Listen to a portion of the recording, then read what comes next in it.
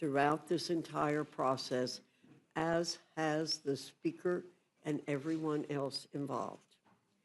We posted the text of the Rules Committee print late Sunday night after the Budget Committee ordered the legislation reported, and we posted a comparative print at the same time showing the changes between the reported bill and the Rules Committee print. There have been many complaints from my friends on the other side about not knowing about whether there will be a manager's amendment and what will be in it. There will be a manager's amendment. It is how reconciliation has operated under both Republican and Democrat control. I certainly can't control the time that it will be ready, but I can assure my Democrat colleagues that they will certainly have more time than we were given in 2009 when a 309-page manager's amendment was dropped on us when the ranking member began reading the motion to report a rule for H.R. 2454. 309-page manager's amendment was dropped on us when the now ranking member began reading the motion to report a rule for H.R. 2454. The record is there. Our friends on the other side of the aisle love to cherry pick the facts about how this meeting is taking place in the dark of night. They've done it for several committee markups thus far. Never mind the fact that the only reason the hearings went as long as they did was because Democrats engaged in the legislative process, which is their right. But here's the thing, they can't have their cake and eat it too. They cannot complain about reporting legislation in the dark of night when the only reason it went so late was because of their own actions. Now, in the case of the Rules Committee, the same holds true. The Rules Committee has a long tradition of meeting late into the evening and reporting legislation long after most of America has gone to bed. It is our duty to advance the agenda of the House of Representatives, the People's House. Let's roll the clocks back to when Democrats held the majority in the 110th and 111th Congress. They reported legislation out of the Rules Committee well into the twilight hours. I know of what I speak. I was on the Rules Committee then. For example, HRES 587, 3:47 a.m., HRES 481, 2:09 a.m., HRES 597, 3:43 a.m., HRES 903, 2:25 a.m., and HRES 445 in the 116th Congress, 12:20 a.m. I do not think there's anything wrong with this. It is how the committee has operated when necessary. It has occurred under Democrat and Republican control. In this case, I do believe we'll be reporting not in the dark of night, but after the day has dawned. I encourage my colleagues on the other side to prove me wrong. Now to the business that's before us this morning. There'll be a lot of commentary from our friends across the aisle about what is not within this legislation. We'll experience ad nauseum a lot of granular level grievances, legislative indigestion, and I'm sure considerable allergic reactions to everything under the sun. It'll be the same song and dance routine that we've seen and heard for months, likely with more drama than Shakespeare on the Hill. Despite their misleading rhetoric and talking points, Democrats had their opportunities to deliver when they had full control and passed their own reconciliation packages. They did nothing to make the middle-class-centered Trump tax permanent. Despite the existence of the expiration of these tax cuts within their 10-year window, they refused. They even refused to raise the top income tax bracket, despite all their campaign talking points. Instead, they passed the so-called Inflation Reduction Act and the so-called American Rescue Plan Act that led to reckless spending and record inflation. But Republicans are here to do our jobs. And our jobs, in this case, isn't out of discretion. It's grounded in statute. We're considering legislation that executes the instructions given to the committees pursuant to the budget resolution, one that passed both chambers and is binding on this body and the Senate. And our express purpose is this: to ensure that our federal spending, taxation, and other revenue-generating concepts align with the current needs of the American people. The American people and this government, by extension, cannot afford inaction. Americans need this legislation to ensure our economic survival and the sustainability of this Republican government. Americans cannot afford the largest tax hike in our nation's history. Americans cannot afford the runaway, endless spending machines that Democrats have enshrined via their policies. Americans cannot afford the inflation caused by the Democrats in the last 4 years. Americans cannot afford a soft, fragile embrace of President Trump's successful policies on the border, national security, and growth. Inflation has fallen to the lowest level in more than 4 years, as April's Consumer Price Index smashed expectations for the third straight month. Workers' real wages are up 1.9%, increasing each of the last 3 months. Encounters with gotaways, the top threat to public safety, are down by 95%. In March of 2025, fentanyl traffic at the southern border fell by 54% compared to March of 2024. Lastly, Americans and this government cannot afford to ignore the specific pro-growth provisions that President Trump campaigned on. Our bill delivers on the specific acute policies American workers embraced. We end taxes on tips. We end taxes on overtime. We boost tax deductions for seniors. We expand family-centered tax incentives like the child tax credit, the standard deduction, and family leave.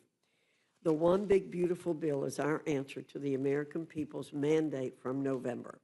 It is a clear, full-throated response to the millions of hardworking men and women across the entire nation who demand a serious course correction from the last 4 years and the setting of our fiscal situation on a sustainable footing. The committees within the House have all completed their respective parts, and all the pieces have come together. I commend all the committees, chairmen, members, and staff who worked for months, often well into the night and early hours of the morning, to craft the One Big Beautiful Bill Act. We're here to finish the job and ship this legislation to the House floor. With that, I look forward to the discussion. I now yield to the ranking member, Mr. McGovern, for any comments he wishes to make. Well, that's a lot to digest. Thank you. Madam Chair, before we get into the substance here, I've got a simple question. What the hell are Republicans so afraid of?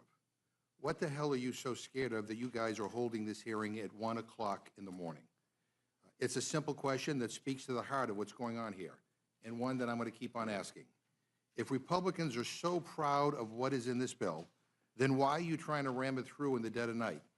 If you guys are so proud to kick 14 million people off Medicaid, if you guys are so proud to rip food assistance out of the refrigerators of moms and dads and their kids, if you guys are so proud of shutting down rural hospitals and hurting our farmers, if you guys really think these are such great, awesome, beautiful things to do, like Trump keeps saying, then why not hold this hearing at 1 p.m. and not 1 a.m.? Why not debate this bill in prime time when most of the American people can watch? It's 1 o'clock in the morning. I think it's prime time in Guam. And I think it's crystal clear. It's crystal clear to everyone what this is all about. Now, the chairwoman wants to pretend like meeting at 1 o'clock in the morning is business as usual around here. It is not. This is not normal at all. She had to go back 20 years into the archives to dig up a single example of rules meeting at 1 a.m. And I guess, is that supposed to be some kind of gotcha? I'm actually glad she went back 2 decades to bring it up, because in 2007, Democrats convened the Rules Committee at 1 a.m. to protect people's health care. You guys have us meeting at 1 a.m. to rip it away. Now look at the record. George W. Bush was president, and the Children's Health Insurance Program was about to expire. That's an actual emergency, not a fake emergency like this. He vetoed not 1, but 2 of the bills that we sent him because he didn't want to cover those additional kids. So you guys caught us doing what exactly? Trying to protect coverage for uninsured kids. Great, we're proud of that. There is no comparison here. This is a 1,000-page bill, for God's sake. 1,000+ pages, and you want to shove it through in the dead of night because Trump said, close your eyes and vote for it.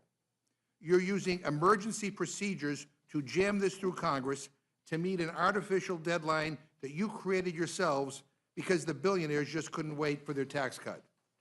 It's astonishing, really. It takes my breath away. It's just over 100 days, and you guys have gone from promising to lower costs to ripping away people's health care. Now, of course, you don't want anyone to know what you're doing here. It's because you know that this bill betrays the people who voted for you. You have the most ineffective Congress in a century.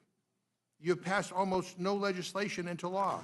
And this is how you want to roll out your big centerpiece legislation at 1 o'clock in the morning. This isn't just incompetence. It's much more nefarious than that. You are intentionally hiding what you are doing. What an insult to the people of this country. What disdain you guys must have for the people who voted for you. You know, people are so tired of getting screwed over by a system that doesn't work for them. America is fed up with this BS, and people want change. And I don't blame them. I'm fed up too. They want us to make things better for regular people. And what your big, ugly bill does is the exact opposite. You guys and Trump are perpetuating the exact broken system that people hate. You're rigging things for the rich and powerful. More tax breaks for billionaires while regular people get screwed.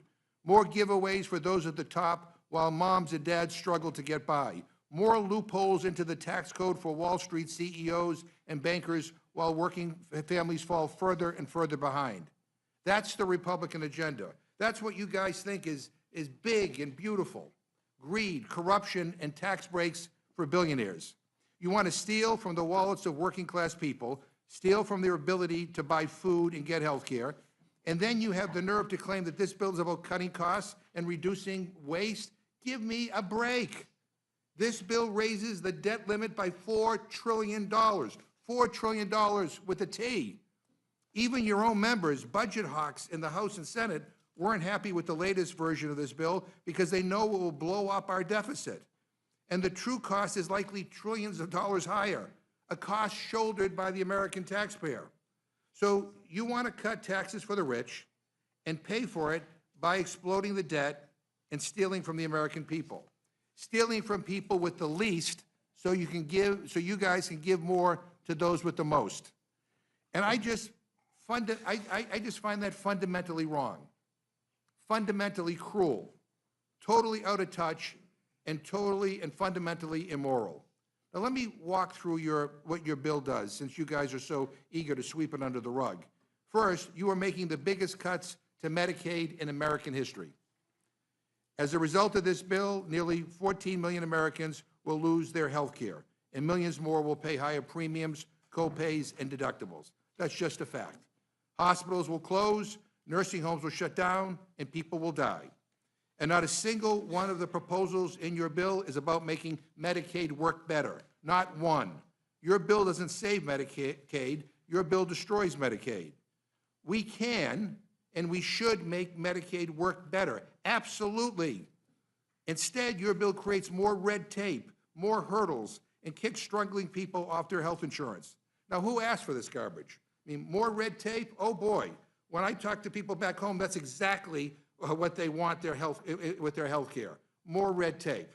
I mean, come on. And then, if that's not bad enough, You are making the biggest cut to food assistance in American history. According to the nonpartisan Congressional Budget Office, at least 5 million Americans will lose food assistance under your plan. 5 million more hungry Americans because of this bill. And that's probably a lowball estimate, by the way. You're slashing benefits from children, from seniors living on fixed incomes, from veterans who served this country and now rely on food assistance just to get by. And why? And why? So that the top 0.1%, people making over $3.5 million a year, can pocket $314,000 a year in new tax giveaways. I mean, you are literally taking food off kids' plates to buy Elon Musk another yacht. I guess he's getting a good return on his campaign donations, but I just find this whole thing disgusting. And look, at the end of the day, this is simple. It is simple. It's about whose side you're on. You guys wrote this bill for the top 0.1%. You wrote it for the billion-dollar corporations who offshore jobs and dodge taxes. You wrote it for the big oil and big pharma CEOs who rip people off. You wrote it for the rich and famous, for the people who never, ever have to worry about where their next meal is coming from or how to take care of their elderly parents. So you guys picked a side, okay? You picked the billionaires. I get it. You want to betray the people who voted for you. You want to sell them out because Trump told you to. But guess what? Democrats are picking a side too. And we are siding with the vast, vast, vast majority of Americans who you are going to screw over with this bill. We are siding with the 14 million parents and grandparents who are going to get kicked off health care if this monstrosity passes. We're siding with struggling families who are already having a hard time buying groceries, and the farmers whose incomes will drop because you're gutting the nutrition programs to create demand for the food that they grow, and the rural grocery stores that they support, and the nurses who will lose their jobs when you start closing down rural hospitals. That's who we're siding with, and that's who we choose to fight for. Now, I've seen a lot in my time in Congress. I've seen my fair share of bad bills, but this takes the cake. This is not policy. This is theft. It is a direct transfer of wealth from the working and middle class to the ultra-wealthy, and it's being done on purpose and under the cover of night. Republicans have had every opportunity to make life better for the American people. You guys have a unified Republican government. You have the House. You have the Senate. You have the White House. You could have invested in housing, in child care, in clean energy, in community health. You could have closed tax loopholes and make sure that billionaires pay what they owe. Instead, you chose to side with those at the top. You chose to line the pockets of your rich donors, and the health and security of regular people be damned. This is not a governing philosophy. It is a scam. It is a scam. A scam. And I wasn't sent here to vote for trash like this. For the life of me, I cannot understand why you were doing this. Why the hell did you choose a career of public service just to do this? Just to rip away the health care and food assistance and security of working and middle-class Americans? Is that really what you came here to do? I don't understand this. I don't understand the cruelty. And let me say this to every Republican member who votes for this. You own it. You own it. You own every hospital that closes, every child that goes to bed hungry, every senior who loses care, and every American family forced to choose between groceries and rent, between their heating bill and their child care, between their kid's birthday party and their parents' long-term care. So you guys can force us to debate this bill in the dead of night. You can do it while the country sleeps. But the American people will wake up tomorrow morning, and I guarantee you they will wake up to how terrible your agenda is. They will remember this moment. They will remember who stood with the billionaires and who stood with them. We will make sure they remember, and I'll be damned if we let this pass quietly. I'm going to fight like hell, and I know I won't be alone. This is a farce, an outrageous insult to the people of this country to bring up a 1,000-page bill at 1 o'clock in the morning, a bill that's still being written, by the way, by Republicans as we speak, in a back room somewhere, for God's sake. And then to try to jam it through Congress in the middle of the night when nobody is watching is just unbelievably cynical. This is why people hate Washington. So if you guys think this ugly bill is so damn beautiful, like Trump keeps saying, you should have the courage to debate it in prime time. Madam Chair, we should reconvene at a reasonable hour and debate your bill in full view of the American people, not in the middle of the night like cowards. And for that reason, I move that the Rules Committee do now adjourn. The gentleman, the question is on the motion to adjourn. All those in favor say aye. Aye. All those opposed say no. No. In the opinion of the chair, the noes have it. As for a roll call, Madam Chair. The gentleman has asked for a roll call vote. The clerk will call the roll.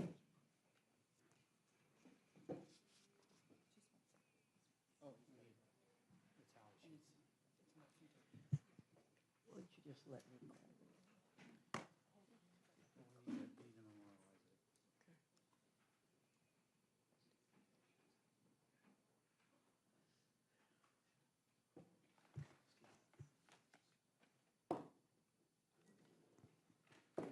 Ms. Fishbach?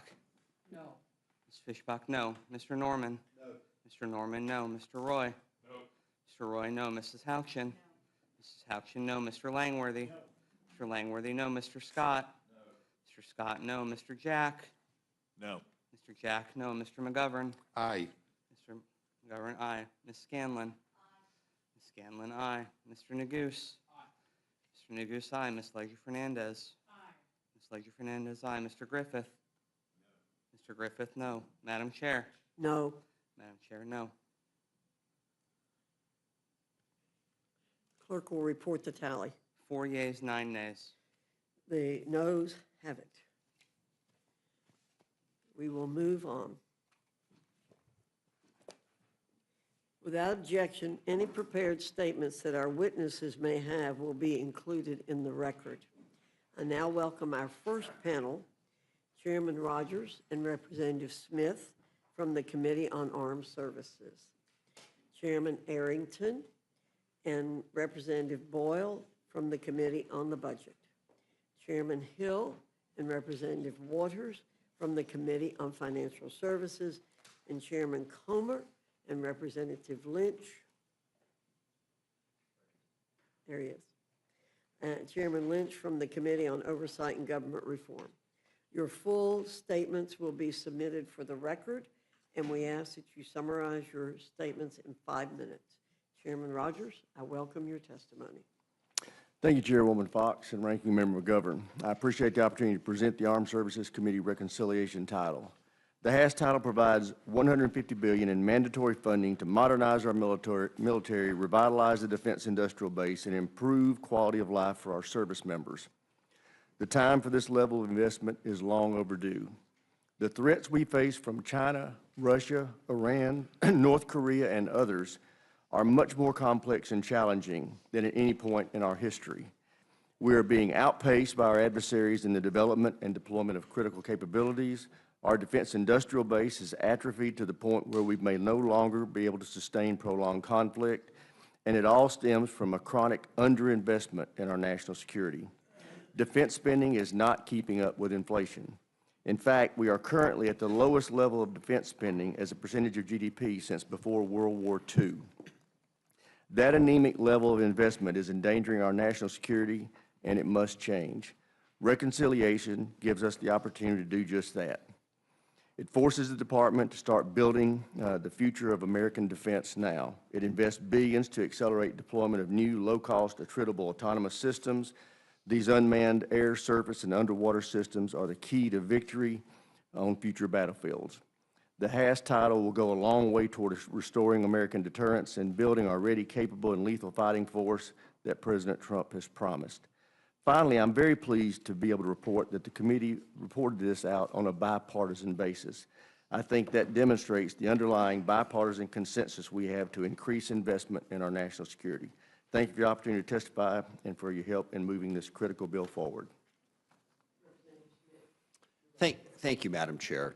Really just have 2 points. I mean, certainly I agree with the chairman of the Armed Services Committee that we face a very complex threat environment and a need to modernize our military in a bunch of different directions.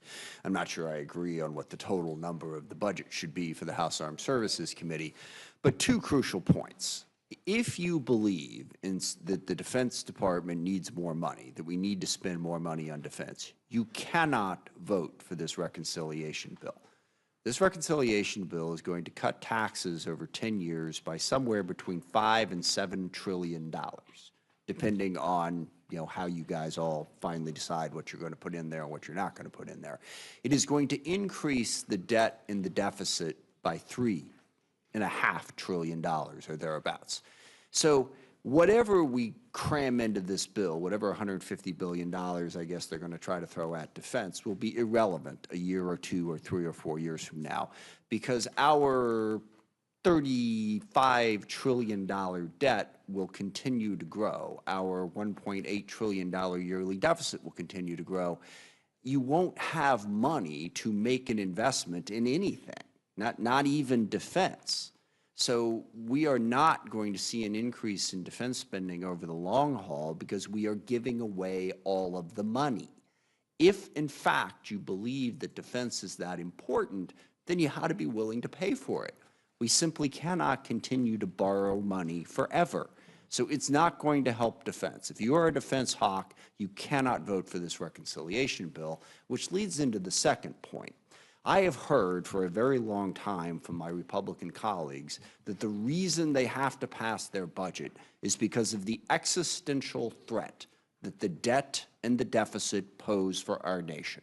I wish I could replay all of the incredibly passionate speeches that I've heard on the floor and elsewhere from my Republican colleagues about how terrible this is. And that's what the reconciliation bill was going to do. And I can picture all of your constituents who you made these promises to, and then you get back here and you put this reconciliation bill up there and they say, well, how'd we do? How'd we do on getting the debt down? Well, it's difficult, it's complicated, but we actually added $3 trillion to it. So the budget hawks in the Republican conference, I mean, are you going to stand up tomorrow and say we were lying to you? We never really meant it? I mean, it's just ridiculous that you would consider passing a reconciliation bill that's going to add $3 trillion to the debt after, my gosh, the speeches I heard would have made you think that not getting the debt under control was going to kill us all in like a year. So this reconciliation bill is an utter disaster for the country for a lot of the reasons. I associate myself with many of the remarks that Mr. McGovern made on all the things that are being cut. But if you care about defense and you care about the debt, how in the hell can you vote for this? I mean, I look forward to someone making that argument at some point. So I hope that the Republicans who care about the debt and care about defense will vote this bill down. And with that, I yield back. Thank you, Mr. Smith. Chairman Hill, you're recognized.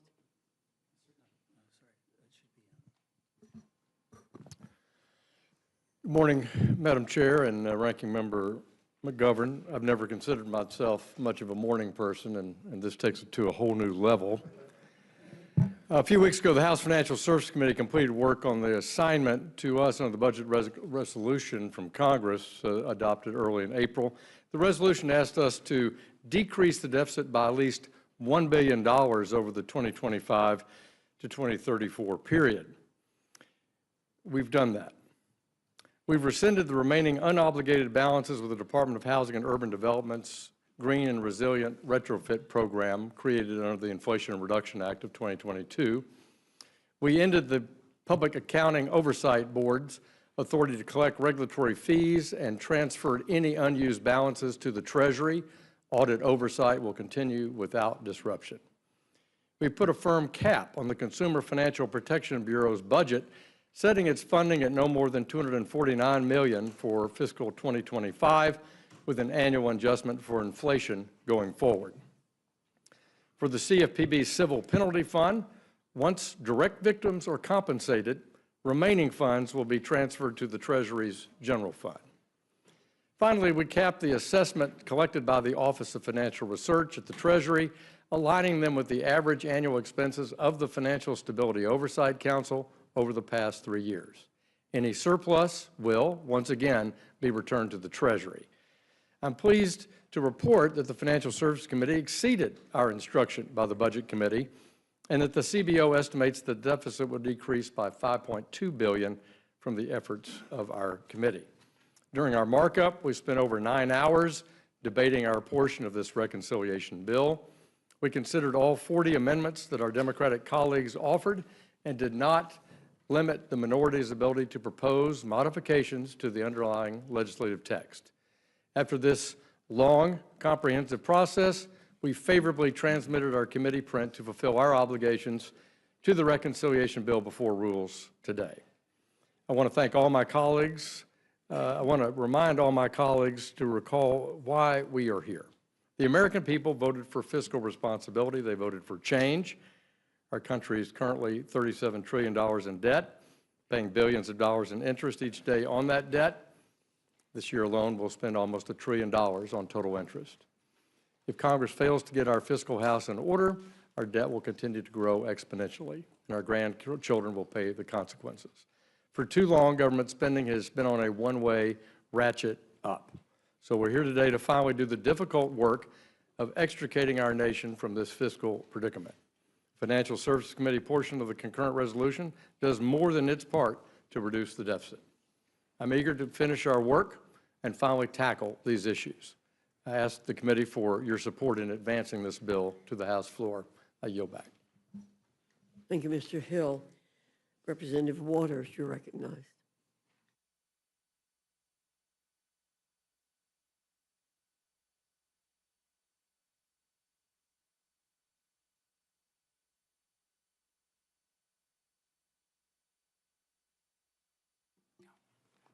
Well, I can't let that not be heard. Well, here we are. Republicans have dragged us here in the dead of the night under the guise of having a productive hearing about the GOP tax scam bill. But the truth is that Republicans couldn't care less about how bad this bill is. They're going to sit here and ignore every single thing that I and my Democratic colleagues have to say about this bill and how it will harm hard-working American families. And it's all because they are afraid of Donald Trump.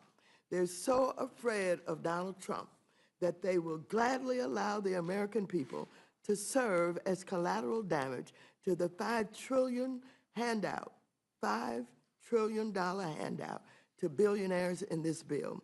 They're so afraid of Donald Trump that they're okay with him getting richer while their constituents are getting poor. This isn't hyperbole. This is real life.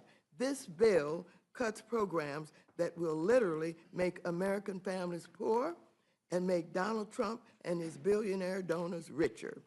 I was there at the Consumer Financial Protection Bureau after Trump and Elon Musk illegally attempted to shut down the Bureau.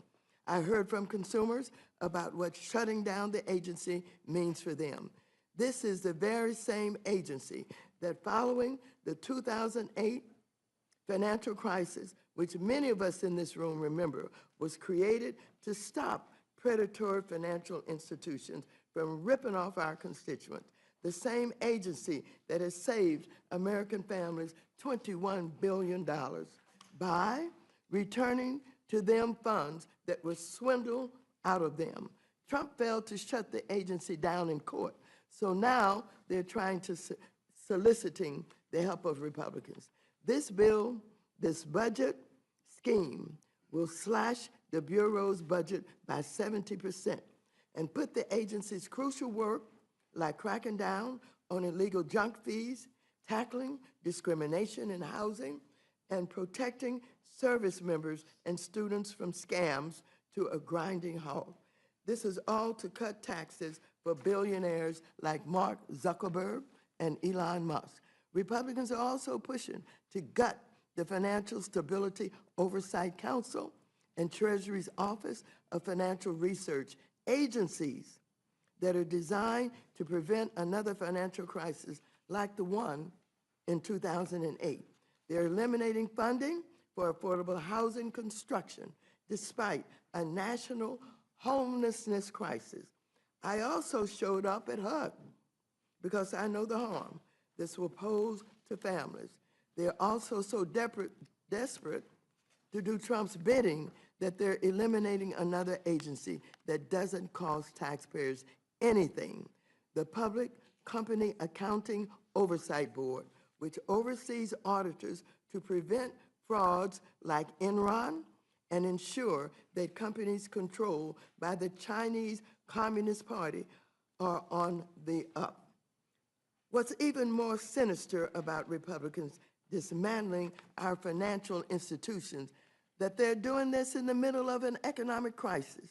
Our economy is falling behind Europe, China, and Canada. Americans are so economically anxious that they're holding off on starting a family and buying a home. The so-called pro-family party is making it harder for Americans to have kids and ripping away the American dream of home ownership.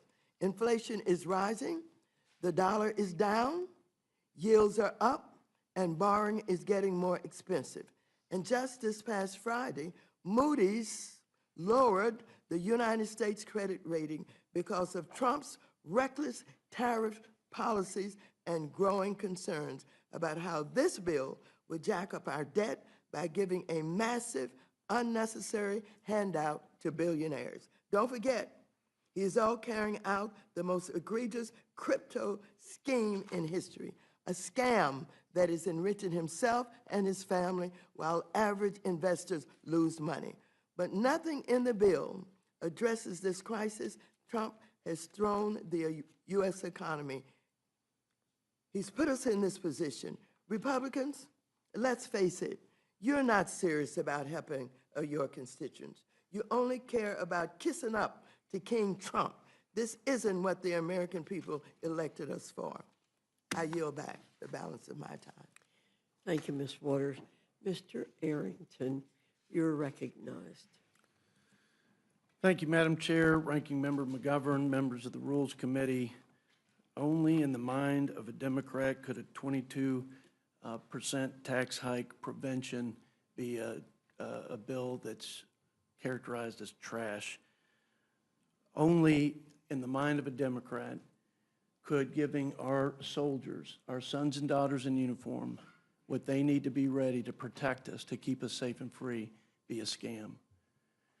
Only in the mind of a Democrat would keeping illegal immigrants from receiving taxpayer-funded social services so that we could sustain those programs for American citizens now and into the future could be a scam or trash. And I got a whole lot of other talking points, and I look forward to the conversation. The reconciliation bill under consideration today is the principal legislative vehicle for advancing the full America First agenda to realize President Trump's vision and House Republicans' unwavering commitment to making America safe and prosperous again. Our goals were as follows: to strengthen our military and secure our border, to reignite economic growth and unleash American prosperity, and to rein in wasteful Washington spending and begin the process of restoring the fiscal health of our great nation. The One Big Beautiful Bill Act contains the largest tax cuts, security investment, federal energy asset deployment, and spending reduction in the history of the United States of America. This is an historic moment. We believe it's a generational opportunity to reclaim the American promise, to renew the American spirit, and restore America's greatness. The American people gave President Trump a mandate and unified Republican leadership in Congress to reverse course on the failed policies of the last 4 years. Their message to Washington, Madam Chair, I believe was crystal clear. They want competent leaders, common sense policies, and a commitment from everybody in this room, all of the lawmakers and leaders of our great country, to be committed to putting America and Americans first. Let's give the voters what they got, what they asked for today. I yield back. Thank you, Mr. Arrington. Mr. Boyle, you're recognized. Thank you, Madam Chair, and thank you, Ranking Member, and thank you to all the members who go above and beyond by serving on the Rules Committee. When I was a teen, my late mother would often say, "Nothing good happens after midnight." Now I know what she meant. This big bill for billionaires will truly hurt working Americans. Let me highlight some of the major points. First, it will bring about, according to the nonpartisan Congressional Budget Office, the greatest loss of health care coverage in American history. It does it in several ways. First, by providing and instituting the biggest cut to Medicaid in American history. Second, by launching devastating cuts to Obamacare. Those two combined will result in a loss of health care for about 14 million Americans. But that's not all. Just tonight, a few hours ago, the bombshell came out. The nonpartisan CBO's official numbers show this bill will bring about an over $500 billion cut to Medicare, one of the largest cuts to Medicare since the program was created in 1965. So the largest cut to Medicaid in American history, devastating cuts to the Affordable Care Act, and one of the largest cuts to Medicare in American history. And why? To help subsidize tax cuts that mostly go to the top 1%. And of course, those cuts I highlighted to healthcare aren't the only cuts that are in here. We also have included the largest cuts to nutrition assistance and food programs in American history, cuts to all sorts of education programs, and the list goes on and on and on. And does that, in the end, mean most working Americans will be better off? No, because also out from CBO just tonight are the distributional effects of this bill. It's in its entirety. And what does it show?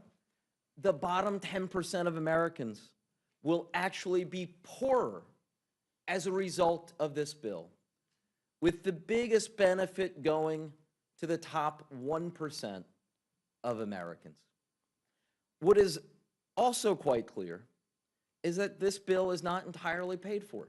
Even after all of those cuts to Medicaid, all of those cuts to Medicare, all of those cuts to the Affordable Care Act and nutrition assistance and on, they don't come close to paying for the cost of the tax cuts.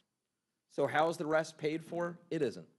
Just tacking on more and more to our national debt.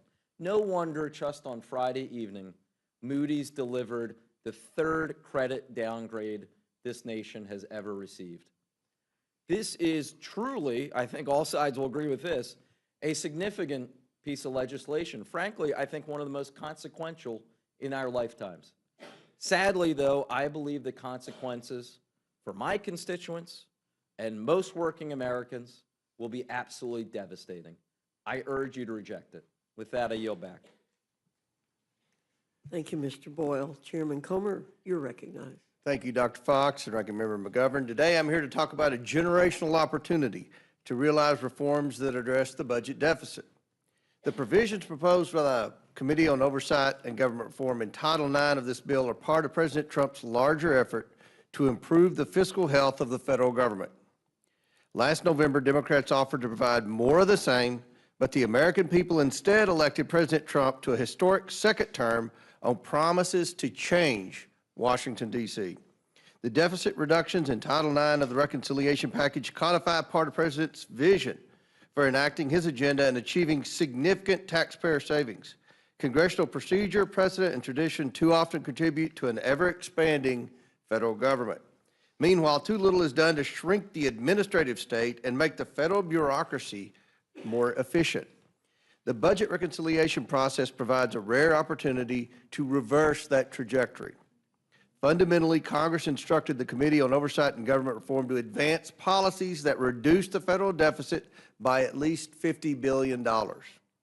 Despite our committee's limited jurisdiction over mandatory spending programs, we passed a package of budget reforms that save a significant sum. We are in a fiscal crisis. The reforms we moved out of the Oversight Committee met the moment in terms of addressing that fiscal crisis. We did the job we needed to do on behalf of the American taxpayers and future generations. The simple truth is that federal employee retirement benefits significantly outpace those of the private sector. To this point, the Congressional Budget Office issued an April 2024 report that I requested, stating that, quote, benefits for federal workers cost 43% more per hour worked on average than benefits for private sector workers, end quote. CBO stated further that, quote, benefits also constituted a larger share of total compensation for federal workers than for workers in the private sector, end quote. Most of the costs associated with these benefits are funded by hardworking taxpayers in the private sector and federal borrowing. I understand that our conference includes members that represent different constituencies. I support leadership's work to combine our package with the provisions reported by other committees into one bill that can gain the support of our conference.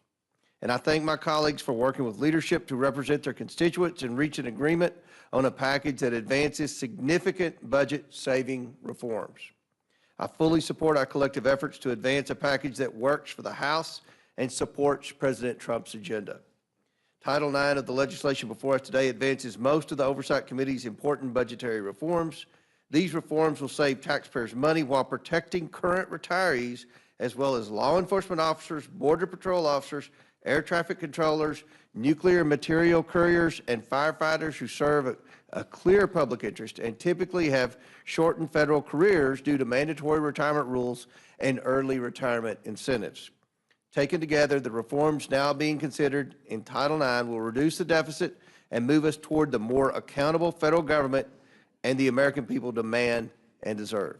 I ask the Rules Committee to promptly advance this legislation for consideration by the House, and I welcome the committee's questions. I yield back. Thank you, Chairman Comer. Representative Lynch, you recognized. Thank you, Madam Chair. And Ranking Member.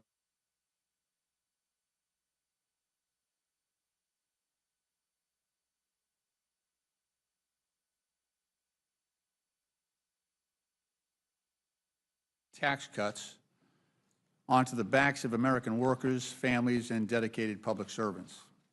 And because this bill is so disgraceful, it can't stand the light of day. In just over 100 days, we've witnessed the Trump administration lay off more than 200,000 probationary federal employees, including leading researchers, public health experts, veterans, and other critical positions. Trump has coerced 75,000 civil servants into resigning. Trump has replaced 50,000 nonpartisan civil servants with political appointees.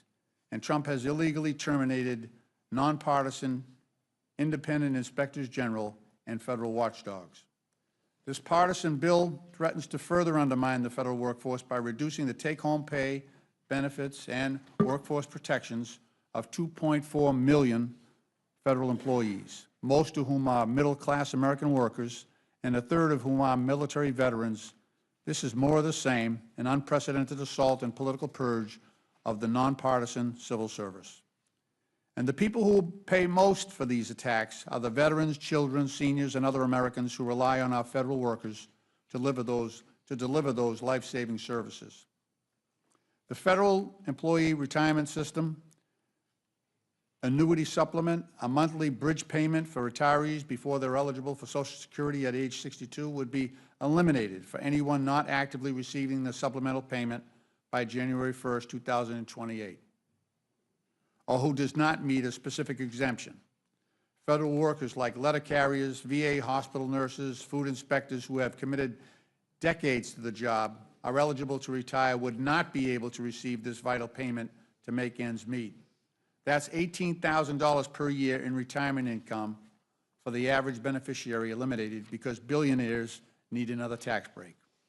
This legislation would also retroactively change the annuity formula to base most employees' annual retirement payments on their highest 5 years of earnings instead of the highest 3 as they were promised when they were hired. This is an outright theft of earned benefits that would cost federal retirees thousands of dollars annually, and my Republican colleague, Representative Mike Turner of Ohio, was exactly right to speak out and vote against this provision during our committee's consideration of this bill, making the rejection of the oversight provisions bipartisan.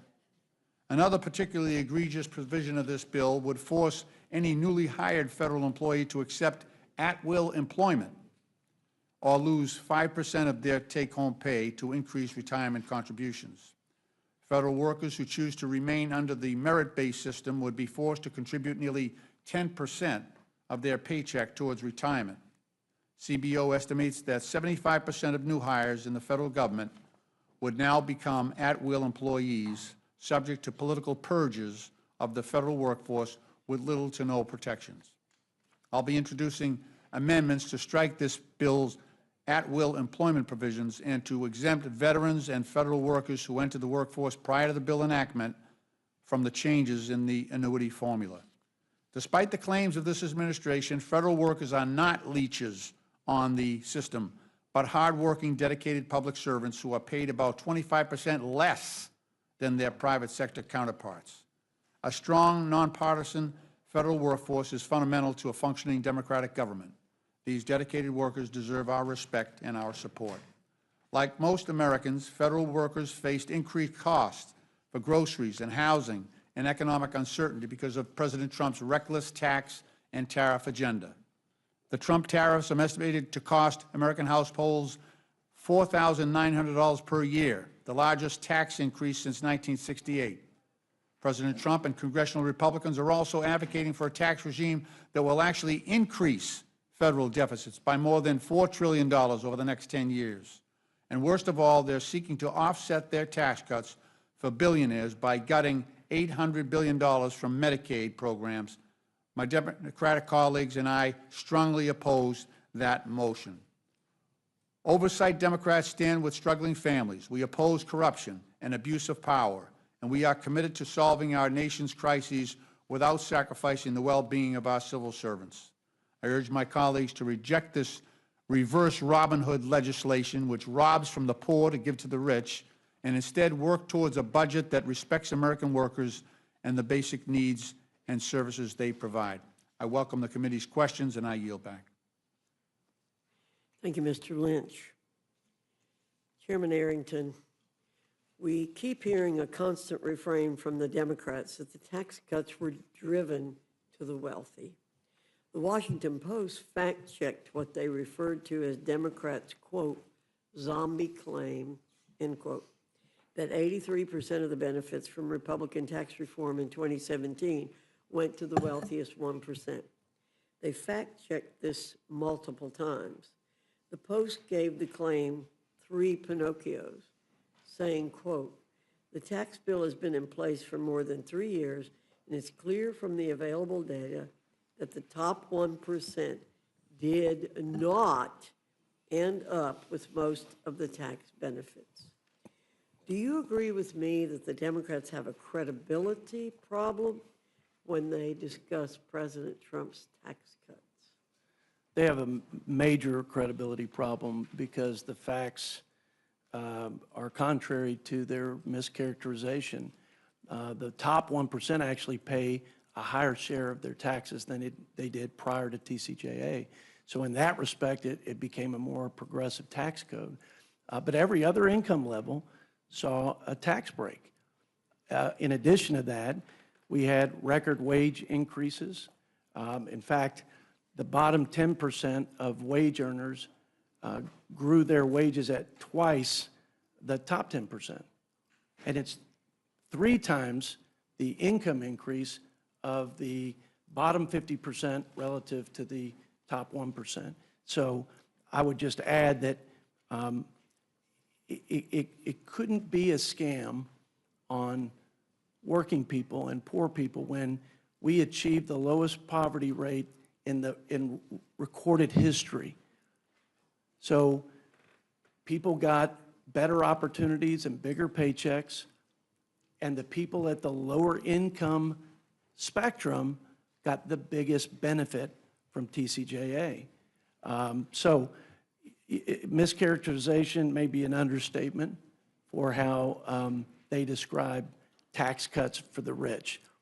And let's remember, the top 10% of income earners are paying 70% of our salary, the lights, and the entire freight of the federal government. So when we talk about tax fairness and equity, they have an interesting perspective on that.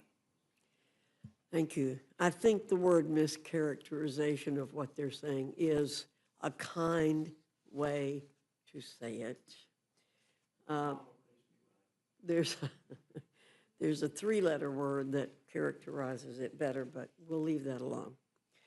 When President Biden stated the Trump tax cuts went to the top 1% and not ordinary people, didn't factcheck.org have to debunk him? And didn't the liberal Tax Policy Center even have to correct President Biden? And didn't even the New York Times state that, quote, studies consistently find that the 2017 law cut taxes for most Americans? That's And correct. doesn't this constant refrain we're hearing from Democrats now match exactly what has been categorically debunked? Yes, ma'am. Yes, ma'am. And nobody knows that better than the average family of four who saw about a $5,000 increase in their take-home pay because of their tax relief, which was almost the opposite effect of the inflation tax they paid over the last 3 or 4 years. Thank you very much, Mr. McGovern. I think what you're talking about is not what we're talking about here today. We're talking about the Republican reconciliation package that is going to be jammed through this committee and rush to the floor. And if I'm understanding the numbers correctly, the latest version of their tax scam, the top 0.1% stand to gain $255,000 on average in 2027 alone. That's $700 a day, every day. The people who make over $1 million a year will also get their pockets lined. On average, these millionaires will have an additional $81,500 per year, but pennies for everybody else. For those earning less than $50,000 per year, the average benefit is $265. That's less than $1 per day, and that's laughable when you begin to look at the gaps that are going to be created by these cuts in other programs. But Mr. Boyle, I have a letter here that you received along with the Democratic leader, Hakeem Jeffries, from the director of the Congressional Budget Office. And I'm looking at this chart here about who benefits from this bill. It doesn't seem to match what Chairwoman Fox and Mr. Arrington are just talking about right now. You want to comment on this? What that chart shows, and by the way, that's not my chart. Yeah, I know. That's not your chart. CBO's. That is the official scorekeeper's chart, the nonpartisan Congressional Budget Office. And if you can show that chart again, what it shows is the poor get poorer while the rich get richer. And so let me quote again from the CBO, specifically their numbers. For people in the bottom 10%, they will experience a 4% loss of household wealth. Meanwhile, for people in the top 10%, they will see their household resources increase by 2%. It is as simple as that. And I ask unanimous consent that this be entered into the record, Madam Chair. Without objection. My view on legislation is that if you believe in the legislation, you ought to vote for it. If you don't believe in it, you ought to vote against it. So I would say to my friend Chairman Arrington, if you believe the stuff that's contained in this reconciliation bill, if you think these priorities are the right priorities, and if these represent your values, then by all means, vote for it. I'll disagree with you. I mean, I could spend all day here because I'm also on the Agriculture Committee, and we had a lengthy hearing on the impact of the nutrition cuts on average people and on states, too. There's an unfunded mandate here as well, and it's going to be significant. But if this bill represents your values, I'll just say for the record, it doesn't represent my values. And so, you know, we're just going to have to agree to disagree. But, you know, let me ask you a question, though, Chairman Arrington. I mean, this is the Rules Committee print of what we're talking about. Is this Rules Committee print in front of us, is this the final version of the bill, or a change is going to be made? Sir, it's the final version of the bill until the manager's amendment is Changes will- completed, and so- then, so and then changes we'll will be know what made, those okay. definitive changes are. So are negotiations still ongoing? And if so, with whom? Where are they, and in what room? Shouldn't you be in that room instead of being here right now because you're the budget chair? I mean, during the markup, during the budget markup on Sunday night, you said that you weren't aware of any changes being made, and then my colleague on the Rules Committee, Mr. Norman, on this committee, followed up saying he was happy with the direction, with the changes that were being made. So which is it? So changes are going to be made? Well, I'd say there've been a lot of conversations and discussion and healthy debate within the conference. But as far as I'm concerned, my job was first to make sure that the budget targets were achieved, and they were. So we had a balanced budget reconciliation bill. That was our job to affirm that in the Budget Committee. As to what changes, I don't know of any definitive changes until I see it on paper. Lots of things change, as you know, Right, yeah, in this no, process. But in the Budget Committee markup, you said that we would have an official score from the nonpartisan budget experts at CBO before we vote on this bill. And when will we get that score? I believe we will still have a score on the final bill. So you think we'll get the score before we vote on it? That's my expectation. And if we don't, would you recommend that we hold off until we get the I think score? we got a lot of the bills scored at this point. My expectation is that they'll have the bill scored. Yeah, but with the changes, yeah, I mean, one of the things about CBO is it talks not only just about the impacts on the deficit and the debt, but also on like how many people will lose health care benefits or, and other benefits. So, any change will impact our constituents differently. And so I guess I just want to, do you think it's okay for us to vote on this bill without knowing how much it will cost the American taxpayer or how many people will get kicked off of their health care? And, if you're saying we should absolutely have a final CBO score before we vote on this, I could live with that. I just don't, I want to make sure I'm understanding what you're committing to or not committing to. I'm committing, my expectation is they'll have all the scores, Mr. McGovern, but I think they know the various machinations and what that will do to ensure a certain number of people who receive, for example, Medicaid, who are in this country illegally under the policies of President Biden, and what that will change when we put prohibitions against taxpayer funded services And going to be via clear, illegal I'm immigrants. not looking for a prediction. I'm looking for kind of certainty about Yeah, what sure. we will be. Mr. Boyle, as you know, statutory pay-go, which stands for pay-as-you-go, is a law that requires tax cuts and spending increases to be offset, meaning that they do not add to the deficit. If at the end of the year, congressional legislation collectively violates pay-go, those deficit effects trigger across-the-board cuts to programs like Medicare. Does this bill trigger statutory pay-go?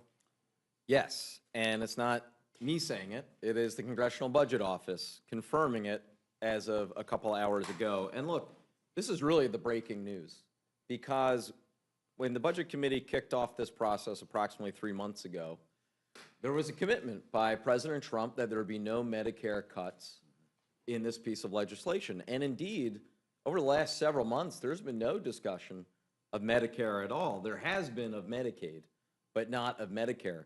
Well, here we are tonight because, as you explained, because of the size of the deficits, because of the pay-go or pay-as-you-go act, that would trigger sequestration of Medicare, and it would total over $500 billion. The official figure that CBO confirms is $535 billion in cuts to Medicare. And this bill doesn't waive statutory pay-go. No, it does not. So this will have a direct impact on Medicare and the federal budget, which is, again, I think a lot of people who are not following this as closely as you are, probably are not aware of and will be surprised to learn about tomorrow. Chairman Hill, as you know, military service members and veterans are disproportionately targeted and endangered by financial fraudsters. And the CFPB, whose funding Republicans are aiming to cut by roughly 70%, received nearly 85,000 financial complaints from service members and veterans in 2023.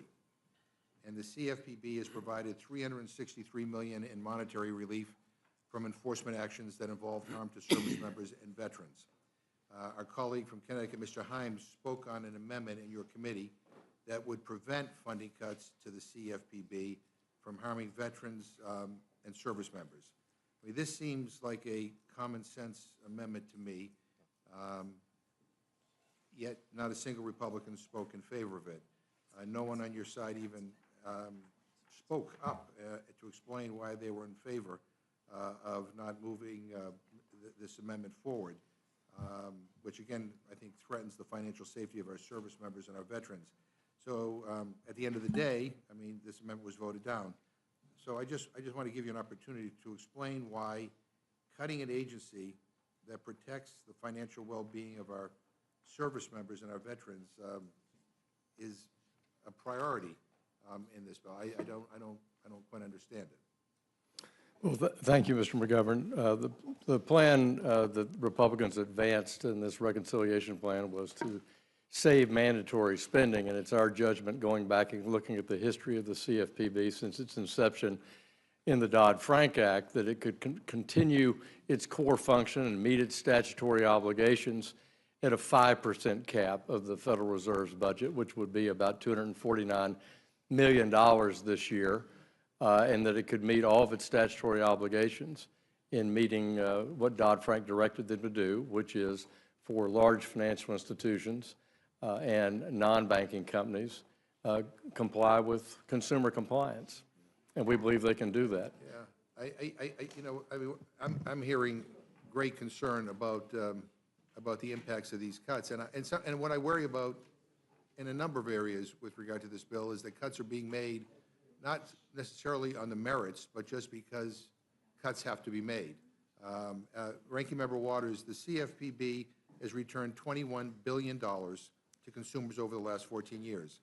If Congress proceeds to slash 70% of the CFPB's budget, a vital agency whose sole purpose is to protect American consumers in the financial marketplace, would the CFPB be still be able to fight for consumers and seek remediation when they are harmed with this kind of cut? Thank you very much for that question, Mr. Miller. Absolutely not. The Consumer Financial Protection Bureau is extraordinarily important for consumers. I sat on the conference committee of the Dodd-Frank reforms when we created the Consumer Financial Protection Bureau. A lot of work had been done by Senator Warren and others. But I want you to know, prior to the Consumer Financial Protection Bureau, the consumers really had nowhere to turn. They had nowhere to really lodge their complaints.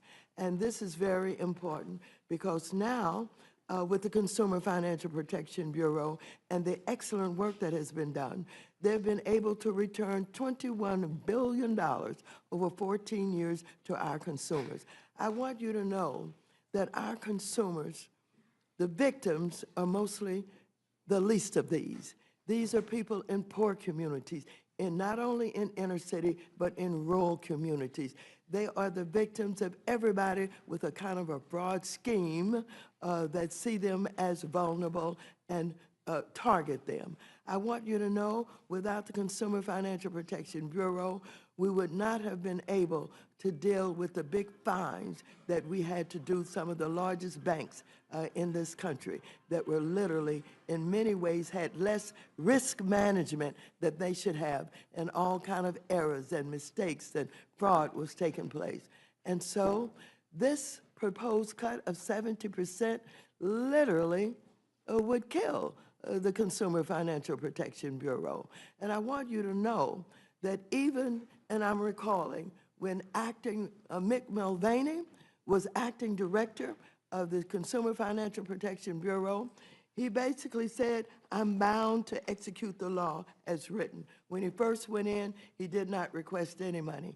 And then in one quarter, he and I think one other, Kathy Cramager, when she was there, requested almost the maximum amount in one quarter of $249 million. So this is extraordinarily important. All of us, Democrats and Republicans alike, should care about our consumers, about our voters, about the fact that they need the money that they earn. Hard-working people to put food on the table, to pay the rent, getting ripped off in so many ways and nowhere to turn would be absolutely disastrous. Thank you. The oversight portion of this bill would reduce pay, pensions, and protections for current and future federal employees. The bill would force the federal workforce to foot the bill for tax cuts for billionaires, and comes as the Trump-Musk administration is carrying out a cruel, full-scale assault on the federal workforce. The American people and the life-saving services they rely upon will suffer the most as a result of Republicans' efforts to purge the federal government of its dedicated, high-performing public servants and politicize the delivery of basic needs and services to our veterans, our children, and our seniors. Republicans also want to extort future civil servants into giving up their protections which serve the interest of the American people who want good government workers, not completely subject to the whims of whoever occupies the White House. Representative Lynch, what would the approximate financial impact of these provisions be on the average federal worker? You got to press your mic. Yeah. If you add everything up, so the FERS annuity supplement would cost the average employee $54,000 in retirement income when they average it out over the 3 years that the average employee uses that for. Then changing the high 3 to the high 5 costs them another $16,560 over 20 years. And then finally, the converting new employees at will, unless they accept, and plus the added money that they have to pay for their pension if they want to come under the Merit Service Protection Board, it brings everything to over $106,000 over a 20-year career. Yeah, and I want... Mr. Ranking Member, I just want to add your previous question about service members. Yeah. This bill eliminates the Office of Service Member Affairs, which is the CFPB department that really watched after. If you go to any of these Army bases, you get onto Fort Hood, outside the bases are all these money services and you know, their short-term loans, things like that, payment systems that are exploiting these young service members and their families. That office that used to protect them is being eliminated in this bill. And what would the effect on our nation's nonpartisan civil service be of effectively extorting new hires to become at-will employees? I mean, would we see the same level of nonpartisan excellence? It would gut it. So the estimate is that 75% of our federal employees, remember, these are new people coming into the workforce, they would reject paying the extra money for their pension and instead become, they would become at-will employees. So because they have no pension at the end, they're probably going to be relying on, you know, public assistance instead of being allowed to build a pension for themselves during their working lives. And Chairman Comer, is it correct that under this legislation, your pension contributions don't increase, but a newly hired VA nurse or Department of Defense education activity teacher who wants workplace protections from political purgers would pay 5% more of their salary towards their pension than they would under the current law? Well, they would have a choice. They would have a choice. The answer is yes, right? They would have a choice to be an at-will employee and make more money, or be a traditional government employee, like what you all There's something prefer. that to me is inherently wrong about all of this. I mean, we should want a federal civil service that represents the best of the best. I disagree. I think that... You may disagree with that. That's fine. No, I But don't disagree with that. I think it's okay to give people a choice. Right. give federal employees a choice. They can make decisions. The government doesn't have to make every decision for everybody, including all the government employees. Government employees can have a choice here. Right, but the incentives here are backwards, which that's the point I'm trying to make, is that I think there's an attempt by this administration, and you may agree with it, to basically politicize our federal workforce, to make everybody just say whatever the administration wants, and that's it. And I think this is about incentivizing that. But let me just say, my final, to Ranking Member Smith, from your time on the Armed Services Committee, it is clear that you understand the value of defense spending and investing in our military. Do you believe that an increase of $150 billion for defense over the $848 billion provided to the Department of Defense in fiscal year 2025, and with few guardrails, makes sense when the pay for is devastating cuts from essential programs for the American people like Medicaid, Supplemental Nutrition Assistance Program, which is SNAP, and student loan and grant programs at the Department of Education? I do not, and that's why I voted against it in committee and opposed this. I mean, adding $150 billion to defense is debatable in and of itself, but where it's coming from, as I think a number of people have articulated, it's coming from all these other programs. It's also coming from just borrowing the money. And I will also say we do not yet have a national security plan from the Trump administration. We've heard that they want to cut 8% from certain aspects of it. We haven't seen what that is, so we don't know what the plan is for this $150 billion. It is spread out over 4 years, by the way, not all in the first year.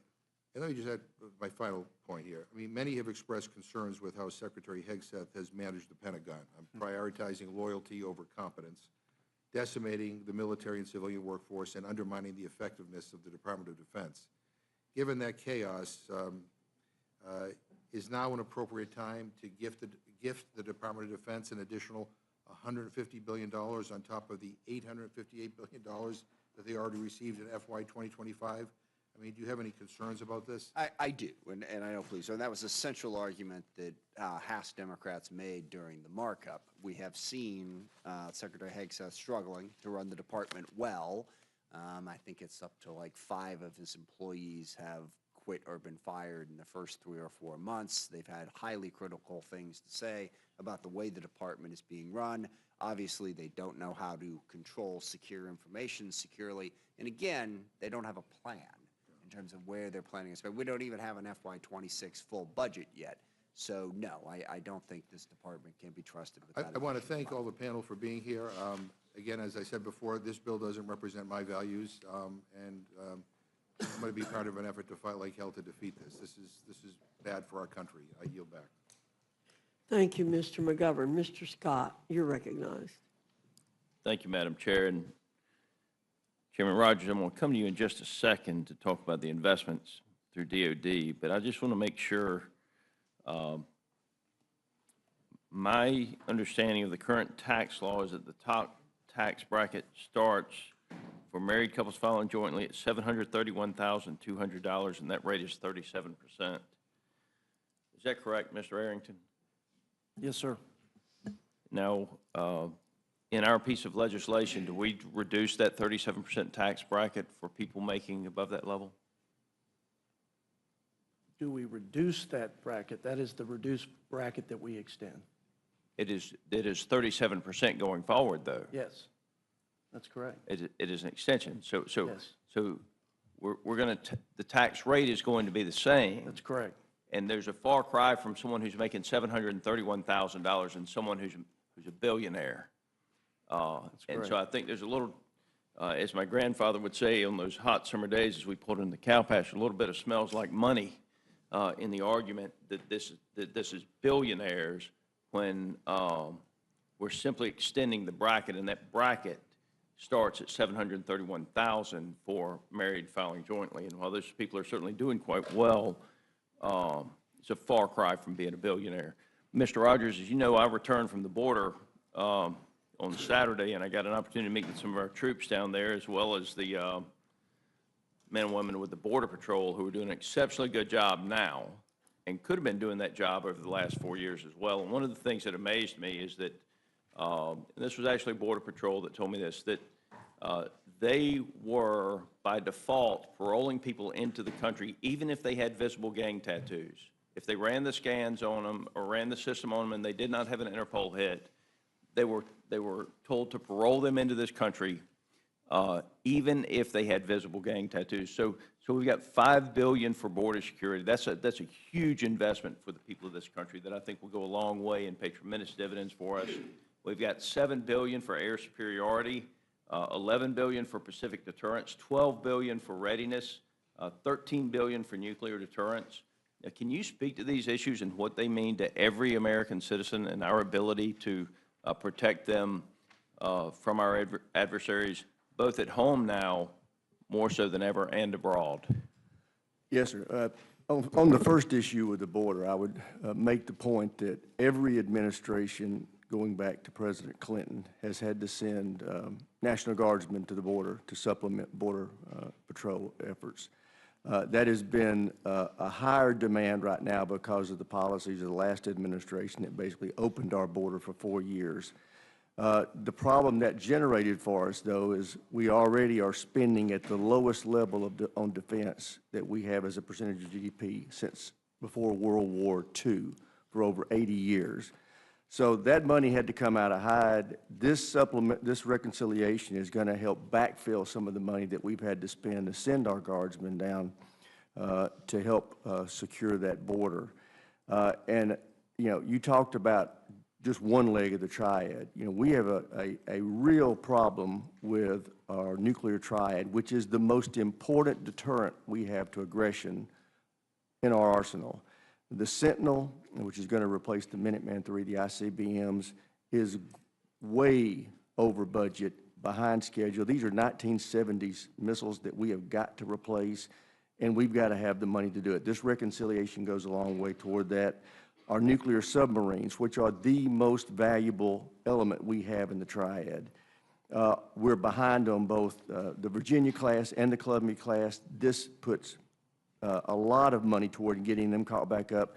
We just have a lot of elements. You've heard about the Golden Dome, which is really a layered level of defense against attack that we have been needing for a long time. This puts $25 billion against that threat. I can go on and on. There are many threats. I really disagree with the argument that the $150 billion isn't needed. The fact is, this is just the first installment of what we need to start to get our defense back to where it should be so that we deter aggression and stay out of wars. Mr. Rogers, thank you. I want to be respectful of other people's time. There's an additional $9 billion investment for service member quality of life, $34 billion for shipbuilding, which will be a lot of jobs that we need in this country.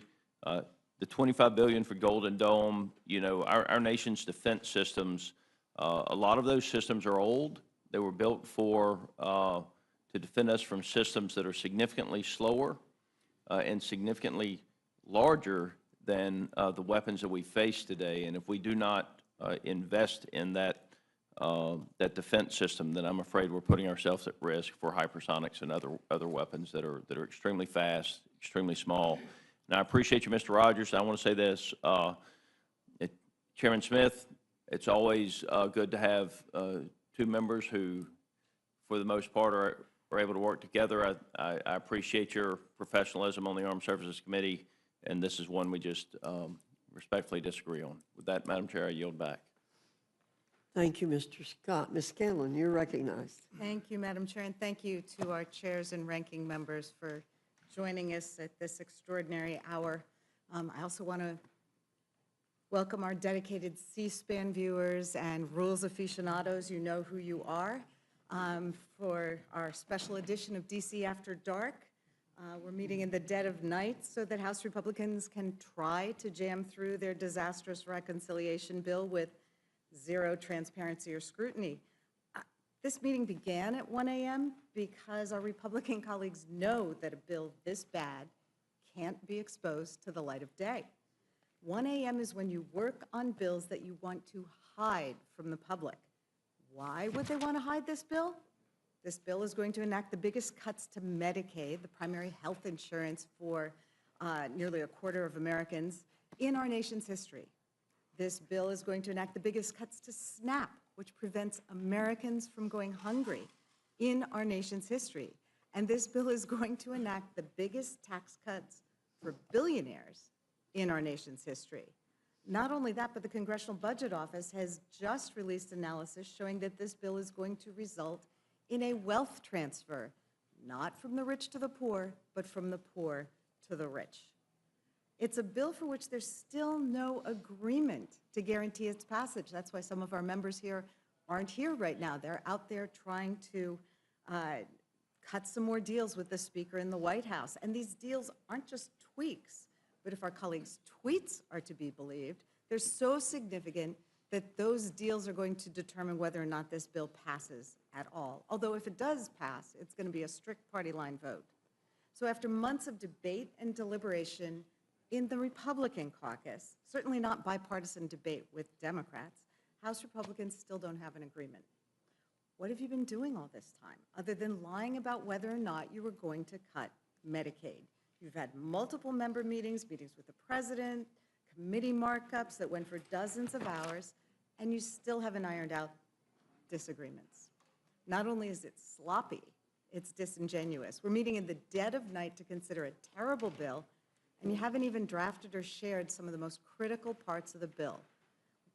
Haven't shared them with your Republican colleagues, haven't shared them with the other half of Congress, and most importantly, you haven't shared them with the American people.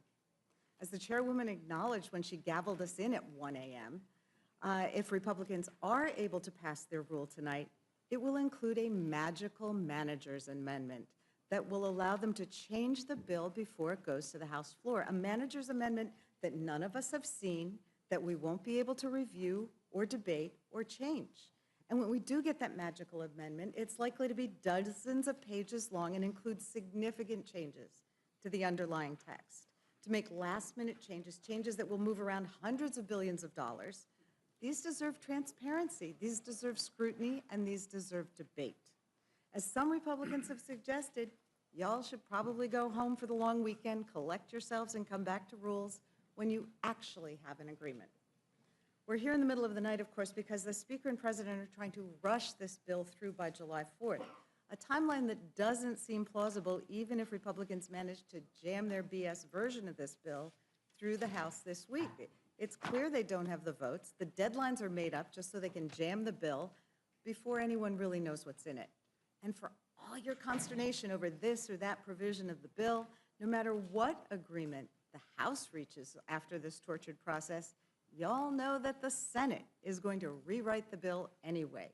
Senators, Republican senators, have said this bill is a non-starter. And in addition, since the bill has not yet been finished, we don't have a CBO score, how much this bill will cost. We don't have any score except on prior versions of the bill. All we have are some back-of-the-envelope estimates cobbled together by Republicans in their backdoor meetings. Mr. Roy and Mr. Norman have long been big advocates for making sure that we have a CBO score. So it's hard to believe they're going to think it makes sense to pass a bill that doesn't yet have a CBO score, where hundreds of billions of dollars worth of taxpayers' money is penciled in by staff with a calculator, maybe a slide rule, possibly an abacus, or, you know, are they going to, as seems likely, throw caution to the wind and cave again because the president told them to? Of course, business leaders and economists are calling this bill an economic disaster that will add trillions to our national deficit by extending the tax cuts for billionaires at the expense of American families, just like the 2017 tax cuts did. We've seen this play before. The rich get richer, and the American people, working families, get left holding the bag. It was confirmed by the Congressional Budget Office just a few hours ago with a damning report that shows that this bill is going to increase the deficit likely by $3.8 trillion. It's going to cut billions from Medicaid and SNAP, and it's going to reduce household income for poorest Americans and raise household income for the richest Americans. We can't emphasize enough how insanely rushed this bill is. You're proposing major health care changes that will impact every American, whether they get their health care through Medicaid or Medicare or some other source. The impact of those Medicaid cuts will reverberate throughout our healthcare system. Cuts to Medicaid will push hospitals, nursing homes, and health clinics into bankruptcy. And when those places close, it's going to be harder for everyone else to get health care. Now, turning to the panel before us, Mr. Arrington, Mr. Boyle, I assume you both saw last week's news that Moody's downgraded the United States credit rating. And I'm sure you've read about it because one of the biggest reasons for the downgrade was extending these unfunded tax cuts for billionaires. Moody's explanation is as follows, and I quote, if the 2017 TCJA is extended, which is our base case, it will add around $4 trillion to the federal fiscal primary, excluding interest payments, deficit over the next decade. And as a result, we expect federal deficits to widen, reaching nearly 9% of GDP by 2035, up from 6.4% in 2024, driven mainly by increased interest payments on debt, rising entitlement spending, and relatively low revenue generation. We anticipate the federal debt burden will rise to about 134% of GDP by 2035, compared to 98% in 2024. So doesn't it worry any of you on that side of the dais? It certainly seems to be what you've been talking about. It seems like a pretty damning indictment of the fiscal situation that Republicans are putting us in, and one that is going to become worse if they pass this bill. There's also this tidbit from that liberal journal, the Wall Street Journal, earlier this week. And I quote, investors sold U.S. government bonds and the dollar on Monday, after Moody's ratings late last week stripped the U.S. of its last AAA credit rating, citing large budget deficits and rising interest costs. Adding to the nerves about America's debt trajectory, the House Budget Committee approved a tax and spending bill Sunday that is projected to add trillions of dollars to that deficit. And another Wall Street Journal article this week was entitled, "The Stark Math on the GOP Tax Plan. It doesn't cut the deficit." That article put it this way: the plan won't reduce federal budget deficits and would make America's fiscal hole deeper. While Republicans who've vowed to reduce ratings say higher economic growth will fill the gap, budget analysts across the political spectrum have panned the Republican plan, warning that it worsens the U.S. fiscal picture. So there's no way around it. Your math ain't mathing. And the consequences are going to be disastrous for the entire country. Now, as we've been looking at this bill over the last few months, as it has been clear that it was going to require drastic Medicaid cuts, we do have this breaking news this evening that it's also going to impact Medicare. Mr. Boyle, this is a major revelation, and it's exactly why this bill is not ready for prime time, barely ready for the 1 a.m. time. So can you talk about how this is a backdoor cut to Medicare, which is going to cut for seniors, and what's going to happen if the bill passes? Yes, as CBO showed, because of the deficits that are baked into the Republican bill for billionaires, that would, because of something called the Pay-As-You-Go Act, or PAYGO, that would trigger sequestration of Medicare. And it would, again, according to the Congressional Budget Office, be to the tune of over $500 billion to Medicare, one of the biggest cuts to the program. Indeed, I would say the largest outright cut to the program in American history. There are some who might want to argue and rebut that by saying, well, we'll just go ahead and waive PAYGO. It's actually impossible in reconciliation because it would not meet to the requirements of the Byrd Rule. So you cannot waive PAYGO. These cuts to Medicare will happen if this bill becomes law. Thank you. That's obviously really concerning. Now, we've talked a little bit already about the fact that there isn't a CBO score for whatever the current version of the bill is, but we also know that there are ongoing negotiations about this bill. One of the things we've heard is that there may be an agreement on this SALT deduction, which has been so concerning to some of the Republican members. Is that agreement with respect to SALT likely to increase the deficit or decrease the deficit? Well, I mean, obviously, if the SALT cap is raised even further than what was in the bill that was voted out of Ways and Means and passed out of budget when we basically put all of the component parts into one, then basically one of two things would happen. Either the majority would have to find even more cuts in order to pay for the loss of revenue, or you would simply see these deficits increase by even more. Okay. That's what I thought. Thank you. The prints from Oversight and Financial Services aren't too great either. It's in these committees that our Republican colleagues snuck in some really bad stuff they're hoping will get lost in all the headlines about taxes and Medicaid.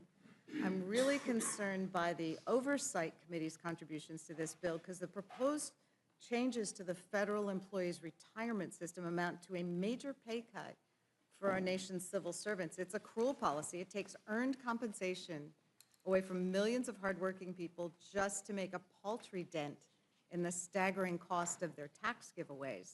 So I know we're going to talk about the tax cuts later, but this is a multi-trillion-dollar handout to millionaires, billionaires, and Fortune 500 companies. It's the biggest government handout of all time.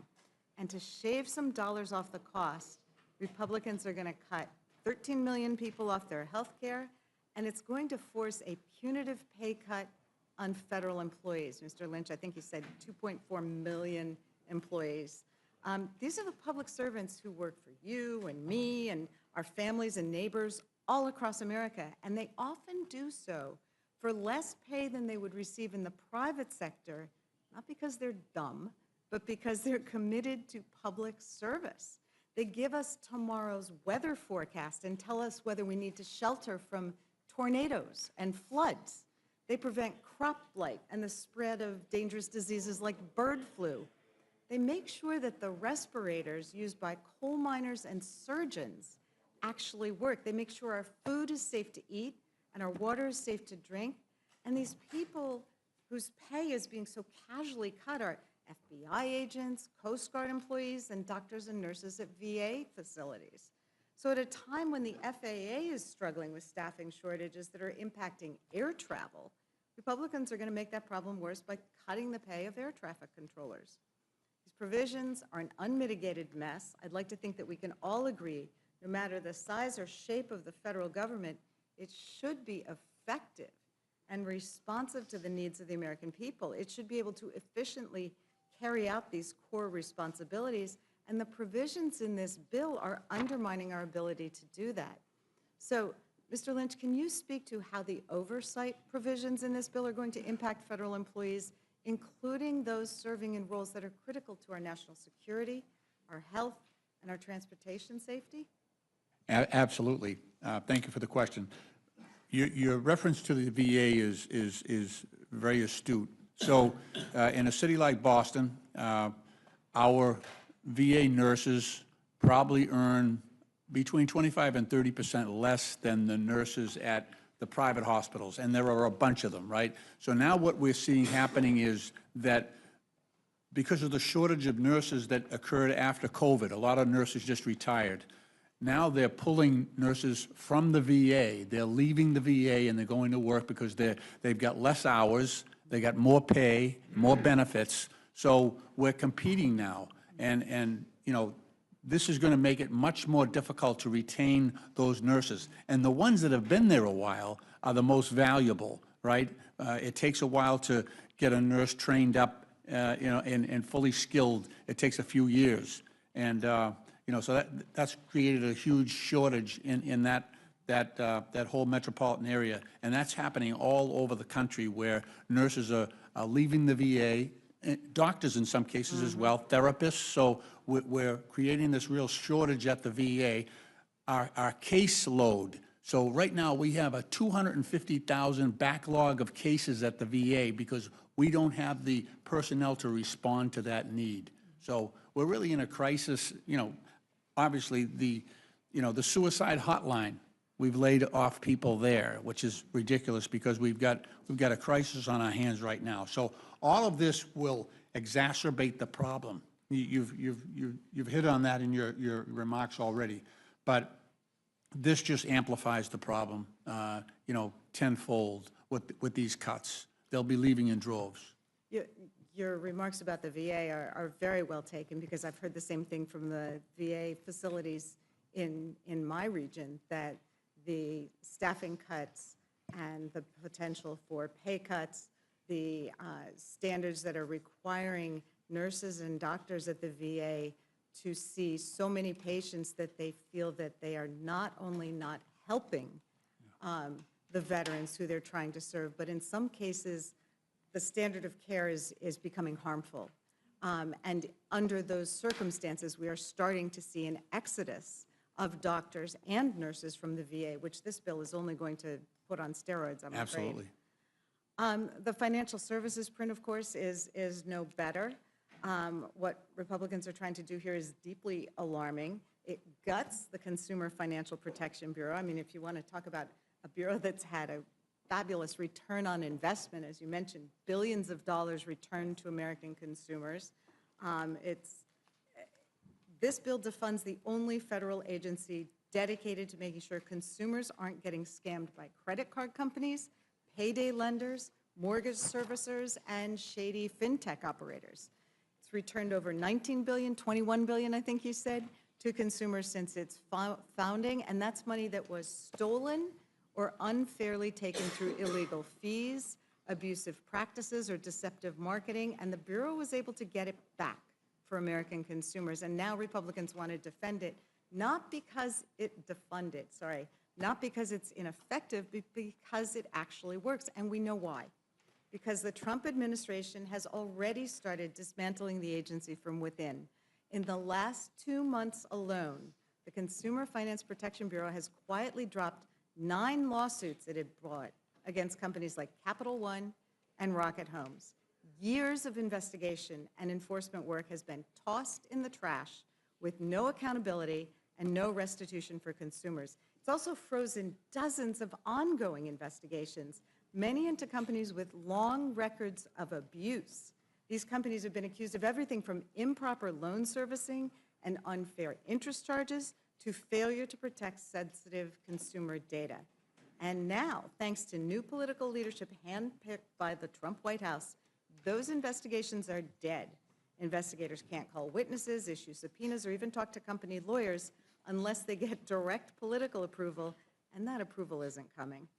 Meanwhile, these very same companies, it's such an amazing coincidence, have given generously to Mr. Trump's campaign and especially his inauguration fund. Meta, the parent company of Facebook under investigation for allegedly misusing consumer financial data, donated $1 million to the inaugural committee. Greenlight, a fintech company accused of misleading families about debit card access, is backed by a Trump-aligned venture capital firm.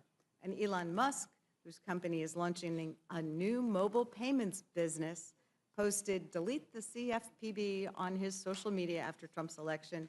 And of course, we've heard quite a bit about how much he's donated. So this isn't policy, it's payback. This is what happens when you let billionaires and campaign donors write the rules. And now House Republicans are trying to finish the job by defunding the CFPB entirely. So, Ranking Member Waters, can you speak more about this apparent corruption happening at the CFPB? Well, allow me to say to you, Ms. Scanlon, you aptly described what has been happening with the Consumer Financial Protection Bureau. It is one of the most needed and effective agencies of government that have done everything that you said they've done. to assist our consumers. The Consumer Financial Protection Bureau has been hated by the Republicans ever since it came into its existence. They have tried to kill it, and we've been in court all the way to the Supreme Court on several issues, and we keep beating them back. But now, Trump and this administration want to cut them, even though we tried to protect them when we created them by having their financing come directly from the feds rather than going through the Appropriations Committee. And they tried to attack that and other ways by which they thought they could get to the Consumer Financial Protection Bureau. They're finally coming up with ways by which they think they can do that. But the way that we have been in the courts with the Consumer Financial Protection Bureau, they still would be alive after a huge cut. But they would sit there and not be able to do anything. They wouldn't be able to do the investigation. They would not be able to protect those very consumers that the law created them to take care of. And so there are many in this country who fight very hard and are very disgusted with what is happening in an attempt to basically undermine them and get rid of them. This is a terrible thing that this administration is doing. You would think that both Democrats and Republicans would care enough about the consumers that they would protect this one agency that has demonstrated that they can do the work and the investigations to help get rid of fraud and rip-offs, as you have identified. And so this is what we should be fighting. I'm going to continue to fight. Like I said, I was there at the Consumer Financial Protection Bureau, and we're all worried so very much about what is going to happen if, in fact, the administration has its way. And again, you have correctly identified it and talked about it in ways that everybody should understand. It's really stunning that an agency that has been this successful in protecting American consumers is being zeroed out, when the only folks who are going to benefit are going to be large corporations and folks who are taking advantage of Americans. And apparently we don't, but I would hope that we would have bipartisan agreement that an agency like that should remain in place. I'll yield back.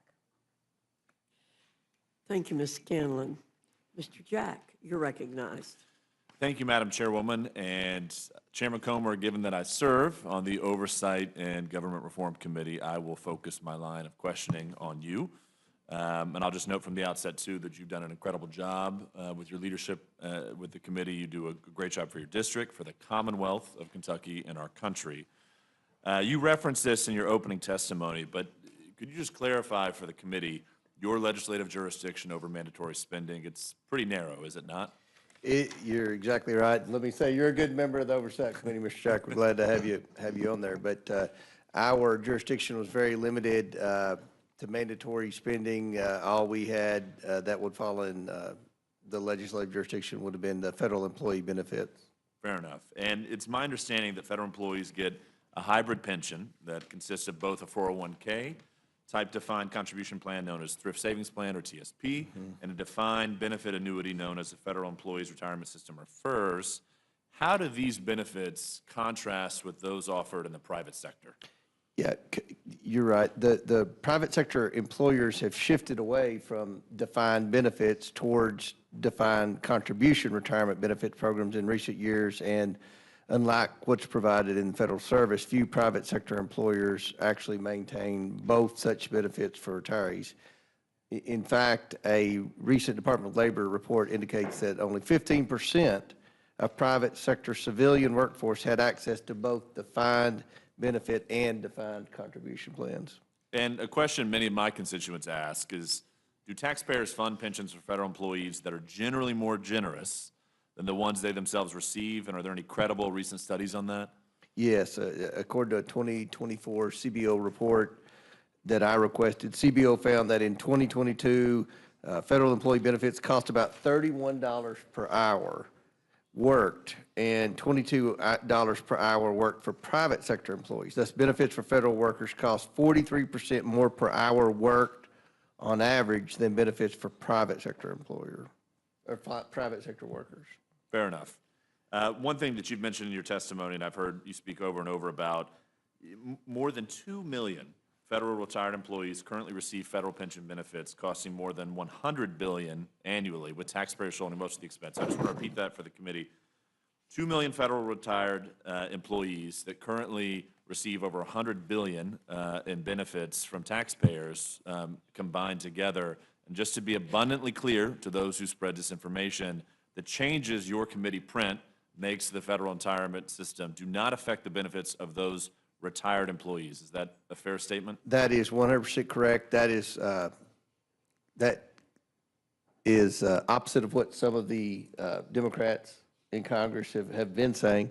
It does not affect those. The benefits of those are already retired are not impacted, and the change we make to the FERS benefits, the supplemental retirement benefits, takes effect for those retiring after 2027, so that's a 2-year delay.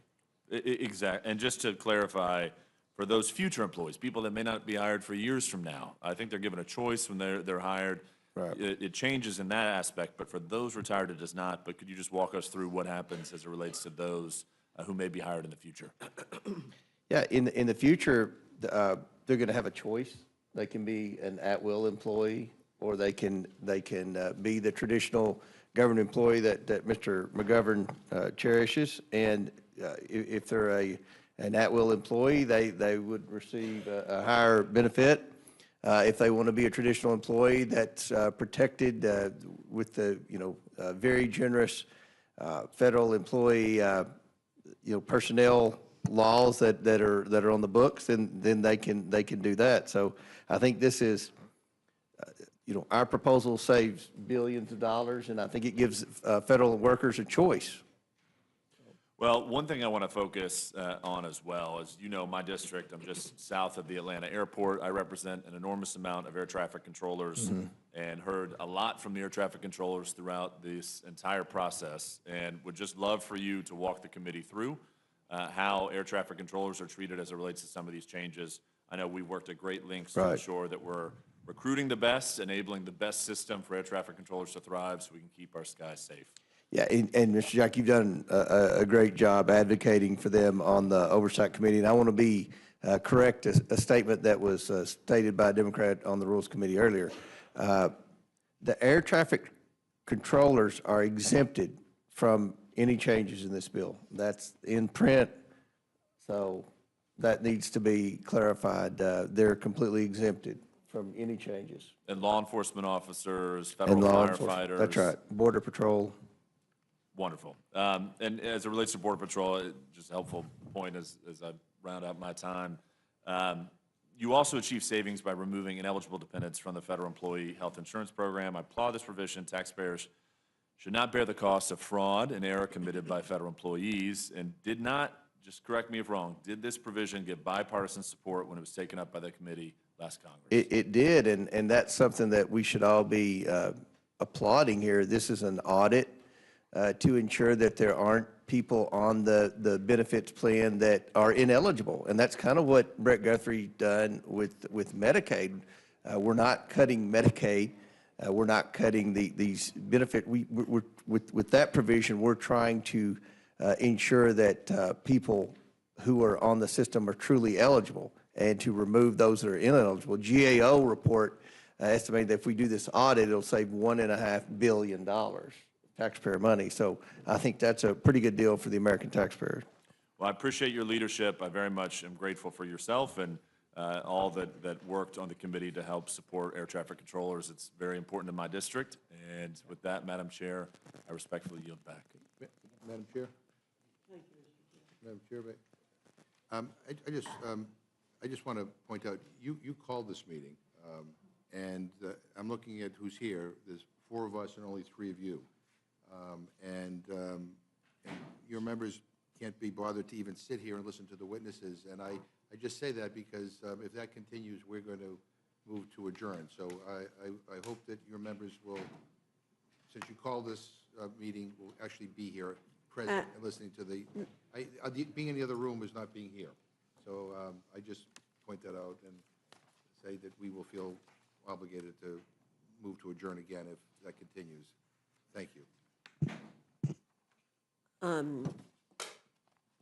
Mr. McGovern, our members are in and out, just like your members are in and out. You were gone for about 30 minutes, and so we always allow people to move in and out. There are more of us meetings. here right now, and we're in the minority. Well, Just pointing it out. our members This has been are a here. tactic in the Agriculture Committee, I don't know about the other committees, where Republicans just get up and leave. And so I think people ought to be present here. At least you got to have more of you here than us here. Thank you. There are more of us here than you, so there's no reason to delay this meeting any longer than it is. Mr. Neguse, what I'm saying is there's no need to delay this meeting any longer than we have to. Thank you. Recognized. Thank you. Thank you, Madam Chair. Good morning, to all the chairs and ranking members. Thank you all for being here. Thank you for your testimony. Got a lot of questions, but I guess first I want to, maybe if the chairwoman would indulge me, give her an opportunity to say a word, and that is my assumption, and I think the assumption for most Americans, is that the reason Republicans have decided to notice this hearing and proceed in the dead of night is because this bill is indefensible. It sounds like maybe you have a different reason, and so I guess I'm trying to understand, why was this meeting scheduled for 1 a.m.? Why are we meeting at 3 a.m.? What was the rationale? Or is there a rationale that am I mistaken? I think my opening statement stands for itself, Mr. Neguse. Okay, well, I appreciate that, Madam Chair. I would just say, I mean, your opening statement essentially, as best as I could tell, were ruminations about, what happened in 2007, 20 years ago. I wasn't here. Most of us weren't here. I don't know that that is a cogent rationale to 2022, two and a half years ago. And so the basis for scheduling this hearing in the dead of night is that you've decided that this is just the way things should work, and that this is, I mean, I'll just proceed. I'll just say this, Madam Chair. It does not take more than a cursory review online to find quotes from just about every member on the other side of the dais, including you, Madam Chair, back in 2009, again, it's a long time ago, regarding a stimulus bill that you described as rush legislation that was thrown together, quote, who threw together the final stimulus bill in the dead of night. Another bill that you, quote, said, the bill that was finalized in the dark of night. So I think it's an unfair and unreasonable mischaracterization of our position and with respect to the disagreement we have about this process unfolding in the dead of night. And it makes no sense to me why House Republicans didn't notice this hearing for 6 a.m. or 7 a.m. It would not have been a difficult thing to say, yeah, instead of meeting at 1 a.m., we're just going to meet in the morning. And the American people are going to be able to watch and hear this fulsome debate and be able to reach their own conclusions. That doesn't seem like an unreasonable position to take. And I suppose, and maybe I'll start with Chairman Arrington, because I know him to be a reasonable person. Welcome back to the committee. I don't know. Now I'm nervous. Well, I don't think you were here in 2007 either. Maybe you were. No, I don't think you were. Is this, I mean, you can't possibly agree that it is a prudent thing to do to have this hearing at 3 a.m. I mean, is this how you imagined legislation would be made in Washington when you were running for Congress, Mr. Chairman? Really? I imagined that we would have the sense of urgency to complete the task in the time frame that we set. And so the 5 hours between doing it at 1 a.m. and doing it at 6 a.m., that's the urgency you're describing? What deadline is there on Thursday, or tomorrow, I guess tonight, getting this bill done? What is the... Well, as you know, there are time frames associated with each phase of the process when Sure. you are conducting regular order. I'm very proud that this has been bottom-up, committee and member-driven, and it's been a regular order process. Mr. Arrington, And the goal was to have it done by Memorial all right, Weekend. I was hoping I could, that I'm not saying I like you would give getting- me an intellectually honest answer, the kind of answer I think that your constituents and my constituents in Colorado and your constituents in Texas would expect, which is to say, obviously, this isn't reasonable. It does not make sense. This isn't transparent to hold hearings at 3 a.m. on a bill of this size and this scope and this scale. That's not in the best interests of the country. You could just as easily delay it 5 hours, let the American public have an opportunity to listen to this debate, and then vote on the bill on Thursday. And all of you could go home for the district work period. So I don't, this false sense of urgency for 5 or 6 hours makes no sense. It's and again, I understand that's your rationale. I think the American people are smarter than the House Republican caucus are giving them credit for. They know what this is about, and when they wake up, invariably, later this morning, and they find that this bill was reported out of this committee in the dead of night, I think they'll reach their own conclusions about House Republicans' commitment or lack thereof to transparency. And just for the record, because I want to be an equal opportunity advocate here with respect to some of your colleagues on the other side of the aisle who serve on this committee, who apparently have decided not to attend the very hearing that they demanded we hold in the middle of the night. But they have spent years condemning late-night rule committee markups and bills that are reported out. Mr. Norman, I'm just going to read some of his greatest hits. This is from 2019. 2,300 pages, less than 24 hours to read, debate, and vote. Oh, and $400 billion added to our national debt. That's an ex post. Another one. New swamp minibus dropped at 2 a.m. It was actually earlier, I guess, than where we find ourselves today. We're expected to vote on $1 trillion in spending tomorrow. It's 1,000 plus pages. This won't be good. Diving in now. Another one. You never be expected to sign a 1,000-page document to buy a new car in a day. Why should Congress be expected to sign off on 1,000-plus pages resulting in $1.2 trillion in spending in a day? That's our colleague, Mr. Norman. I'll be very interested to what he has to say when we wrap this hearing up at 10, 11 a.m. later this morning. Mr. Arrington, I want to talk about the deficit. I've known you historically to be, I thought, somewhat of a deficit hawk. At least that was my, is that a fair characterization? That is fair. At least prior to this bill? Even with this bill that Let's get into reduces that. the I'll deficit. ask you Yeah, a couple questions sure. on that front. Okay, so here's a press release. This is from March 25th of this year. A gentleman by the name of Ray Dalio. I haven't had the pleasure of meeting him. It says, Ray Dalio to House GOP. This is on the House Budget Committee's website. Cut the budget deficit to 3% of GDP. This was his admonition to you and to your Republican colleagues that it was a laudable goal to try to get the deficit to 3% of the GDP. Do you agree that that's a laudable goal? Yes. Is that something you're passionate about? Absolutely. What's fascinating is that the Committee for Responsible Federal Budget just issued a press release today. You might have heard it. You might have read it. I'll read you the headline.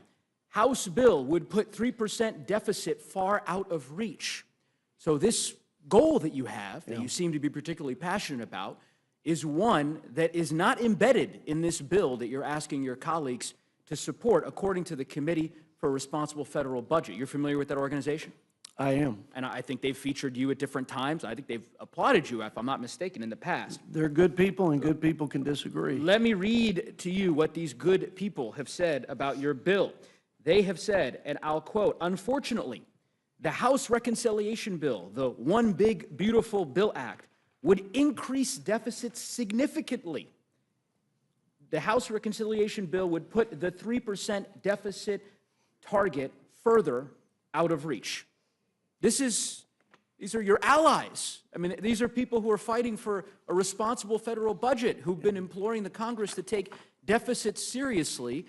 A month ago, you had folks coming in saying, Mr. Chairman, get to that 3% target. Yeah. And now you have these experts that you've praised in the past telling you you're way off the mark. Make it make sense, Mr. Chairman.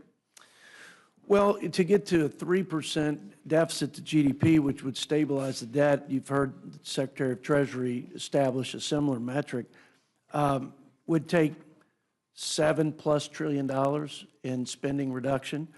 It's a great goal, and it's a clear one, and it's measurable.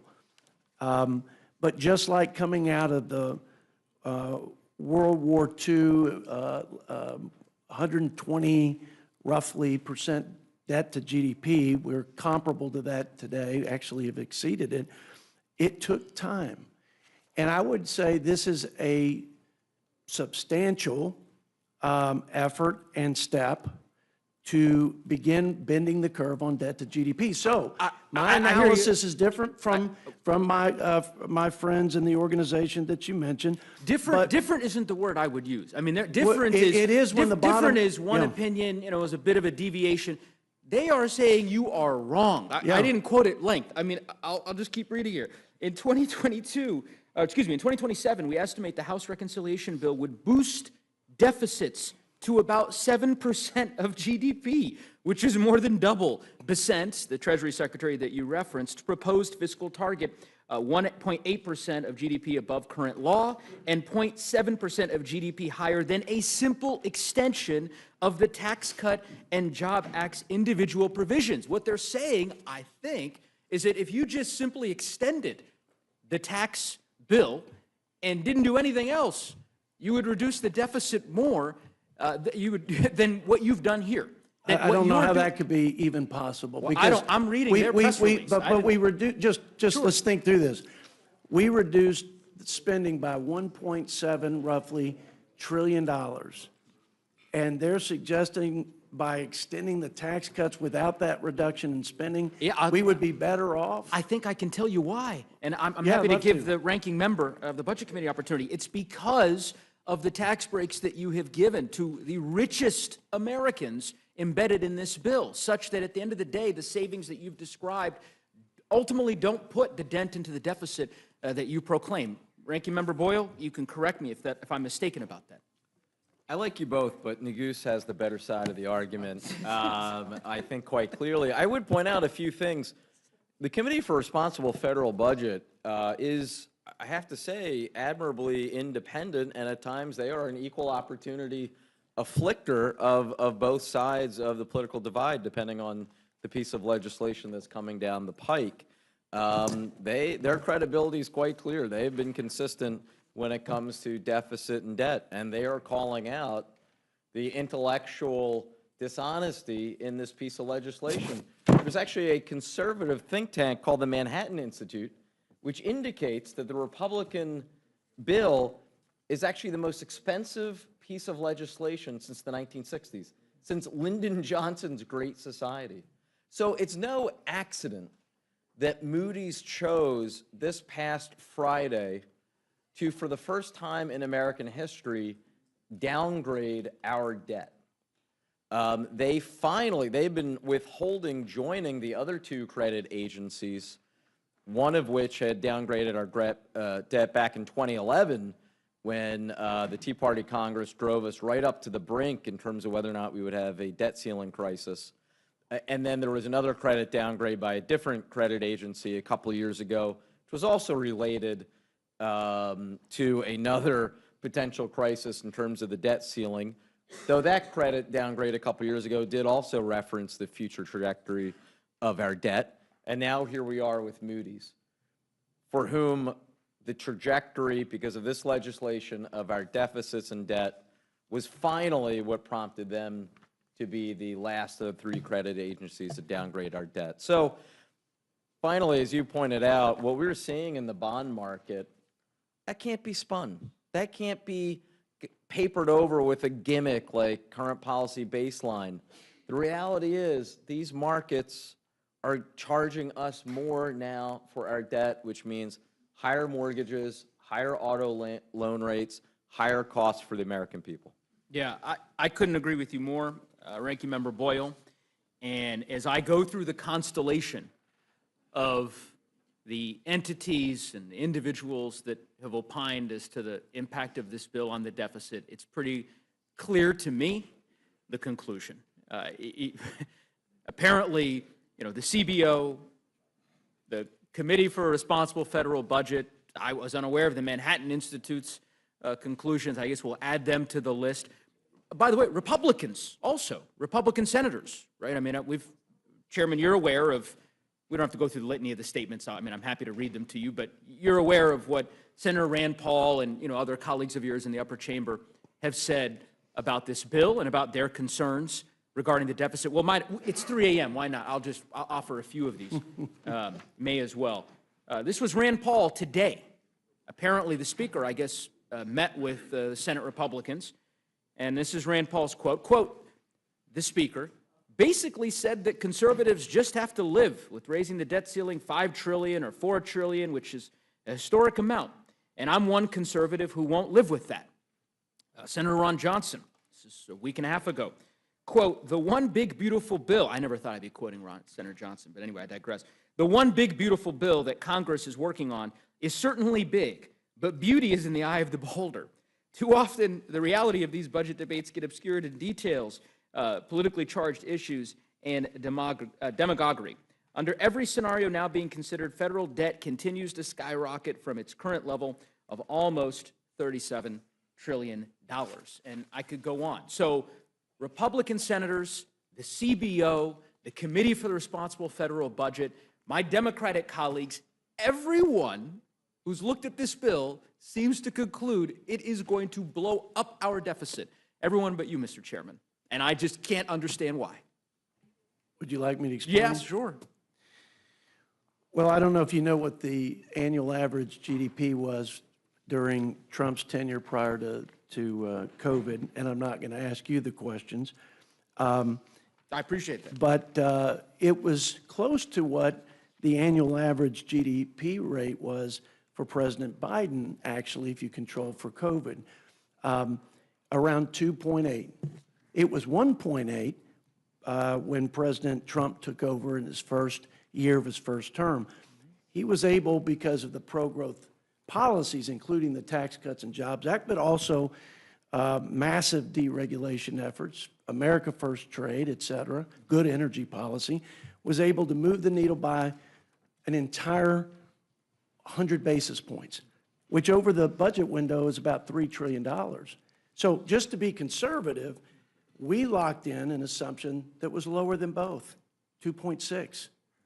So ironically, CBO projects the annual average growth rate at this point, which I think is actually pretty aggressive, given that they assume the tax cuts would expire, is 1.8%. So to have a conservative assumption of 2.6 plus the $1.7 trillion in spending reduction actually not only balances, but in 10 years it reduces the deficit, and more importantly, it brings the debt to GDP down, which I think is the best measure of the fiscal health of our country, by 10 percentage points. When has that ever happened? I've given you some room to respond on that. Thank you for the time. Of course. Can I tell you what the Committee for Responsible Federal Budget Well, said about? I wish you wouldn't. I'd be happy to, because they actually looked at this exact issue. Yeah, sure. I think it's important.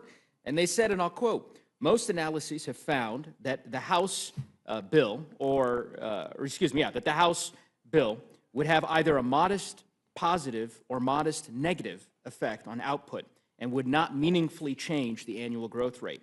Yet even with the concurrent budget resolution's assumptions of 2.6%, the very percent that you just identified, average real annual growth, which is quite optimistic in the near term and highly unrealistic over a decade, deficits would remain well above the 3% target. Mr. Chairman, look, I get it. It's one source, but we've been through this routine previously. Yes. I know when you testified in front of the committee before. I recognize you're here selling a product that I honestly don't think that you agree with. But I understand the assignment, and so I will just simply tell you, I don't think that this bill is in the best interest of the fiscal health of our country, and there's a reason why virtually every expert has reached the same conclusion. I want to ask some questions of Chairman Hill, if he might indulge me. So can you just describe to us, Chairman Hill, the impetus behind the Public Company Accounting Oversight Board? Public Company Oversight Board, what we've done is we've transferred. No, not what you've done recently. I'm asking, why do we have it? How was it created? was created during the crisis around the failure of Enron. That's right, right? So it's in the wake of Enron, in the wake of WorldCom, in the And there wake was of... an assertion by the Congress at that time that all public accounting firms needed an independent regulatory body. Correct. And that assertion, you probably are aware, was supported by an overwhelming majority of the Congress. It was. You know how many... And so we're continuing that I oversight know. of public... Do you know how many members of Congress voted for that bill to create the Public Accounting Oversight Board? The vast, vast majority. Very few people voted no. 431. Yeah. 431, signed into law by President Bush, right? And you all have chosen to eliminate it, right? Not true. You're not eliminating it.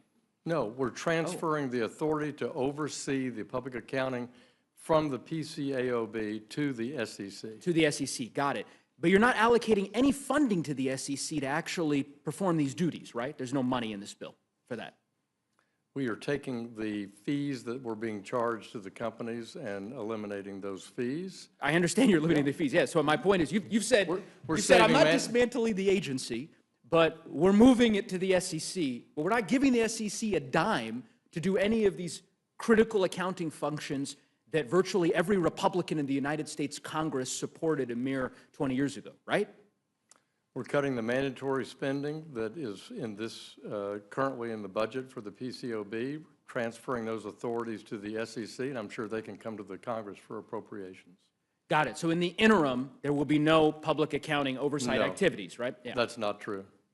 The work of overseeing the public accounting firms will continue. By who? We've contemplated that in the bill in the terms of the phase-out. It's in the reconciliation bill. Describe it to us. I mean, I guess I'm trying to understand. You're saying it gets moved over to the SEC. There's no new funds. There's no mandate that there be... There's a phase-out period in the reconciliation bill, and that will afford the SEC the opportunity to seek appropriation. So does the bill it gives the SEC the opportunity to seek appropriation. So until that agent, and of course we have no idea as to whether or not the Congress will ultimately consent to that appropriation request. There's also no language in this bill that mandates that the Public Accounting Board, the personnel who work for this entity now that's been in existence for 20-some odd years, are rehired by the SEC. That's true. Okay. This is coupled with, obviously, we've gone to great length, and Ranking Member articulated well the cuts to the CFPB, and I know you don't contest that, the 70% cut, obviously, to the Consumer Financial Protection Bureau. We're taking the cap of the amount of money the CFPB can request from the Fed from 12% to 5%. It's not being cut, as the gentleman from Pennsylvania asserted, to zero. It's also not the only agency that does consumer compliance in the financial services sector either. I understand your rationale with respect to that secondary part, but I just want to zero in here on the financial piece, because I guess my read of the bill was that it will significantly reduce the funds that are available for the CFPB to be able to perform the duties that it's responsible for executing under federal law. The CFPB is often lost in federal court time and time again for exceeding its authority, proposing regulations that are not statutorily approved, proposing new functions that are not statutorily approved by Congress. And we believe that the money that is in the 5% cap is adequate for them to do their compliance responsibilities under the Act. Yeah, again, I got your question. I hear your rationale for opposing the CFPB. I was just trying to get a better sense. I didn't say that. I said we think this is the adequate that's funding. adequate for them to perform the function, but that it is a significant reduction in the resources that they have. And I understand in FY 2019, it was exactly around $250 million. This year in FY 25, they're proposing $800 million in spending. And yet, in our view, the spending is adequate to be at $250 million, looking at their own analysis of their own personnel, compared from when it was at its full initial operating phase in 2012 and comparing it to today. We believe it's adequate. Okay. Financial Stability Oversight Council, reducing funding by 90%. No. No? What we've done is the fees that are the budget for the Financial Stability Oversight Council, which is supported by bipartisan members in the Congress. Right. We're simply saying that it's the actual expenses. So the Office of Financial Research, where that revenue takes place, we've looked at the 3 years average use to support the FSOX operation. We've capped it at that 3-year average level for the actual functioning expenses of FSOC. We're not eliminating FSOC. We're not eliminating the funding for FSOC. I want to give the ranking member an opportunity to respond, and perhaps she can clarify if I'm misunderstanding the nature of the way in which FSOC's funding will be implicated. So I'd like to have that clarified.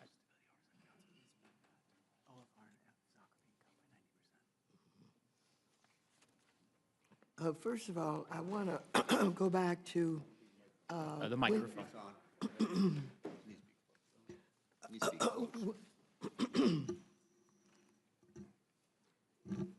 I want to say a word about the PCOB that is being transferred. You talked about the fact that the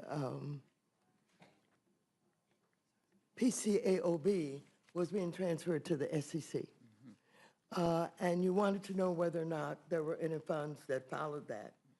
And the answer by Chairman Hill was that they could come and ask for more money. But it is really a lot more serious than simply whether or not they have the money.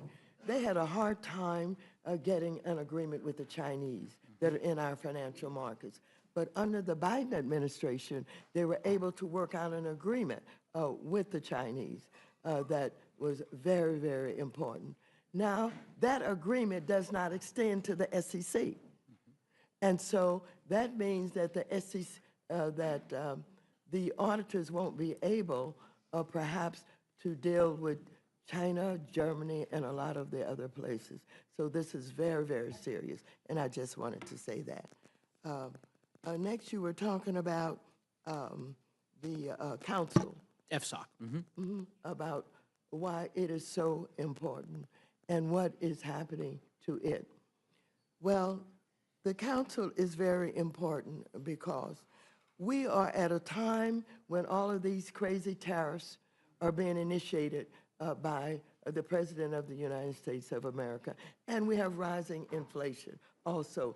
This means that the cost of loans are going to be much more expensive. I want you to know that investors around the world are freaking out, unsettled about what is happening. And so what you have is not only the unsettlement, but the uncertainty that is being created by these tariffs. And we haven't talked a lot about tariffs here tonight. And the president is giving all these excuses why he wakes up in the morning and decides that he's going to change the amount of the tariffs.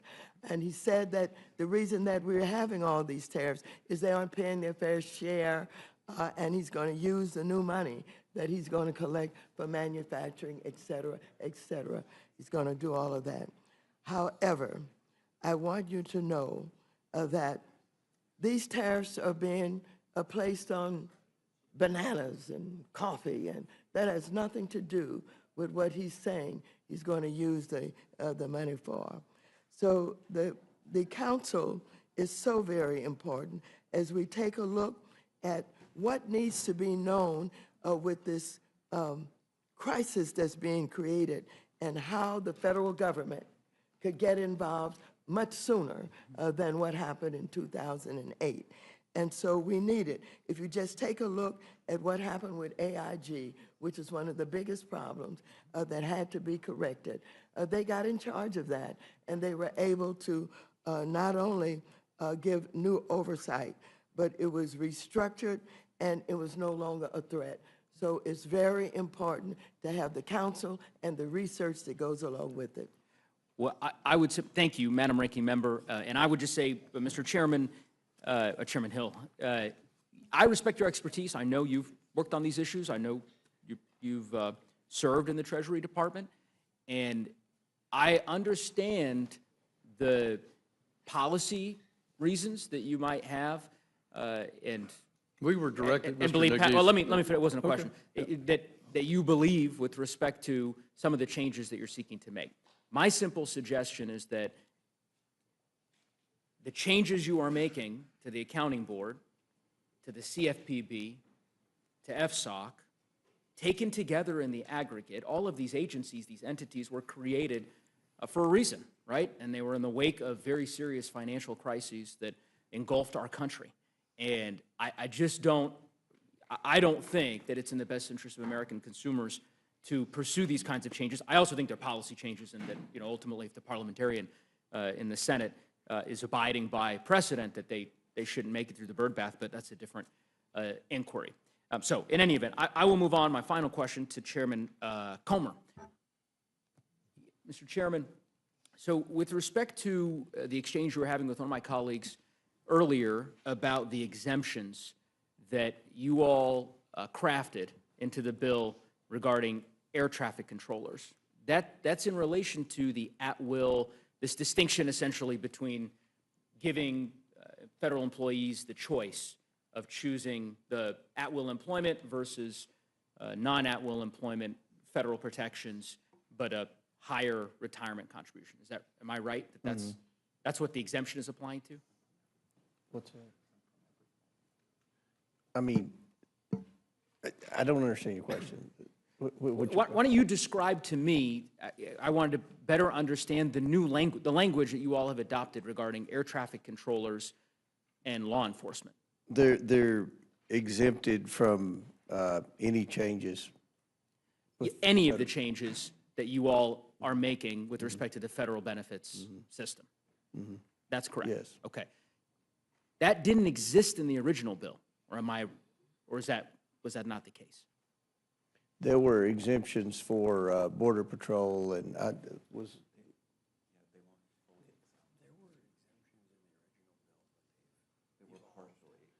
yeah, they were, I guess you could say, partially exempt. Yeah, and that's the genesis of my question was, okay. I'm really drilling down on, and your staff director, I think can probably attest to this issue around the provision that I would say compels, you would say offers federal employees this choice to choose at-will employment and a higher contribution for their retirement benefits, right, or to stay within the federal protected system and have to pay a higher contribution on their end.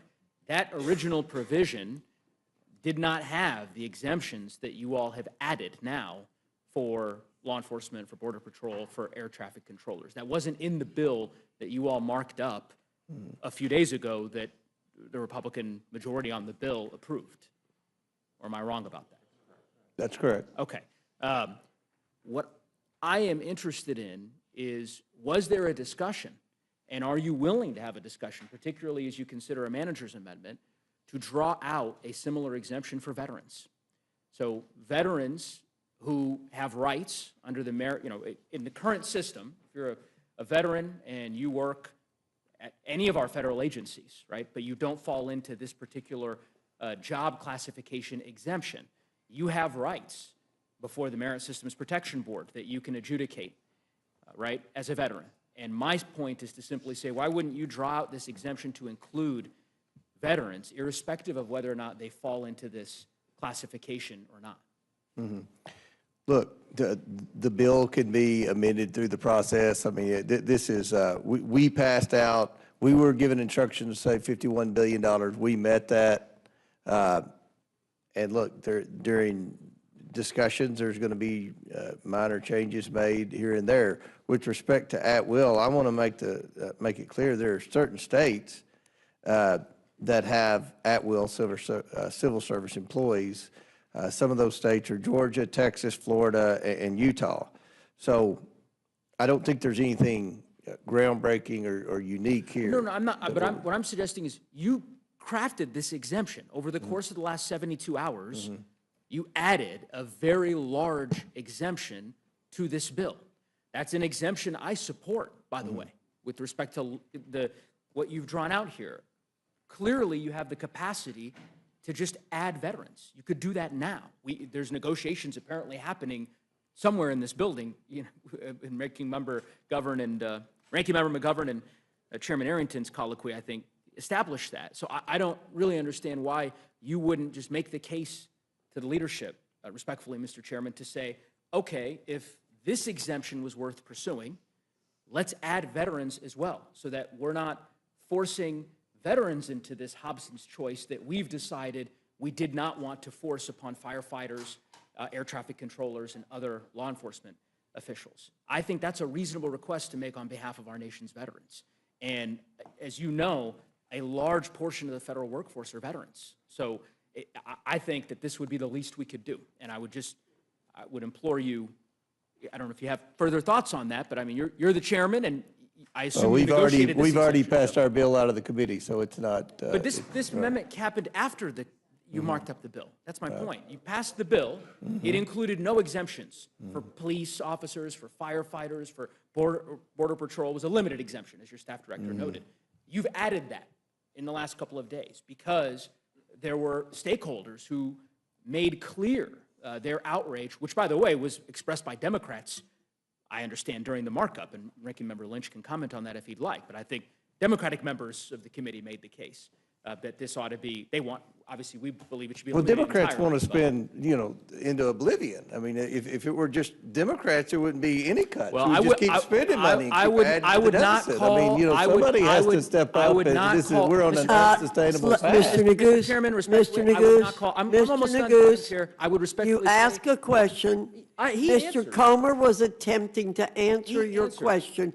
Okay. You know, Mr. Neguse, there is no prize here for talking the longest. Well, And Madam Chair, so, I had intended to finish, but I've got about 7 more questions. I guess I'll proceed with Mr. Comer. Mr. Comer, go ahead and finish your question, or your answer, sorry. Look, I've stated the obvious. We are trying to do the best we can to be fiscally responsible. It's no fun when you have to make cuts. You all don't know what that's like. You've never cut anything in your life. You just continue to spend, spend, spend. We're on an unsustainable path. We have limited jurisdiction on the Oversight Committee. We're very passionate about eliminating waste, fraud, abuse, and mismanagement in the federal government. With respect to this bill, we had a limited portion of jurisdiction, and I think that we've been very transparent with the process. We passed out of committee a bill that saved the taxpayers $51 billion. There have been changes made, as there always is, once the bill passes committee before it's voted on the floor. So I don't know what else there is to say. So I would say to you, now that you've apparently concluded your answer, that my question was really simple. Really simple. I wasn't asking you to draw out exemptions for this category of folks and other categories of folks. It was very simple. A simple question, which was, are you willing to consider carving out an exemption for our nation's veterans in the same way that you drew out an exemption after the committee marked up this bill? I don't think that's spending into oblivion to say that our nation's veterans should be exempted in the same way that our law enforcement and border patrol agents and air traffic controllers. I don't think that's an unreasonable request. Ranking Member Lynch, do you think that's an unreasonable request? No, as a matter of fact, one of the amendments I have is to exempt them from the change in the calculation going from the high 3 to high 5. We would maintain the veterans at the high 3, and just to know, be clear, and they cost could do of that right now. They could, and the cost, and they've done it, as you pointed out, they've done it for a narrow subset of employees, and that, the high 3 instead of the high 5 was about $16,500 per employee over 20 years of retirement. Not a huge sum of money, but definitely appropriate, given that a veteran must have served honorably and discharged honorably for them to be eligible for these benefits. Yeah, well, I couldn't agree more, Mr. Lynch. And again, Republicans are negotiating right now as we speak on SALT deductions and tax credits and any host of issues that members of your caucus have. And I would think that the least they could do is entertain, or at least not treat it so gingerly that the response of, this is spending into oblivion because we have a simple request. It was the only question that I asked you, Mr. Comer, and so I'm taken aback by your answer. But anyway, I will yield back the balance of my time. I thank the ranking members and the chairs for being here. Thank you, Mr. Neguse. Ms. Houchin, you're recognized.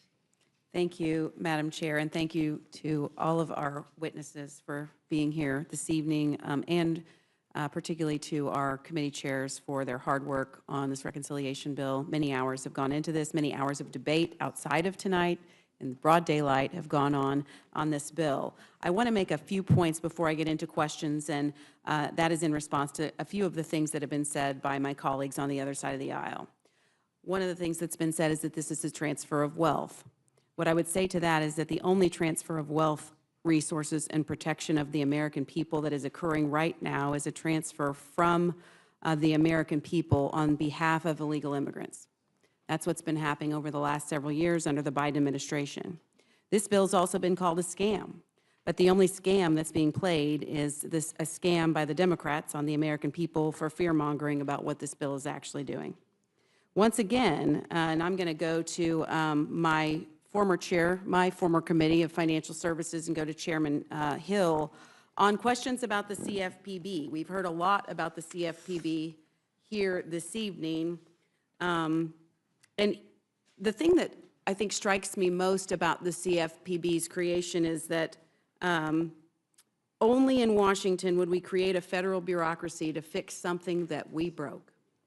And I'd like to just submit for the record, Madam Chair, an article by the American Enterprise Institute, October 30th, 2017, A Crisis Caused by Housing Policies, Not Lack of Regulation. Thank you. Because we have the CFPB as a result of a reaction to the banking crisis of 2008, which was driven by housing policies, not by any lack of regulation. And now we've got the CFPB that we live with, and as Chairman Hill, you noted that their budget has been expanding. Notably, their budget expanded during the Obama years and declined during the first Trump administration and expanded again during the Biden years, now to $823 million in fiscal year 25, direct from the Treasury, transfer without having any oversight by the Congress. So we've heard that consumers are going to be left without any protection if we get rid of the CFPB, or if we decrease their funding to roughly the $250 million that we've set in this budget. Is the CFPB the only federal agency, Chairman Hill, that provides consumer protection? No, Ms. Alchin, it's not. Each of the bank supervisory agencies has a robust, continuous exam process for all the consumer compliance requirements. The CFPB's focus in Dodd-Frank was to focus on depository institutions, meaning banks, that were larger than $10 billion. Basically, there's 5,000 banks or thereabouts that are smaller than that, and they are having their compliance for lending purposes or deposit purposes fully supervised by the existing bank supervisors. Also, the SEC, the Securities and Exchange Commission, is deeply involved in consumer compliance responsibilities under the securities laws. And we can't forget the Federal Trade Commission, which is very involved in consumer compliance. And those are the principal federal agencies for consumer credit, consumer deposit issues, both for banks and non-banks. And then we cannot forget that the states also regulate non-bank consumer finance, and the state's attorney generals enforce those laws. So there's no lack of oversight and consumer protection in the financial services space, and therefore, that's why, in my judgment, since we're here talking about a reconciliation bill, that the Consumer Financial Protection Bureau can complete its statutory tasks under Dodd-Frank with the 5% cap of the Federal Reserve funding. And the two other changes that we made there was simply saying that there's civil penalty fund where they charge wrongdoing and collect funds for the benefit of victims. Once that fund is, the victims are repaid throughout the adjudication process. If there's any surplus money, instead of them being able to keep it, that it go back to the Treasury to benefit the federal budget. And likewise, we say that while they're a unique agency because they have no oversight, they have no congressional appropriation. They have no inspector general. They have no real full compliance with Administrative Procedures Act, for example, in their rulemaking. They've been struck down in the federal courts for overreaching their statute. We also, they have a unique position that once they take their money at their request from the Federal Reserve, they get to carry it over. I don't know a lot of federal agencies that can carry over spending and pile up cash on their balance sheet after September 30 each year. So we cap that in this bill at 5% of that annual budget that they can have. And in fact, the CFPB has a civil penalty fund sitting on about $2.5 billion, according to my account. 1.7 billion of that was a fine levied against one entity, but they can sit on that cash too. Is that correct? They can. What we argue is that that money should be allocated to settle victims' claims, and that can take some time during the legal process, so that money can certainly sit there. But the money that's not dedicated to paying a victim claim should be returned to the Treasury. So you mentioned the FTC. I'm glad you mentioned that, because the motto of the Federal Trade Commission is protecting American consumers. In fact, the United States has 12 separate federal financial regulators and state regulators for securities, banking, and insurance. And it is duplicative that we do have the CFPB. We certainly don't need to be funding the CFPB at the extent that we do, because as you mentioned, not only do we have states' attorneys general who are also protecting consumers, but we also have plaintiffs' lawyers who can take class action suits as well. Madam Chair, I would like to submit for the record an article dated February 18th, 2025 by the Cato Institute, "Consumers Will Be Safe Without the CFPB." Without objection. In the remaining time that I have, and I've gone over 5 minutes, but I do want to go to my Budget Committee Chair, Mr. Arrington, just with really one question. Has the CBO ever been wrong? Well, in my short tenure, they actually were off in their estimation of the deficit, and their excuse was it was hard to keep up. I'm paraphrasing. It was hard to keep up with the trillions of dollars in spending, would be $8 trillion total in deficit spending of the last administration, $2 trillion by executive actions. That was what was hard. So let's consider all things. They were off by $1 trillion, which that's a big miss. And so, yes, they've been wrong. They were wrong in their projections on revenue to the Treasury post-TCJA. We had record revenue, record corporate revenue. So they are wrong often, and sometimes they're wrong in an order of magnitude, in one case by $1 trillion. And if I'm not mistaken, sorry, I went past my second, I went on to a second question, and I'm going to be wrapping up. They underestimated the cost of the IRA, and they underestimated the benefits of Trump's Tax Cuts and Jobs Act. Is that correct?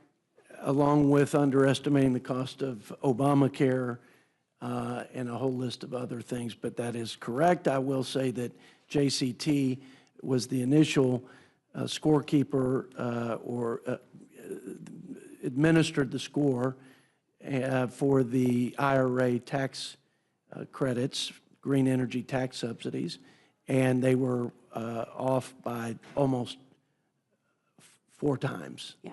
The actual cost. So all this conversation about how reliant we should be on CBO scores to tell us what, the cost of what we're doing is going to be, CBO has not been all that reliable, and as history has shown. Is that correct? That's correct, and if I may, Ms. Houchin, I'd say the best predictor of the future is past performance, and what we tried to do is be conservative about a growth assumption at 2.6, which was under the annual average of both President Trump and President Biden. I thought that was the responsible thing to do, which forced us as a conference to put these gentlemen in the position, among other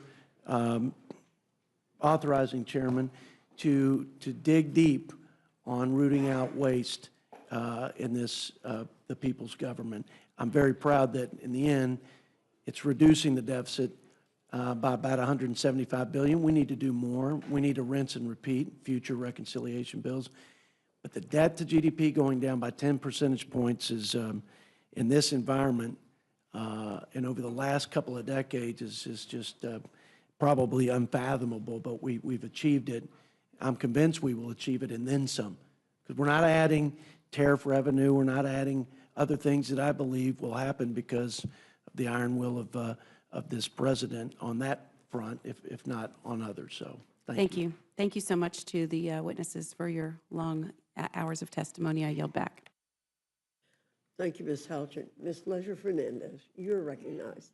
Thank you, Madam Chair. And I don't know whether to say, buenos dias, good night. We don't really have a word in either Spanish or English when you start at 1 a.m. and when you finally start asking questions at 4 a.m. But it is still nighttime. And Americans, some of them looking, we have 150 people outside standing in the rain asking us to do the right thing. I want to do a shout out to them. But Americans might have just woken up and they don't know what's happening. But let me tell you, it's a nightmare, right? We are living through a nightmare. And if you are a veteran, if you are a pregnant mother, if you live in rural America, this is a Republican nightmare.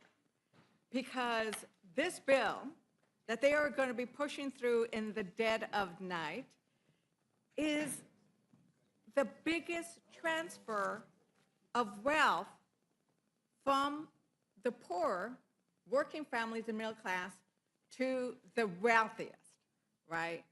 And CBO put it out. Now, they don't want to pay attention to CBO because they don't like the facts, right? They don't like what it actually looks like. But we know that these numbers are horrible, and we'll get into them in a bit. But when we think about this transfer of wealth, especially this chart here, it gets me.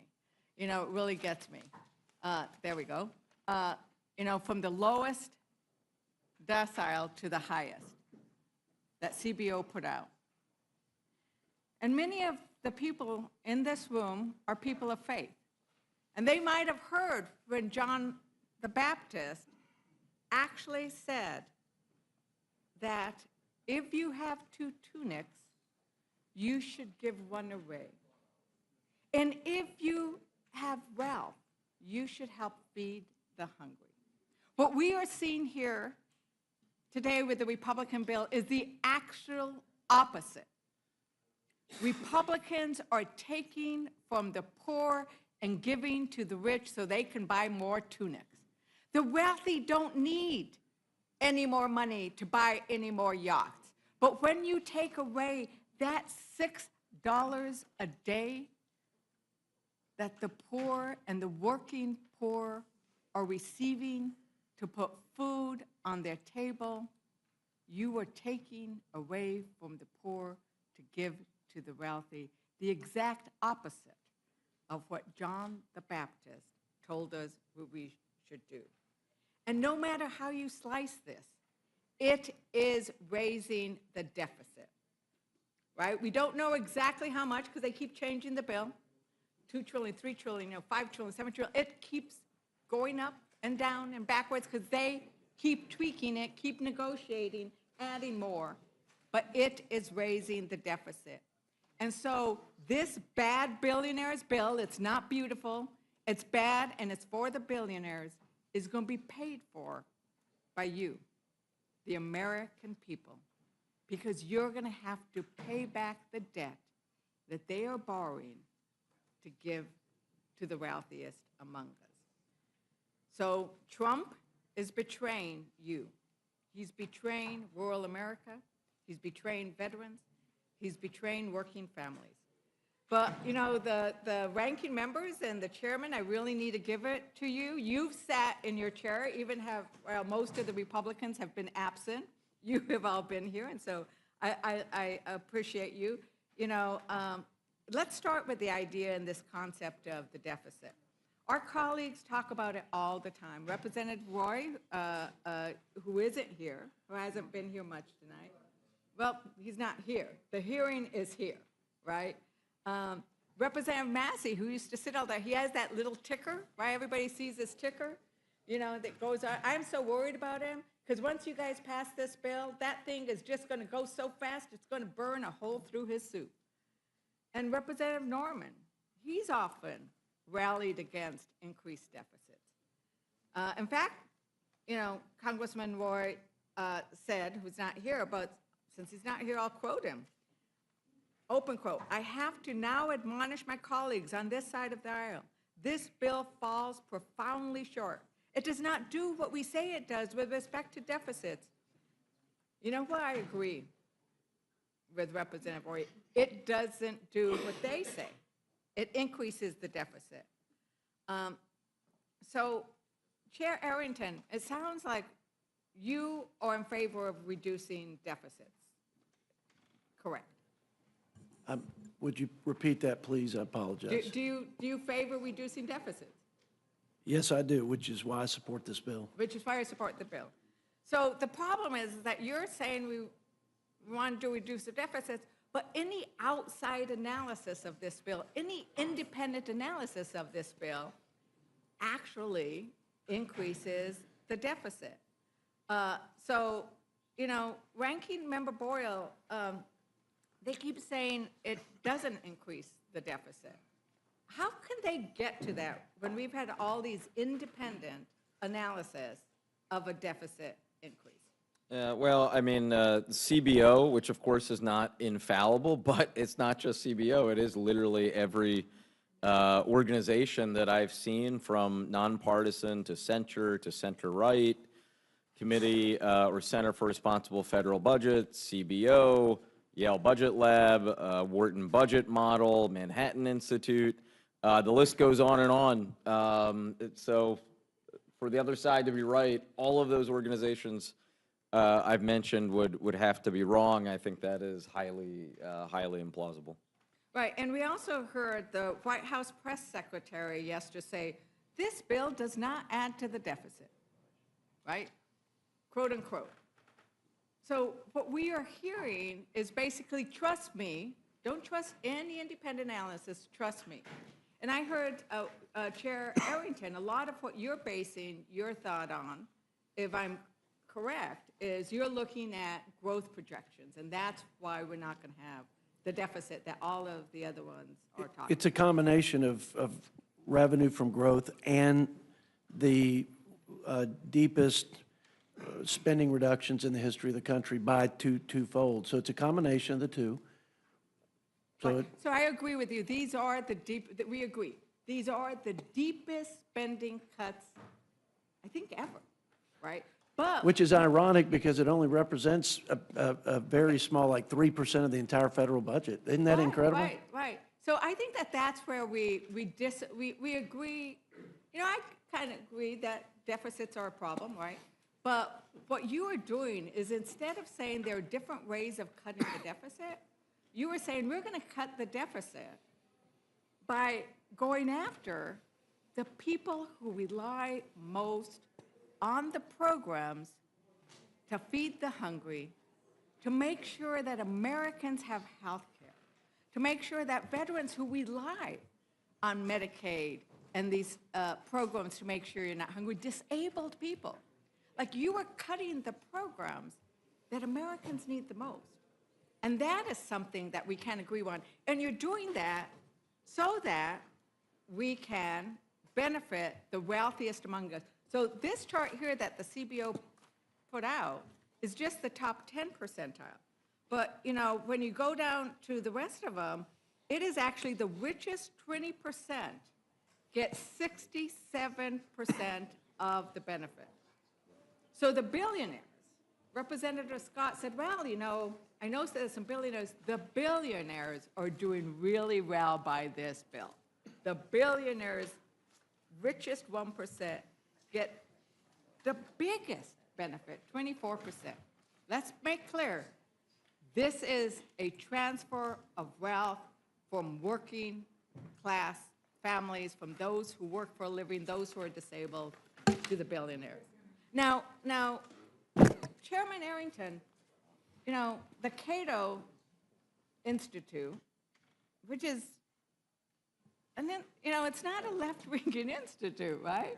They actually, to your point of this is gonna lead to a lot of job growth, says, as to the Ways and Means Committee, and it's gotten worse since then, I'm going to quote, Mr. Chair, I ask unanimous consent to enter into the record the Cato Institute. Republicans' one big, beautiful tax bill needs a makeover. Without objection? And so I'm going to quote from it. It said, the Ways and Means Committee's one big, beautiful bill falls short of delivering serious pro-growth tax reform.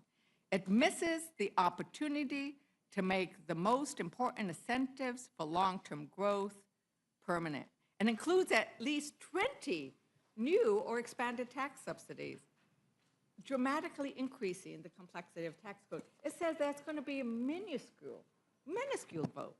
So you're going to put Americans through all this pain for very little growth, But, you know, we've also heard everybody talk about the issue of deficits and who actually does a good job of that.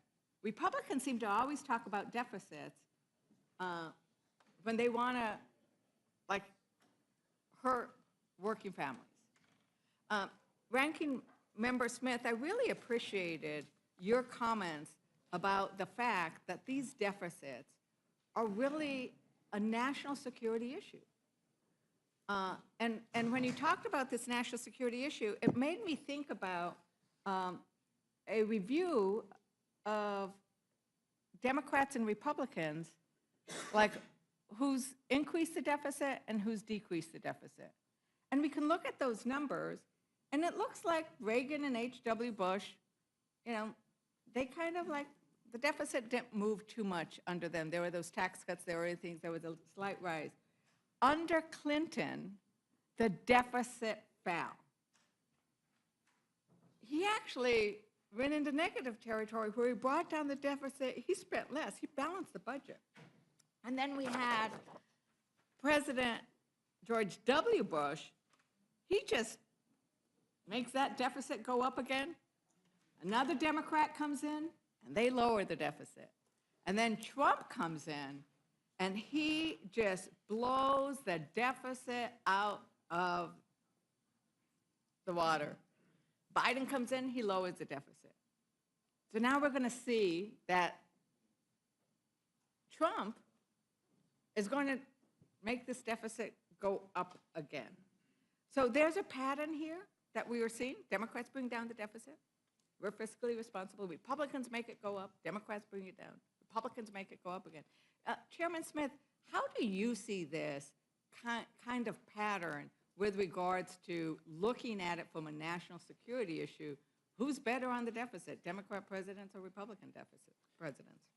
Well, as I said, you know, if you believe that the Department of Defense needs more money to meet the challenges that we face, and we do face an incredibly complex threat environment and a lot of challenges there, then you're going to need resources to do that. And if you significantly reduce the amount of revenue coming in, you're not going to have the resources to do that. And I do want to point out, there was some conversation about how the Trump tax cut was such a wonderful thing for fiscal responsibility, and yet the chart shows that under President Trump, the debt went up by more than it went up under any other president in the history of the country. And that started before COVID. So it is, I know it is the holy grail of being a Republican that you can cut taxes and somehow increase the amount of revenue and reduce the deficit. It's a nice theory. It just never actually works. And I could get into this whole complicated, where our tax rates are right now and where they've been, frankly, ever since Reagan, they're not high enough that you can cut them and really get that type of a boost. And that is reflected by the numbers. And I know this is what the Republicans have decided to tell themselves to get through passing this bill, is that somehow there's going to be this magic wand and growth is going to appear and it's going to solve all of our problems. It's just that that's literally never worked. And it's not going to work this time. We are significantly reducing the amount of money coming into the federal government. So if you want to spend money on anything, and I understand, I mean, if you don't want to spend as much money on entitlements or whatever you want to call them, that's a policy argument. And if you're going to say, look, I don't want the taxes, so I'm not going to pay for that.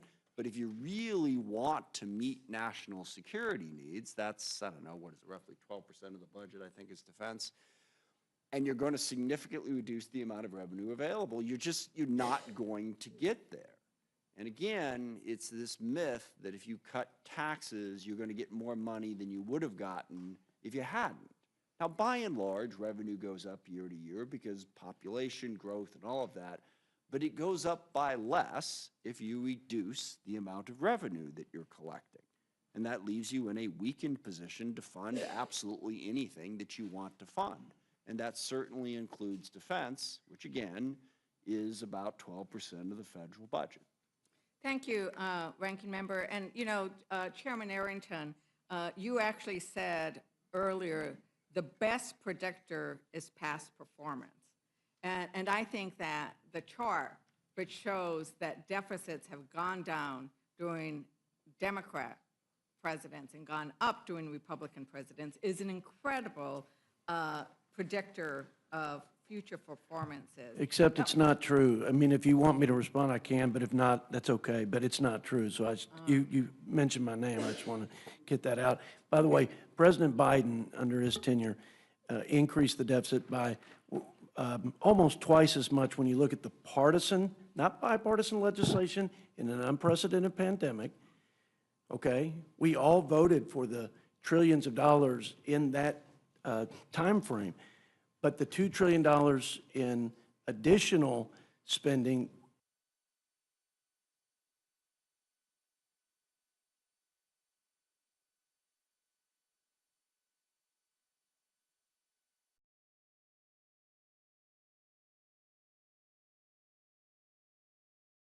purely true. We all have contributed. I mean, both parties have. There is no question.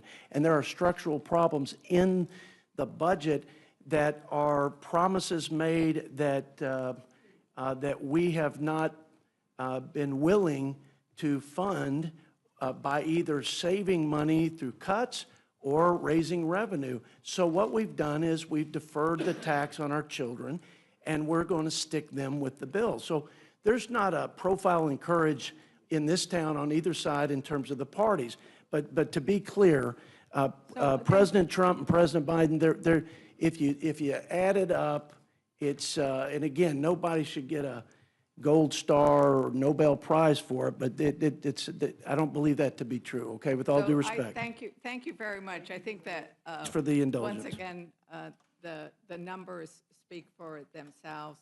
And Ranking Member Boyle, do you want to add anything to regards to what's going to happen with the deficit and what we've seen in the past? And then I want to move on to financial services, because I think that there is some serious issues. I don't think I need to, especially given the hour, I don't know whether to say how late it is or how early it is. But as I said before, I mean, it's a pretty long list. In fact, when I mentioned the list of organizations from left, right, and center and nonpartisan who all say that this adds considerably to our deficit and our debt, I actually didn't include the right of center Cato Institute. That's obviously another organization that has also attacked this legislation because of its adding trillions to our national debt. And I think that comes back to, you know, there are different ways in which you want to attack the deficit. Republicans just want to cut programs that Americans rely on. Democrats actually look at, there is a revenue source. But another thing, because, you know, Republicans are always fiscal responsibility, and then they always use this term regulations. Regulations are bad. The reality is regulations is how we keep people healthy so that we don't have contaminated food. It's how we make sure workers stay safe. And it's also how we make sure that consumers are protected. Because the reality is the biggest corporations, the biggest banks, the biggest manufacturers, they are motivated solely by profit, and that's their job. So it's government's job to make sure we come in and regulate the worst excesses. And you know what? Americans don't feel like anybody is fighting for them. They feel like they are being left behind. And the reality is what Republicans are doing to those organizations that are supposed to be fighting for the working families, for the consumers, they're getting rid of them. They are getting rid of them by starving them. And that's what they're doing to the Consumer Financial Protection Bureau. Let's see what that says, Consumer Financial Protection Bureau. They are protecting the consumers. And they've done so by bringing back $21 billion. That wasn't $21 billion that came back to the federal government. That was $21 billion that went to American consumers. And they're the ones who are speaking for the little guy.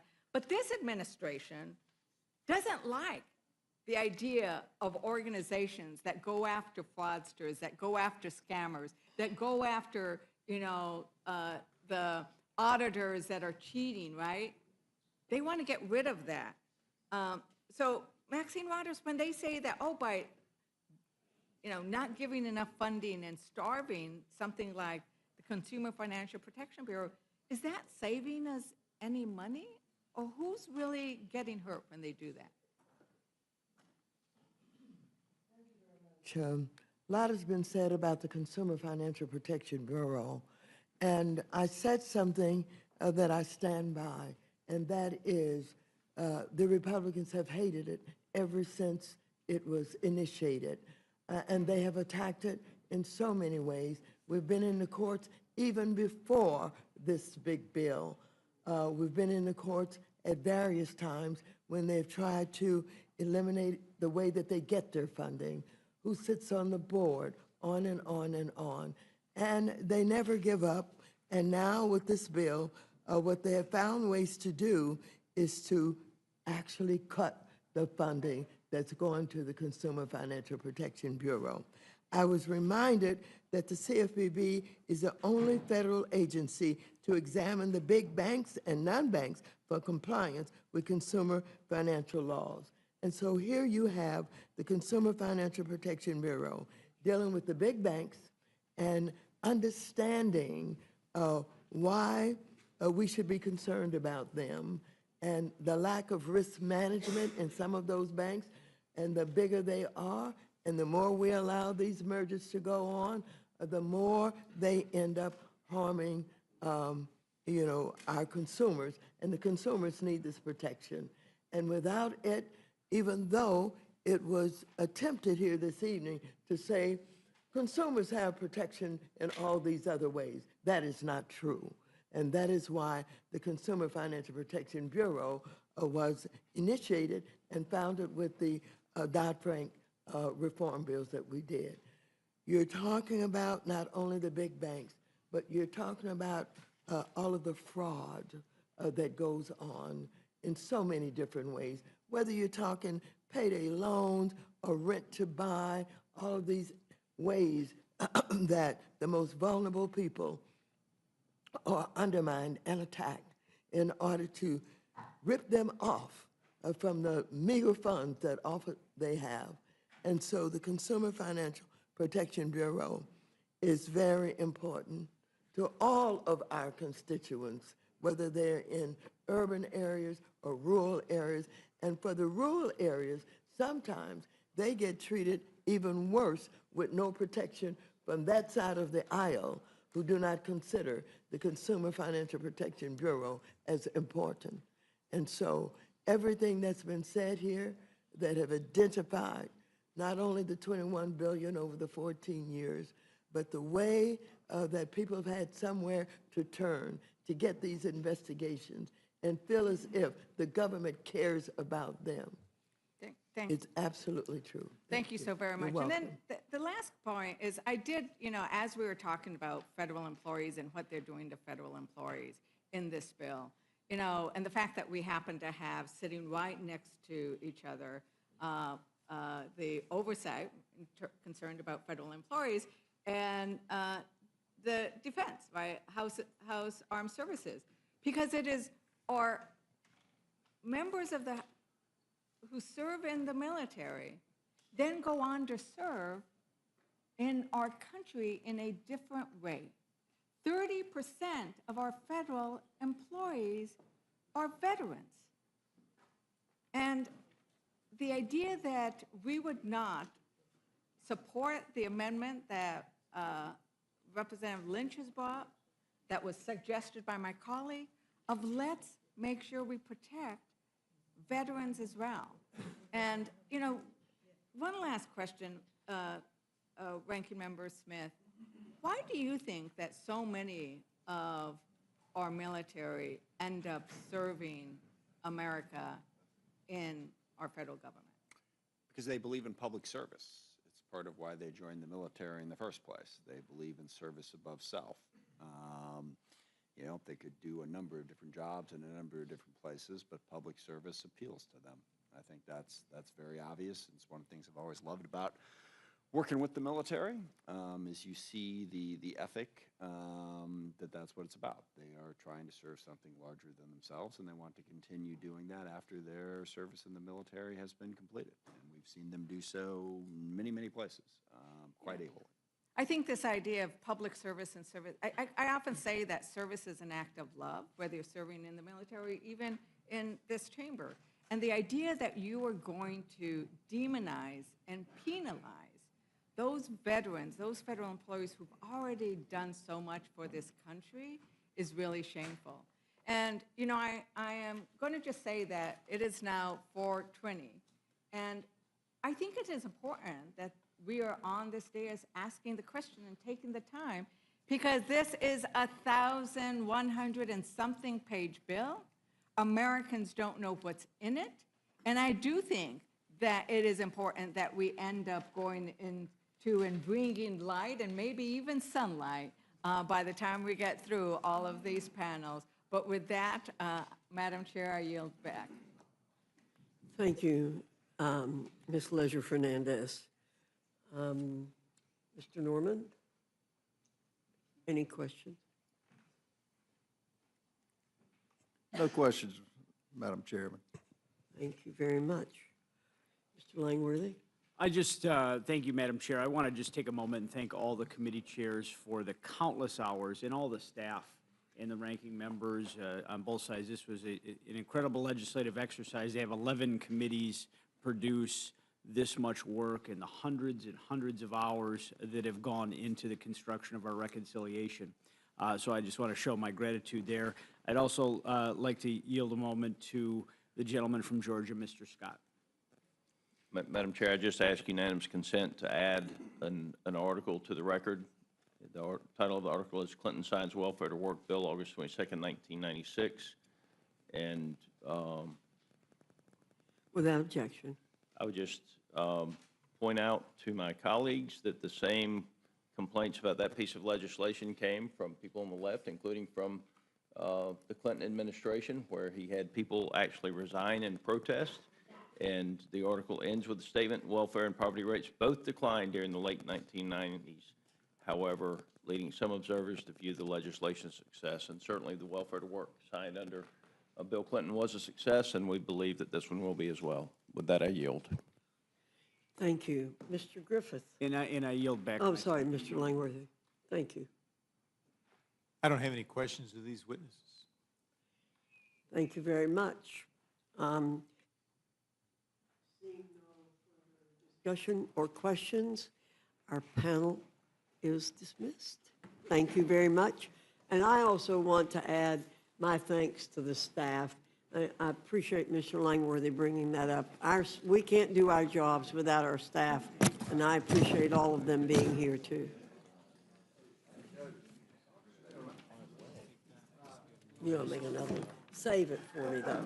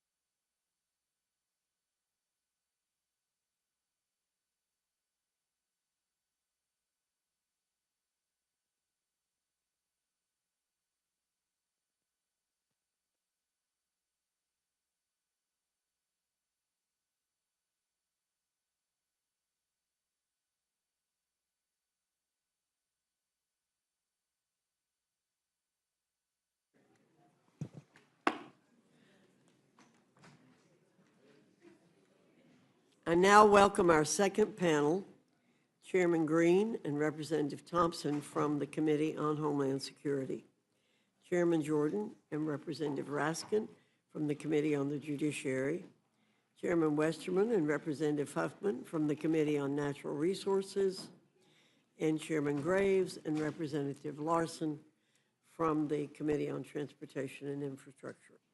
Your full statement will be submitted for the record. We ask that you summarize your statement in 5 minutes.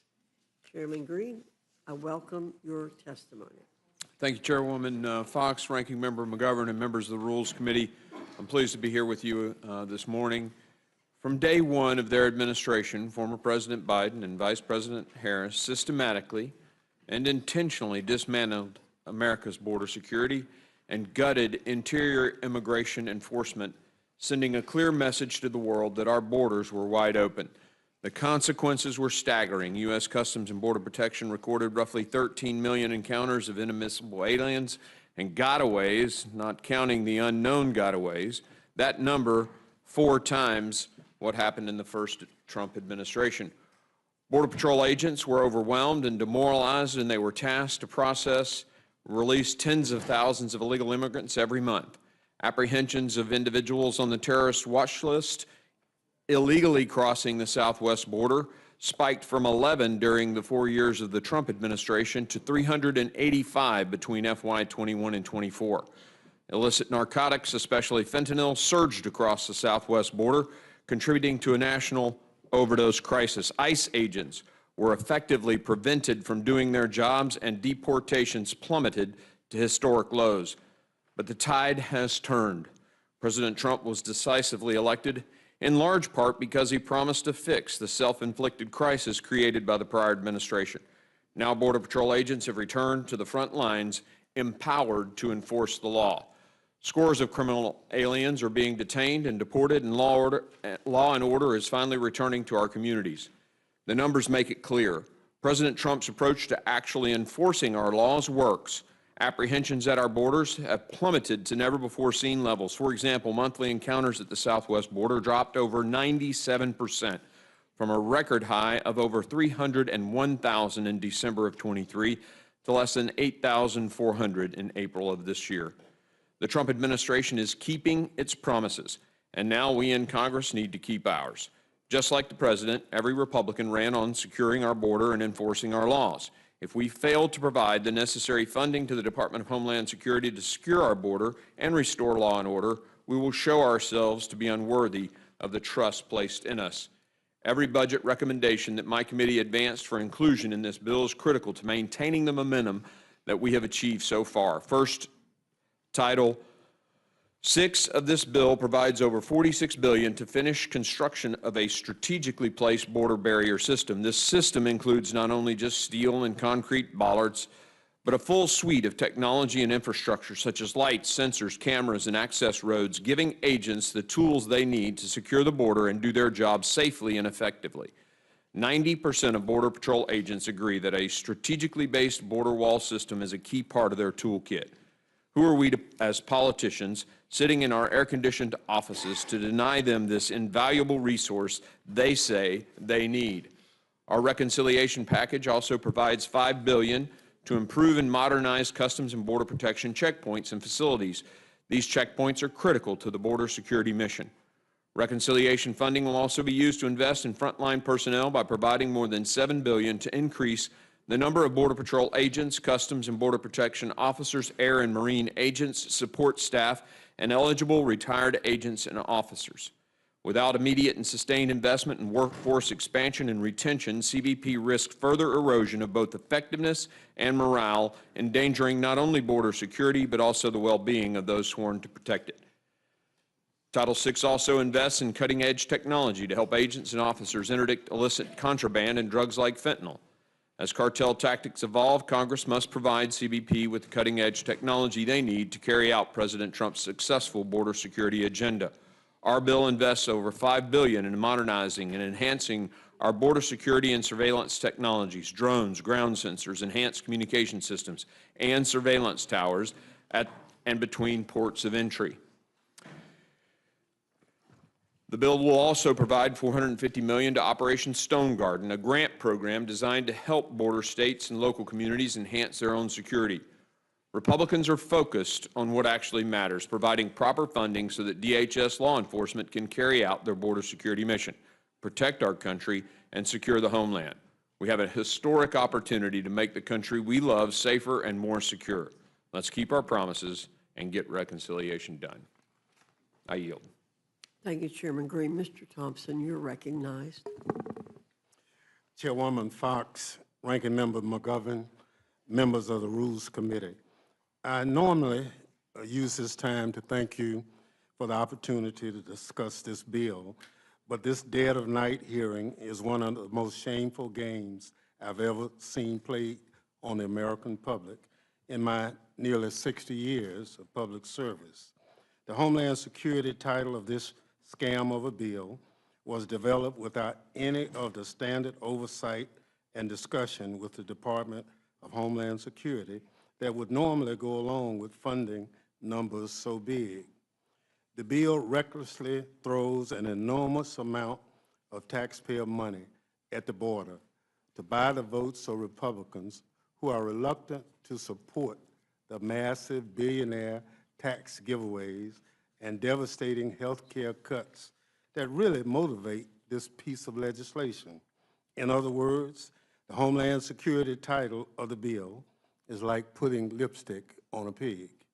But in many ways, the reality of these 9 pages of legislative text is even worse than that, because it steals money from the American taxpayer and gives it to the Trump administration to decimate DHS and attack the Constitution. President Trump and Secretary Noem are unconstitutionally dismantling DHS and making us less safe in the process.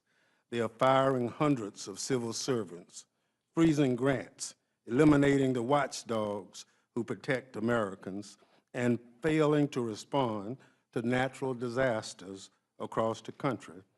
Several of you have natural disasters ongoing in your district, and you have weekly requests for approval of other natural disasters. Under Trump and Noem, DHS is detaining and deporting American children with cancer, punishing students for engaging in protected First Amendment activity, and denying the due process to individuals, including those in the country legally.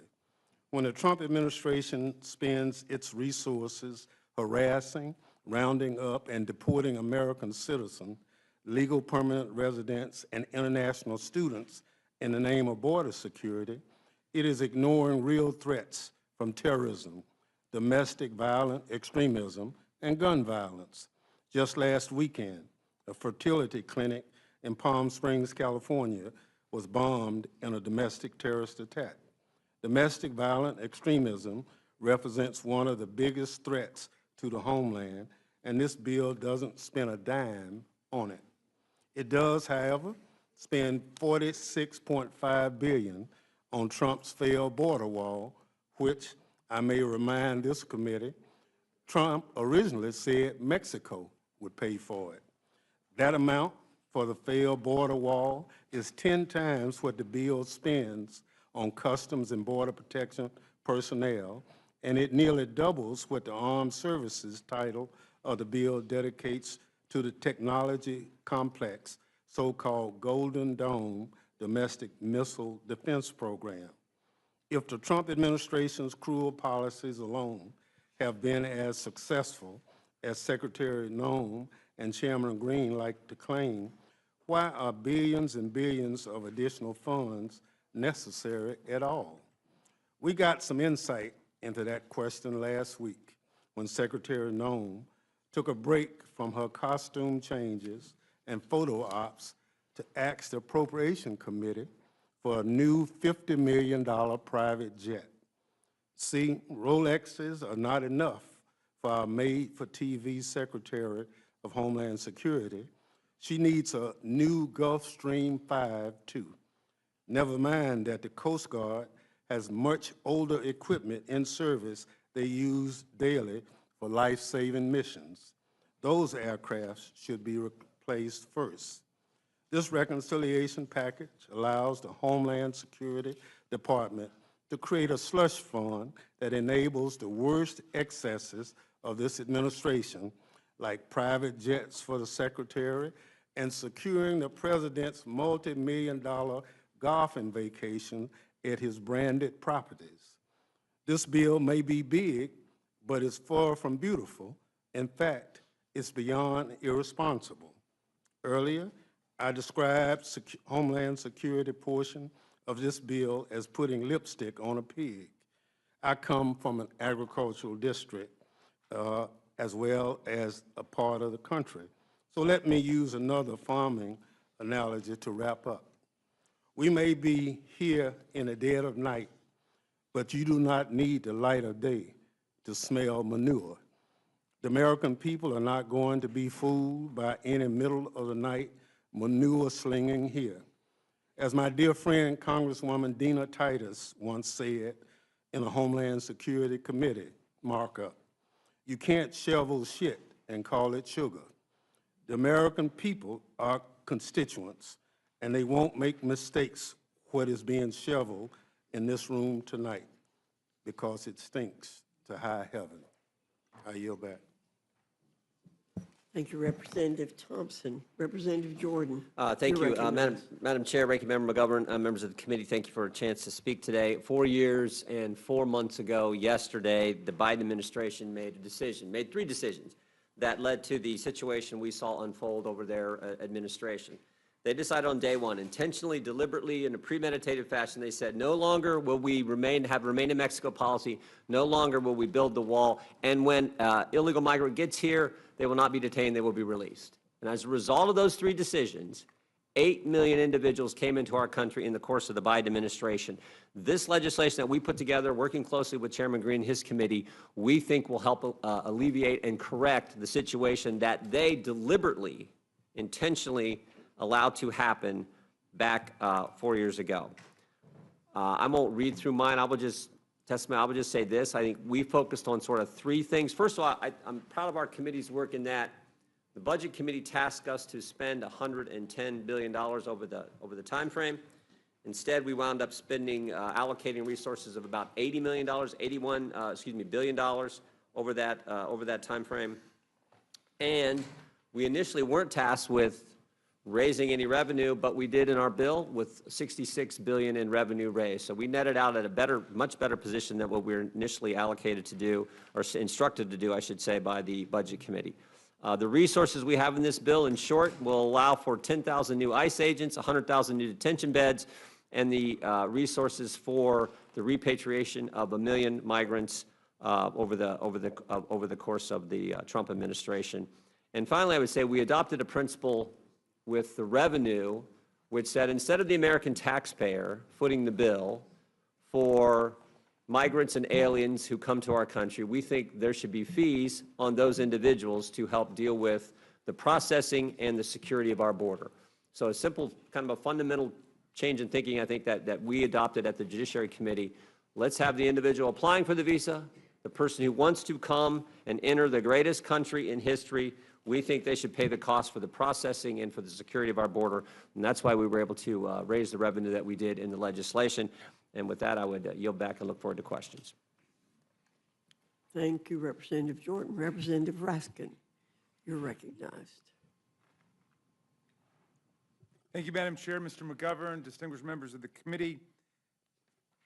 In the House Judiciary Committee, which is supposed to protect the civil liberties and the civil rights of the people, House Republicans want to hand Donald Trump a blank check to keep violating the Constitution, supporting criminals like the 1,600 insurrectionists and rioters he pardoned, and trampling the rights of the American people. In the first 120 days, we've seen federal courts all over the land issue an astounding 155 preliminary injunctions and temporary restraining orders against the administration's matchless onslaught of lawless executive orders and executive actions. That's more orders than have been issued against all other presidential administrations in the same period in American history put together. And I'd love to take you through all of them, but we obviously don't have the time. But last week, the Supreme Court heard oral argument on President Trump's first executive order purporting to nullify birthright citizenship in America. That's been struck down by 4 different district court judges: an Obama judge, a Biden judge, a Reagan judge, and a Bush judge. And the Reagan judge wrote the most blistering opinion of all. He said that of his 4 decades on the bench, this was the easiest case he'd ever seen because it was such a blatantly unconstitutional executive order. It collides with the very first sentence of the 14th Amendment, which says all persons born or naturalized in the United States and subject to the jurisdiction thereof are citizens of the United States. So you don't have to be a lawyer to understand that. You just have to know how to read. And so all of these courts across the land, Republican judges, Democratic judges, appeals court judges, district judges, are striking down the lawlessness of Donald Trump and his emerging gangster state. They disappear people to the torture gulag of the self-proclaimed dictator of El Salvador with no due process. They sack tens of thousands of professional civil service workers, air traffic controllers, food and drug inspectors, cancer researchers, and Forest Service firefighters with no due process in outrageous violation of the civil service laws. They strip college students of their student visas for writing op-eds in the campus newspaper that the president disagrees with in direct violation of due process and the First Amendment. They lawlessly invoke extraordinary wartime powers from 1798 to deport people in peacetime without any due process, and they lose in court every single day. It's been 120 days, and they've already suffered 155 losses in court. Nothing's ever been seen like this before in American history. The administration says, well, it's just focusing on the worst of the worst. No, that's not who they're targeting. They're arresting judges. They're arresting members of Congress now. One of our colleagues is going to be arraigned later today in a completely fraudulent prosecution by the new U.S. attorney in New Jersey. They're deporting children with cancer who are U.S. citizens.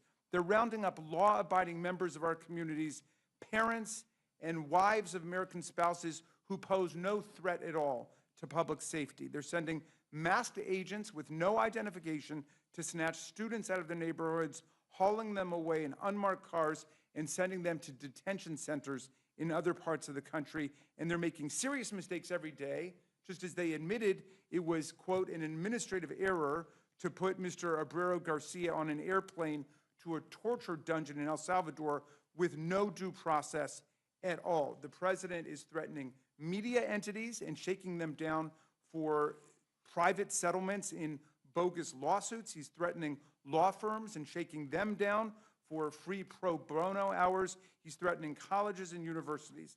They've jettisoned the rule of law as we know it, and they don't seem to mind having the most judicially invalidated policies of any administration in history.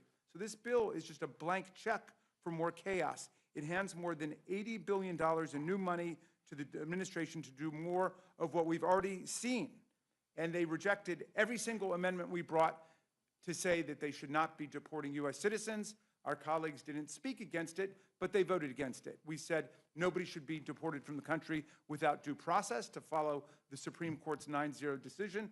Our colleagues didn't speak against it, but they all voted against it. And they want to give really extraordinary, unseen amounts of money to ICE. There's a line item in there, without any further explanation, for $858 million in bonuses for ICE employees. That comes to $42,000 for each ICE employee. Nobody could explain how that's going to be passed out. We had other witnesses come in and say they've never seen a bonus of more than $1,500 or $2,000. $858 million. Meantime, we discover, Madam Chair, that one DOJ employee countermanded all the work of the House of Representatives, the U.S. Senate, the President of the United States, and the Department of Justice, which set up grants to go to local police departments across the country and victim assistance organizations. The money was appropriated, it was programmed, it was awarded to local police departments across America and other organizations, and one DOJ employee sent an email saying, get rid of all of it. And they did. And our colleagues refused to restore that money. And the same amount of money they want to put into bonuses for ICE employees to get $42,000. They're literally defunding the police. DOJ is defunding the police, and our colleagues are going along with that. And so the Republican Party is now defunding the police across America. So we would urge you to accept our amendment restoring that money that was deleted by one DOJ employee who spent his entire career working for Elon Musk and at Tesla, came here without knowing anything about Congress or how government works, and he deleted all of that money going to local departments. So this bill is a monstrosity, and it just further swells a bloated immigration bureaucracy. Nobody can even really say where the money's going, and we're not dealing with the real justice problems of America. Thank you for your indulgence, Madam Chair. I yield back.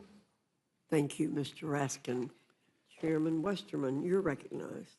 Chairman Fox, Ranking Member McGovern, and members of the committee, good morning, and thank you for the opportunity to testify today on the House Committee on Natural Resources Reconciliation title, which far exceeds our committee's instructions by kickstarting a golden age of American energy and wisely stewarding our natural resources.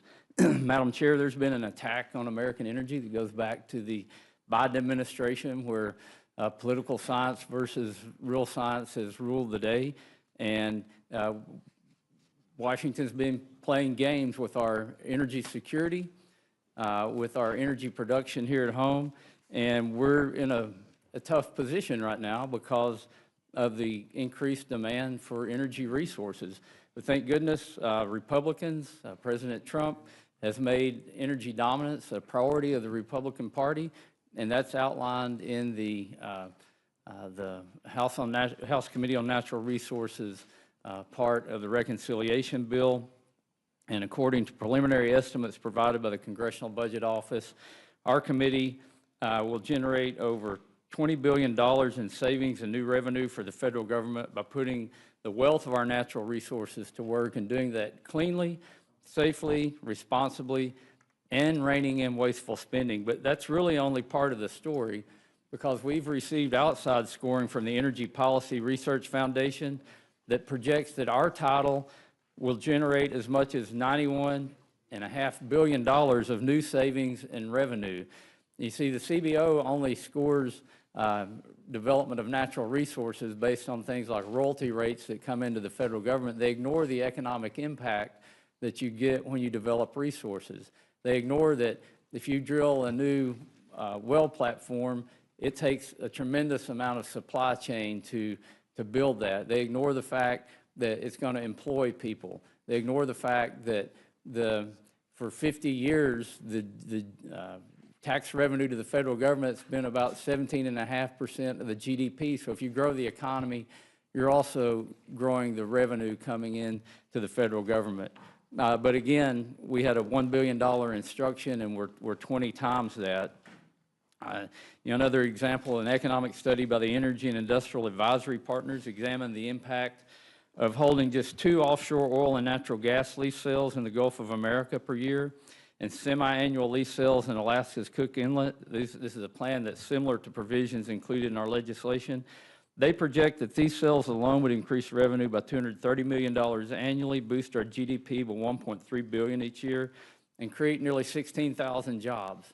That's the kind of economic growth that our country needs, and at the same time, we can become energy dominant while we're doing that. We've worked very closely with our dais, with fellow members of Congress, state and local leaders, stakeholders, and our colleagues in the Senate to create a new revenue and savings for the federal government by answering the call to unleash American energy dominance. And as we know, global demand for affordable, reliable energy is rising at an exponential rate. This presents a fiscal opportunity for the United States to generate immense wealth for our nation by being an energy provider to the world. President Trump has made it clear that America will rise to meet the occasion, and we're happy to help support those efforts with our language in the reconciliation bill.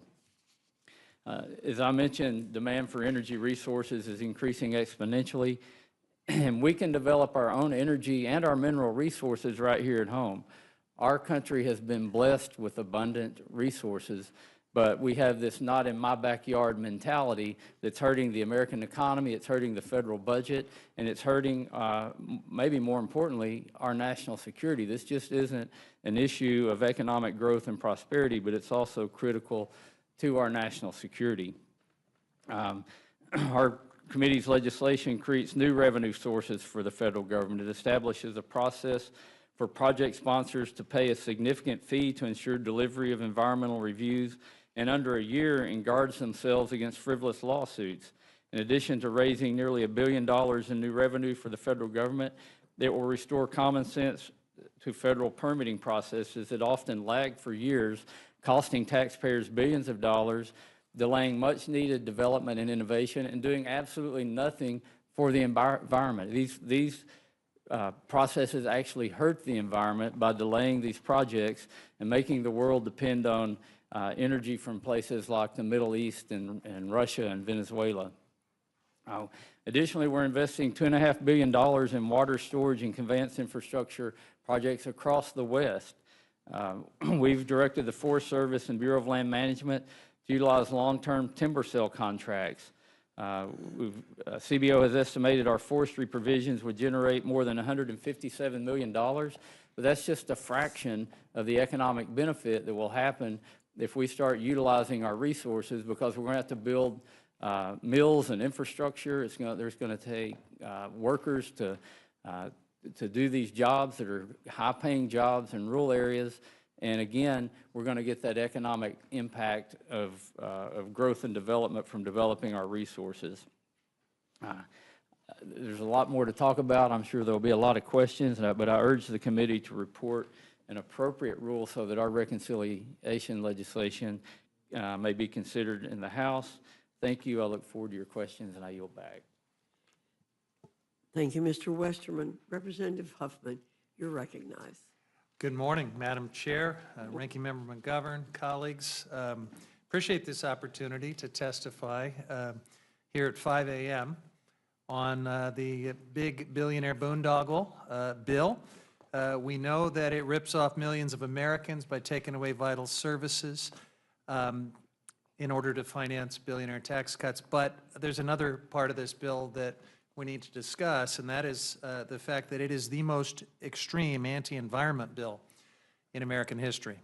Powerful groups that underwrite the GOP have decided that now is the moment to strike, to auction off millions of acres of pristine public lands to industry, to mandate a massive expansion of offshore drilling, putting communities from Alaska to Florida at risk of catastrophic oil spills, to lock up millions of acres for new coal leasing, to make it impossible to challenge or even question unlawful polluting projects, and to give wealthy developers a new golden age of grift, apparently, a pay-to-play permitting process where they can write their own environmental reviews and buy legal immunity from lawsuits, even if their projects are dangerous and violate the law. And of course, at the tail end of that late-night markup, there's a little bit of a pattern here in the Natural Resources Committee.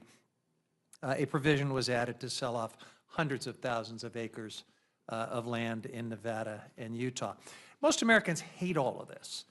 They cherish our public lands. They value clean air, clean water, and wildlife, and they reject billionaire giveaways. That's why Republicans have had to jam all of this stuff into budget reconciliation. That's why we're here in the dark of night.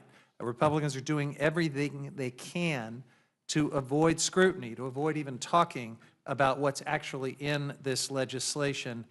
This dark of night approach is the only way that these extreme and toxic policies can pass. But Americans are going to see this for what it is, and that is a betrayal.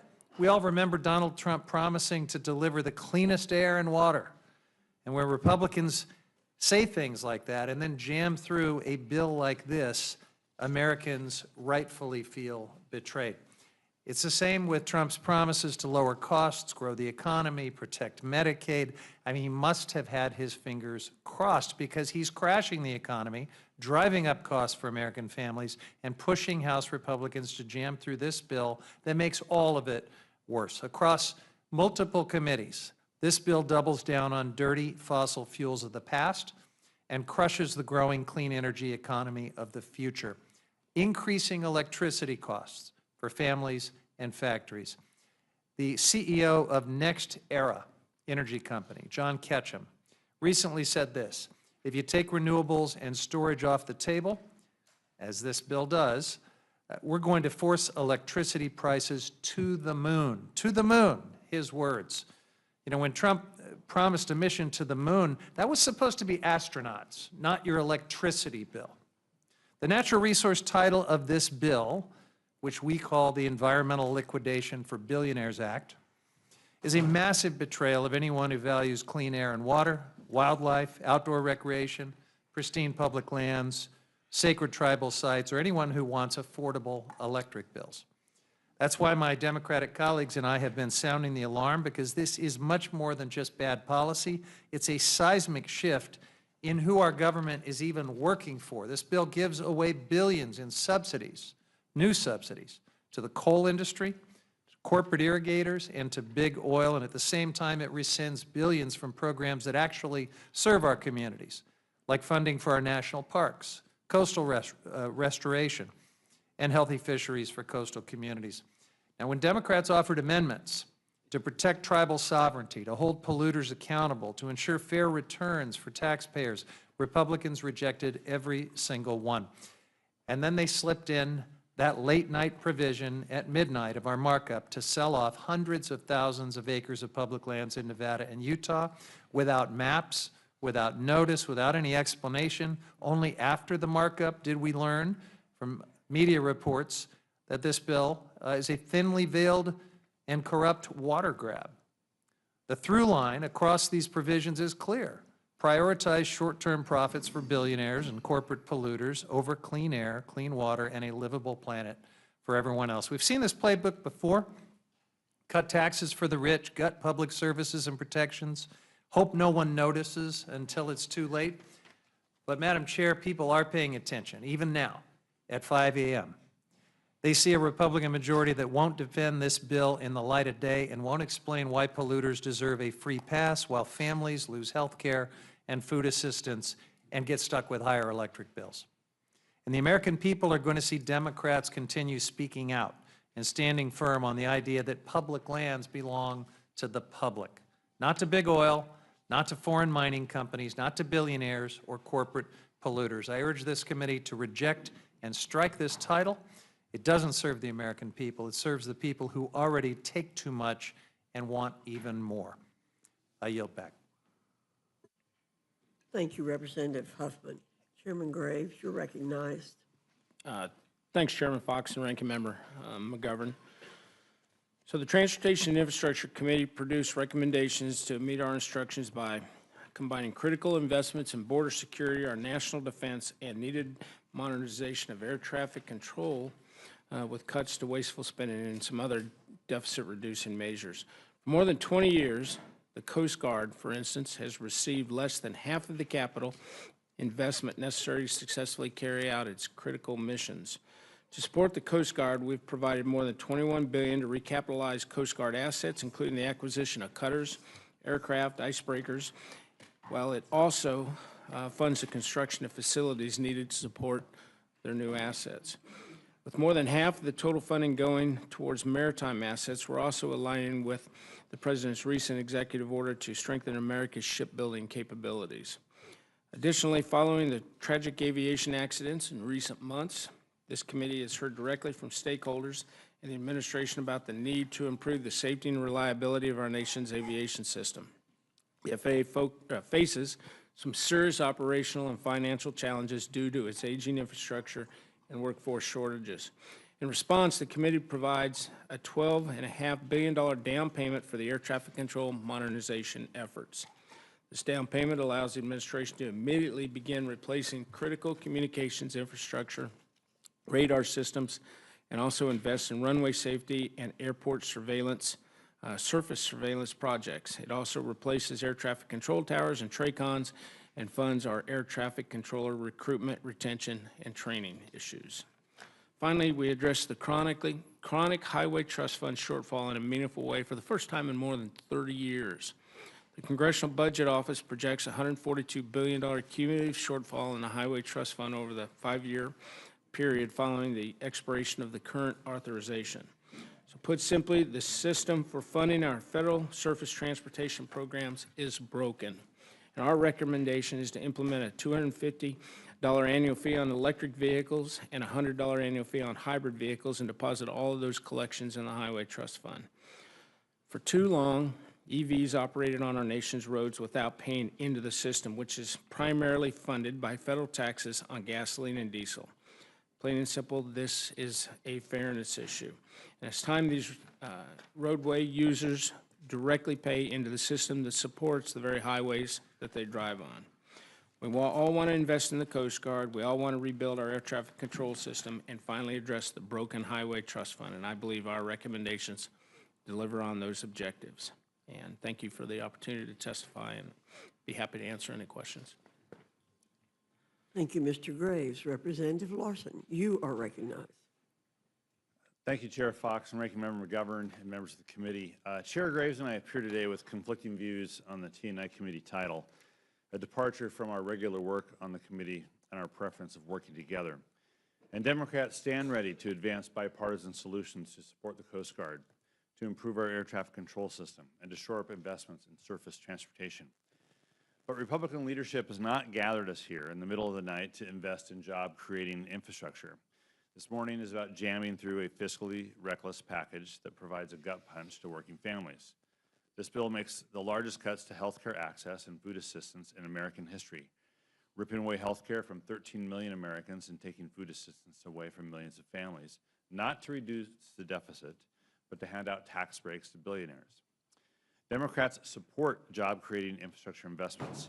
We use the gavel to enact historic levels of funding for all means of travel, to promote clean energy, to support supply chain improvements, to modernize water infrastructure, and to build and connect stronger, healthier communities. Democrats want to keep these investments going.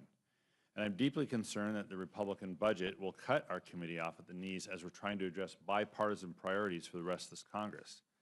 Next September, the T&I committee has to reckon with $200 billion in investments that will end, including $66 billion to improve and expand rail service and improve rail safety, $47 billion to fix or replace aging and deficient bridges, $25 billion to upgrade airports and control towers, $21 billion to give more people access to safe, affordable transit, $13 billion for clean water in more communities, and $2 billion to boost the supply chain through safer and more efficient ports. The budget resolution that underlines the reconciliation bill does not continue these investments beyond fiscal year 2026.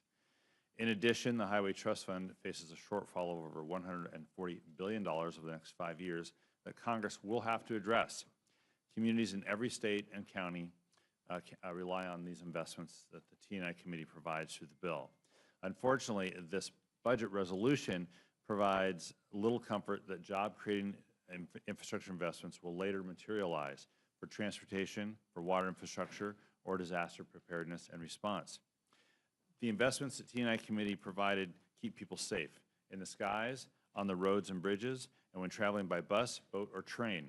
We can't afford to skimp on or to delay safety. The funding for air traffic control that the committee provided in this reconciliation bill is only a down payment on a much more expensive and urgent problem that we have to address. And it's been well documented by the committee and by multiple aviation safety experts that our current ATC infrastructure is becoming unsustainable. In the wake of one of the deadliest aviation accidents in the last 20 years, and with a rise in near misses at airports across the country, increased investment in our air traffic control system is needed. And similarly, the Coast Guard badly needs fleet modernization and funding for new icebreakers, shoreside infrastructure, and aircraft. And the funding for this, for the Coast Guard in this bill is a welcome and a bipartisan priority. But we also have to meet the needs of the members of the service. Where is the funding for Coastie's health care, including mental health, for Coast Guard housing, for child care? Coast Guard cutters and aircraft do not operate by themselves, and we can't forget the needs of the women and men who serve in our Coast Guard. The T&I portions also contain substantial funding cuts to Inflation Reduction Act investments, cuts that are unnecessary to comply with Senate reconciliation instructions. Targeting these locally selected projects for rescission is a direct attack on communities we represent. In particular, the rescission of neighborhood access grants claws back 80 grants that have already been awarded to many of our districts, including to 41 Republican-held districts. Chair Fox, Representative Norman, Representative Scott, Representative Scanlon, grants in each of your districts are up for rescission. Constituents in many of our districts have spent time and resources applying for these grants, and they're relying on the announced funds in their budgets. This unnecessary clawback after communities have secured grants makes no sense. Finally, I want to commend Chair Graves for firing the opening salvo and addressing the revenue gap in the Highway Trust Fund. The legislation establishes fees on EVs at $250 per year and hybrids at $100 per year. Fees that are frankly out of proportion with what the average gas-powered vehicle pays, about $90 a year. But these new fees represent a marked change in how we tax highway users and deserve a full vetting by members on both sides of the aisle and both sides of the Capitol by governors, mayors, and other stakeholders. And to date, the reconciliation process hasn't offered that needed debate. The surface transportation reauthorization that's due next year is important, and finding the funding to pass that bill is a major priority. The lack of parity among types of vehicles and the proposed fees and the lack of consensus among members means we have a little more work to do. But I look forward to a future bill when members of the Rules Committee get to see us work together in this Congress. But this big, ugly bill is not it. Yield back. Thank you, Mr. Larson. Thanks to all of you for being here this morning. Chairman Green, Democrats spent all of last Congress telling us that we needed a comprehensive immigration package to fix the border. But it simply wasn't the case. After only 5 months in office, President Trump has ended the worst border crisis in history by simply enforcing our current laws and empowering our law enforcement officials to execute their duties. To ensure his successes aren't short-lived, shouldn't we continue to provide sustained resources to invest in our border security infrastructure and personnel? And that's what the legislation from your committee delivered, correct? Hard resources. Yes, Chairwoman, this is pretty much hard resources in addition to, the personnel stuff. We're increasing the number of Border Patrol agents and things like that. So there's some human resources pieces of this, but the vast majority of it is hardware. So would you agree that the Democrats have a credibility problem when assessing the problems at our border? After all, we didn't need a single change in authorizing statutes to make this sampling. We simply needed a president who was willing to enforce the laws on the books. Yes, ma'am. The excuses that were shared were many, from increased poverty and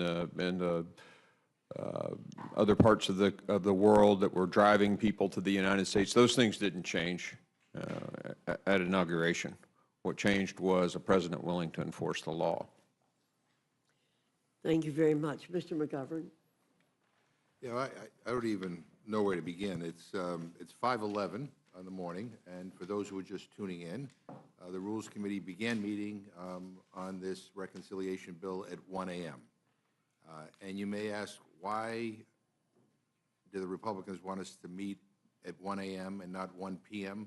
It's because they don't want anybody to know what the hell's going on here. And let me repeat, as I did in my opening statement, so people understand the impact of this bill on the American citizens. This bill will throw 14 million people off of health care. 14 million people. It will throw millions and millions and millions of people off of food assistance.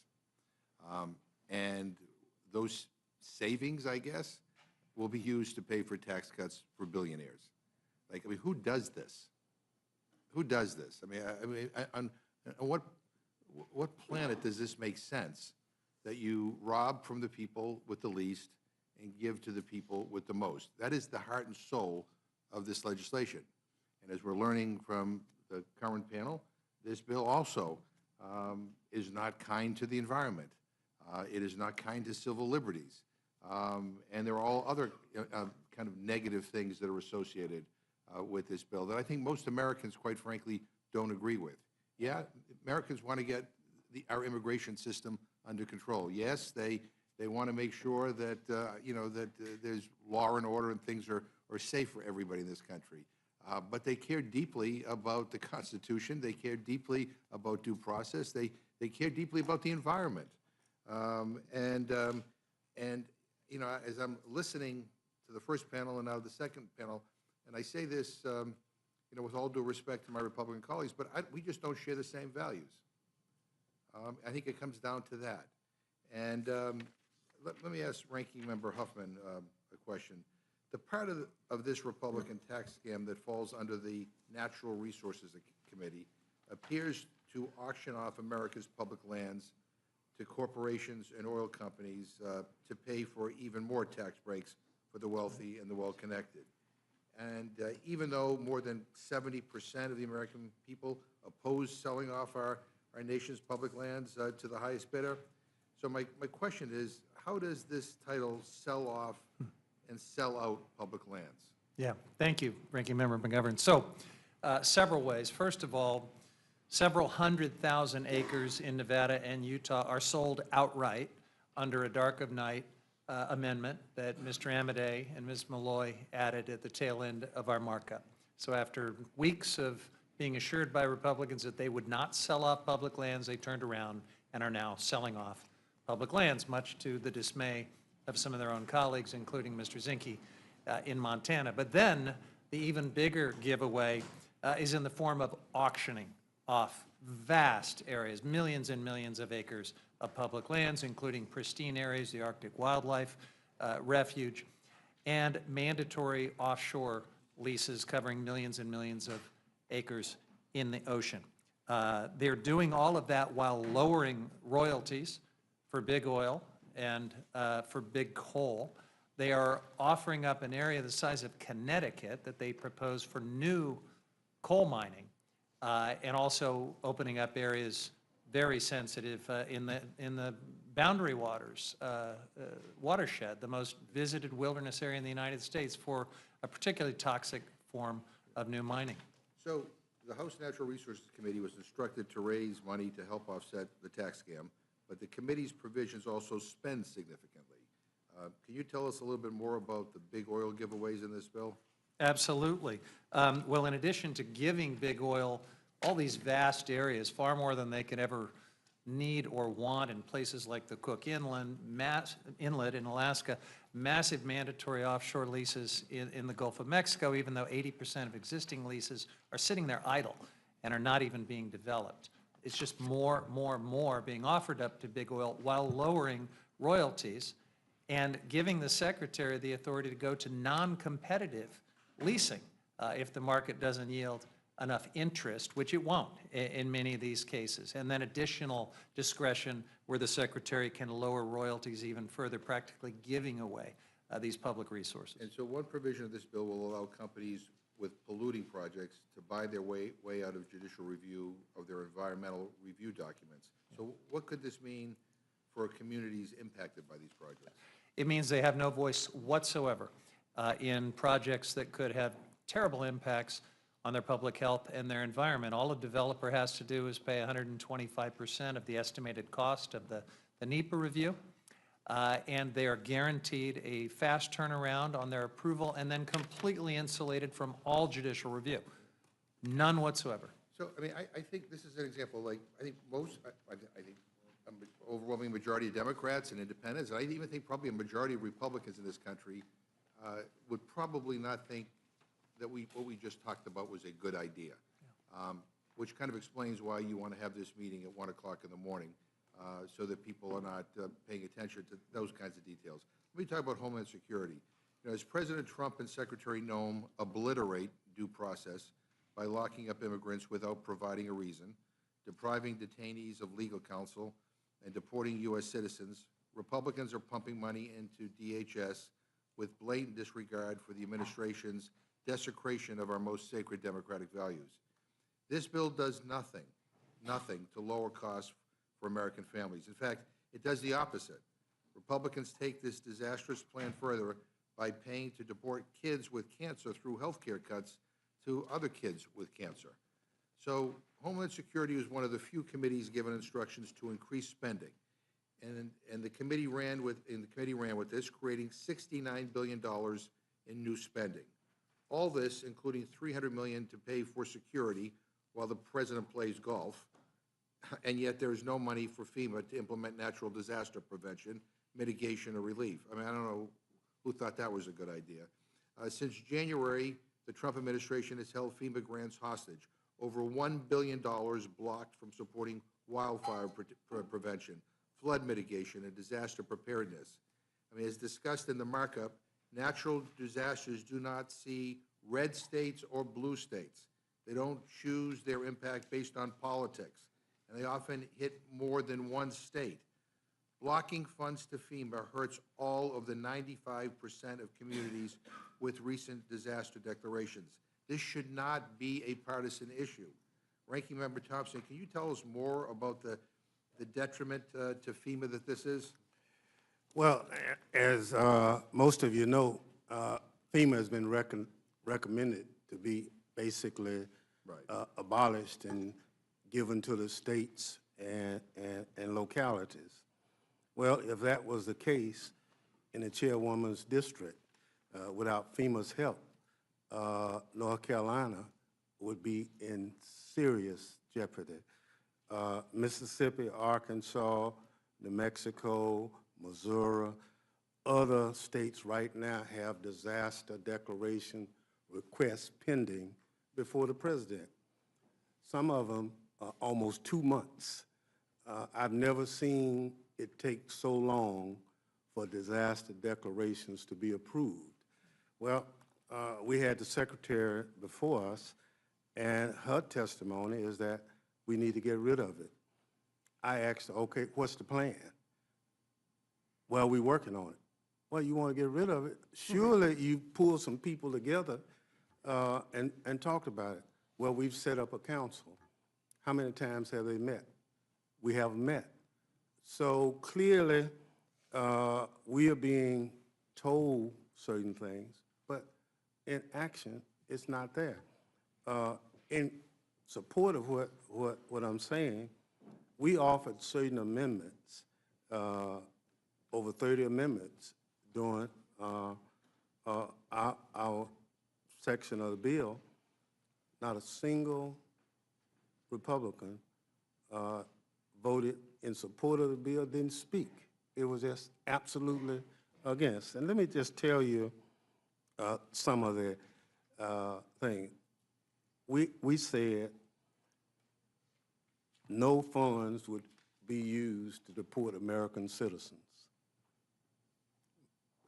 My Republican colleagues voted against that. But they think it was a radical idea? And we said sending American citizens to foreign prisons. They voted against it. Deporting lawful present immigrants without any due process, voted against that. The one that bothers us most is ignoring Supreme Court rulings. And so we were trying to basically establish with our amendments some basis that most Americans already agreed to in law. And so we couldn't get a support for due process, for hearings. So, you know, it's chilling. It's chilling that that's the direction that this Congress is moving in. I mean, I think Trump is basically telling people what he wants, and we have too many members of Congress that are going along to get along.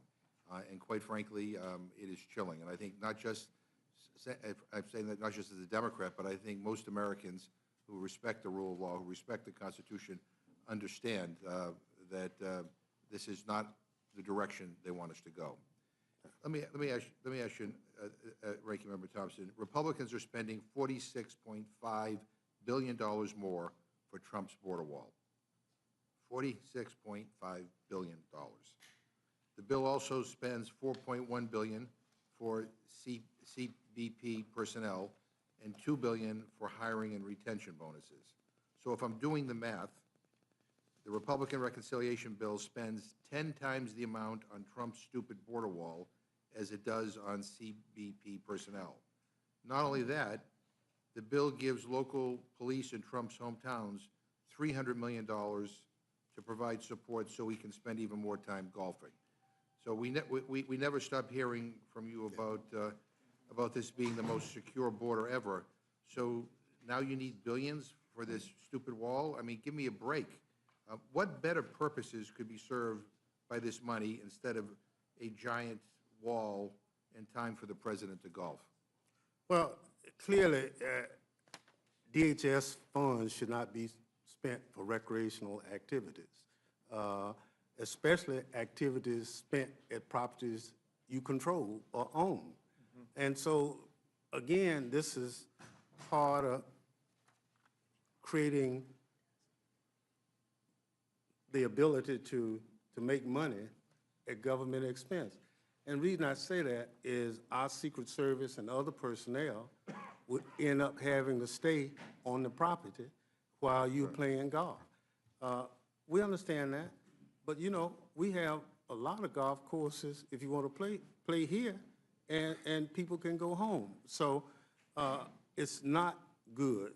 More importantly, so much of the other thing we are addressing is we're not providing training for our law enforcement personnel.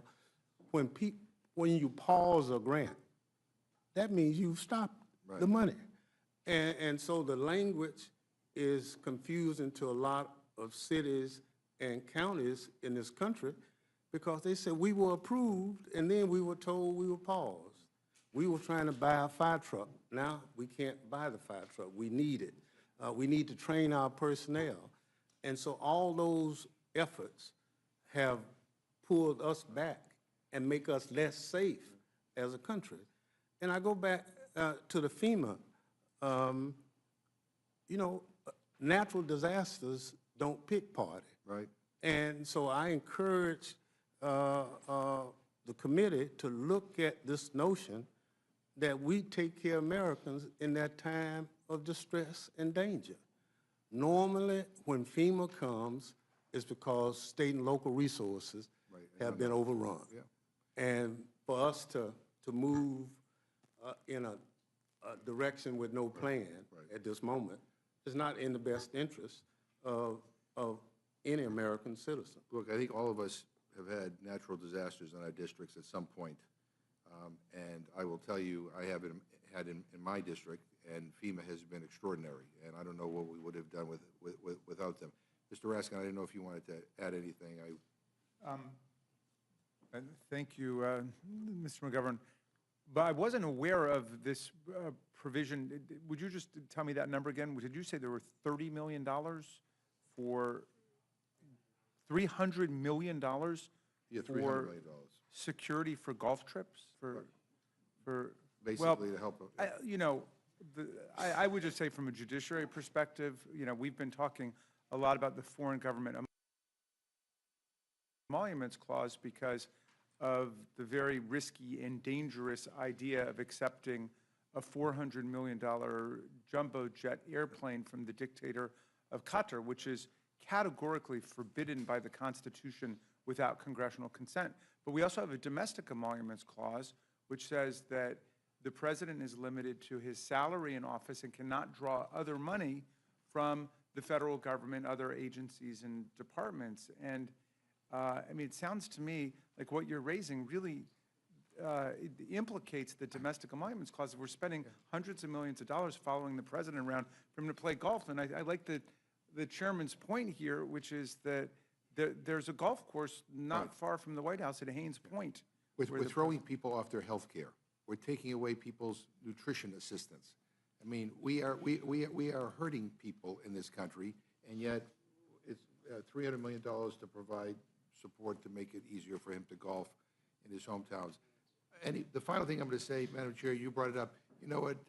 Please don't diss the notion of the importance of a comprehensive immigration reform bill. The Senate, in a bipartisan way, came together and actually constructed one because we do need to help make it easier for people to have a legal pathway to become citizens. We need to regularize the status of many people who have been here for many, many years, including the Dreamers. We need to make their status permanent. They came together in a bipartisan way. Unfortunately, you know, Donald Trump, in the heat of the campaign, told Republicans in the House to walk away from it, and unfortunately, you all did. And I hope we, at some point, get back to it, because quite frankly, we need that. I yield back. Thank you, Mr. McGovern. I said in my opening statement that we were prepared for hearing a lot of things today and tonight, or whenever we finish up. And one of our colleagues called them misleading statements. They really are. And I want to point out the comment Mr. McGovern just made, that we don't share the same values. That is an understatement. Then we agree. We agree. Good, okay. Yeah. No debate. Good. We know that national security is the #1 issue for the federal government. And that's what members of this panel are talking about. And you talked about taking care of Americans in time of disaster. And we don't think that a border wall is stupid. A border wall is necessary to take care of Americans. I do, but I also point out that Homeland Security is hometown security. Yes. And unfortunately, I think you guys have lost sight of that, so. Mr. Langworthy, you're recognized. I have no questions for the panel at this time. I just also want to reiterate to this panel, you know, thank you to all the chairs and the ranking members and for the staff of the committees for all of the hard work that they've put in and the hundreds of hours going into this reconciliation process. This is quite an exercise, and I really want to salute you all for the work. I yield back.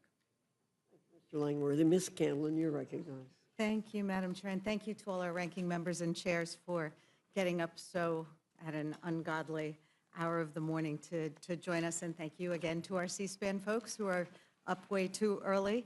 You know, the question I've been asked most since about 36 hours ago when this hearing was noticed for 1 a.m.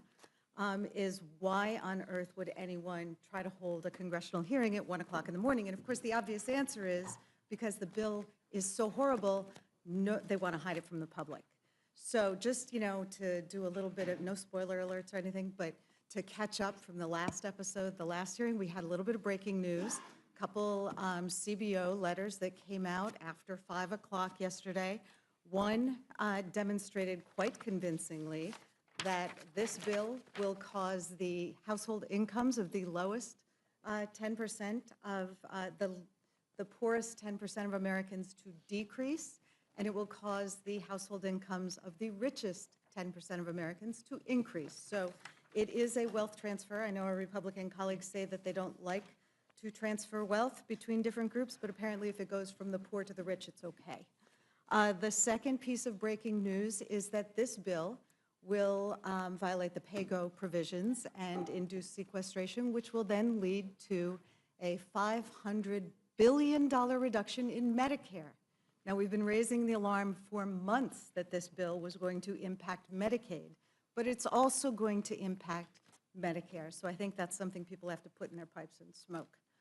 I want to thank all of our many colleagues for being here to do what is the purpose of hearings, to try to make a bill better, to try to expose what is in it. Certainly there are more of our Democratic colleagues here waiting their turn to testify on amendments than there are of the Republican members of this committee who, I guess, are taking their naps off camera for a change. I want to focus some of the most egregious parts of the Judiciary section of this bill. Unlike most of the directions or the reconciliation directions for most of the committees, Judiciary decided to add tens of billions of dollars to support this administration's lawless and ultimately counterproductive immigration agenda. So under this White House, we've seen mistaken and illegal deportations. We've seen wrongful arrests, including by masked men in unmarked cars. We've seen outrageous attacks on due process and First Amendment rights. And this agenda has made the United States government complicit in the false imprisonment of people in an El Salvador jail that is notorious for human rights violations. Our government is now complicit in this.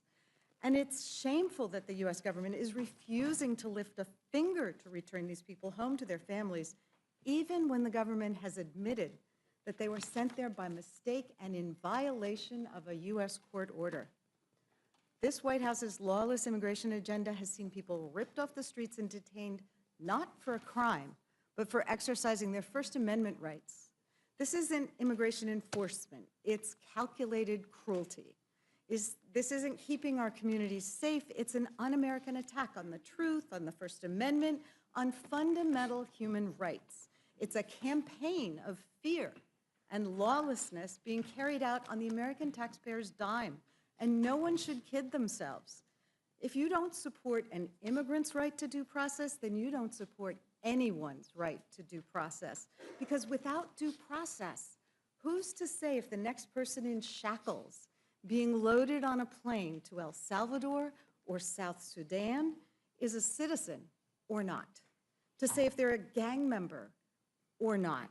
To say if they're an actual threat to national security or just a political threat to this White House? So, you know, in addition, we've got buried in this bill a provision that would prevent U.S. courts from being able to enforce their rulings when government officials violate court orders. This bill would prevent the courts from using their most powerful tool to uphold the law, the power to hold government officials in contempt.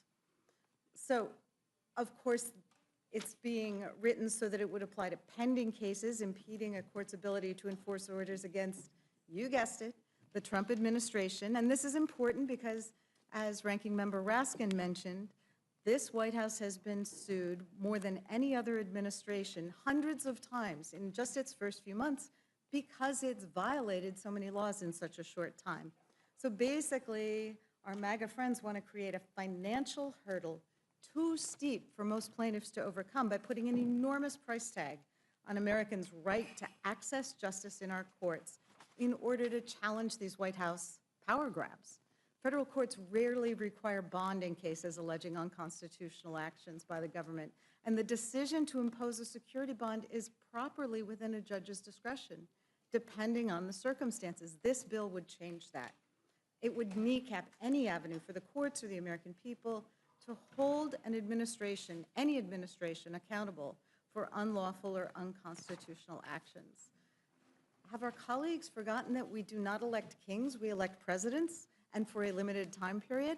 Have they forgotten that a president, his administration, his allies, including Elon Musk and his Doge brothers, don't have the right to do whatever they want just because congressional Republicans don't have the backbone to stand up and stop them?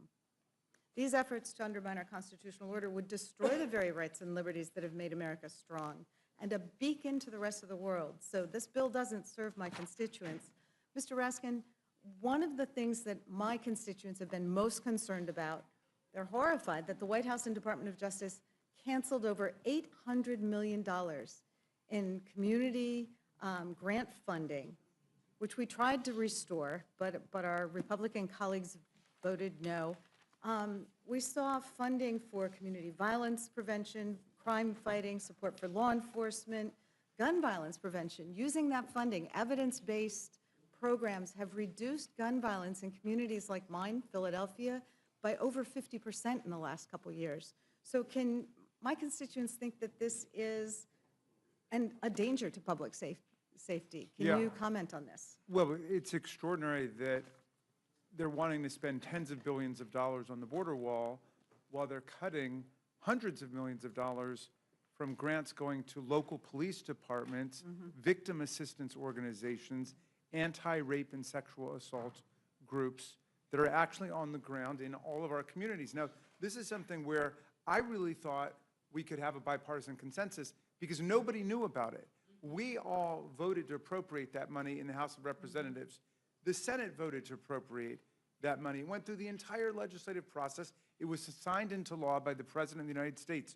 The money goes to the Department of Justice. They program it in their Office of Justice Programs, and then the various police departments around the country and local groups apply for the money. And there were 365 grants that were actually awarded. They were planning on it. A lot of them started to spend money that hadn't even come in yet from other sources.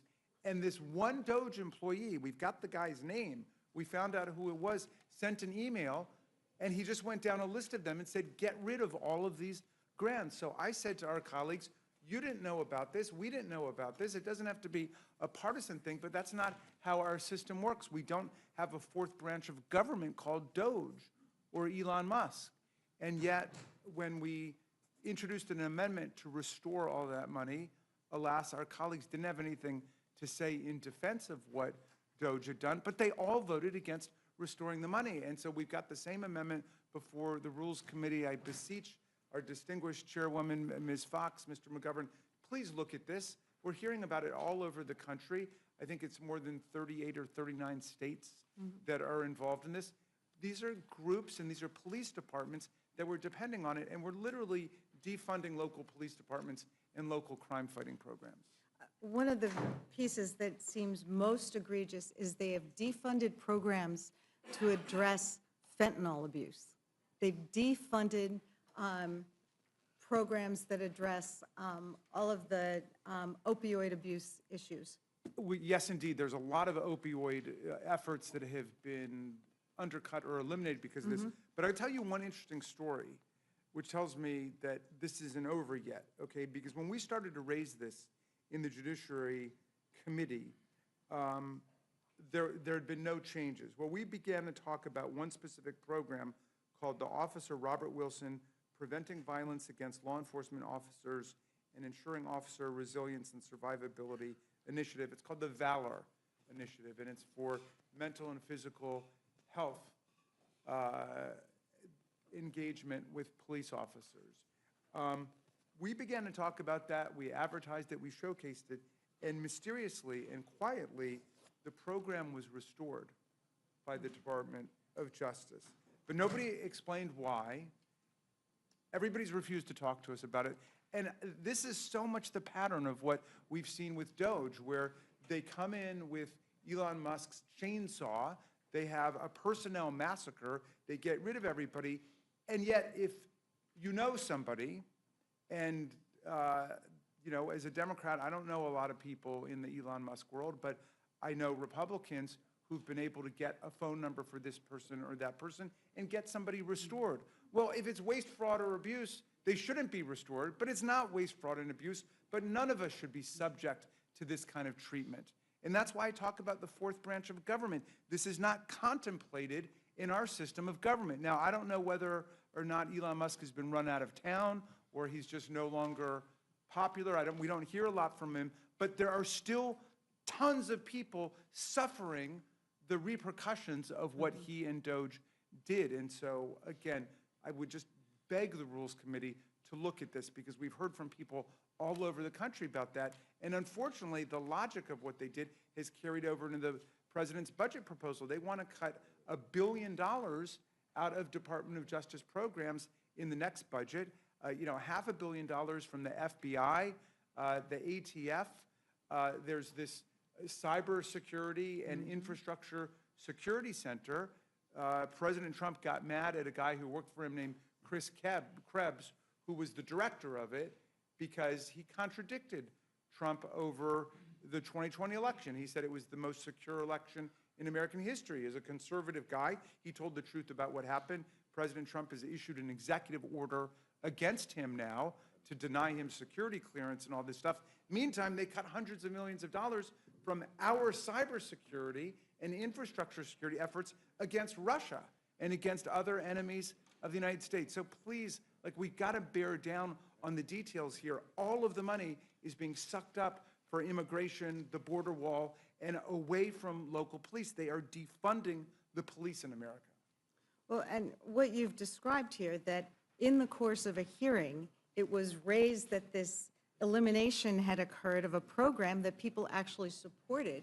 So the hearing process, the legislative process actually works, and that's what we should be doing now instead of trying to ram this crazy bill through in the middle of the night, because we aren't able to get to all of these issues where the Doge brothers came in, and it appears that the way they decided what should be cut was they just hit Control-F-Delete and just wiped out huge sections of the federal government. Honestly, for the life of me, I don't understand. What would the problem be with saying Doge made a mistake here, and let's restore that money to our communities across America? Well, Doge was the mistake, but I just had one more question for you.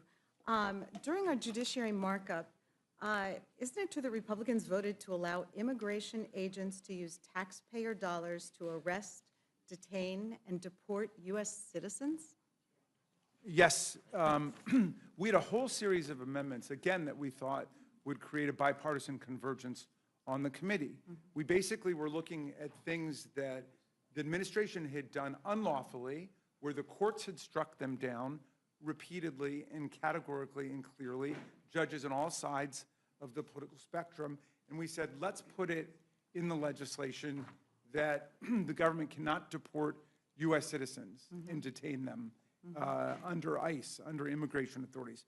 Let's say that nobody should be deported from the country without a due process hearing, which is what the Supreme Court has said. We said, let's not do immigration raids in churches. Let's not do immigration raids in schools. We had a whole series of those, and our colleagues unfortunately rejected all of them, just voting on a party line basis. And as I was saying, the frustrating and sometimes amusing part of it was they did not engage in any speech with us. It was like, you know, a mega mime troupe, because they wouldn't say anything to us about why they were voting no. They were just voting no. We've seen similar things here. Well, thank you for your clarity on the underpinnings of our Constitution and why defending those fundamental freedoms is part of what actually makes America great. I yield back. Thank you, Ms. Scanlon. Mr. Scott, do you have any questions or comments? Madam Chair, I don't have any questions for this panel. I'm just glad President Trump is using his authorities to secure the border. I was there this past weekend, and I was shocked to hear that our people that work at the Border Patrol were ordered to parole people into the country, even if they had visible gang tattoos, and it was obvious they were a threat to the citizens of our country under the Biden administration. With that, I yield. Thank you. Mr. Neguse, you're recognized. Thank you, Madam Chair. Good morning. Welcome to our chairs and ranking members, and appreciate your testimony this morning. I want to start with maybe a fairly simple question. Just by way of context, as you all know, we started this hearing at 1 a.m., and I have been on a journey, I guess, or a quest for a very simple answer to what I think is a fairly simple question. But it has been proven elusive thus far, and the chair was unwilling to engage with me in a colloquy earlier on it. And really, the question is, why was this hearing noticed for 1 a.m.? Why have we spent the past 5 hours debating this bill in the dead of night? Of course, I have a theory, and it's that this bill is indefensible and that House Republicans know that full well and decided that it would be in their interest to hold this hearing in the dead of night rather than in the daylight. But I wonder if my Republican colleagues, the chairman, have any thoughts on that front. Chairman Green, any observations you might offer as to, do you think it was prudent for this committee to convene in the middle of the night? I don't have any opinion on when the committee is called. I'm an ER physician. I work day and night. I'm an ex-Army Ranger. I work day and night. It was 3 o'clock in the morning when we flew into Baghdad. Time doesn't matter to me. Okay. How about this? How long have you been chairman of the Homeland Security Committee? I'm in my second term. Second term, so how many years? Is that 3 years? That would be 2+ this year, which I guess is 2+. Couple years? a year, 2 years and 5 months. You've held a lot of hearings, We right? have, yeah. Have you noticed any of them at 1 a.m.? We've had some markups go past. Not if they went past. Have you noticed any hearings at 1 a.m.? I have not, no. What time was the markup for your committee on this bill? On this bill, I Yeah. think 10 a.m. 10 a.m. Yeah. Interesting. Yeah. Yeah. I'm pretty sure Chairman Jordan's markup was around 10 a.m. too, because I'm on his committee. The same goes for Chairman Westerman. The question I have is why the Rules Committee decided to deviate from the protocols that the chairs have apparently established, those who are testifying in front of our committee. Why this committee, the Speaker's Committee, decided to gavel in the middle of the night to take up this bill. It's an interesting question, and I've yet to get a good answer, but maybe the third panel will perhaps provide some clarity. Chairman Jordan? I was going to say, when you got a great product, you want to get after it and get it passed. Oh, is that right? This thing cuts taxes, secures the border, Let me talk to you a little bit about the product, Chairman Jordan. So I want to talk to you in particular about the contempt provision. So this is section 70302, a restriction on enforcement. You're familiar with this provision, right? Is that, you know the provision I'm talking about? I'm waiting for you to explain it. Okay, well, you're testifying. I was going to ask you to explain it. So my understanding of the provision, you can tell me if I'm wrong or incorrect, is that this provision would bar any federal court from enforcing a contempt citation in a case in which an injunction or a temporary restraining order has been issued if security, that is to say money, has not been provided or ordered by the federal court in that particular case. Is that right? That's right. Okay. I think that's existing law. It's not existing law. I think that's I'll clarify. As you know, under the Federal Rules of Civil Procedure, it is discretionary as it relates to cases against the government, right? That's the whole reason for this provision. Otherwise, you wouldn't include this provision in the bill.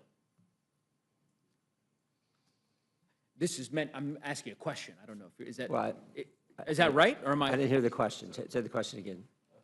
What was I didn't hear the question in there. The question is whether or not this provision is as I stated it to be, that essentially it would preclude any federal court from enforcing a contempt citation in a case in which an injunction or a temporary restraining order has been issued if a security has not been provided by That the last plaintiff clause in is the that key, case. if that security has not been put up, right? Correct. And you're aware that the way in which you've written this provision, it would apply to any plaintiff in the United States vis-a-vis a case against any entity within the federal government. I can look at the drafting, but my understanding is it applies to the cases we're talking about with immigration cases. Yeah, no, you're incorrect. So yes, those Well, you're cases- saying are those incorrect. I'm just cases saying would be- how I believe it was written. Okay, You well, think it's let me- written different. Let me explain to you what this provision Well, actually I does. can't wait for your wisdom. Go right ahead. Chairman Jordan, this provision would bar any plaintiff in the country from being able to obtain a contempt citation from a federal court in a case in which an injunction or a temporary restraining order has been issued if security has not been provided. It is not limited to the cases that you've identified. So let me give you an example. Let's say there's a citizen in Ohio, a constituent of yours, who believes that their private data has been improperly released, right, by the IRS, and they file a lawsuit against the IRS. If this becomes law, your provision, that individual would have to provide security, whatever security the court would deem reasonable. That is not something that has existed up until now. Do you understand that? Got it. Okay. So I'm trying to understand why you think that's in the best interests Well, of the our people that you understanding, represent in Ohio. courts, Go ahead. judges were waiving this. Our understanding is this would prevent enforcement of a contempt order if security was not provided, if the security was not provided in accordance with the Federal Rules of Civil Procedure 6S. That's what we put in the legislation. Yeah, this provision, so you're saying that essentially the way that you read this language is that it's not compelling the federal court to require security of a plaintiff. That's a situation now the judge can waive it. We're saying it should compel the court to have the security there. Correct. Yeah, we're saying the same thing. Okay. Let's go back to my core example, all right? We'll walk through it together here. A constituent in Ohio who believes that their information was improperly released by the IRS. I remember you've served on the Judiciary Committee for many years. Hold on. We're talking about in the context of immigration cases. This is all cases. This is not immigration cases. The plain language of this statute that you have written applies to every conceivable case brought in a federal court, period. IRS cases, patent cases, immigration cases. If you have a constituent that sues the ATF, this provision applies to them. This is the point. And you can visit with your lawyers and maybe they can provide you with the clarity, but it is unquestionably the case that this provision applies to every plaintiff. Oh, okay. Yeah, that's correct. I think we're on the same page now. The judge can set the security at whatever level he wants. What's typically happened in these cases is he just waiving it. No one's putting it up, and they're getting this injunction that applies nationwide, Correct. which is the So, concern. I hear you. Are you okay with the nationwide injunction I hear issued by you. one single federal judge? We'll get to that part, Mr. Jordan. Okay. Let's complete the analysis on this piece, because to your point, as you said, this particular provision doesn't require a specific amount of security. It's essentially saying to the federal court, it has to require some security.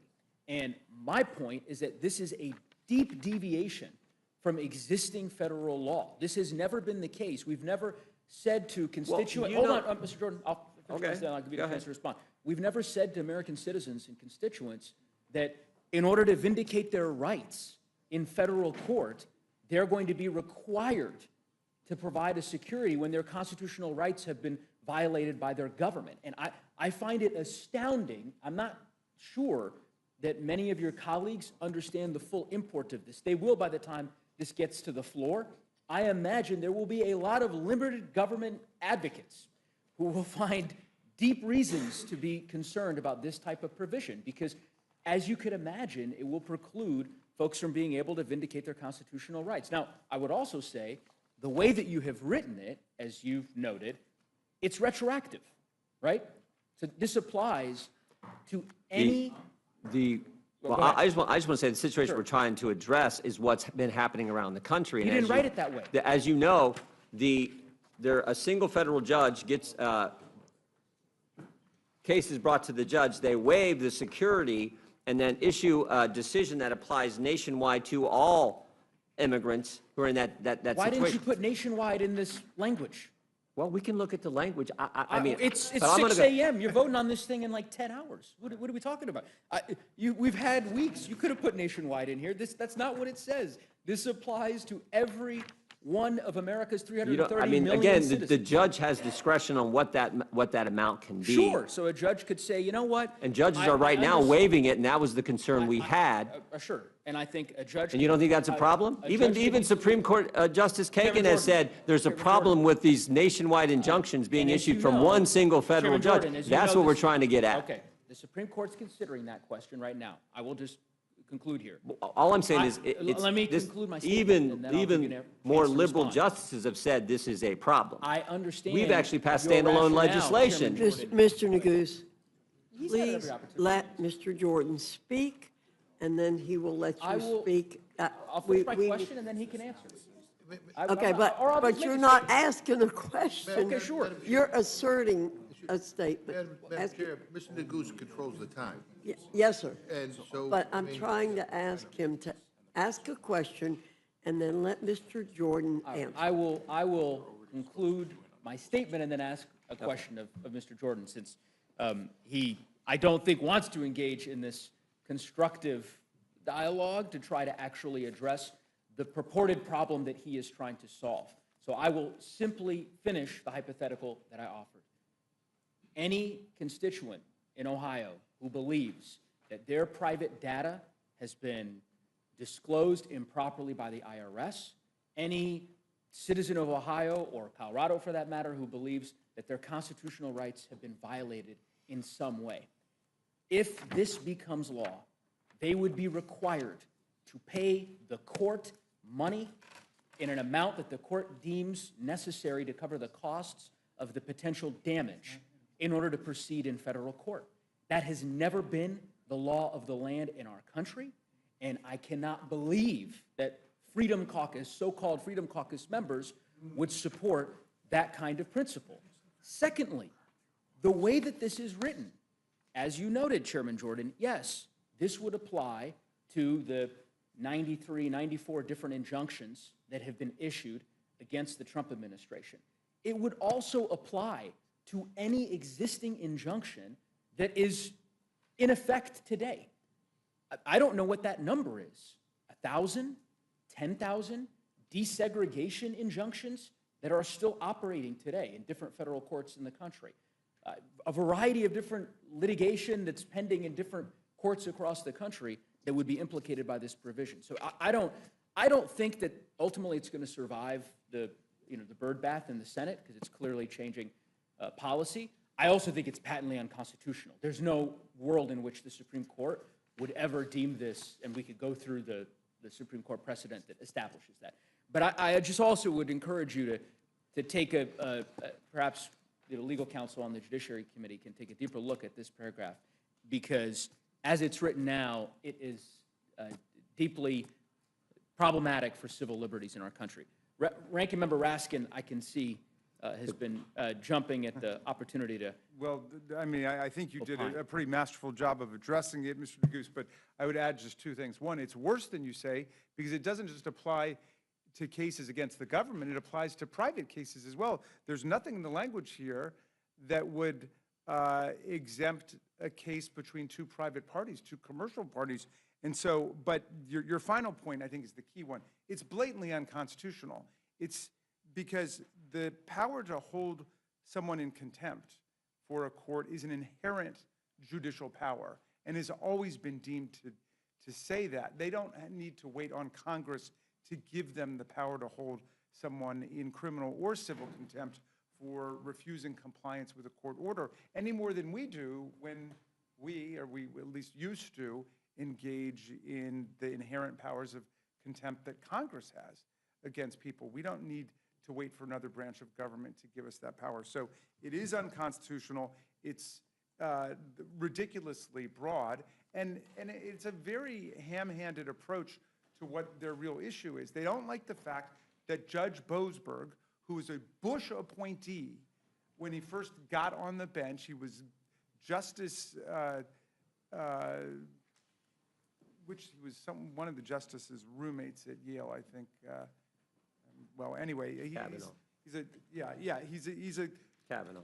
Yeah, Kavanaugh. He was Justice Kavanaugh's roommate. He was a pillar of the conservative bar, right? Well, they don't like his opinion because he said, turn the planes around and give this guy due process. And then they laughed at him. I mean, the president of El Salvador was tweeting, oopsie, we made a mistake, like he was mocking the judge. And this is a judge who doesn't fool around. He's a stickler for the rule of law.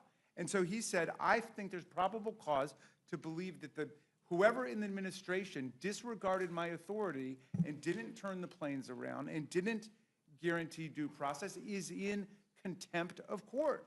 And he said, and I'm going to get to the bottom of it, and I don't even need to rely on the marshals that report to the attorney general. I can appoint my own people to go get them, and I can also use civil contempt and slap fines and liens on people. So this whole provision is really targeted at him and other judges who are saying a judicial order is not something that anybody, including the President of the United States or people who report to him, can defy with impunity. Because under Article 6 of the Constitution, we have a supreme constitution. We don't have a supreme dictator in America. The Constitution is what governs us all, and it's emphatically the province and the duty of the courts to say what the Constitution means. I agree, Ranking Member Raskin. I think you articulated it well, and maybe my hypotheticals earlier were a bit too obtuse. I'll give a tangible example. There was a case a few years ago, Ranking Member Raskin, you're probably familiar with this, Missouri versus Biden, right? This is a case, Chair Jordan, I know you're familiar with this case as well, because you led an amicus brief in this case, right? This was a case initiated by the Missouri Attorney General against the Biden administration for their perception that the Biden administration was engaged in censorship of conservative voices on social media. And Chair Jordan, you led an amicus brief on behalf of Judiciary Republicans in that case. A permanent injunction was issued in that case against the Biden administration. The state of Missouri was successful. Chair Jordan, do you know if a security was issued in that case? Don't know, it's up to the judge. It was not. There was no security in that case. It's up to the judge. Well, no, this is the point. There was no security in that case because under existing rules, it is not the case under Rule 65, subsection C, generally speaking, as a matter of just general practice, security is not issued, or rather required, in cases involving the government. And that is the point. If this provision became law... It could be required, the judge waives it. That's what happens. If this provision became law, two things would happen. Two things. One, the permanent injunction that I suspect remains in place in that case would no longer be enforceable. So just for the record, you know, the permanent injunction that you worked so hard to secure against the Biden administration, that's gone. You can't enforce it anymore because of this provision. And then secondly, as we've probably belabored here at this point, it would make it very difficult, potentially, for similar types of lawsuits to be initiated in the future by prospective plaintiffs against the federal government if they feel as though their constitutional rights are at risk. So anyway, I will close there, but I think it's a deeply problematic provision. It ought to be removed. And I yield back.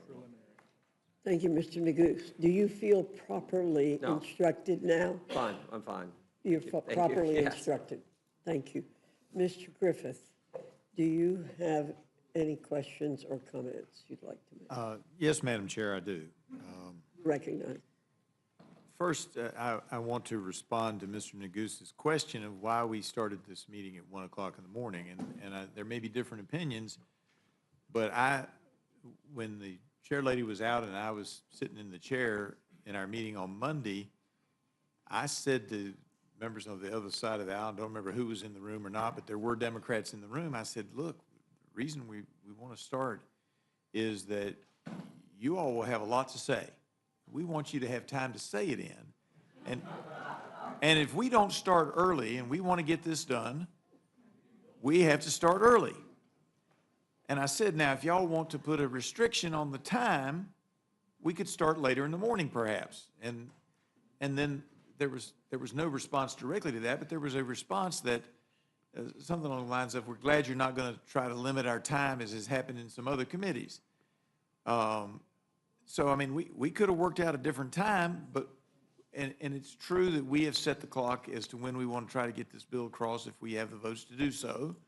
And that's within the majority's prerogative. But the reason we're meeting at 1 a.m., Madam Chair, in my opinion, based on that discussion, was that the Democrats did not want to restrict themselves to 2 hours or 3 hours of discussion on this. We've already been at it over 6 hours, and that's appropriate. But it just strikes me as just one of those oddities in life.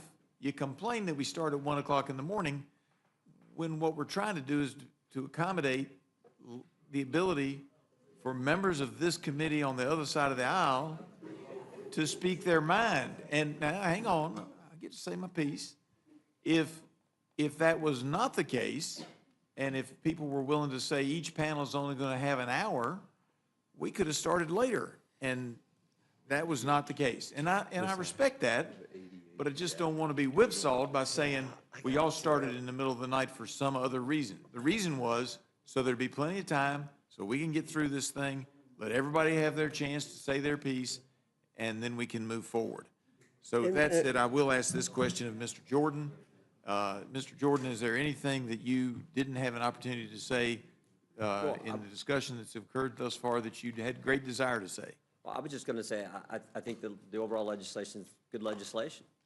Cuts taxes, secures the border, requires work, and gives moms and dads the ability to pick the school that they think their kid's going to get the best education. Those are 4 fundamental principles that I think vast majority of Americans agree with. That's why I think the bill is so good overall. And I think what we were able to do in our committee, particularly proud of, and that the fact that we were charged with just spending, allocating resources to keep the border secure, but also we're able to bring in revenue to help help offset the cost to secure to keep our border secure. All right. I thank the gentleman. I have no additional questions. Yield back. If you'd yield just I a will yield moment to to the me, I was going to answer a bit ago. I agree with what you're saying about why we started so early. Mr. Neguse had said we'd be on the floor between 11 and 12, I believe, today. And so starting at 6 o'clock, at 1 a.m., and hopefully we'll be on the floor by that time, so we won't be passing bills in the dark of the night. But I want to quote President Obama saying, "There's a fierce urgency of now." We're not the only ones that have felt a fierce urgency of now. Madam Chair? Madam Chair, I yield my time back to you. Thank you. Yeah, Madam Chair, I just want to respond by simply saying there's no urgency to pass this bill tomorrow or on Friday, we could easily do it when we come back. And so nice try by saying that it's our fault that we're meeting at 1 o'clock in the morning. I appreciate that. But you know what? This is important stuff, and it's going to impact a lot of our constituents, yours included. And this debate should happen in the light of day. And the fact that it isn't, basically, I believe, is because you guys don't want people to know what is in this bill. So I thank the chair lady. I yield back.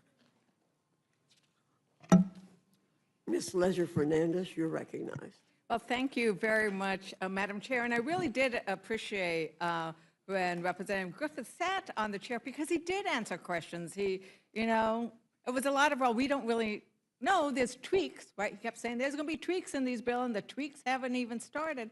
But the reality is we could have started this at 7 o'clock in the morning and still had all day long to talk, right? Still had all day long to explain to the American people what we are doing here. Where we could have maybe not forced every chair and ranking member to sit as if though they're on a cheap airplane or something. Look at them. They can't even open their hands. They are crushed in here. There's no reason to be doing this in the dark of night. I've been calling it the vampire committee because it seems like they're going to just suck all the health care away from Americans in the middle of the night. I think it is a good thing that we are asking questions because it's over 1,100 pages and not everybody has seen it. And we still haven't seen the last pages that might blow a lot up. And so the American people do deserve to have this set at a time when we are not coming in the dark. And yes, if we went, I'm looking at Chairman Westerman, it turns out our hearing wasn't very long compared to the rest. But you started at a reasonable time, and we kept going. The Ag Committee reasonably said there's a lot here, and they set it for 2 days. There was no reason we needed to come here at 1 a.m., except for that you want to push this through. You then passed a rule that Representative Roy had to walk out so he could not vote no, but you then rush everything. You want to get everything done in 1 day. You want to get everything done in 1 day. You're going to have the biggest transfer of wealth in American history, and you're going to do it in 1 day. That's your goal. And I don't know if it's because you're worried that maybe some Republicans won't be here to vote. Well, if this is that important for them, they should show up and vote. They should be at this hearing, right? We know you have to step out. We've been here since 1 o'clock. Democrats have pretty much been here, except for we're going to step out and grab a little quick something to eat, refill our coffee bottle. But Republicans aren't even showing up. Republicans aren't asking questions. They're not willing to defend what they're doing in this bill. That's a reality. But I wanted to, I had thought I would follow up a little bit on the conversation with Chairman Jordan, because I need to say, Chairman, last Congress, I sat here and I saw you and Ranking Member Jerry Nadler being in great, it was great. I felt like I was in an alternate reality. I told you, it's like, oh my God, that's amazing. That was FISA. That was FISA. That was FISA. Yeah, but it's coming back. We're going to do that again. Yeah, I'm working on Mr. Raskin. Yeah, but what you were concerned about and what united you and the top Democrat on the committee was a belief in constitutional principles. Is that right?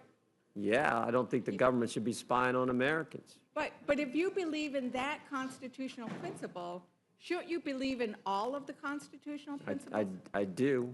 Yeah, well, thank you, because you actually even wrote a Washington Post article about that, and I'm going to quote it because it says, we can balance, this is your Washington Post article, we can balance First time I've had an op-ed in the Washington Post. That's You right. did write an op-ed in the Washington Post.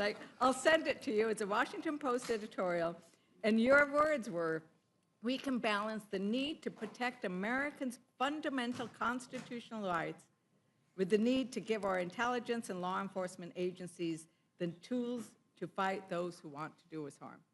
You still agree with that? Yeah, I don't recall if you voted for our warrant requirement amendment last year. I hope you did, but you'll get a chance. In 10 months to But this issue of deal with it believing again. in due process, I think, means you need to believe in due process. You need to believe in our constitutional rights, even when it's dealing with due process. And Chairman Jordan, is there anything in this bill that protects Americans' due process? Nothing that harms American due process. The Supreme Court's been nothing that clear. harms Americans' due process. Maybe I'll ask Ranking Member, part of the problem of why we're so worried about due process right now is we have a president who is violating due process, who is sending citizens, deporting citizens with their children who have brain cancer. They are deporting That's not accurate. citizens. They deported citizens' children. They deported citizen children who needed medical care. They have said oops numerous times. And in fact, I'm sure, Chairman Jordan, you know what the meaning of habeas corpus is, don't you? Do you know the meaning of habeas corpus? Yeah, What is the meaning of habeas corpus? Yeah, release of the, I think in technical, release of the body. It's like there's a process, you can't just be detained, there's a process you have to be able to access in order to be released. So it's critically important, but. Well, Secretary, the thing is, Secretary Noem thinks that habeas corpus means you get to just deport people, right? That's what she testified. Ranking Member, what are some of the reasons why we should be concerned about due process in this moment, and why it might have been a good thing to actually put some protections in this bill? Well, the provision that we were just discussing about the court's authority to hold government officials in contempt is a provision that's all about due process, right? Because what's happening is you get judges like Judge Boasberg, who says, no, this person cannot be deported from the country without due process. The whole Supreme Court has now agreed with that. Justice Scalia, by the way, was a great champion of the idea that the due process liberty protected by the Constitution applies not just to citizens, but to non-citizens. It doesn't apply exactly the same way, but the rudimentary elements of it are there. What are the elements of due process? The right to see evidence against you, the right to adduce evidence on your own behalf, the right to be represented by counsel, the right to appear before a neutral fact finder who's going to impartially make a decision. That's all the Supreme Court is saying. And then the answer, that Donald Trump and his administration have been making, and unfortunately some of our very smart colleagues have followed along with this, is, well, that guy's really MS-13. Well, maybe or maybe not. Maybe he's Proud Boys. Maybe he's Oath Keepers. Who knows? Bring the evidence against him. But the point is, you don't send somebody with no due process to a torturer's dungeon in El Salvador and then say things about him after he's gone. That's not how it works in America. And that's why Judge Boasberg, again, a very conservative judge, says, bring him back. If you want to charge him with 50,000 crimes, charge him with 50,000 crimes. You want to deport him, do it according to the law, and not the Alien Enemies Act of 1798, because we're not at war. Guess who decides whether there's war? Congress decides. We declare war, not the president, right? And you can't fabricate an invasion of the country that doesn't exist. Consult with the Supreme Court about it. So, I think that the role of the Judiciary Committee and the House of Representatives and the Congress has got to be to uphold the rule of law.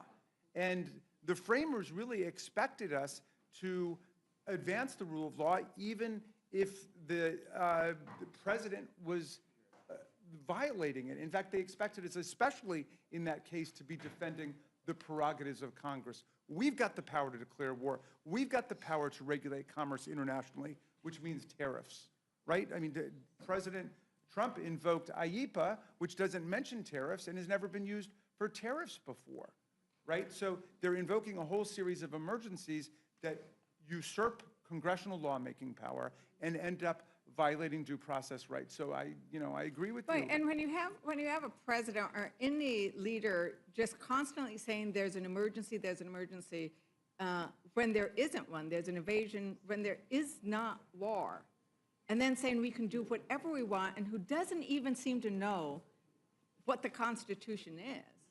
The worry is that that is a march to fascism if we aren't already there. Well, you've got it. I mean, the key trick of authoritarians is to invoke an emergency exception, whether or not it actually exists in the Constitution or not. And Carl Schmitt, who's a famous fascist theorist, wrote about that you want to try to occupy the space of emergency, so all bets are off. You can trample free speech, you can trample free assembly, you can trample due process rights. So much of what's taken place during this first 120 days is the people and those of us in Congress who are willing to stand up, and those law firms and colleges and universities and newspapers willing to stand up, defending the idea of the normal Constitution, and not that we're in some kind of emergency which allows the president to do whatever he wants. And we have a president who has used the Department of Justice to attack the free press, to attack education, to attack members of Congress. And what we are doing by asking the questions tonight, by doing the amendments that Republicans keep voting down, is saying no. We are saying no to the concept that you can do away with what Americans hold dearest. Every time where is our American flag? Well, there's one. Where every time we pledge allegiance to the American flag, it's to the Constitution and the rule of law that is represented there, and people have lost their lives defending it. And in Judiciary, Chairman Jordan said, we haven't deported any citizens, but we know we have children who needed health care. But just to make sure that won't happen again, it's my understanding that there was an amendment that would have prevented Immigration and Customs Enforcement from using funds to detain and deport United States citizens. What was the vote on that amendment, Chairman Jordan? I would just point out, there's nothing in existing law or this package that authorizes the deportation of U.S. citizens. The Democrats' amendment would have, related to U.S. citizens, would prohibit Homeland Security investigations from arresting U.S. citizens who engage in human trafficking, child exploitation, or narcotic smuggling. Nothing in our bill, nothing in current law allows for the deportation of U.S. citizens. The problem is that right now we have an administration who is doing that, so we wanted to protect the American citizens from such detention and deportation. And the question was, what was the vote? And the vote was, Ranking Member Raskin? Well, I don't remember the exact numbers, but it was a party line vote. It was a party line vote. Not a single Republican was willing to vote to say citizens should not be detained and deported. So I wanted to note that there is money in here for $46 billion for a border wall. There's a whole lot more money for jails. And many, right now I think that there is a concern of the American public about issues of corruption, that we are seeing billions and billions of dollars being funneled to private corporations, right? We're seeing a lot of stuff that is funneling money. They're getting rid of competition. They're saying that Musk's, Starlink and other companies get these contracts without competition. And I think I wanted to sort of turn to our Homeland ranking member and say, are there concerns about the number of private prisons that are going to be constructed, the amount of money that's going to go into this border wall? I look at that and I think, God, how many kids could actually get a meal who are hungry now with $46.5 billion? But then there's this other aspect to it as well, regarding potential corruption. Do you have any concerns about that, Ranking Member? Well, yeah, we do, but let me support Ranking Member Raskin. We offered several amendments to the legislation relative to funds being used for deporting American citizens, and said no funds in this bill can be used to deport American citizens. Well, we lost it on a party line vote. But also, the only thing we said was another amendment that our committee would prevent DHS from removing U.S. citizens except for legal extradition and treaty obligations. And we lost it on a party line vote, which basically we thought was a reaffirmation of what was already law. So we tried hard to prevent American children from being deported who were sick. Secretary told us, well, her mama wanted to take her with her. And said, but the lawyer wanted to represent based on what the father said. So there were a lot of references about children with cancer being deported. And so we just think, as a lot of people have said, that as a nation of laws, we have to stand on those principles. And it's not a person's guilt or innocence, it's the due process that everyone should go through, regardless of status. We've heard people say, well, they had a tattoo. I said, well, okay, if you're going to charge that person for a tattoo, then present whatever evidence that this person has broken the law. We have a Secretary of Defense with all kind of tattoos on him. So this notion that you can just do anything just because you don't like it is not who we are as Americans. And so I think part of what we tried to do was to reaffirm existing law and not leave it to interpretation based on what the president wants to do or what the secretary wants to do. We want to follow the law. And in every instance, we offered 30-odd amendments in support of that, and we lost all of them on a party line vote. It's really sad. And I want to, something was said earlier about this is what the American people want. There've been lots of polls about that, about what's happening with regards to this bill. And I would say, I'm going to just quote the Kaiser Family Foundation poll that found that at least 3/4 of the public oppose the key things we're doing in this bill. And that is oppose the cutting of Medicaid, 76%. The public doesn't want this bill. We now heard that this is going to affect Medicare. 79% of the public oppose the cuts to Medicare. What is really happening in this bill is an attack on working families, and the education cuts, that Chairman Jordan, mentioned education as well. We're going to deal that with in the next panel, but, those are going to be hard on folks. And, this concept that my colleague from Colorado was going to about who is now having to pay, the idea that Americans now have to pay to be able to access our courts, I think it's very problematic. That we are turning on its head what we're doing. And I think that I'm going to yield to my colleague because she wants to talk in this vein a bit. Just with respect to that, this provision that would limit the ability of the courts to enforce their provisions, I just wanted to request unanimous consent to enter into the record an article published in Just Security on May 19th by Professor Edwin Chemerinsky. It's entitled A Terrible Idea, and it provides a very thorough rundown on just how bad that provision is. Without objection. Thank you. And I would yield back to my colleague. Thank you. In natural resources, we also, I think, are limiting people's access to the courts. And that is really problematic. And one of the reasons that I think it's incredibly problematic is I have a lot of tribes in my district. I sit as the ranking member on the subcommittee on Indian Affairs.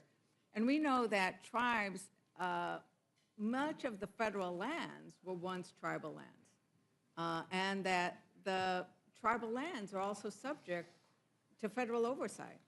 So that when we remove access to the court for a tribe, it's not like it's private property, it is federal land. And Chairman Resterman, I know you've been a great supporter of tribal lands and of tribes in general. We had that wonderful meeting in Oklahoma on self-determination. I guess I don't understand why you would support removing tribal access to the courts when the federal government is going to be doing something that's on their land sometimes, or that's on land where they have cultural resources and sacred sites. I really, because I know how great you are usually on tribes, and I offered an amendment to make sure that tribes could get access to the courts, and I believe you voted against it. Well, I thank the gentlewoman for her flattery, and Madam Chair, it's a new day in America, not just metaphorically, but literally. The sun's been up for quite some time now, so. For quite some time. Yes. And we've been in here, we can't tell. And it appears we'll be in here maybe when the sun goes down at the rate that things are going. But the reason you probably can't understand why I would want to deny tribes access to the courts is because I don't want to deny tribes access to the courts. And we talked about this in the markup that the Senate Committee on Indian Affairs received no instruction from the budget committees, so we didn't get into any tribal jurisdictions. And again, our focus was about energy, and I know that there's talk about, it was even mentioned, energy prices going to the moon, but it must be because they're going to start at Mars, because under the Biden administration, electricity prices went up 32%. Gas prices in 2022 under Biden went over $5 a gallon. And there's also this argument about handouts to big oil companies. Well, you know, when oil companies profit the most is under Democratic administrations. Actually, an oil company set, I believe it was a world record for profits in 2022 and 2023, the most profits ever, $247 billion in profits. It wasn't Exxon, it wasn't Phillips 66, Conoco, or Shell, or BP. It was Aramco, the Saudi oil company, that had world record profits under the Biden administration. So there's a lot of things that get said in these hearings, but not a lot of them are based on fact. And again, I don't want to deny any American citizen access to the courts.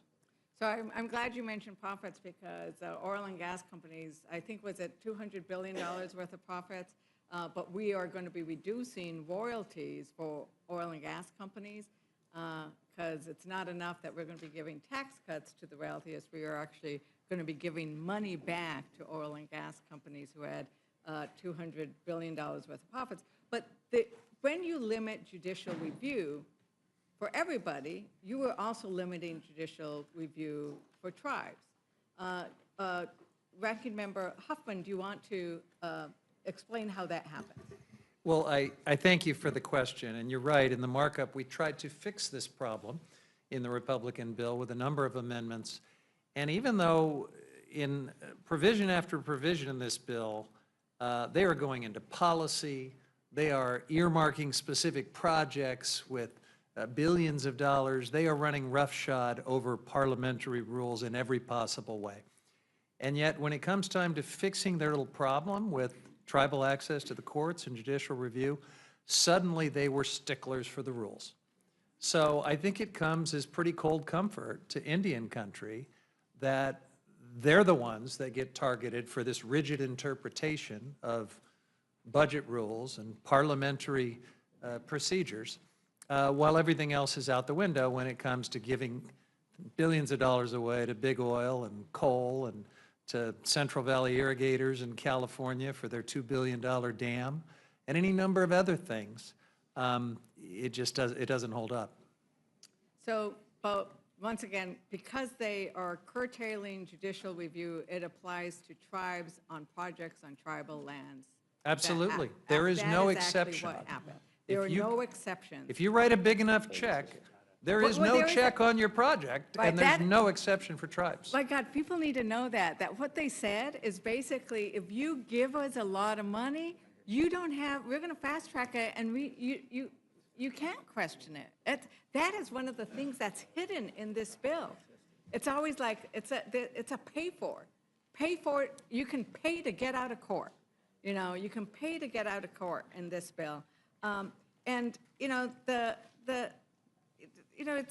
it is very sad that for people who do want to come in and challenge, you now are charging a fee. Yes. We've never seen this before. You have to pay per page now? If you are participating in the protest provision for one of these oil and gas lease sales, and this could be tribes, just to engage in the protest procedure, you now get hit with a fee. It's just remarkable. Yeah. So cutting royalties for oil and gas, giving away millions and millions of acres at fire sale prices to the industry, but if you want to protest any of it, you pay a fee. And by the way, no judicial review if it's a wealthy enough developer that they can pay the special golden age of grift fee for permitting. Thank you for that, and I think with that, I might want to go see that there actually is some sun out there, because we're trying to bring light to what's actually happening for the American people so they can see some of these provisions. We don't have time because it's 1,100 pages long that they are ramming through in a single day, and we haven't even seen all of the provisions.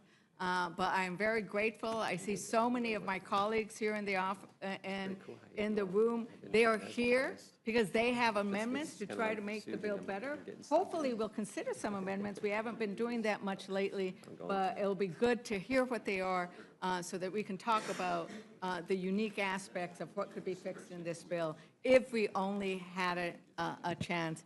And with that, is there anything else anybody wants? Any other comments from, I'm the last Democrat, so this is when I don't know, Republicans might want to say something. Actually, I do have a question on this tattoo thing. I have kids, and 2 of 3 of them have tattoos. How many of you guys have kids? It's all guys. Yeah. How many of you guys have kids? We got 4 kids and Who- we got 4 kids and 8 grandkids. How many of our kids have tattoos? None of mine. No, yours, wow. Wow, that's really, I thought it was good with 2 out of 3. But our kids have tattoos, right? So many people have tattoos, you cannot go anywhere without seeing tattoos. So the idea that we're using a tattoo as an indicator for you get kicked out of the United States without due process is really scary. Thank you very much, Madam Chair. I yield back. Thank you, Ms. Leisure Fernandez. Ms. Fishbach, you're recognized. Thank you, Mr. Chair, and there's so much I would love to unpack from the last 25 minutes, but I recognize that we are trying to make sure that we limit our time. But I do want to just say, first of all, the sun is up. It's a little overcast, so if Ms. Leisure Fernandez wants to see the sun, it's a little overcast. So, yeah, a little overcast. And we are not, and I just have to address the fact, we are not ramming this bill through. Every one of these bills went through committee. They were put together in committee process. They've all been through budget. They've all been out there. And so ramming something through is, I think, an inappropriate way to discuss this bill. This has been through the process. Yes, we are sitting in committee and we are working this through and we are hearing testimony and allowing people to ask questions. But I think it's a disservice to the American people to say that this has been rammed through, because it has been through various committees. And with that, I am going to yield back, but I just wanted to make sure that someone said that this is not accurate. Thank you, Ms. Fishbach, for saying that, because even one of our colleagues said earlier these bills had been months in the making. Yes. And someone did need to say that, and I appreciate very much your saying that. I also sit on the Agriculture Committee, and I should say on that committee, they actually, we did not have a full and open process. They cut debate off, and they prevented dozens of amendments from even being offered. And yes, We'll have we'll be able to discuss that. This is being rammed through because we don't even know what the text of this bill is going to look like. And there's going to be major changes, and we're hearing about them, bits and pieces in the news media, and none of them have been vetted. But I do, because I know you're struggling for votes, so you're making all kinds of deals right now, and they're going to hurt my constituents, so I yield back. I too will resist saying more. No sense in prolonging this. If Ms. Houchin, you're recognized. Thank you, Madam Chair. I'd just like to ask Chairman Green, how long was your markup on your section of this bill? I think we started at 10 a.m. and ended like around 4 or 5, I think. 4 or 5 p.m., Yeah. yes. Chairman Jordan, how long was your markup on your section of the bill? 8 hours. And Chairman Westerman?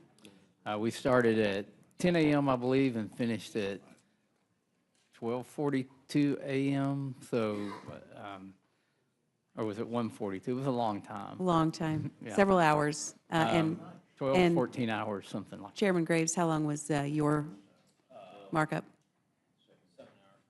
So, and were these markups televised? Yes, they're televised. Mm-hmm. The whole kit and caboodle. Our 26-hour and 28-minute hearing in Energy and Commerce was live on C-SPAN for the whole time. So the thought that this is being done in darkness is absurd. I yield back. There are negotiations going on in the back room right now that none of us know anything about. So Please, let's not talk about an open process.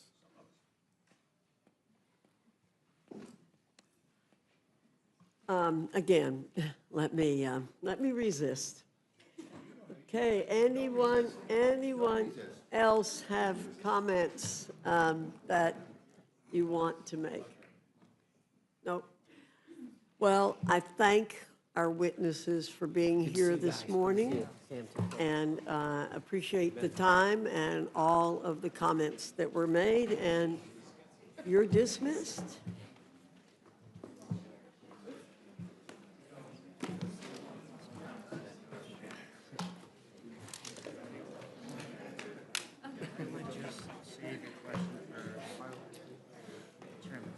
I don't even know what it was credibility again, so I'd skip ahead on it. Okay, That's my. okay, here. Okay.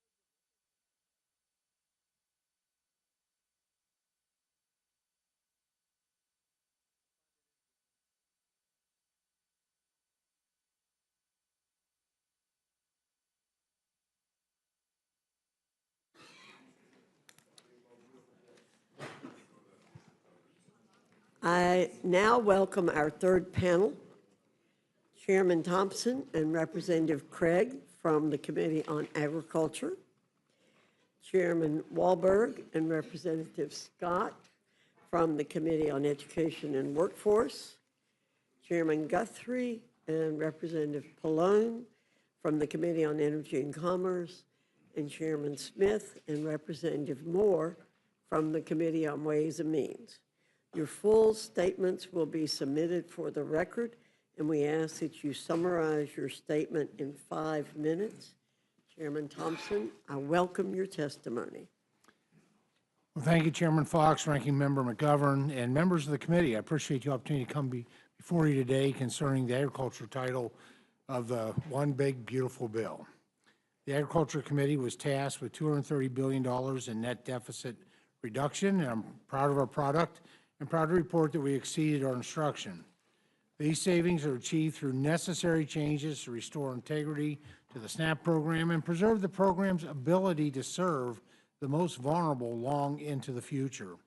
These reforms ensure SNAP works the way Congress intended it to by reinforcing work, rooting out waste, and instituting long overdue accountability incentives to control costs and end executive and state overreach. This program is in dire need of reform. Just since 2019, SNAP costs have skyrocketed from $60 billion to $110 billion annually. That's an 83% increase, while enrollment has grown from 36 million to 42 million. And in 2023, over $13 billion in erroneous SNAP payments were sent out. This is disgraceful, not only to the taxpayer, but also the SNAP recipient. The Rules Committee print includes several improvements to the SNAP program, including preventing future administrations from unilaterally increasing SNAP benefits beyond inflation, focusing on a core principle that everyone receiving the benefit that can work should work, and modernizing the work requirement and closing loopholes that allow for widespread waivers. Closing various loopholes that states exploit, such as gaming the system to artificially increase SNAP benefits, and increasing incentives to ensure states run the program more efficiently and more effectively. SNAP is the only federally funded state-administered entitlement program where the state has zero skin in the game on the benefit. It is a human nature to be more careful with your own money than you are with others. And that is why we put forward a cost share structure that requires all states to pay a minimal 5% cost share of SNAP, the benefit beginning in fiscal year 2028. However, for states with high payment error rates, that is over 6%, the cost share scales up. In exceeding our instruction, we also were able to make several vital and time-sensitive investments in rural America. It's imperative for Congress to rebuild the farm safety net.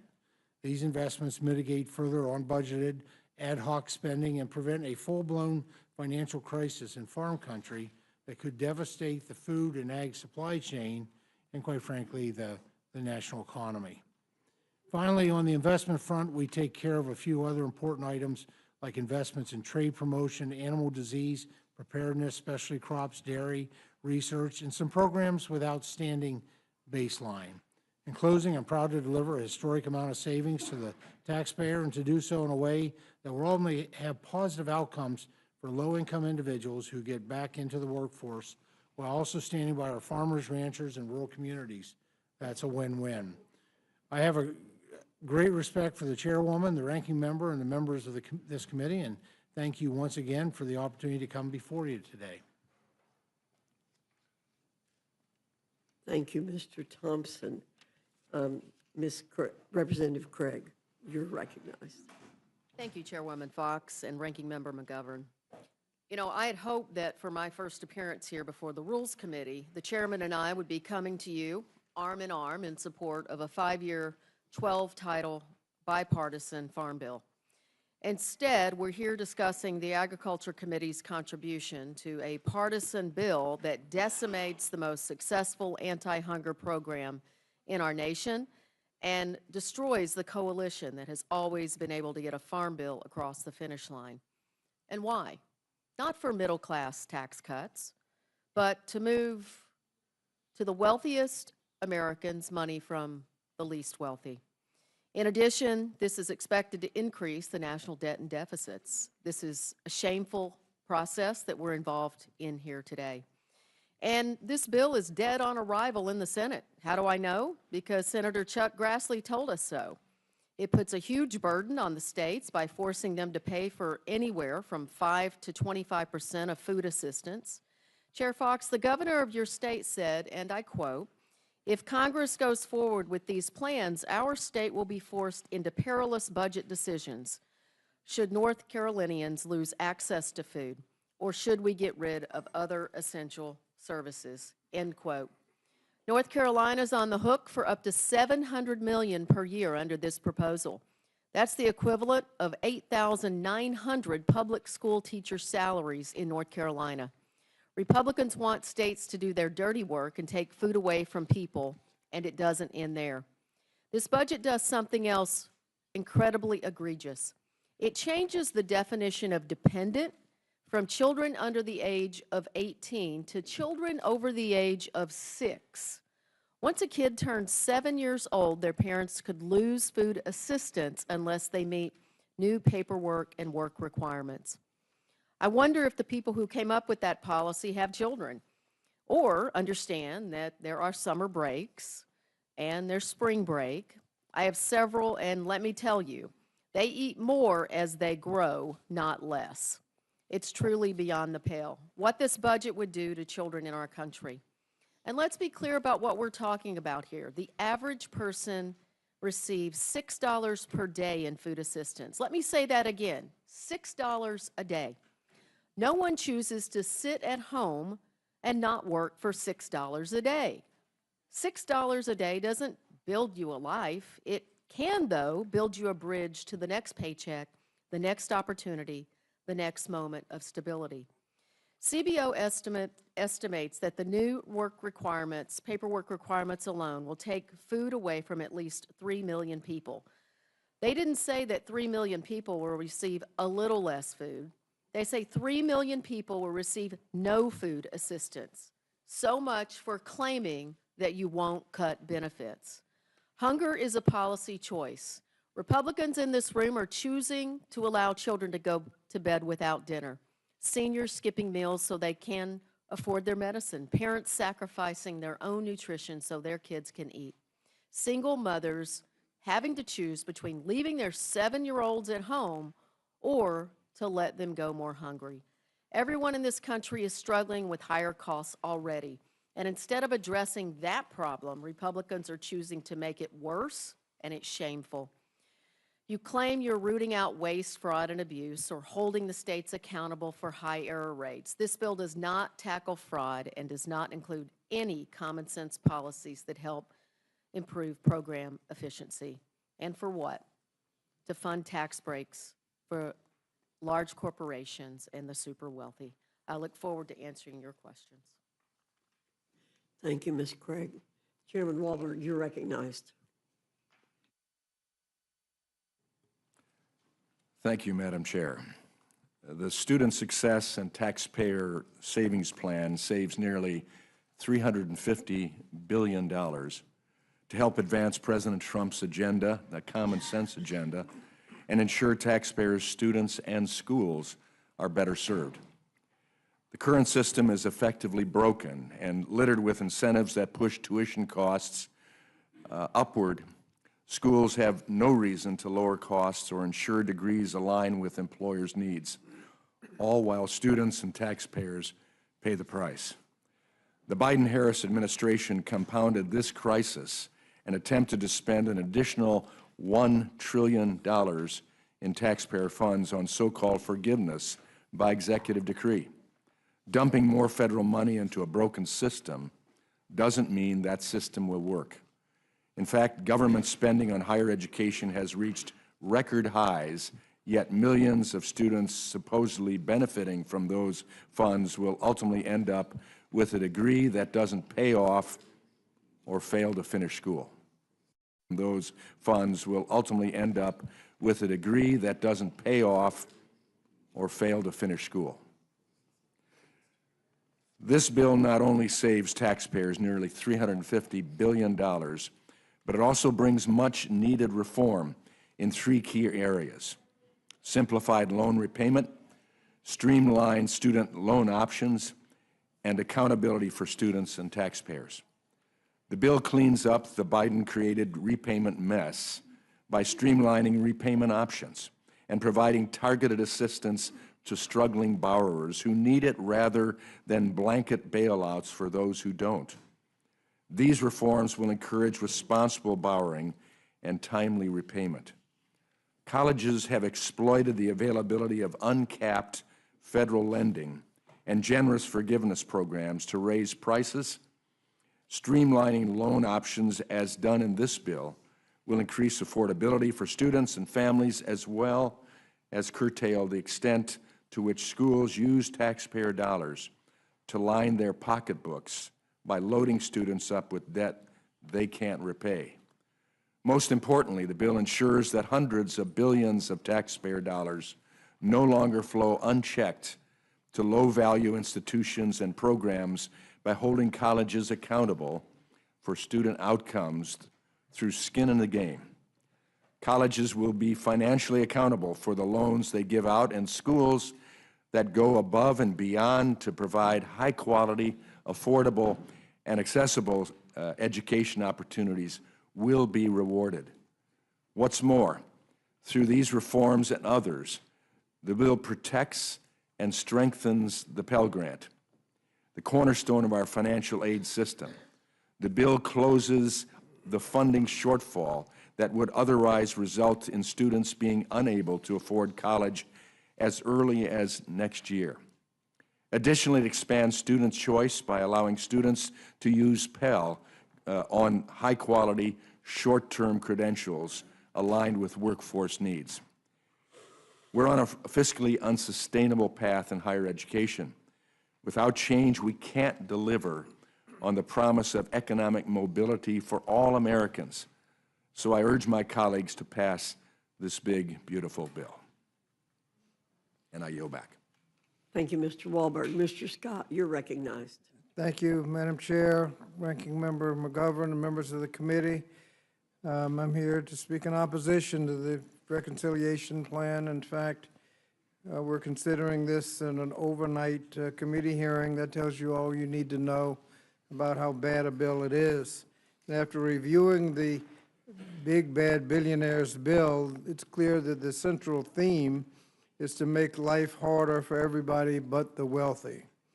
Just consider the numbers. Under the bill, 4 million students are estimated to have their Pell Grants reduced or eliminated. Up to 18 million children are estimated to lose access to free school meals. And over 13 million people are set to lose their health coverage. And what is the purpose of all of these cuts? To give tax breaks to millionaires, billionaires, and corporations. But now, as ranking member of the Committee on Education and Workforce, I want to focus on what this does to education. It's currently drafted. The bill will increase costs for students attending college. It'll increase students' exposure to low-quality, higher education programs, which would then reduce the likelihood that they'd actually find a rewarding or successful career. Will divert federal money into private schools and reduce the number of students who will be able to get free lunches, and then take all of those savings to pay for more tax cuts for wealthy and the well-connected. Under this plan, the Republicans will cut students' access to Pell Grants, drastically lowering the amount of federal loans they can take out. That will either deny them the opportunity to get a college degree or push students into unaffordable repayment plans and push them into the private, high-cost private loan programs. Under this bill, loan payments will be less affordable. For example, single borrower making $45,000 a year will see the student loan payments just about triple. Under the SAVE plan, which was President Biden's final plan, the borrower would have been paying about $41 a month. This bill will have them paying $150 a month. and making it more expensive to attend college isn't bad enough. The bill will also increase their exposure to low-quality programs. That's because the bill eliminates existing regulations that protect students from predatory, low-quality, for-profit programs. In addition to making it harder for low- and middle-income people to afford college, the proposal will significantly impact public school meals program. For some students, the food served at school may be the only nutritious meal they receive that day, and when children are fed healthy, nutritious food, they not only are more likely to show up at school, but their academic achievement increases. And yet, despite this, the new analysis from the Urban Institute estimates that up to 18.3 million children could lose access to free meals as a result of the cuts to the SNAP nutrition program. And this is just what the SNAP program does to the students. We've not received the complete analysis on what other parts of the bill do. Last week, Ranking Member Boyle and I wrote to the Speaker requesting specific data on the number of children and families that would lose access to free or reduced school lunches, critical WIC services, and grocery benefits through the summer EBT program, all due to SNAP and Medicaid cuts in the Republican reconciliation plan. We haven't received a response, and we should receive a response before we have to actually vote on the bill. Finally, I'd like to point out that the bill includes language to fund privatization of public education that would constitute the first nationwide federal voucher program, effectively diverting taxpayers' money and resources into private schools, away from public schools, which will be serving 90% of the students. That tax credit program was drafted by the Ways and Means Committee, but this committee has put in additional language that is clearly within the jurisdiction of the Education and Workforce Committee, including language preventing federal, state, and local governments from adding oversight mechanisms or guardrails that could protect students. I'm disappointed that the Education and Workforce Committee didn't have an opportunity to comment before that ended up in the bill. In summary, the so-called one big bad billionaires bill disproportionately helps the wealthy, then has others paying for it through losing health care, nutritious food, and access to college. And this is all to provide more tax breaks to billionaires and corporations. And to add insult to injury, Madam Chair, the deficit goes up. And we know how to reduce the deficit. In fact, every Democratic presidential administration since Kennedy has left for the Republicans a better deficit than they inherited. And every Republican since Nixon has left a worse deficit for the Democrats that succeeded them than they inherited.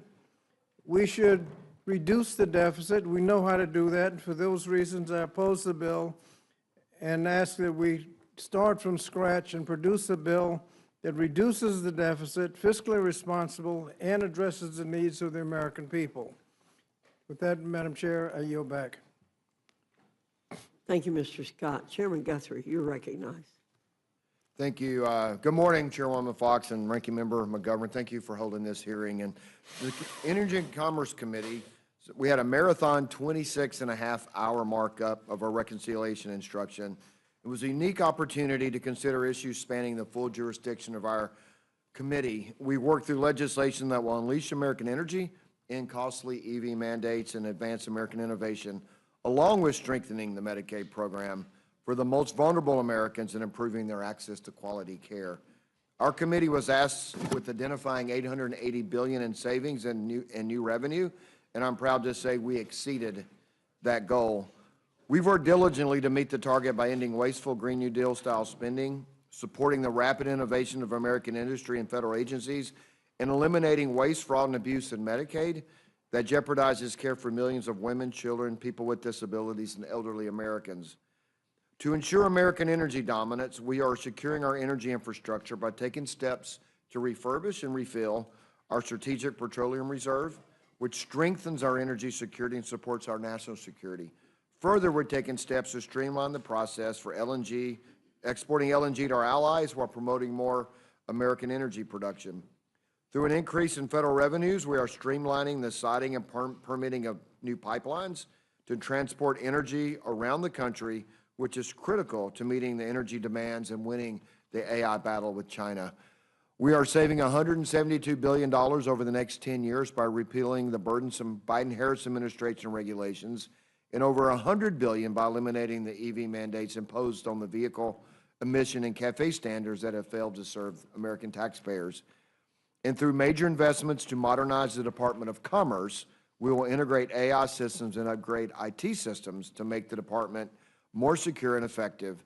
To protect the integrity of this project, we are implementing guardrails that protect against state-level AI laws that could jeopardize our technological leadership. Our legislation raises $88 billion of new revenue through a historic agreement reauthorizing the FCC Spectrum Authority while protecting U.S. national security. Biden-era inflation has left Americans struggling to access affordable health care, making programs like Medicaid critical for the vulnerable Americans who rely on them, making it more difficult. The issue has been exacerbated by the decisions of left-leaning state governments to spend taxpayer dollars on illegal immigrants. House Republicans make no apologies for prioritizing Americans in need over illegal immigrants and other able-bodied beneficiaries who are choosing not to work. Our priority remains the same: strengthen and sustain Medicaid for the expectant mothers, children, people with disabilities, and the elderly. That is why our legislation stops billions of dollars of waste, fraud, and abuse in the Medicaid program by beginning to close loopholes, ensuring states have the flexibility to remove ineligible recipients from their rolls and removing beneficiaries who are enrolled in multiple states. These are all common sense policies that will save taxpayer dollars and refocus Medicaid on those who need it most. Medicaid was created to protect health care for Americans who otherwise cannot support themselves, but Democrats expanded the program far beyond the core mission. That's why we're establishing common sense work requirements for capable but unemployed adults without dependents. Let me be clear, these work requirements only apply to able-bodied adults without dependents who don't have a disqualifying condition like a disability or substance use disorder, encouraging them to reenter the workforce or give back to their communities and regain their independence. All of this part of our effort is to strengthen Medicaid for those who need it most. When President Trump delivered his second inaugural address, he promised a revolution of common sense that would launch a generation of growth, prosperity, and health. This reconciliation bill is critical to that promise the President and congressional Republicans made to the American people. And today we're discussing a bill that unleashes American energy dominance, advances innovation, and protects access to care to our most vulnerable. When we were able to accomplish all of the outstanding developments for our constituents and extend the 27 Trump tax cuts, we'll have delivered a generational win for our constituents. And I'm proud of the work to respark the American dream and ensure our country will always be the land of opportunity. I yield back and look forward to answering questions. Thank you very much, Mr. Guthrie. Representative Pallone, you're recognized. Thank you, Madam Chair, and good morning to everyone here today. And I'm always happy to come before the House Rules Committee, but I have to say that convening a hearing at 1 a.m. in the dead of night when most Americans are asleep at home to pass a bill with catastrophic consequences for millions of Americans is wrong, and we should be debating this bill when the American people can follow along and when they're able to call the representative to voice their opinion about the legislation. At its core, this bill takes health care away from millions of Americans in order to give tax breaks to billionaires and corporate interests who I don't think need them. It's a reverse Robin Hood scheme that takes from the poor in order to give handouts to those who really don't need them. And the bill makes a series of devastating cuts to clean energy, killing jobs and gutting our efforts to combat the worsening climate crisis. It auctions publicly owned spectrum and uses that money to give tax breaks to the rich rather than reinvesting that funding for the public good. And it includes a massive giveaway to big tech at the expense of Americans by basically prohibiting state and local laws to regulate artificial intelligence for 10 years. And I'm going to go through some of the provisions of the bill in a little more detail, but I did hear your suggestion that we try to summarize, Madam Chair. So, and Mr. Pallone, it's 7 o'clock. It's not 1 o'clock. I know. Nobody told you that? No, but you're right that, that people now hopefully can listen, but they were not able to from 1 o'clock till now. So with regard to health care, For months now, President Trump and congressional Republicans promised the American people that they would not cut Medicaid benefits or strip away people's health care. But just yesterday, President Trump told House Republicans behind closed doors, do not F with Medicaid. And then House Speaker Johnson promised, we're not going to touch Social Security, Medicare, or Medicaid. Well, the nonpartisan Congressional Budget Office released their latest accounting of this bill yesterday, and they found the bill that advanced out of the Energy and Commerce Committee last week will cut nearly $800 billion from Medicaid and take health care away from 8.6 million people. And I should point out that these figures are a floor. They're not a ceiling. CBO expects these numbers will rise as additional changes are made to the bill. And then there's the changes the bill makes to the Affordable Care Act. When you add the Medicaid cuts to the ACA cuts, the total number of people expected to lose their health care under President Trump and Republicans' watch is at least 13.7 million people, based on the CBO estimates. Now, let me be clear. That is not, some of you are saying this is a moderate bill, but it's not. And it's, focusing on waste, fraud, and abuse, but that's not true. I mean, Republicans are intentionally taking health care away from millions of Americans so they can give these tax breaks to the ultra-rich. And Medicaid, as all of you know, is a life-saving program that 80 million Americans count on every day. It provides health care to 1 in 3 Americans and nearly half of all children in the United States. It covers close to half of all births and is the largest source of funding for long-term care for seniors and people living with disabilities. But with this bill, Republicans are intentionally taking health care away from millions of Americans. I'm going to keep stressing that. They're putting all sorts of burdensome and time-consuming roadblocks in the way of people just trying to get by, all so they can kick them off their health coverage. And if someone loses their coverage through Medicaid, the bill bans them from getting coverage through the ACA marketplace with any kind of subsidy. And this is just one way this bill essentially repeals the ACA for most people and makes it more difficult for people to get health coverage. And Republicans are making it more difficult for states to finance their share of Medicaid costs by preventing them from implementing new provider taxes. This will be catastrophic for states as their health care needs change over time. The cuts will not just impact people who count on Medicaid. Hospitals, particularly those in underserved and rural communities, are going to close. They've been telling you that. Nursing homes will close, and seniors will lose the care that they rely on. Emergency rooms will once again be overflowing as people are forced to delay care until it's life or death. Now, for decades, Democrats have been working relentlessly to make quality health care more accessible and affordable.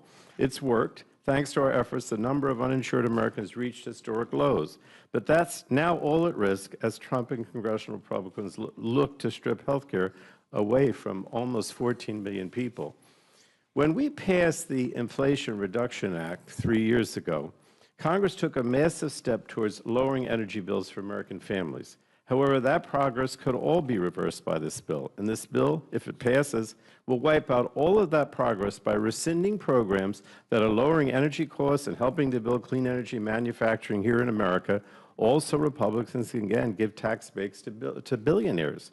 And not content to gut the Inflation Reduction Act, this bill will go even further by creating a mockery of our environmental laws. It allows big oil and gas to simply bribe government agencies to acquire permits free of scrutiny. It sets up a pay-to-play scheme for fossil energy permitting that allows polluters to pay $10 million to the Trump administration to obtain pipeline permits and ignore environmental laws while clean energy gets left behind. It's essentially a complete dismantling of our energy permitting infrastructure in the country. Vital protections for the public interest, clean water and clean air would all be completely set aside. States would lose any say in energy infrastructure within their borders, and courts would not be able to address any further violations of our weakened laws. Now, briefly on the environment. The bill is also a disaster for the environment. It would gut critical environmental protections and programs harming the health and welfare of all Americans. It both repeals and rescinds unobligated funds for every single Environmental Protection Agency program included in the Inflation Reduction Act. It would also repeal clean vehicle standards, jeopardizing air quality and domestic manufacturing, giving a leg up to the fossil fuel industry. When Congress passed the IRA, Democrats made a critical and historic down payment towards a stable climate and a clean future for all. But this bill proposes to throw that all away by eliminating the environmental protections that keep families and communities safe while doing nothing to lower energy costs, all in the service of providing these tax breaks for billionaires. Now, lastly, Madam Chair, I want to talk about artificial intelligence. The bill will also impose a 10-year ban on states' ability to enforce their own laws protecting consumers from harms caused by artificial intelligence and automated decision-making systems. So let me be clear, this is an unprecedented giveaway to big tech. The 10-year enforcement ban will allow big tech to run roughshod over American consumers, including our children and teens whose lives are increasingly intertwined with AI models and automated decision-making systems. Last Congress, at the request of big tech, the Republican leadership refused to move a bipartisan comprehensive privacy bill that would have provided important guardrails on the use of consumers' personal information by AI systems. It was an unfortunate giveaway to big tech at the American public's expense. By contrast, states across the country have been working hard to protect their residents from harmful uses of AI. They've enacted laws that protect consumers' privacy, prohibit the use of AI to commit financial fraud and to steal elections, prohibit algorithmic bias in housing and credit, prohibit harmful uses of facial recognition technology, and protect consumers from AI systems that put their mental health and physical safety at risk. Now, Congress, in my opinion, should be learning from the work done by the states. We should be working to enact federal laws that protect consumers from the negative consequences of poorly understood AI models and badly designed automated decision-making systems. But instead, House Republicans are leaving American consumers, and especially our children, at the mercy of big tech and their powerful and invasive algorithms. If this policy becomes law, states will be powerless to respond to harmful uses of AI and automated decision-making systems for the next decade. And that includes threats we know exist today, as well as any threats we can't currently imagine that arise over the next 10 years. So it's just a reckless policy giveaway to big tech that puts all of us, especially our children, at risk for years to come. I forgot I did have to also mention spectrum. And finally, the bill reauthorizes the spectrum auction authority of the Federal Communications Commission and requires the agency to auction additional 5G spectrum for a savings of at least $88 billion. Now, historically, auctioning spectrum has been a bipartisan effort, and we've used that money to reinvest in the public good. However, under this bill, Republicans are tunneling the money to tax breaks for the rich instead of directing the savings to fund grants like Next Generation 911 or to make high-speed internet more affordable for American families. And that's, again, a gross abuse of spectrum auction funds, and it's a perfect example of what's at the core of this bill, selling out the American people to give handouts to the rich. So, Madam Chair, I just have to say this is a bad bill. It takes away basic needs like health care and food assistance from some of the poorest Americans in order to give these tax breaks to the richest. And we don't need to take from the poor in order for the rich to have more than they already have. Republicans should abandon this effort, work with Democrats on a bipartisan basis to pass a fair tax bill that lowers costs for the middle class and ensures the wealthy and corporate interests pay the fair share. And with that, Madam Chair, I yield back. Thank you. Thank you, Mr. Pallone. Chairman Smith, you're recognized. Thank you, Chair Fox, Ranking Member McGovern, every member of the committee. It's a great opportunity to testify on the historic tax relief for working families, farmers, and small businesses included in the One Big Beautiful Bill. This legislation makes the successful 2017 Trump tax cuts permanent, and it delivers on President Trump's priorities of no tax on tips, no tax on overtime pay, no tax on auto loan interest of autos produced in the United States, and tax relief for seniors. Families and workers will benefit from additional tax relief with an expanded standard deduction and a larger child tax credit, as well as receive help with the high cost of adoption, education, childcare, and health care.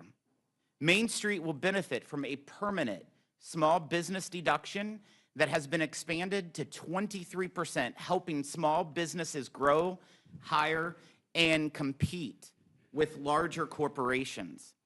2 million family farms and millions more family-owned small businesses will benefit from a death tax exemption that is permanent, larger, and also indexed to inflation. This bill will also help revive American manufacturing, renewed R&D amortization, immediate expensing, and interest deductibility, combined with the new 100% immediate expensing for construction of new manufacturing plants. It will help turn America into a manufacturing powerhouse again and lower taxes for those who build it right here in America. Opportunity zones will ensure distressed communities, particularly in rural areas, share in this surge of new investment and jobs. Working class Americans voted for President Trump because he puts their interest over elite special interest. Wealthy universities will pay an endowment tax as high as the corporate tax rate. Bad Biden-era tax policy that rewarded the wealthy, the big banks, and China with tax breaks and giveaways will be replaced with good tax policy that benefits working families and small businesses. Illegal immigrants will no longer be eligible for refundable tax credits. Foreign countries will no longer be able to steal American tax revenue. The result will be economic prosperity for workers and families like the boom times of President Trump's first term. Take-home pay for the typical family with 2 children will increase by as much as $13,300. Annual real wages for workers will rise by as much as $11,600. Pro-growth tax policy will save up to 7 million jobs, while the permanent and expanded small business deduction will add 1 million new jobs each year and expand small business economic output by $1.5 trillion.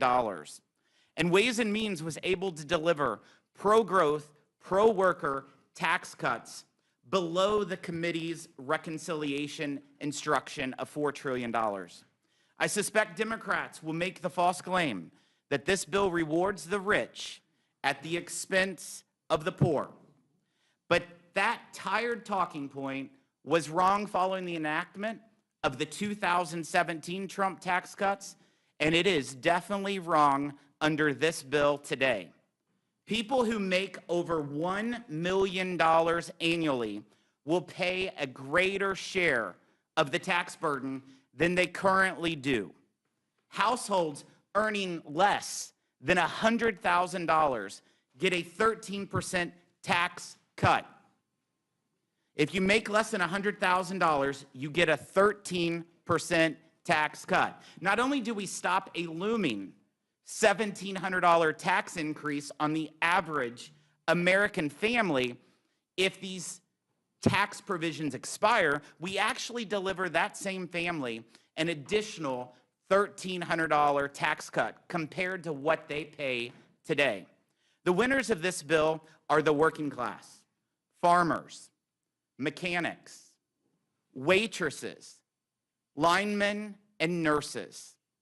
My focus has been on delivering for America's working class because I'm a product of the working class. I grew up in a single-wide trailer in a small town of less than 5,000 people. And this bill delivers for families like mine who have fallen further behind for decades. Failure is not an option in getting this done. The one big, beautiful bill to President Trump's desk. Otherwise, every single American will face, on average, a 22% tax increase. Nearly 30 million small businesses will lose the small business deduction and pay a tax rate above 43.4%. American manufacturing would compete with one arm tied behind its back against competitors like China. Families would have to sell the farm just to pay the IRS.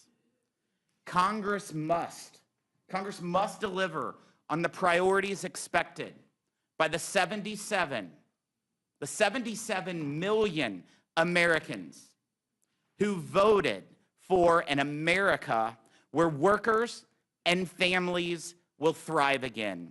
Main Street and rural towns will grow again, and America wins again. Thank you for your time, and I look forward to your questions. Thank you very much, Mr. Smith. Ms. Moore, Representative Moore. Good morning, Madam Chair, my classmate. I count it all joy to be here with members of the Rules Committee, Ranking Member McGovern and others, and I count it all joy to be able to testify on behalf of the Ways and Means Committee and of my constituents and all those who are the least lost and left behind in America. I want to talk about the tax provisions of the so-called One Big Beautiful Bill Act. I really can't argue with the president over the fact that this bill is big. It's 1,000 pages of a big bonanza for billionaires. I know that we have been accused of characterizing this as a bonanza for billionaires, and the numbers will bear that out. I know, Madam Chair, you're fond of fact-checking stuff, so I hope that you will do that on behalf of the American public when it comes to talking about how those folks under $100,000 are going to experience such a great growth in wealth and income. You know, you've heard a lot about work requirements and how that's going to generate all these savings. You heard about how these lazy little boys that are in the basement playing video games and saying to mom, you bring down some more potato chips, are going to, that's going to cost $800 billion in savings. How many of these boys do we have? Are there that many video games, I would have to ask.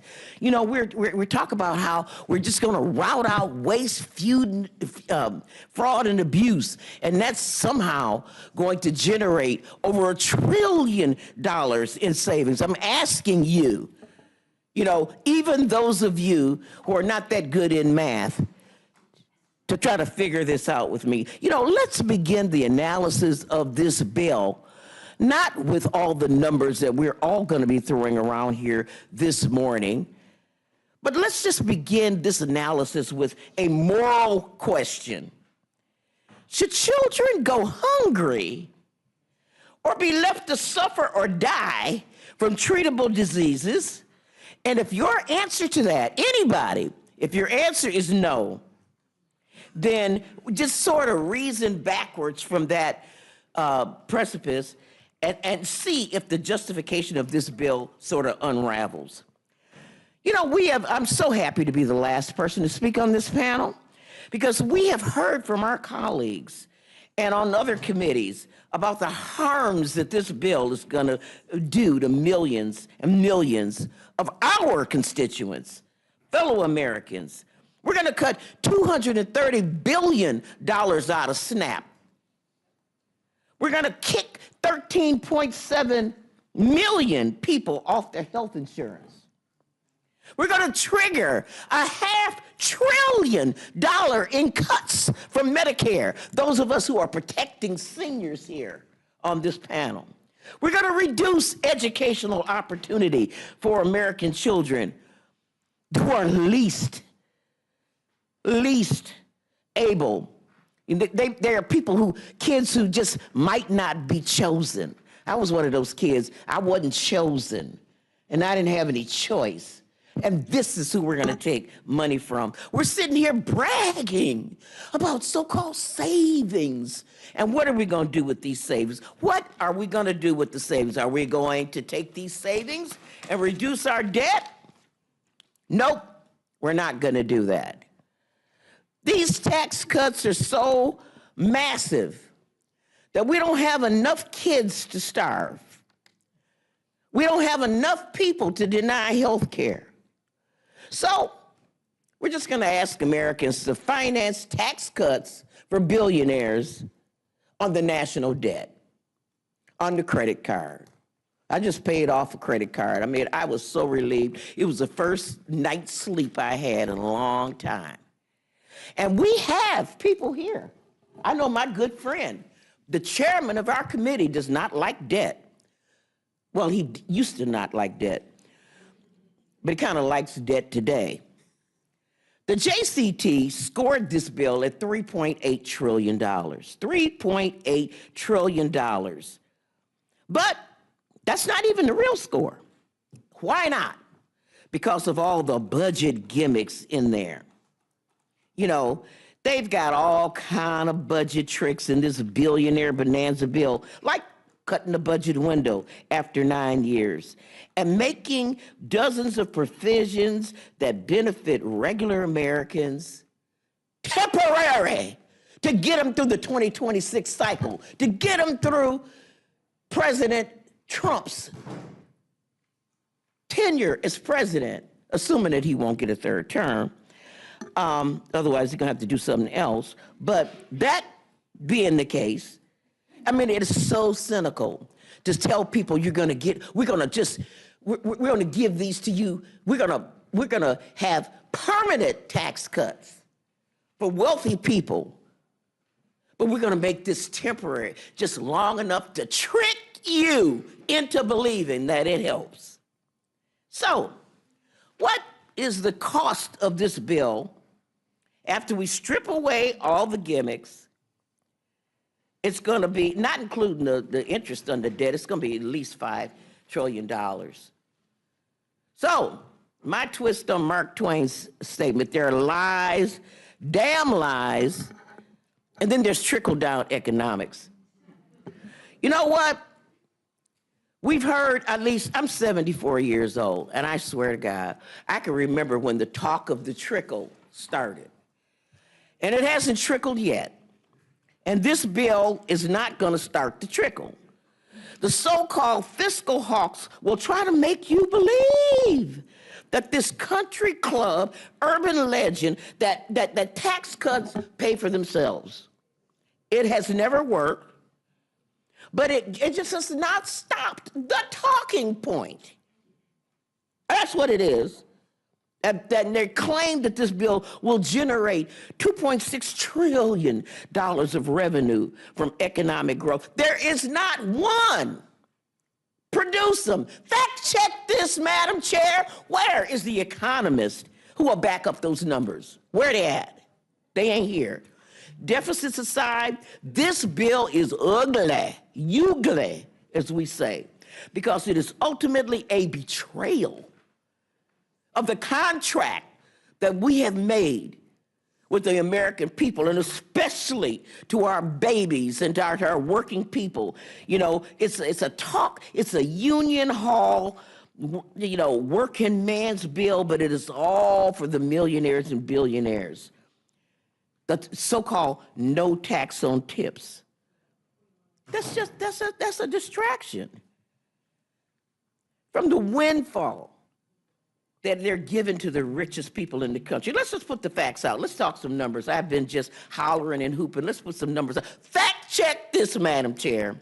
People who make over $1 million per year on average get a tax cut of $81,500 under this bill. Fact check this, Madam Chair. People who make under $50,000 per year on average get a tax cut of $265.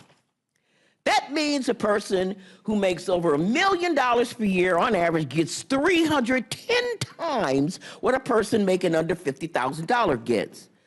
Now, this notion that if we don't pass this one big, beautiful bill, that taxes are going to go up for everybody, this is a choice. Tax breaks for billionaires and millionaires is not tethered to our doing something for regular people. Y'all chose to do that. It's perfectly possible to draft tax legislation in a way that doesn't provide the most fortunate among us with a windfall. But y'all chose to do it. Now, in the Ways and Means markup, we stayed up all night, and I do empathize with you, Madam Chair, for having to stay up all night, because we stayed up all night. And I see some of my colleagues are still here, staying up all night again. We offered 33 amendments, 33. to keep the wealthiest from getting the benefit, most of the benefit from this tax cut. So we suggested that, there shouldn't be any tax cuts for individuals making over $400,000 a year. Republicans voted no. We suggested that, if they make $10 million, we shouldn't give them a tax cut. Republicans voted no. We said, how about $100 million? Republicans voted no. We said $1 billion. They voted no. You know how they voted. No one was just too rich for this tax cut in the worldview of our colleagues on the other side of the aisle in the Ways and Means Committee. Now, if that wasn't bad enough, the JCT numbers show that this bill is even worse for people on the bottom rung. By 2029, according to JCT numbers, after the temporary tax cuts for people making under $30,000 for a year, on an aggregate, they're gonna, as a group, they're gonna be paying $5 billion more in taxes. That's a big tax cut, Madam Chair. Fact check that.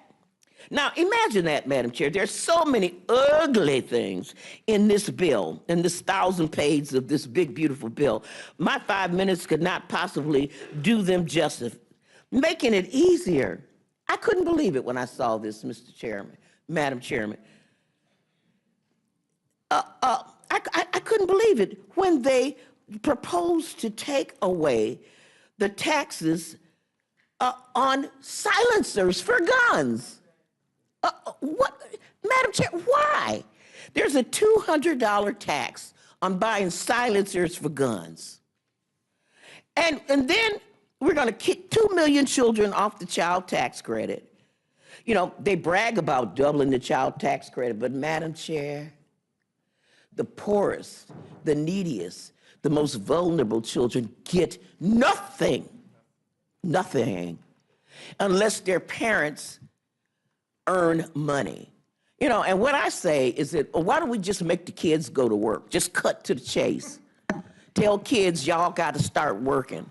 Maybe cut some of them school hours and go work as the shampoo girl so that your mama can get money to do what we know did. We cut poverty in half when we expanded the child tax credit to include the poorest, the 17 million kids that this bill doesn't cover. So, at the end of the day, the main thing, let's keep the main thing, that this legislation before us will make Americans more in debt, will make them hungrier, will make them sicker, will make them more ignorant. They'll be falling behind other nations, will be upending national security, all to lavish more and more and more and more on the luckiest and wealthiest among us. And Madam Chair, I am so, and I just want to point out to y'all, full disclosure, I'm woke, and I yield back.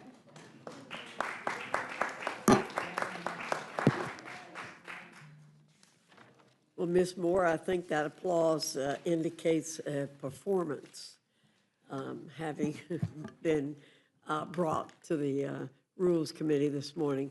I do have a lot of fact checks, but as I've done a couple of times this morning, I am going to resist. But I'm sure you will. But I'm going to wind up entering some things into the record that were said about the TCJA when it was passed, to show that the same kinds of things are being said now, and they're wrong, and they're going to be proven wrong, just like the things said in 2017.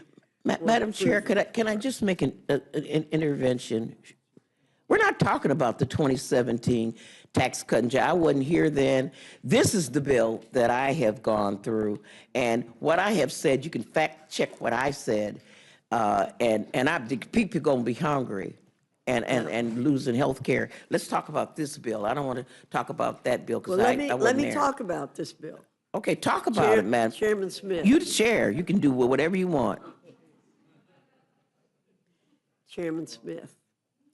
Our friends on the other side of the aisle continue to assert that the extension of the 2017 tax cuts places an additional burden on our working class families and benefits only billionaires and special interests.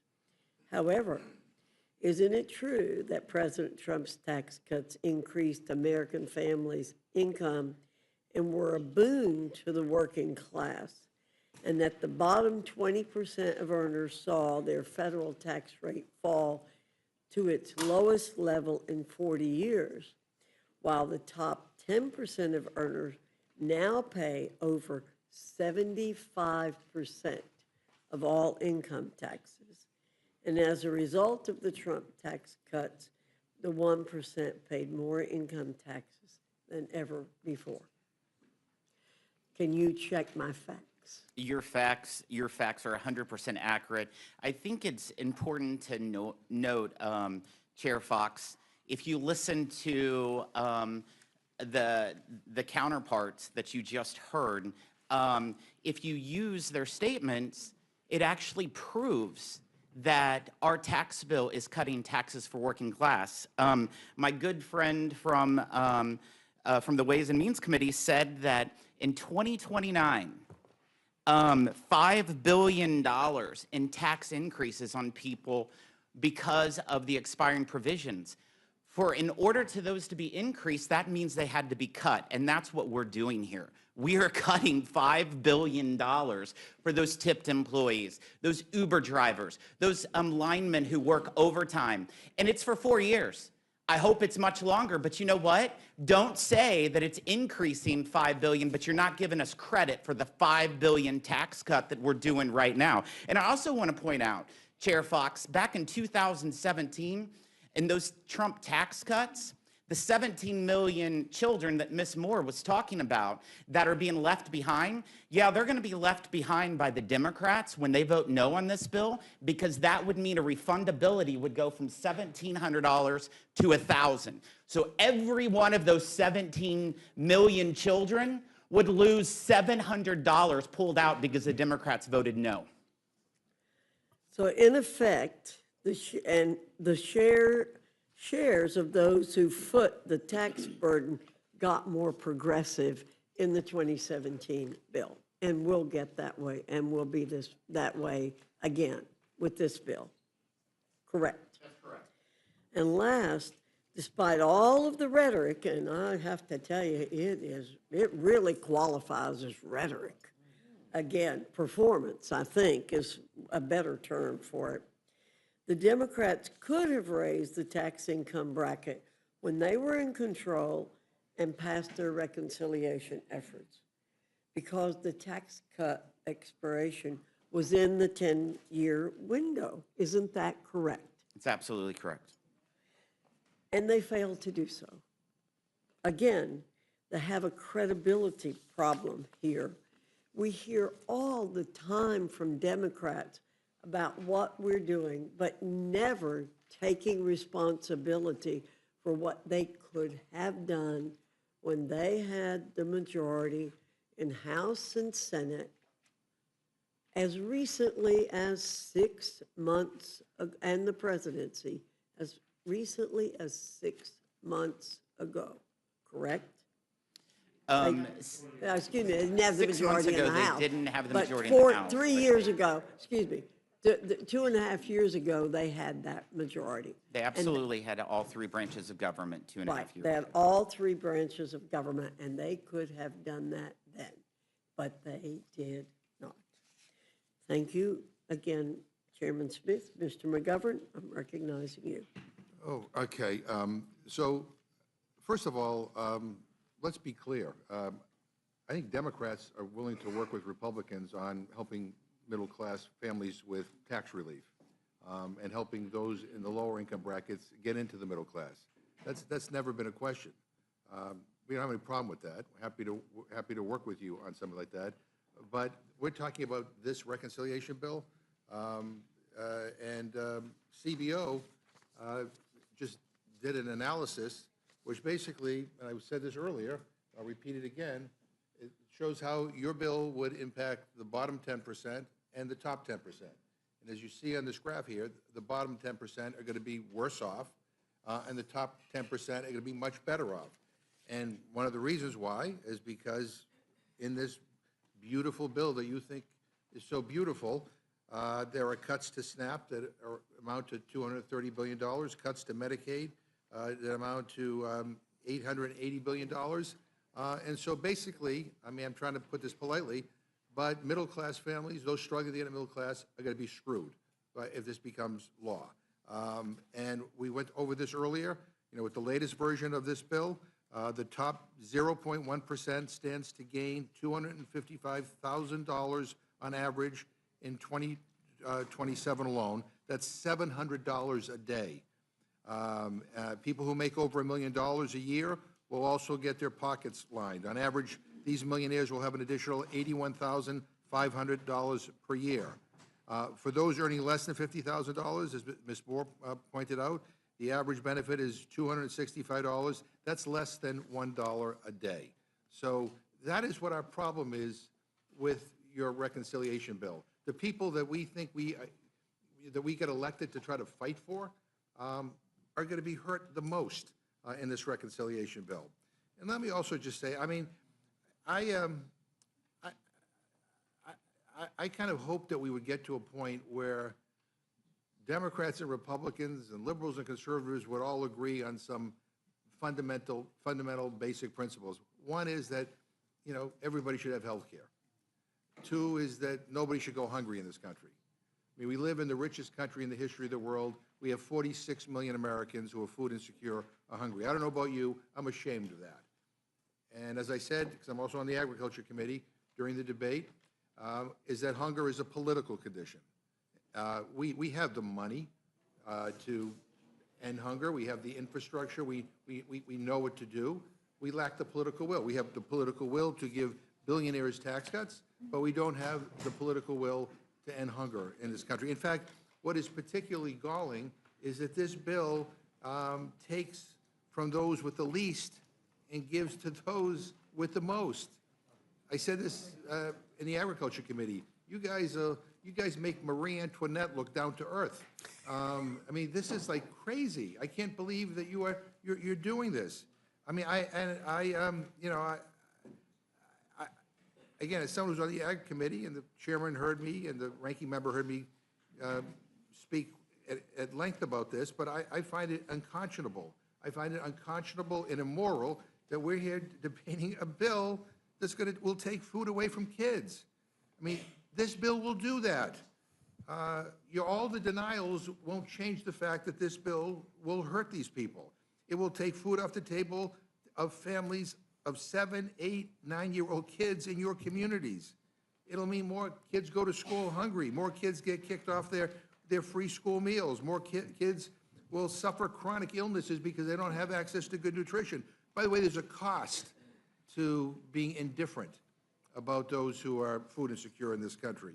And because of this bill, you know, more and more people are not going to go without health care. They're going to go without food. And for most of last week's hearing in the Ag Committee, and, you know, most Republicans, this is the thing that really bothers me, most Republicans on the Agriculture Committee couldn't even bother to show up during the debate.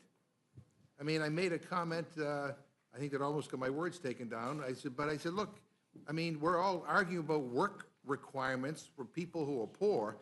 You know, how about some work requirements for members of Congress that should show up to these committee hearings and pay attention to the witnesses and offer amendments and to actually be engaged? I mean, most of them came in for 5 minutes and then left. Well, guess what? I sat there for virtually all of the 13 hours. I heard firsthand how much this bill is going to screw over kids and seniors and working families and so many other people. People who voted for Republicans and who I think now are going to feel betrayed by Republicans. They're going to lose their food assistance. Now, I don't know why you know, so many people didn't show up, but I think it's because many of you know how deeply unpopular what you're trying to do here is among the American people. And since you guys don't want to talk about it, I'm just going to talk a little bit about it. Your bill cuts SNAP, a program that provides kids, seniors, veterans, and people with disabilities with, on average, of about $2 per meal to afford food. You're going to cut it by over $313 billion. You know, when the chairman of the Budget Committee was here a month and a half ago advocating these cuts in food assistance, I asked him a simple question. I said, what is the average SNAP benefit? He had no idea. He had no idea.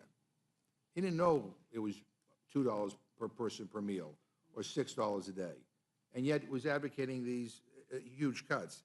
But that means you're gutting 1/3 of the entire program.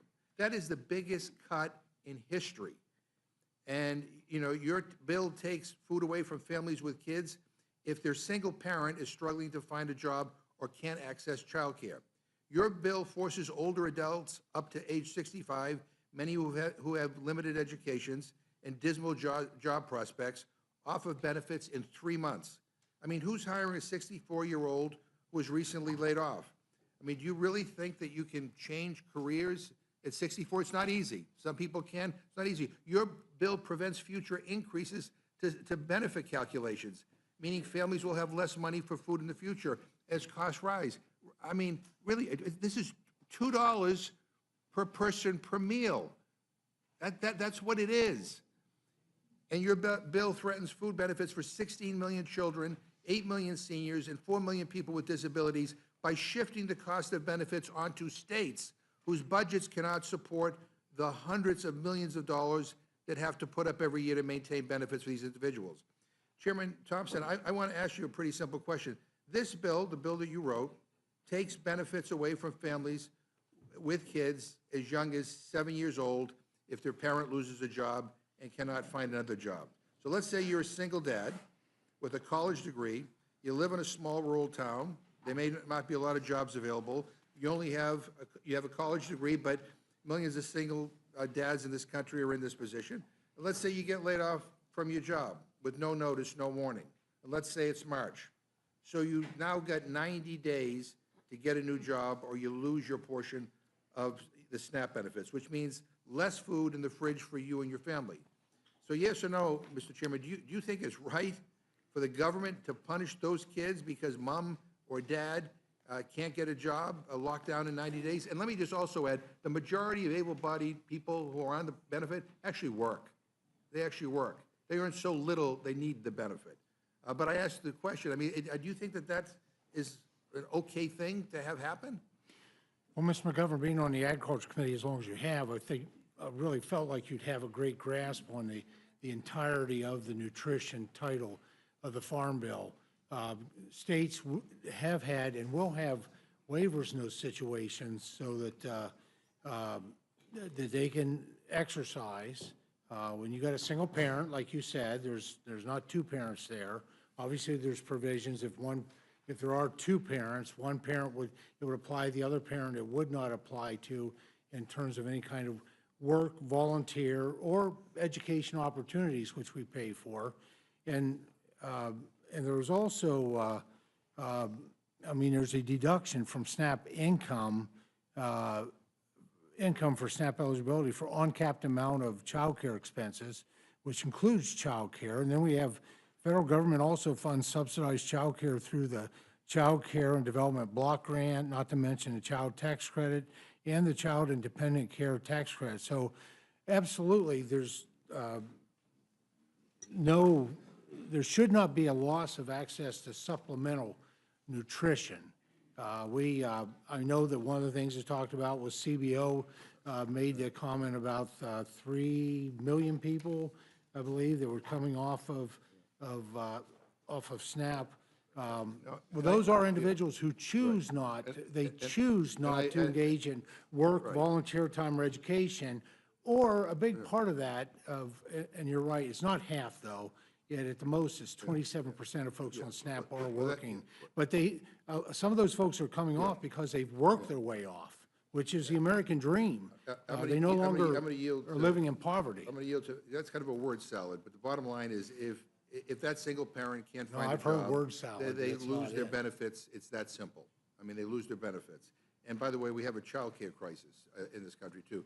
I don't know whether Ranking Member Craig wants to add anything. No, I would just add that one of the most egregious parts of this bill is changing that scenario where that single dad, when their child turns 7, then would have work requirements. And again, childcare crisis in our country. And, you know, add on top of that, that if you're married, actually, only one of you has work requirements. So, you know, it's crazy. You can stay home and still be eligible for the benefit if you're married and your spouse goes to work. But if you're a single mom or a single dad, the new dependent age for someone is 7 years old. And by the way, the vast majority of people in this country who are on SNAP are kids. They're seniors and they're people with disabilities. You know, and veterans as well. In your home state, Mr. Chairman Thompson of Pennsylvania, they'll be, under this bill, they're going to be on the hook for over $1 billion in benefits alone if this bill is acted. So what if Pennsylvania or any other state can't meet that cost? I know you think they can, you know, but what if they can't? I mean, I think the governor of your state says the bill will make groceries more expensive, close down local grocery stores, and force kids to go hungry. But I want to just say, you know, this state cost share that you all talk about, saying that we're not going to cut benefits. Well, you know, like again, if Pennsylvania had to absorb $1 billion, that's a lot for a state budget. What if they can't do it? Then did they then do benefit cuts?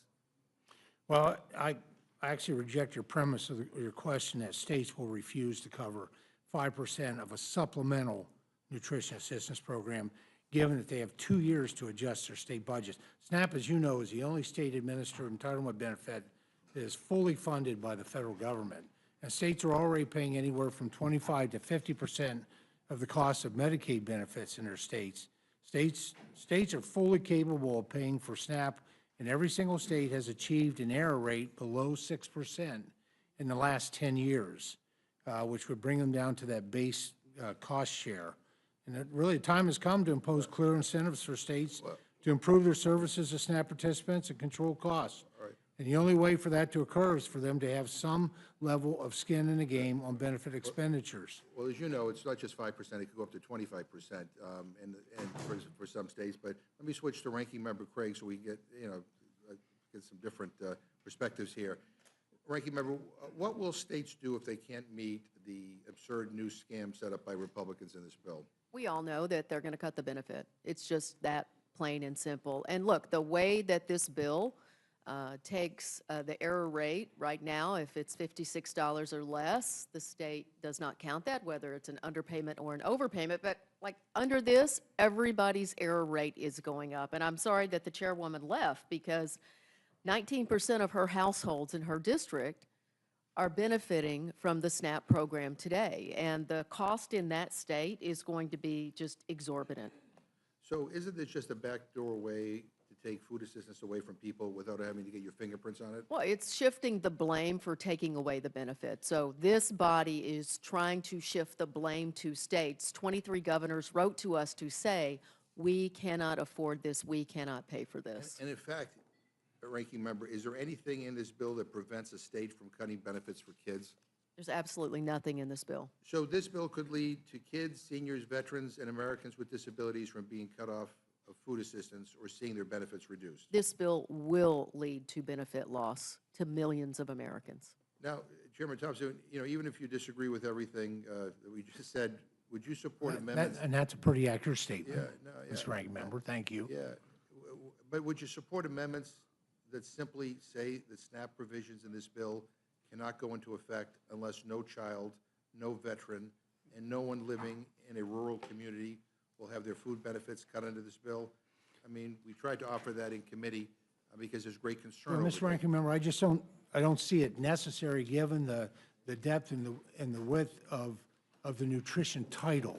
You know, what we're putting forward can't be taken in a silo. You have to look the entirety of how the nutrition program works. And I don't believe, actually, I believe that we're going to be empowering more children to have a better future.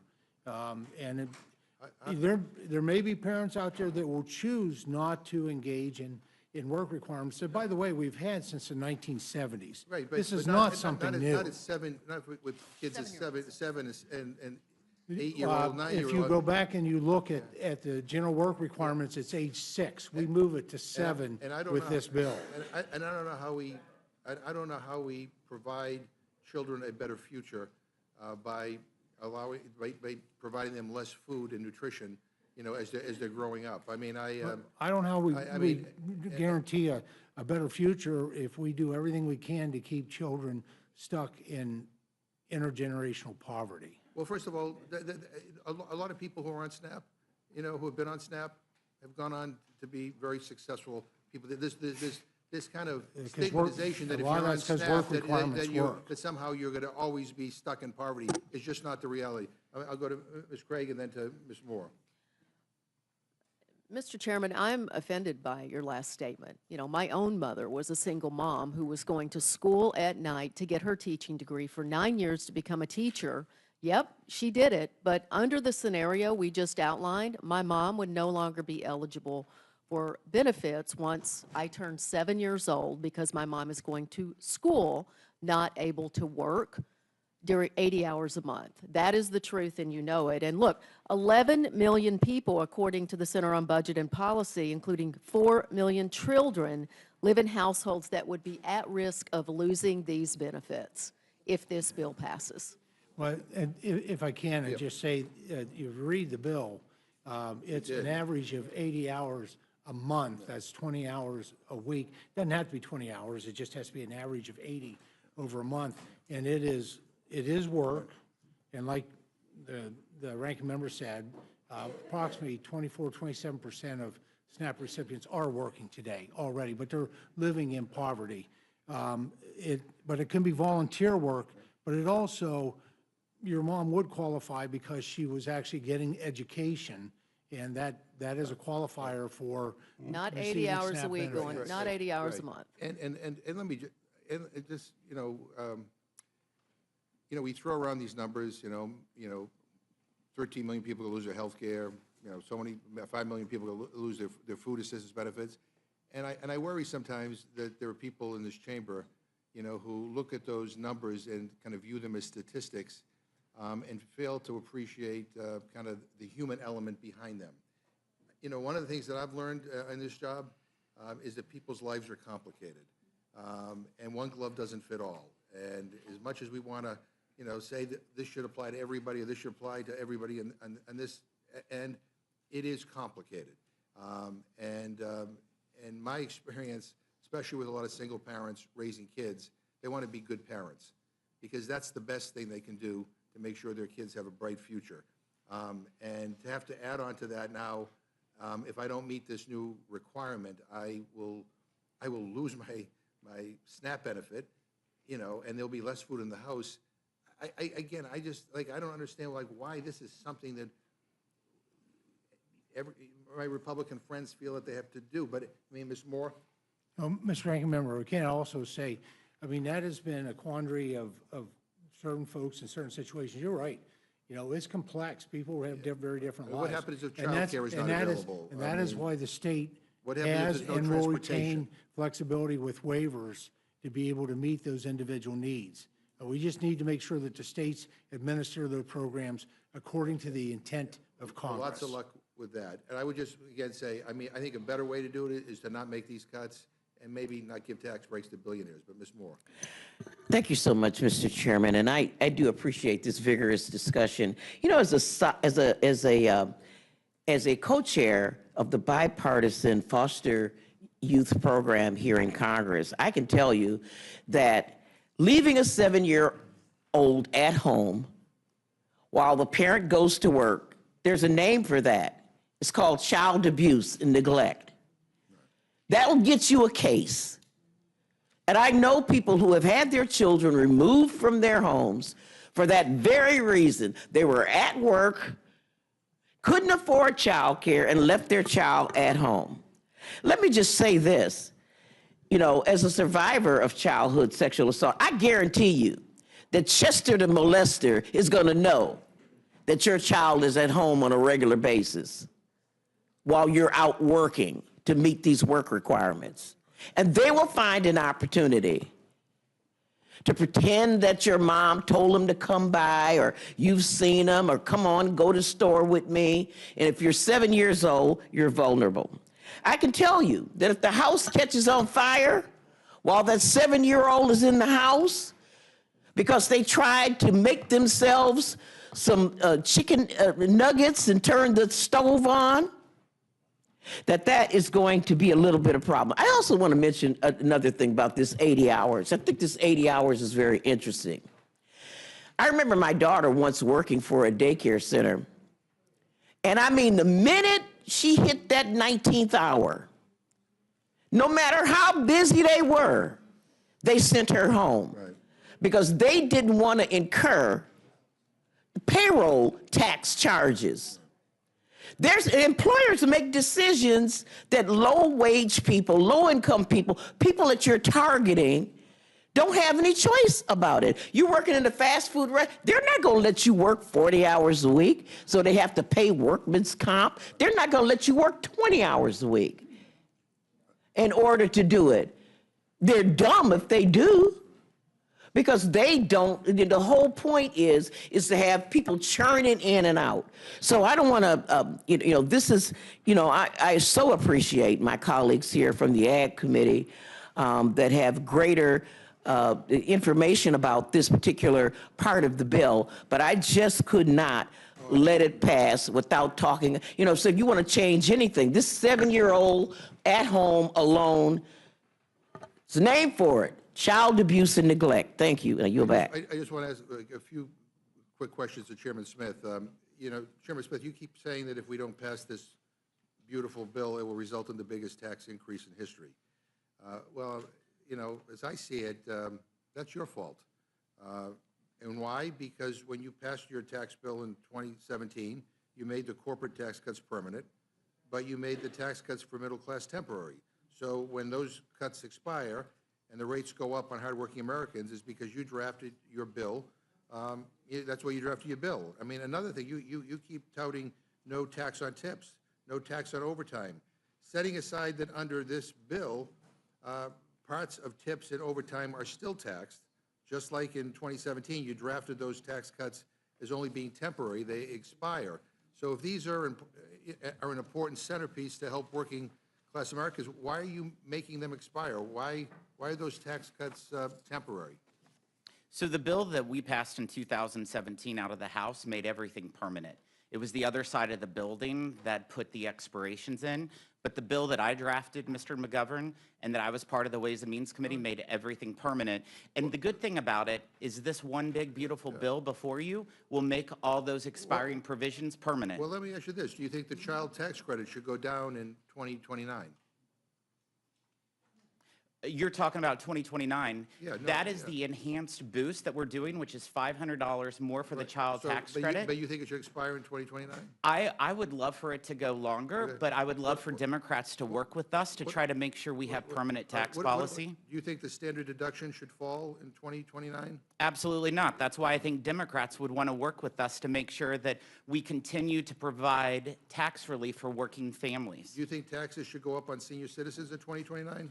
That's why I hope Democrats will work with us to make sure that we're providing tax relief for seniors. Do you think people should have to pay taxes on their tips in 2029? That's why you'll vote with me to make sure that it doesn't happen, right, Mr. McGovern? And do you think that people should have to pay tax on their overtime in 2029? That's why we're eliminating it in this bill, and that's why you're voting against it. No, I mean, I'm voting against it because I don't like the taxes for billionaires and the cuts in health care and the egregious But no cuts tax in for food overtime is benefits. in this bill, But and you'll be voting no. You know, I mean, and as I said at the beginning, I mean, we're more than willing to work with you on tax cuts and tax relief for those in the middle and for those vulnerable populations. But it just seems that all these provisions that seem to benefit the people who are most well off and well connected don't have to worry about that, but all this other stuff we do. So I'll just close with this. You know, I think this is an awful bill, and I understand why we began meeting at 1 in the morning to talk about this, because I think my Republican friends don't want people to know about it. The idea of people losing health care benefits, and the idea of billionaires getting tax cuts, and people losing their food benefits. I said this in the Ag Committee. I said that there's a special place in hell for people who take food away from hungry people. And I feel very, very strongly about this. I'm angry that this is the path that you have chosen to go down, and we're going to fight like hell on the House floor. I yield back. Gentleman yields back now. Recognize Ms. Fishbach for her time of question. Thank you, Mr. Chair. And I can tell who got a full night's sleep, so that just kind of shows. But first, I want to start out by thanking Chairman Thompson for all of your work on your portion of the bill. I know you've been working a long time, and you have not only the America's farmers in concern, that you're concerned with them and you're working towards them, but also the people that are affected by the bill. So I appreciate your work. And Chairman Guthrie and Chairman Walberg, appreciate what you've done. I mean, you have done wonderful things, and I know that you've been working on it for months and months and months, went through your committee, and we've all been working on those things over a great span of time.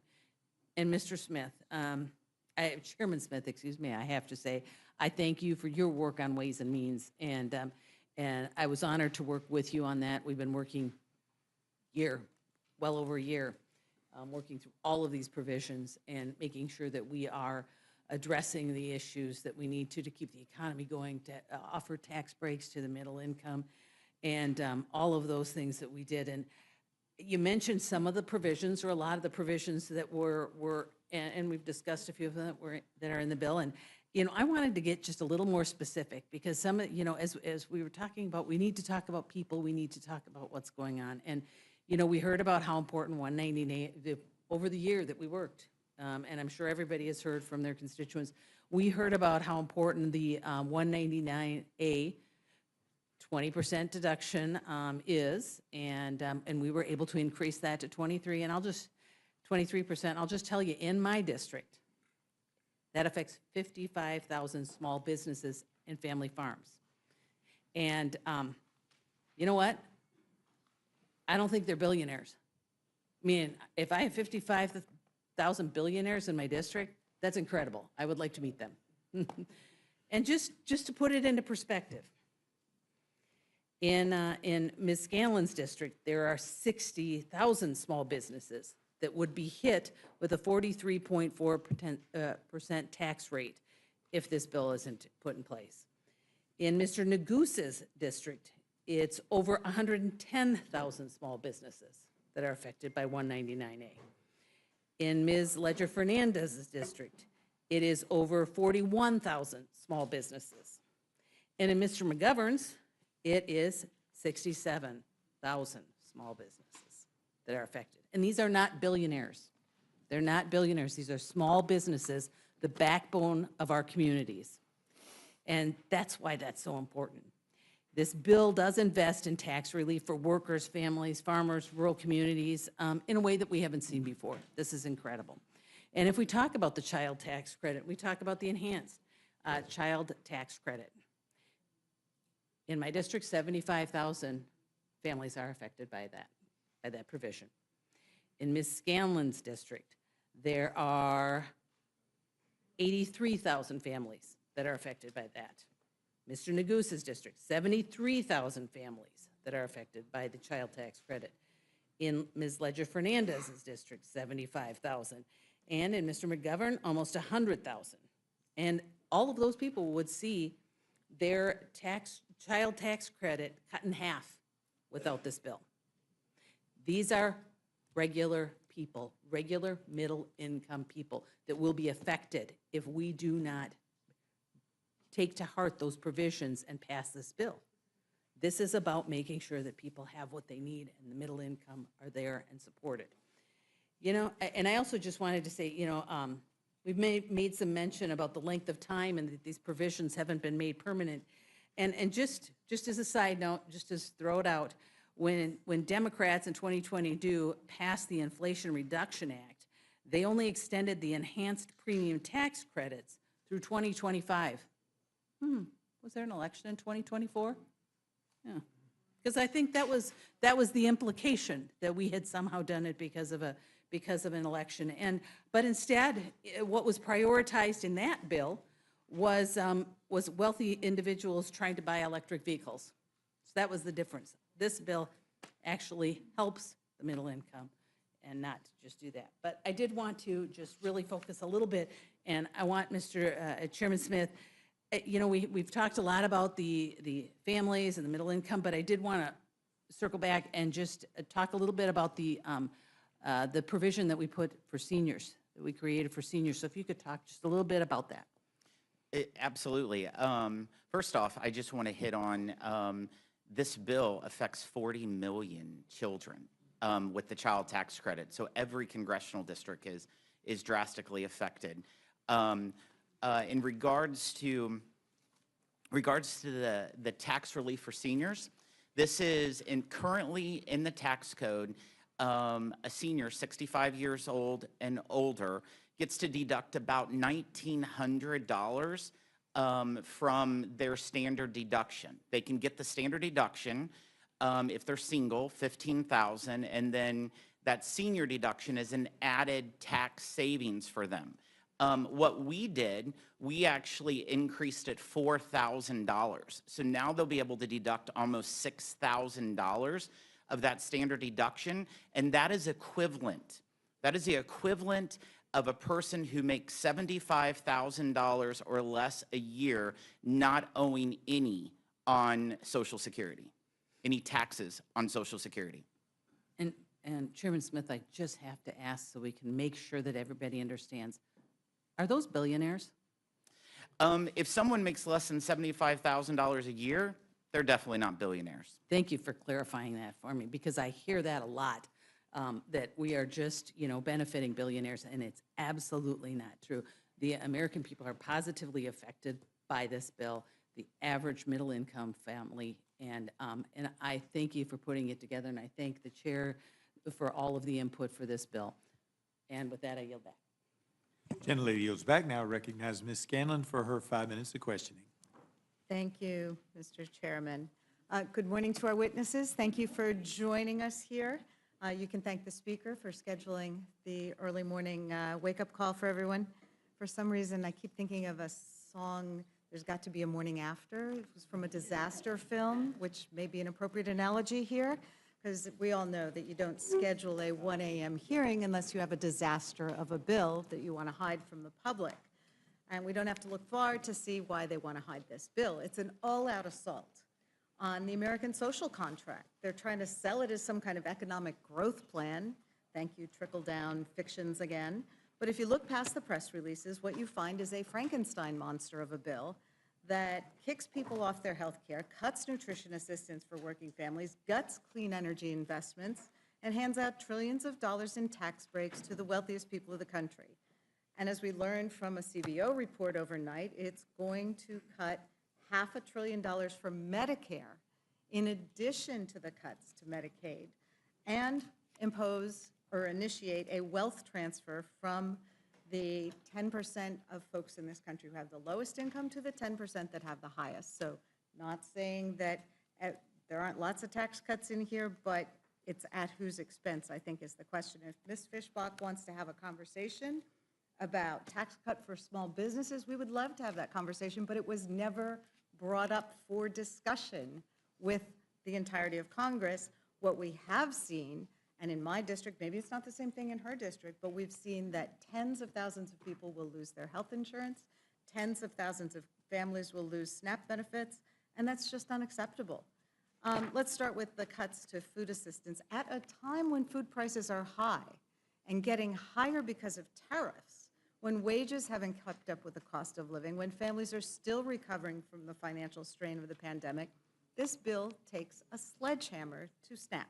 We're talking about a program that helps feed nearly 42 million Americans, 1 in 4 children in this country, one of the most effective anti-poverty programs that we have. It lifts millions out of poverty every year, and it does so with efficiency and dignity. At a certain level, it even provides a form of corporate welfare so that big businesses don't have to pay their workers a living wage. But Republicans aren't satisfied with that. Instead of working to expand access to food, this bill imposes more paperwork requirements, shortens eligibility windows, and slashes benefits. Republicans are claiming this will promote work, but the overwhelming body of evidence shows that their work requirements don't actually increase employment. They just make it harder for people to eat. You can't work if you're hungry. You can't hold down a job if you can't afford to feed your kids. Kids can't succeed in school if they're hungry. And no one can pull themselves up by their bootstraps if they're stuck in a hole that Congress has already dug for them. According to the Center on Budget and Policy Priorities, the SNAP cuts in this bill could result in nearly 2 million people losing access to food assistance. That's 2 million seniors, veterans, people with disabilities, single moms being told by the government of the richest nation on earth, sorry, you're on your own. And to what end? So that Republicans can claim to save a few $1 billion at the same time that they're extending the Trump tax cuts for the top 1%, a move that is going to cost this country over $3 trillion over the next decade. So let's be crystal clear. The trade-off that Republicans are proposing in this bill is not between cutting waste and boosting growth. It's between feeding children and giving billionaires another yacht. And speaking of tax cut, let's talk about what the bill does on that front, because it's breathtaking in its recklessness. It locks in place the worst parts of the 2017 Trump tax law. It extends tax breaks for corporations, slashes taxes for people at the very top, and opens up new loopholes for the ultra-wealthy to exploit. According to the Penn-Wharton budget model and the Tax Policy Center, more than half the benefits from these tax provisions go to the top 1%. Meanwhile, middle-class families will see little to no benefits, and millions of them will actually see their taxes go up because the cost of the Trump tariffs are greater than the tax cut they're going to receive. So this bill was going to increase the already obscene inequality in our tax code and do so at a moment when the ultra-wealthy are already paying a lower effective tax rate than working-class Americans. If you want to talk about fairness and rewarding work, maybe we should start by asking why a billionaire hedge fund manager pays a lower effective tax rate than a firefighter, a nurse, a plumber, or a school teacher. This isn't tax reform, it's tax rigging. It's trickle-down economics with a fresh coat of paint. And like every other time this theory has been tried, it's going to end in disaster. We already have a preview of what's coming because the fiscal impact of this bill is a 5-alarm fire. The bill's projected to add more than $3 trillion to the deficit over the next 10 years, and that's not coming from liberal think tanks. It's coming from conservative think tanks and former Republican budget officials. And that's a baseline estimate. That's before the creative accounting and gimmicks get stripped away. Once you dig into the details, factor in the full cost of the tax cut extensions, the impact of the new tariffs, and the backloaded nature of the spending cuts, the real number could be much higher. And that's before we even see what's going to be in the amendment that nobody's seen yet to this bill before it hits the floor. So Republicans are saying, don't worry, tax cuts will pay for themselves, but we've heard this song before. They said the same thing in 2001. They said it again in 2003. They definitely said it in 2017. And in every single case, the result was the same: bigger deficits, slower growth, and greater income inequality. There's no serious economist, none, who believes that extending the tax cuts will magically balance the budget. And we know that Moody's just downgraded our credit rating in part because they know these tax cuts will balloon the deficit and make our fiscal situation even worse.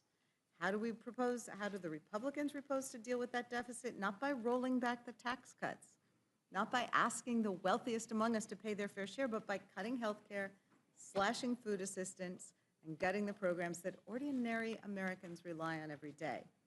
So looking at the health care cuts, because they're among the most devastating parts of this bill, if this bill becomes law, nearly 14 million people lose their health coverage. 14 million, millions of low-income Americans who rely on Medicaid for doctor's visits, prescription drugs, life-saving treatments. That includes working families who use the Affordable Care Act to buy coverage on the marketplace. It includes cancer patients, people with disabilities and chronic illnesses, and seniors in nursing homes. We're hearing from all of our nursing homes about how devastating these cuts will be. This bill rolls back Medicaid expansion, slashes subsidies for ACA coverage, and imposes harsh new work requirements that will lead to coverage losses without increasing employment. And we know this because the data is overwhelming. When Arkansas imposed similar Medicaid work requirements a few years ago, more than 18,000 people lost coverage, and there was no measurable increase in employment. That's because most Medicaid recipients are already working, or they're caring for a child, or they have a disability, or they're in school. So the work requirements are just so-called work requirements. They're actually paperwork requirements. They'll kick people off Medicaid not because they aren't eligible, but because they have to jump through more hoops to prove it. And it's not about promoting work. It's about punishing poverty and making life harder for people who are already struggling. Just like with SNAP, the savings from these healthcare cuts are pennies compared to the cost of the tax breaks that Republicans are giving to their wealthy donors. You don't get to call yourself fiscally responsible when you're taking health care away from cancer patients so that Elon Musk can get another tax write-off. Congressional Budget Office has been crystal clear. Medicaid work requirements don't increase employment, they just increase the paperwork and the number of people who lose health care. This isn't about work. It's about trying to justify an unjustifiable tax giveaway to the rich. And then we have the clean energy and environmental investments that are being gutted in this bill. At a time when we're seeing record wildfires, catastrophic flooding, skyrocketing insurance premiums due to climate-related disasters, Republicans want to gut the very programs that are helping us fight back. This bill rescinds billions of dollars in clean energy tax credits, slashes funding for renewable energy deployment, blocks support for home energy efficiency that many homeowners in my district have been able to use to upgrade their furnaces and water heaters and reduce their energy costs. And it even goes after investments in climate resilience and environmental justice. So this is just sabotage. These clean energy investments aren't just good for the planet, they're good for our economy. They've created jobs, they've reduced household energy bills, and they keep our air and water clean, and they help our communities, particularly disadvantaged communities, prepare for and respond to climate threats. But because these provisions were passed by Democrats and they help us transition to more sustainable energy sources and reduce our reliance on fossil fuels, Republicans are determined to tear them down. And the irony is that a lot of these projects are happening in red states, Texas, Oklahoma, Iowa. They're leading the way in wind and solar development. But this bill is going to pull the rug out from under that progress, all to make a political point. The American people deserve better than this. They deserve a government that works for them, not one that caves to corporate lobbyists, science deniers, and billionaire donors. So just looking at the whole picture, this bill cuts food assistance from working families, kicks millions off their health care, hands trillions in tax breaks to the wealthiest Americans, blows a multi-trillion-dollar hole in the federal deficit, and sabotages our fight against climate change. So it's not a big, beautiful bill. It's a big, disgraceful betrayal of the American people. It's a bill that punishes the poor, rewards the rich, and threatens the stability of our economy. And the fact that it's being rushed through the House with no real debate, with new things being exposed about it practically on an hourly basis, no final CBO score, no transparency, no accountability, should alarm everyone here, regardless of party. So obviously, I'm not a fan of the bill. We have to do better. The sun is up. The American people are looking. Ranking Member Craig, this bill includes the most significant cuts to SNAP in decades. Can you explain what this means for working families and children and seniors who rely on SNAP to put food on the table? Yeah, it's devastating. It is the largest cut in American history to the most successful anti-hunger program in American history. I mean, we're talking about, you know, and let me make sure my Republican colleagues understand this. The nutrition title is a title in the Farm Bill. This absolutely destroys the Farm Bill coalition that we have worked for decades to establish in our country. One issue that is raising a lot of concern in Pennsylvania, which I represent, as does Mr. Thompson, is that for the first time ever, this bill would require states to start paying a portion of SNAP benefits. What would this kind of cost shift, Ms. Craig, mean for the state's ability to serve their residents? Well, at the end of the day, every state's going to make its own decision about what they can accomplish here, and the net effect is going to be in many states around this country, they're going to cut the benefit. States already share 50% of the administration cost of this program. That goes to 75%. Most states, including Pennsylvania, are going to be on the hook for 25% of the benefit cost after this bill passes. Well, I know that our state legislators are already gravely concerned about the reduction in federal benefits coming to the Commonwealth, and this is not giving them any ease. Representative Moore, the majority claims this bill is a middle-class tax cut, but analysis shows that people earning under $50,000 a year would get an average tax cut of less than $1 a day, while the top 1% would get nearly $300,000 a year. Does that sound like a fair or balanced approach to tax policy? Absolutely not. Absolutely not, Ms. Scanlon. You are correct that it really increases inequality. And if, for those of us who remember our history, when we went into the Great Depression, it was the biggest inequality we had experienced in American history. And, you know, and this sort of resembles putting us in that direction. This bill is the top 1% get 20% of the benefit in 2027. The top 5% get 40% of the benefit.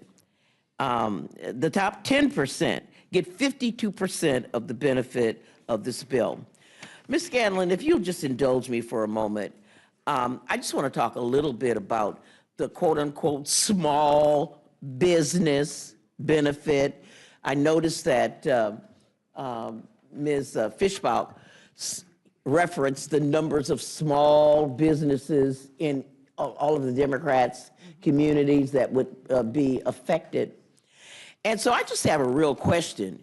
Is or is it ain't a small business? I'm looking at one of the things I think is particularly egregious. One of the most expensive pieces of this big, beautiful bonanza for billionaires. That's the 199A deduction. They claim it's for small business, this pass-through. And, you know, they wax on about, you know, how important it is. In 2022, that was the year that we were able the JCT was able to find data. In 2022, taxpayers claiming the 199A deduction with adjusted gross income, all of it qualified business income, in the neighborhood of $200,000 a year. That small business claimed about $6,500, $6,500 on average. Taxpayers claiming the 199A deduction with adjusted gross income in the neighborhood of $10 million. Still, this is small business. They claimed about $520,000 of this deduction on average. In 2022, there were about 800 taxpayers. You know, they're supposed to be, I know, you know, Mr. Smith here is going to tell you that there are limits on how much you can earn in order to qualify for the 199A, but not so much in this bill, nor in 2022. There are about 800 taxpayers with adjusted gross incomes exceeding $100 million that received the 199A deduction and claimed $11 million of the deduction on average. And I mean, I'm not going to be picking on Republicans here in their district. I'll just talk about people in my community in Wisconsin. Dick and Liz Eline in Wisconsin saved over $40 million in taxes in 2018 by claiming this 199A deduction, and they received $115 million. Now, the next question is, oh, well, these are our job creators. And I know I'm being performative. But in 2022, of the 17 million people who claimed the 199A deduction, fact checks this, 84% of these businesses had 0 employees, 0. And so thank you for asking me that question. And yeah, the benefit goes primarily to rich people. And like I said, just in the examples that you've given, the average taxpayer, not talking about business, but individual, is going to receive $265, at least until it expires in 2029. I appreciate that, and I have a few more questions for you, but I wanted to yield to the chairwoman for a minute. Yes, ma'am. I think many people in here have just heard that our colleague Jerry Conley has just passed. Oh, no. So I want to ask us all to stop and say a prayer for his family. Please take some time.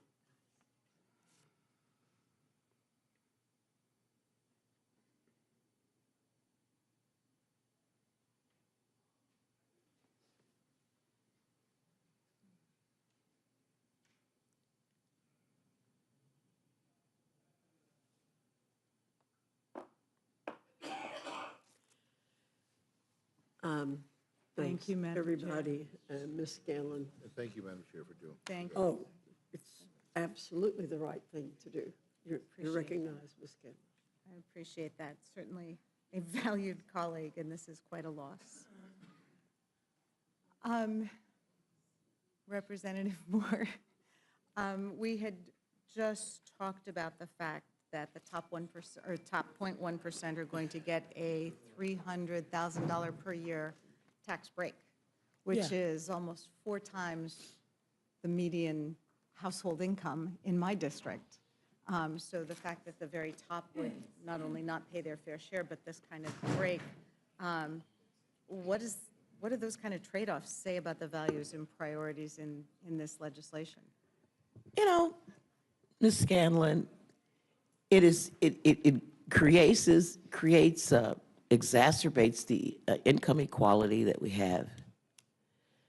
But more importantly than that, it really, really demonstrates that our values as Americans have sort of gone askew. When you can provide 310 times the benefit for the top than you do for the bottom, you are depriving people of the opportunity to participate in our economy in a meaningful way.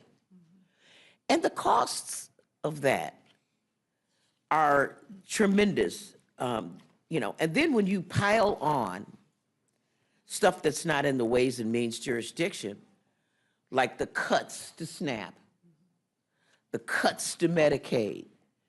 When you give somebody, it's $265 tax return, how far is that going to go with compensating for their loss of SNAP and Medicaid? There's not one page in here that gives them any child care assistance or anything else. And I just want to point out that, we hear on and on and on, and I know Medicaid is not within our jurisdiction, but Medicare is, parts of Medicare are. And, I'm so sorry, I'm just a little bit upset about Jerry, my friend.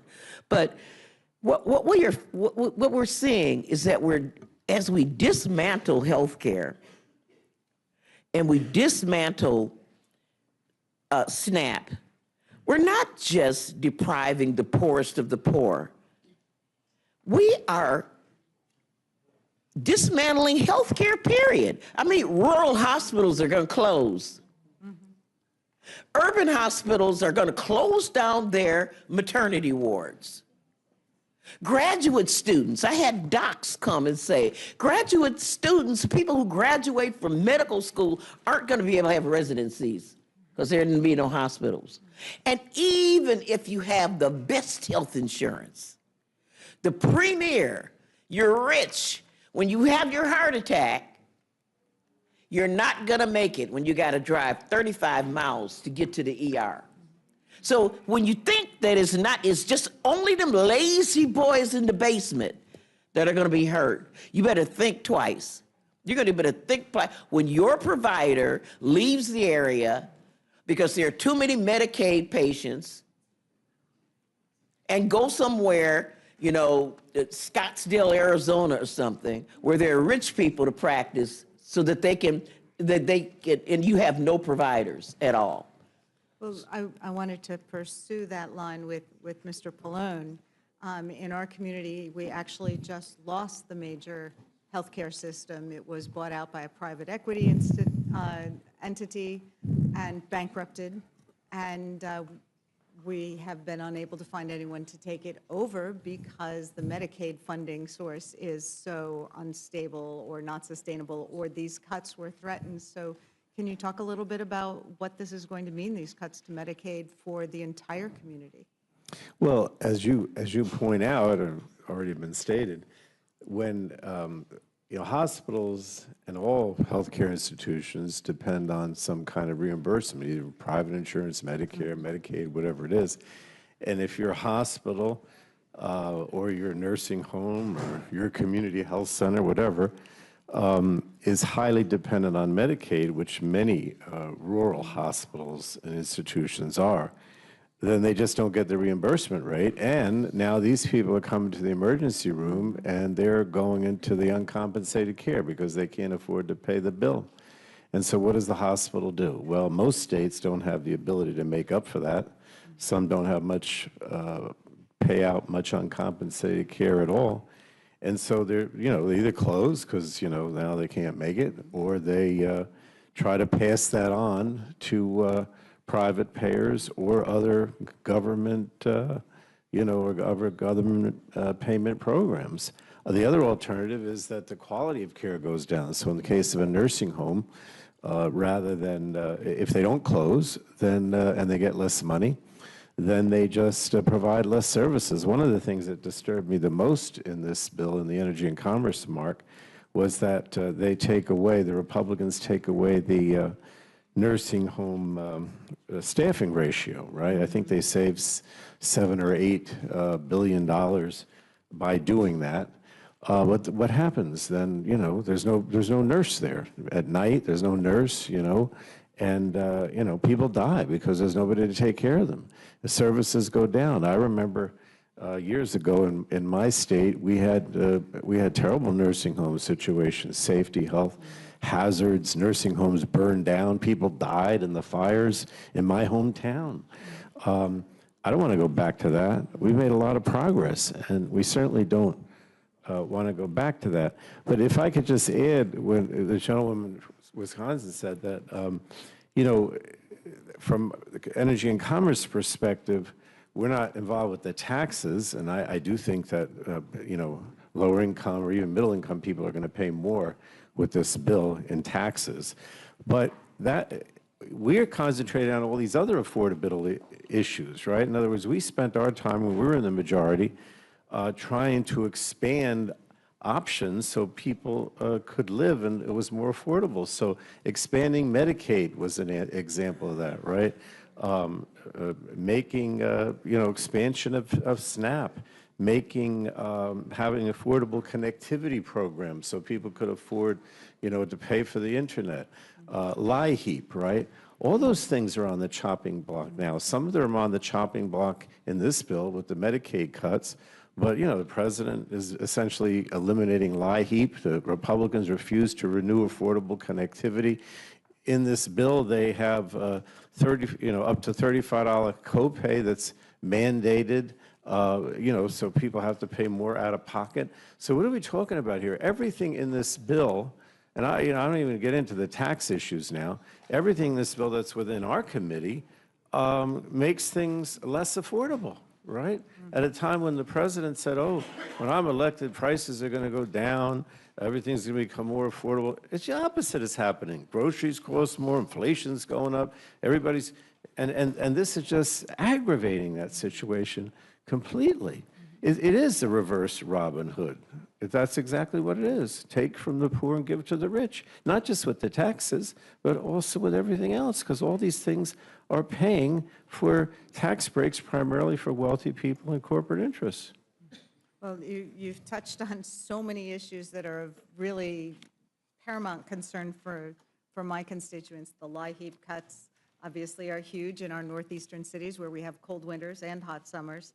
The Medicaid copay, as I understand it, that was something that many of our Republican colleagues were unaware of, the fact that this bill would impose a Medicaid copay. The issues with respect to hospitals, you know, we hear quite a bit about how these Medicaid cuts are going to hurt rural hospitals, but they obviously also hurt our frontline urban hospitals. And we just had an article in the Philadelphia Inquirer this week about how many of our urban hospitals we've lost because they were dependent on Medicaid. So that remains a huge issue. Could you comment at all? As I understand it, there's a provision in this bill that would impact the expansion of Medicaid coverage for new mothers, which is something we've been trying to work on with the Black maternal health crisis in this country, and the fact that we have women dying at a rate in this country that is 3-4 times the rate of other developed nations. And one of the proven tactics for reducing maternal mortality is to make sure that women have health care coverage for the first year after birth. I have to mention that Robin Kelly is in the room, who's a member of our committee, and she, with the CBC Brain Trust, worked very hard on a lot of these maternal mortality issues, because they even, in a disparate way, even affect Black women even more so, you know. But yeah, I mean, that was another thing that we did as Democrats. We expanded to 1 year postpartum coverage, which is negatively impacted in this bill. And again, it's another example of how Democrats were trying to make things better and more affordable and keep people healthy, as opposed to Republican efforts, which will all go in the other direction. Representative Scott, Pennsylvania has a disproportionately high level of folks who have student loans, and they have a greater dollar value on average than most states, and that may be in part because of problems with funding our state universities, but nevertheless, we have a lot of people who have a lot of student loans that they are struggling to pay at this point. Can you comment on what this bill would do with respect to student loans? Well, there are a couple of things on student loans. One, it limits the amount of student loans you can take out, so a lot of students will have to choose between going to college or taking out private loans to make out the difference. But on the repayment is much more expensive. And so it's much of a problem they have now. It'll be even more. So they limit the amount of aid you can get, so a lot of students won't be able to go to school. Those that do will be paying more, and for longer. And I mean, it's an issue that is really something that over our lifetimes has really just taken on a whole new structure. I mean, when I went to college, I could work as a lifeguard and get a little help from my family and take out a few loans and could manage to do that. But now you can't, without a college degree, you can't make enough money to even begin to start paying for college. Well, a few decades ago, the Pell Grant covered the 80% of the cost of going to a state college, tuition, room, and board. Now it's about 30%. Yeah. And covering, that's where the student loan crisis came in, because families don't have that kind of money. Sure. They have to, you know, if they don't have a lot of money, they have to come up with, make it up with loans. Yeah. And by limiting the amount you can borrow, you may not be able to get enough to be able to go, so you don't go at all. Or you get into the private loan market and pay all kinds of extra fees. And then after you've gone, the repayment is more expensive. Right. So it's just a bad deal, particularly if you're going this far into debt. People ought not be worse off. So we've got bad news on the food front, we've got bad news on the health front, we've got bad news on the education front, we've got bad news on the tax front for our working families. Thank think it's a bad bill, and we shouldn't move it forward. Thank you. I yield back.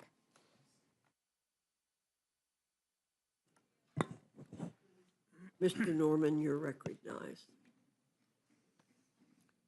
You know, I've listened to this filibuster for a good while, all of us have. And, you know, when you keep hearing the four-letter word work being demonized, when you keep hearing the fact that you're because somebody has to go to work, your children are dying, mothers are starving. You know, it's really, that's really an insult to the working Americans, to that plumber who works 80 hours a week, to that electrician who works nonstop, to that waitress who is on her feet all day long. You know, and when you look at the work requirements, fact check, Ms. Moore, you know what it is? 20 hours a week. 20 hours, that, I think, if my math's right, that's 4 hours a day. Mr. Norman, would you yield just 1 second? It's 80 hours a month, which comes out to 18.4 hours per week. So. Fact check. Fact check. Okay, 18 hours a week. Okay, that is an insult to whoever's watching this, this hearing. That's an insult to the hardworking Americans that, regardless of what you do, work brings dignity. Work brings a cause, a sense of purpose. Work brings a reason to get up in the morning. Work helps you find your God-given talent. And to say work is going to kill children, work is going to kill mothers, fathers, you're just wrong. You're not telling the truth. That's not right. America was built on work. And I can hear over and over and over again this rich, poor, billionaires. You know, the identity politics, thank God 77 million people said no to that. They're tired of it. And America is a great country because of work, and people are willing to do it. And it's really, you know, when you look at the fraud that's going on, and I think from what, if you check your facts. Would the gentleman yield? We've got, no. All right. There's 13 billion, that's, if you check the facts, 13 billion of fraud, like in the SNAP cases, people getting money when they shouldn't have. 13 billion per year. That's 1.3 billion per month, if I check my facts right. You know, Americans have had enough of this. And I'm sorry, I know you learned it from the President Biden. Free education, free food for 15 million illegals that came into this country. You know, free housing. I'm sorry, that's not how this country was built. And you know, I admire all of you for the work that you do. Each one of you do work. And for those who keep identifying as, you know, demonizing work and demonizing those who have been successful, you never know the long hours that they put in, the long hours that they took to build a business, the long hours that they didn't get a paycheck. So you're hurting the very people who you could give hope to. And by demonizing this, Americans are just tired of it. You want to know somebody who's a definition of hard work? Right here. Came from nothing. Look at what she did. Many of you. And if you want to say rich, I think if you've got your health, you're pretty rich. If you've got your health. Jerry Conley would get it back. So I resent you saying that, and I really, it's a sad day that we've gotten to that point in this country when so many people are doing that. And are you asking me a question, sir? No, ma'am. Oh, I didn't think you would. You filibustered long enough. I think you would actually ask me a question about work. I did not ask you a question. I'm not asking you a question. What I'm saying is, it's my time, Ms. Moore. I didn't interrupt you. You went on for, I counted, you went on for 20 minutes, which is fine. And you are entertaining, I'll give you that. But I'm just really smart. But Ms. Moore, it's my time. All I'm saying is that the day of demonizing work, the day of demonizing America is over with. And Americans, people got it right. And we're going to continue to have a great country. This bill, this big, beautiful bill will help this country out. It's got some things we got to work out, but it'll help this country. And the other thing I will tell you is the taxes are the people's money. Government is y'all's God. The taxes are the people's money. And to give it back to them, like Chairman Smith and Chairman Thompson and Tim, you know, that's the right thing to do. So we're going to right the wrong for the last 4 years that this country has been through a living hell with this past president. And thank God we got people who are willing to step up and go to work. I yield back. Thank you, Mr. Norman. Mr. DeGoose, you're recognized. Thank you, Madam Chair. Well, my friend from South Carolina talked a lot about work. Just for the record, we've been working for the last 8 hours here in the committee, and I could say the same for the chairwoman. I'm not so sure I could say the same about you. I think you snuck out for a little shut-eye for a few hours, so I'm not sure. There was a lot of talk about work, but I haven't seen you in a few hours, so welcome back. Anyway, I do want to take a minute in all seriousness, and I want to thank the chairwoman for taking a moment to center our conversation here, just to remember and honor our colleague, whom I know we all treasured, and he was a giant among giants in this institution. He was a ranking member of one of our committees. He was the president of the NATO Parliamentary Assembly, appointed by Madam Speaker Emerita. He was one of the most prolific legislators in the House.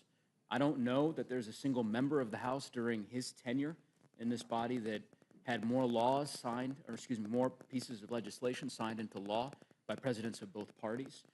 And more than anything else, he was a fighter and a friend. And so I just know that we're going to miss him. And I think that it's a big loss for the people of Fairfax and for the folks in the Commonwealth of Virginia and for this institution. I want to ask some questions. Thank you to the panel. You all have been, I think it's the longest panel. As you know, we started at 1 a.m., so we've been here for about 8 hours. I'm told the sun has risen and that it's morning outside, but we haven't, been outside the room yet, so we'll just have to take your word for it. And as I said to the panel that preceded yours, I have been, I think maybe I can speak for my colleagues on this side of the aisle, we have been on this collective journey to try to figure out why the Speaker and Republican leadership decided to do this midnight, middle of the night, dead of night hearing on your reconciliation bill. And of course, we believe it's because this bill is indefensible and the Republican leadership did not want this bill debated out in the open. And I've tried to get answers from a variety of my different colleagues. One of my colleagues from Virginia, Mr. Griffith, offered an explanation more recently and essentially said, well, we did it in anticipation that there would be extensive debate by Democrats on this committee. Of course, there was only 4 of us on this committee. Mr. Guthrie, Chairman Guthrie, you haven't had a question in a while, so maybe I'll pose this to you. How long was your hearing in Energy and Commerce? My hearing, first, my comments on Jerry. He was probably one of my dear friends here and was supposed to be honored this weekend in Dayton, Ohio with a NATO meeting. People don't really realize there's actually a NATO parliament, and some of us are designated, and he was the president or speaker of the NATO parliament. So not only is Jerry beloved by all of us, he's beloved around the world. All of our NATO allies, every time he showed up at a meeting, Jerry, there's Jerry, and they just, everybody adored him because he's just an adorable, wonderful person, and I'm going to miss him. And I'll be in Dayton this weekend, and I'm sure a lot of us are going to shed a lot of tears for him. So, saying that. So, the question, my hearing went for 26 and a half hours. 26 and a half hours. What time did you start it? We started at 2 o'clock in the afternoon. 2 o'clock in the afternoon. So you weren't worried about the anticipatory debate. You knew that Ranking Member Pallone was going to come armed with extensive arguments and motions and amendments, but you decided to hold the hearing during the day, nonetheless, right? We started during the day. Started during the day. Started during the day. Yeah. Well, I wish that the Speaker would have taken the same approach, but it's clear to me, and I think clear to the American public, that he did not want to have this debate happen during the day, and I can understand why, given what we've heard thus far. Chairman Smith, I want to talk to you a bit about tax on tips. I heard your opening statement, and I think in some of the colloquies as far, I think suffice to say that you're very passionate about the no tax on tips. Is that a fair? Yeah, I'm passionate because of the 4 million tipped employees. Just yesterday, in Washington, D.C., at the restaurant that I was at, my waiter asked me, "Are you going to be able to deliver this, Chairman?" So this affects real Americans, so very much passionate about it. Totally. Why haven't you passed a standalone bill to get this done if it's so important? Because there's a 60-vote rule over in the Senate. The Senate just passed their bill yesterday. Which is unconstitutional because all taxing Of has course, to originate from the I'm well House. aware, but I guess I heard your first explanation was, well, there's 60 vote Senate barrier, so of course we could never get it passed in the Senate. But then Ted Cruz and Jackie Rosen, my understanding is they passed the bill by unanimous consent. Of course, as you said, there's the constitutionality issue. So I just don't understand why the Ways and Means Committee doesn't just mark up a bill. I think the sponsor of the bill is sitting right behind you. He's been in this hearing since like 3 a.m., Mr. Horsford. He's got a great bill on this. I think we could get this on the bill tomorrow. I think there'd be bipartisan strong support. Clearly, there's unanimous support in the Senate. I mean, if you're so passionate about it, why don't we get it done? Mr. Neguse, you know that I have tried to work on tax policy, bipartisan tax policy the last Congress, that we got 82% of the vote to move it forward. Unfortunately, it died in the Senate. So sometimes bipartisan tax policy does not work. I believe the no tax on tips, the no tax on overtime, the tax relief of seniors are so urgent that I would not allow a tax bill to move forward unless it includes that in the House of Representatives. That's why I'm delivering for working class Americans. Yeah, no, well, anyway, I guess I don't want to belabor the point here. You keep referencing the Senate. Unless I'm missing something, I thought the United States Senate passed on unanimous consent without any objections Ted Cruz, Jackie Rosen, Democrat, Republican bill to not tax tips. And so I'm not really understanding the hurdle there. But anyway, you have a different worldview as to, I guess, the way to effectuate it. Can you give us a sense of where the state and local tax deduction piece is going to end? What are we going to be voting on later today? What I'll say is that the $30,000 deduction that we passed out of the Ways and Means Committee, capping it at people who make less than $400,000, the Ways and Means Committee felt like that was a reasonable compromise that would help provide necessary tax relief.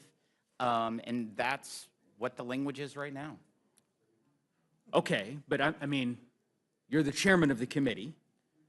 We're supposed to be voting on this bill in a few hours, is what I understand. There's rumors of a manager's amendment or maybe a secondary manager's amendment, or they'll come up with some other way to describe a third manager's amendment. I'm not sure. There's a lot of reporting on it. Who would I go to talk to figure out what we're voting on later today as it relates to the state and local tax deduction? I would say that's going to be the discussion of the Rules Committee when the manager's amendment is offered and debated. So you'll probably know before most members of Congress. I hope so. We've been here for 8 hours, and we've yet to get any indication of that. And I'm not, I mean, this would apply to Chairman Guthrie as well. I mean, we've heard a lot about the IRA phase-outs. I don't know if you have anything to share with the group about where that stands? That would be Ways and Means Committee jurisdiction, not Guthrie's. E&C doesn't have a lot of committee jurisdiction. Sure. Well, I'll let you two battle that out. But from my understanding, the Ways and Means Committee, I have not seen any changes to the phase-outs or what we've had in regards to the IRA. So what we have in the rules mark now, you believe, is what we'll be voting on this evening or whenever? That's what I'm here testifying in regards to. Okay, well, that's a different answer. But I can appreciate your position. I guess my point here, and I know I was hoping to ask Mr. Roy this question because I hadn't seen him the last 8 hours, but he appeared, well, yeah, apparently he's negotiating it. So maybe he can come in and he can give us some indication as to the answers on both of those fronts. Oh, I see. I guess Chip Roy's announced I'm a no, but I don't know that that makes, anyway, we'll hear from him directly. Some questions for you, Chairman Thompson, with respect to the agriculture mark. Help me understand, and maybe Ranking Member Craig can help me understand this as well. You all have sunsetted the exemption for, well, no, sorry. You've included an exemption for veterans within what you've determined to be the able-bodied requirements in SNAP. Veterans, homeless, and young people that age out of foster care up to age 24. So veterans, homeless, and then what was the third? Foster youth. Foster youth. Yeah. But you've sunset that exemption in 2030. That exemption only lasts through 2030, correct?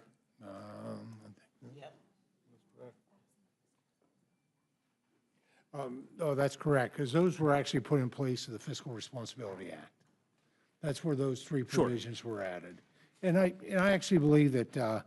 Let me ask you, I guess the question I'm asking is, why not eliminate that sunset? Why, Well, my question back to you is, why would you not want those individuals to have access to greater opportunity, which only comes through being eligible under the SNAP title and the nutrition benefits, for the career and technical education, SNAP employment and career and technical education. The Farm Bill. Why are you exempting them We put if that's about the case? $1.1 trillion is what we put into the nutrition title, and a big part of that is the investment in greater opportunity through those educational benefits. Okay, let me take a step back so I can just understand that.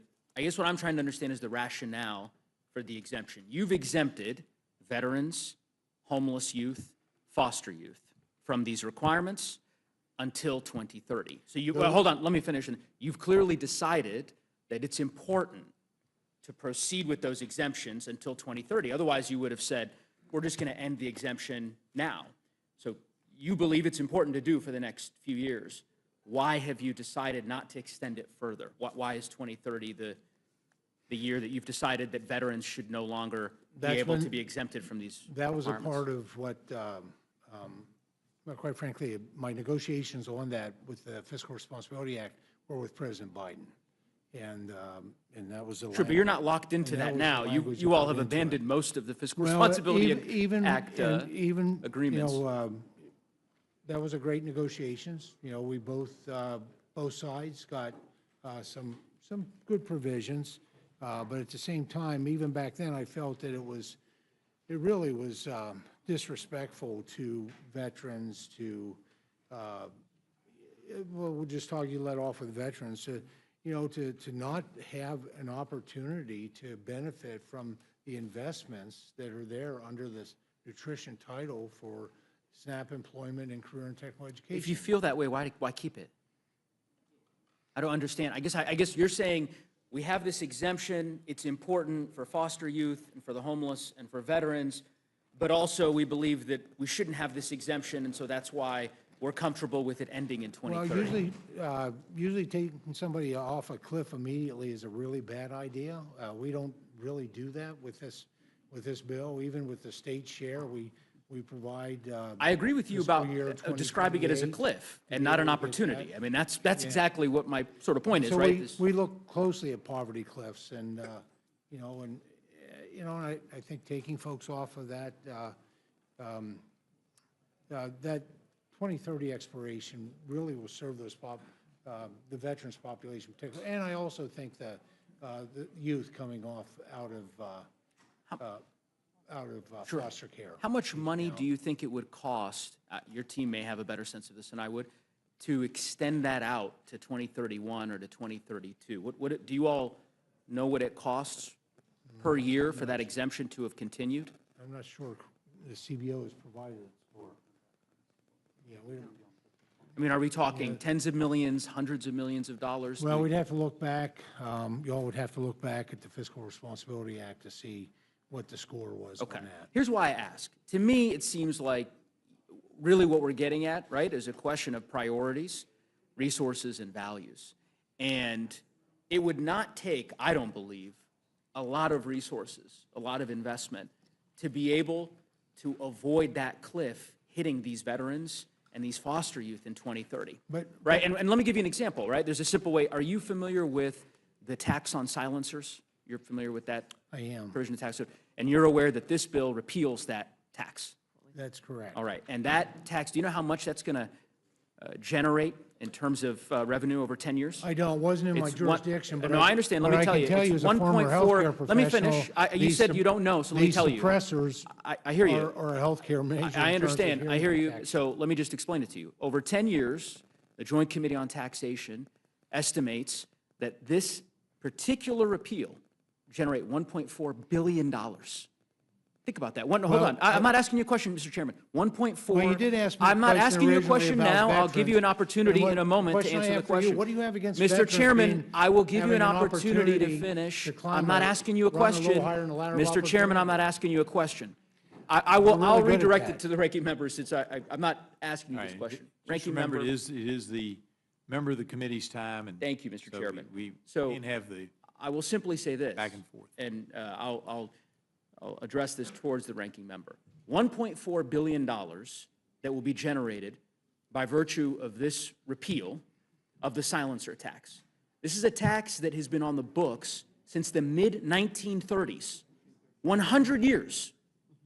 That's during Republican administrations, Democratic administrations. I don't remember Republicans, or President Trump for that matter, trying to repeal this tax in 2017, when you all were pursuing this the first time around. And yet you've decided on this course to repeal this particular tax that would generate $1.4 billion in revenue. Just imagine, Ranking Member Craig, what you could do with that $1.4 billion to address the cliffs that the chairman of the Agriculture Committee had described with respect to veterans and foster youth. The poverty cliff, I think was the phrase that he used, that they will face under this bill in 4.5 years. Ranking Member, I'm happy to give you an opportunity. Well,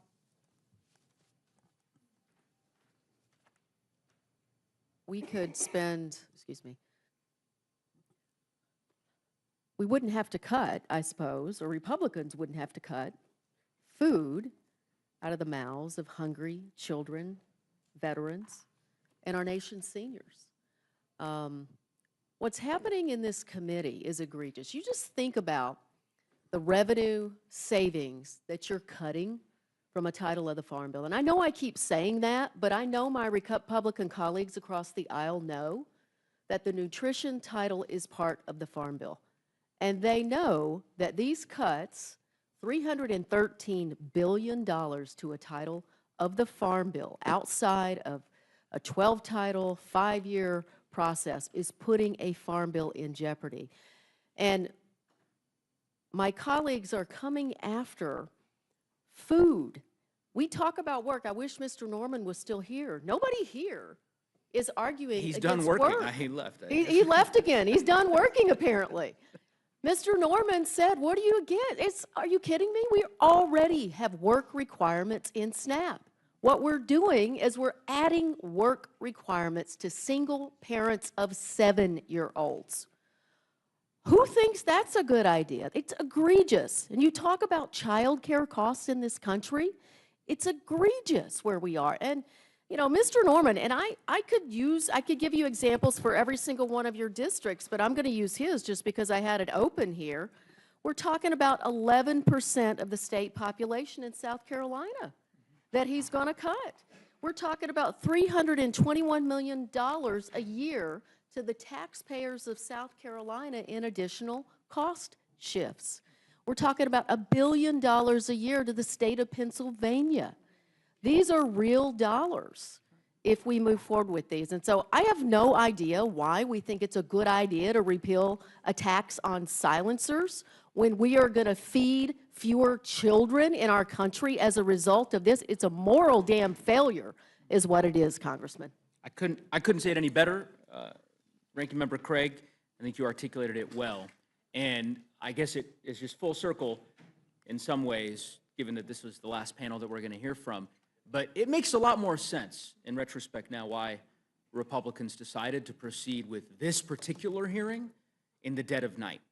Because I think when you begin to see the full picture, it's only when you have the chair of the Ways and Means Committee to talk about the various priorities they are pursuing, repeals of taxes on silencers by way of example, and hear from the Agriculture Committee about the priorities they are pursuing, massive cuts to the social safety net, that you begin to understand the full picture holistically that is reflected in this bill.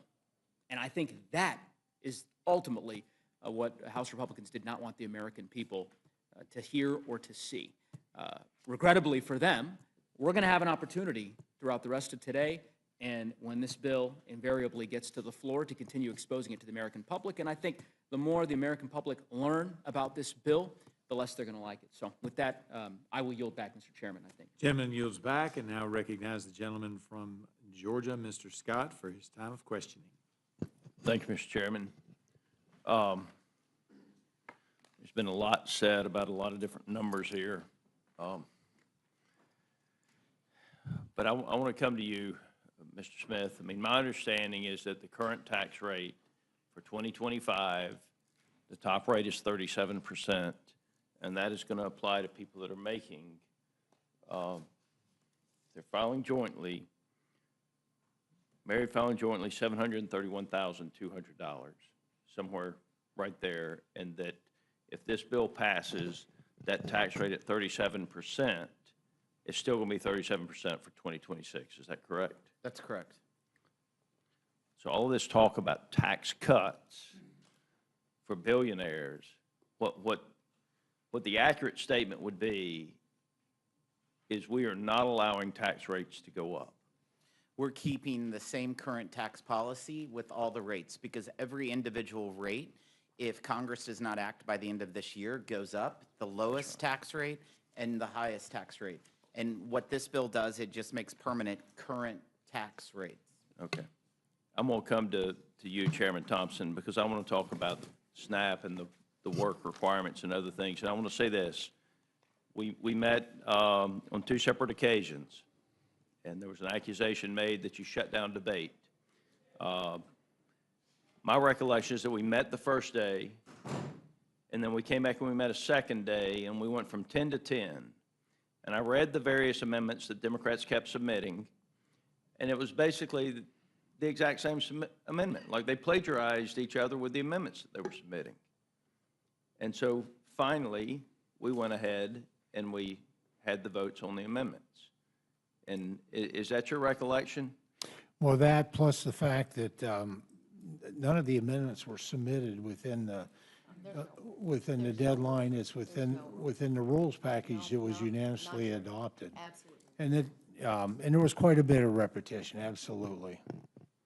Okay. So what percentage of Farm Bill spending currently goes to SNAP benefits? Approximately 82%. 82% of Farm Bill spending now goes to SNAP benefits. That's correct. And while the Democrats say they want to work in a bipartisan manner to pass a farm bill, their demand is that 82% of Farm Bill spending must go to SNAP benefits, which means that production agriculture is going to end up with less than 10%.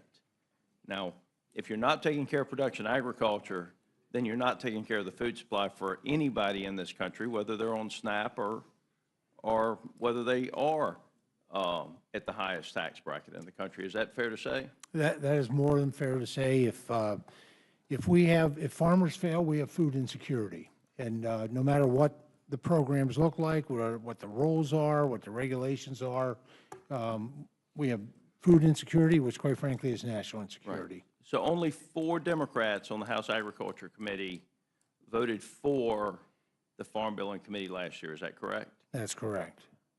Ms. Craig, I don't think you were one of them, were you? No, sir, I didn't, but I noticed Okay, Republicans thank you. didn't bring it to the floor because you didn't have the Yeah. votes. Well, because of the demand that 80+% of it go to SNAP benefits. 45 was- million Americans versus 1 million Americans. That's the split in the Farm Bill between those two programs. Explain those numbers, please. SNAP covers 45 million Americans. The farm program covers about 1 million Americans. Yes, That's ma'am, the and those split. 1 million Americans provide 100% of the food And- for the American citizens. And your This cuts is to my time, SNAP. and you can wait. This I'm going is to the come to you. gentleman's time. Okay, Because I want to talk about some of the votes you've cast on the Inflation Reduction Act and the ready. American Rescue Plan. But without the 1 million farmers in this country, there's no food for the people who have SNAP benefits to buy.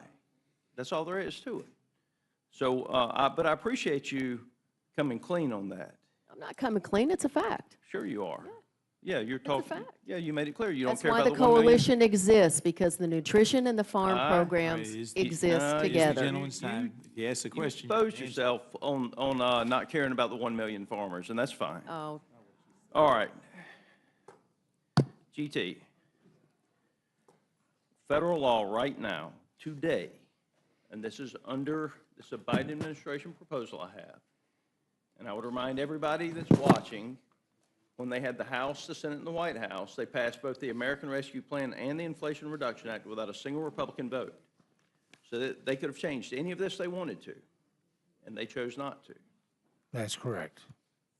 Federal law limits the amount of time a time-limited, which is an able-bodied working-age adult without dependents, participant, commonly referred to as an able-bodied adult without dependents, can participate in SNAP to any 3 countable months in a 36-month period, unless a person meets the work requirements.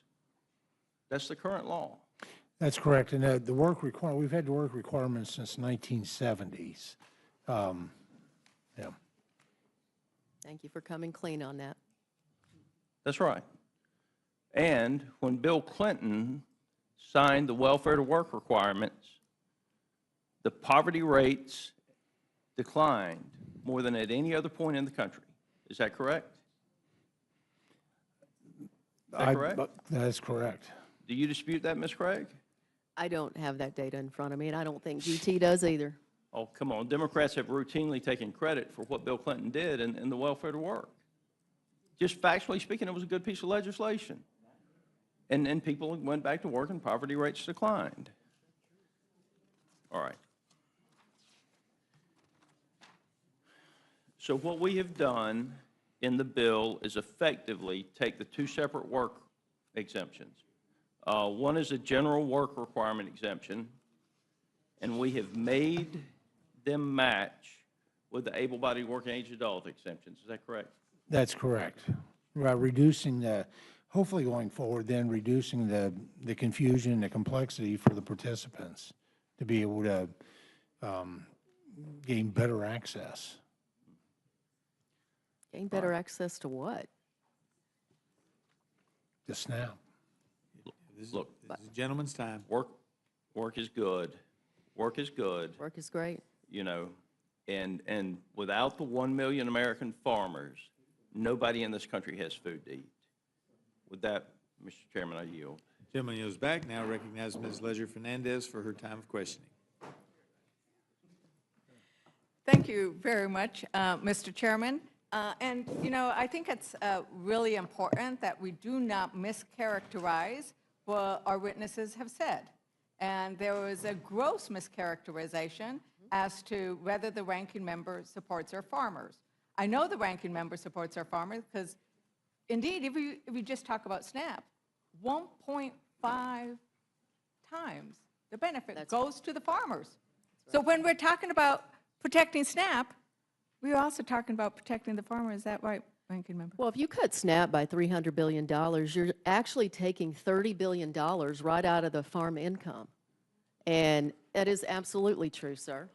And, you know, what's interesting I'm sorry, I is- have not yielded time, Mr. Scott. What's interesting, Ms. Ledger Fernandez, is that my colleague across the room here, 23% of folks, all households in his congressional district, have access to the SNAP program in our country. One of the highest rates in this room, and he is seeking to cut that program by $300 billion.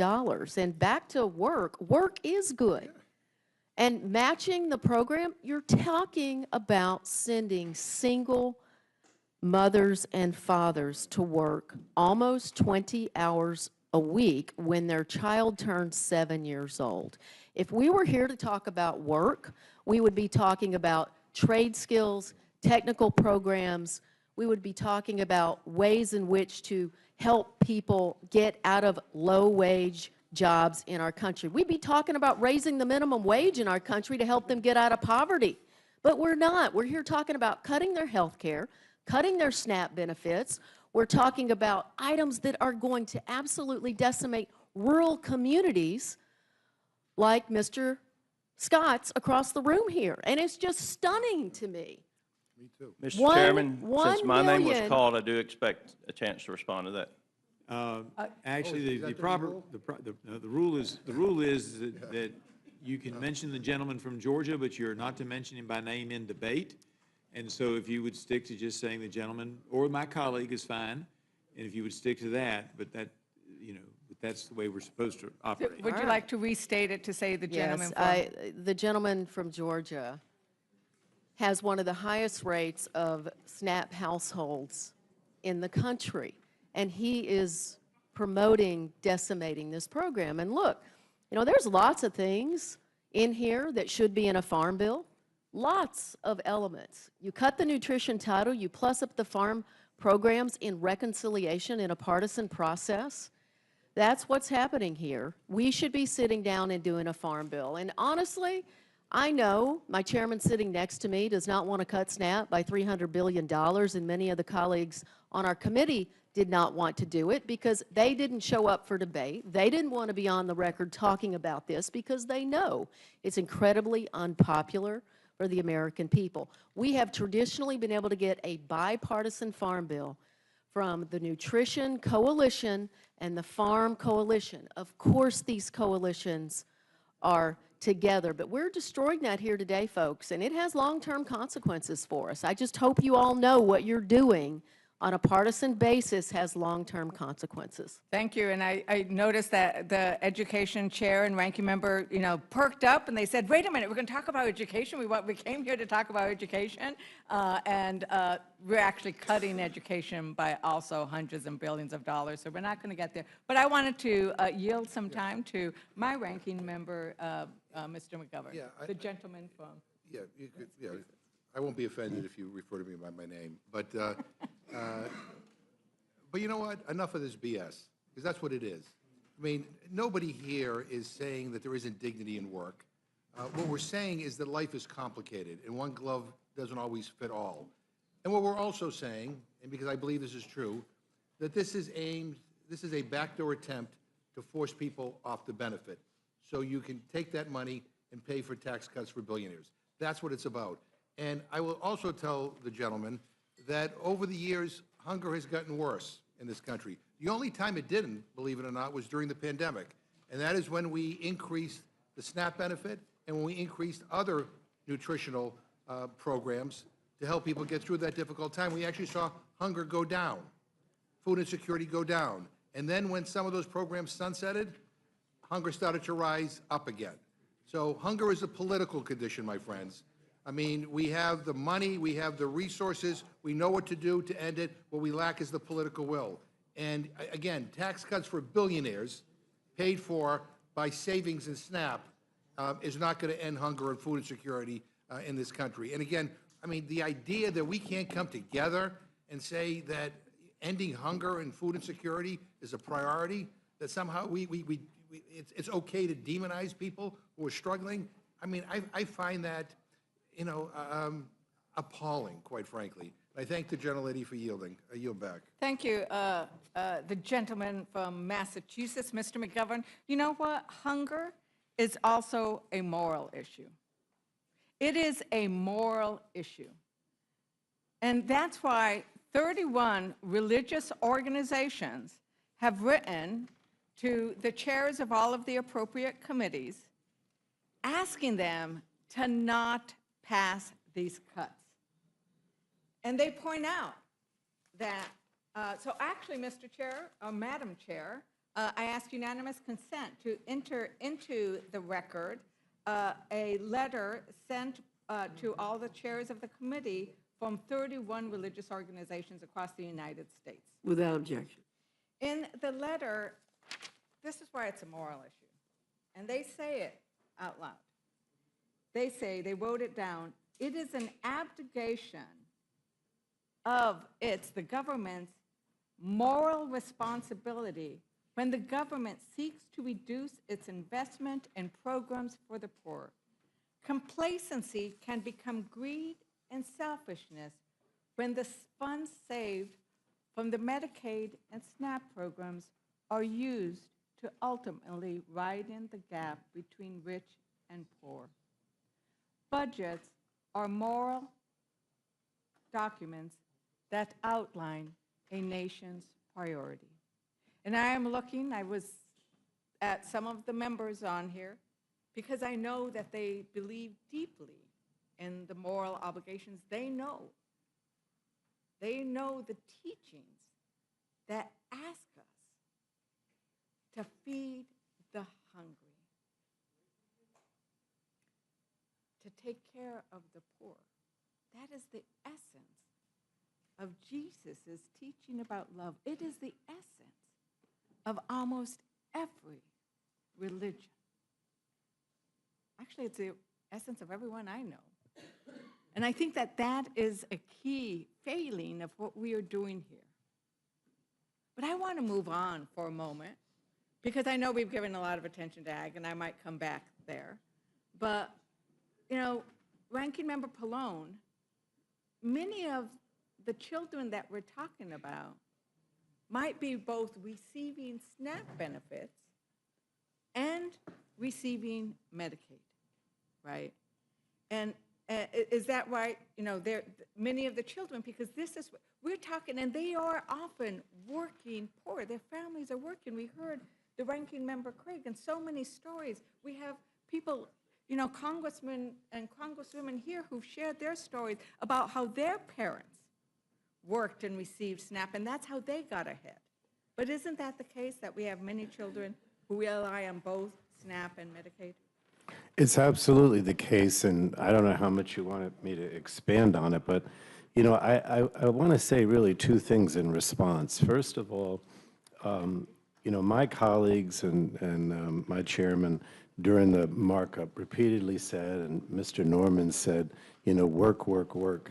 But the fact of the matter is that these people are working, right? The people that are getting SNAP, the people that are getting Medicaid, they're working, right? And it's the paperwork, it's the red tape that the Republicans are putting in place in this bill that is kicking people off. And I'm not suggesting that anybody's doing it intentionally, believe me, and I maybe shouldn't say this, but I'm going to, you know, Mr. McGovern he mentioned Marie Antoinette, right?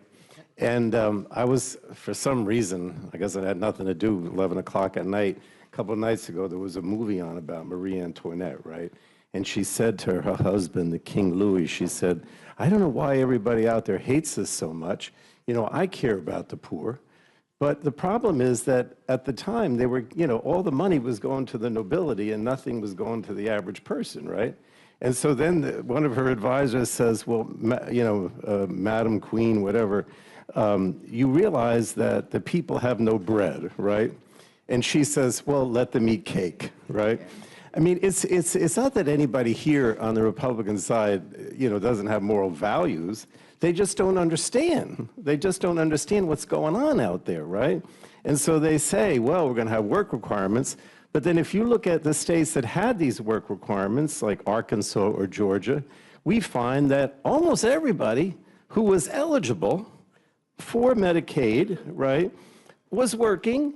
And the problem was they didn't know that they had to fill out the papers. It was too onerous to fill out the paper. I just wanted to give you one story because I had it here. In Arkansas, which was one of the two states, but they only had it for a few months because they realized that it was kicking people off. And they said in the few months that the state had its work reporting requirements in effect, 18,000 people lost coverage. That's 1 in 4 people who were eligible for Medicaid. But research tells us that more than 95% of those people were meeting the requirements, but they were kicked off because they didn't even know that they had to meet the requirements. Even when they do, it's impossible to navigate. And they have one person here, Arkansas, attempting to document her work hours, shared that my mom said I need to go online and do this, and that I was on the phone with a lady trying to, and she said I needed to do something with my hours. Well, I was on the phone with the lady for like an hour, then she sent me to someone else, then she sent me to someone else. So I just gave up trying to report my hours worked, and she lost her Medicaid.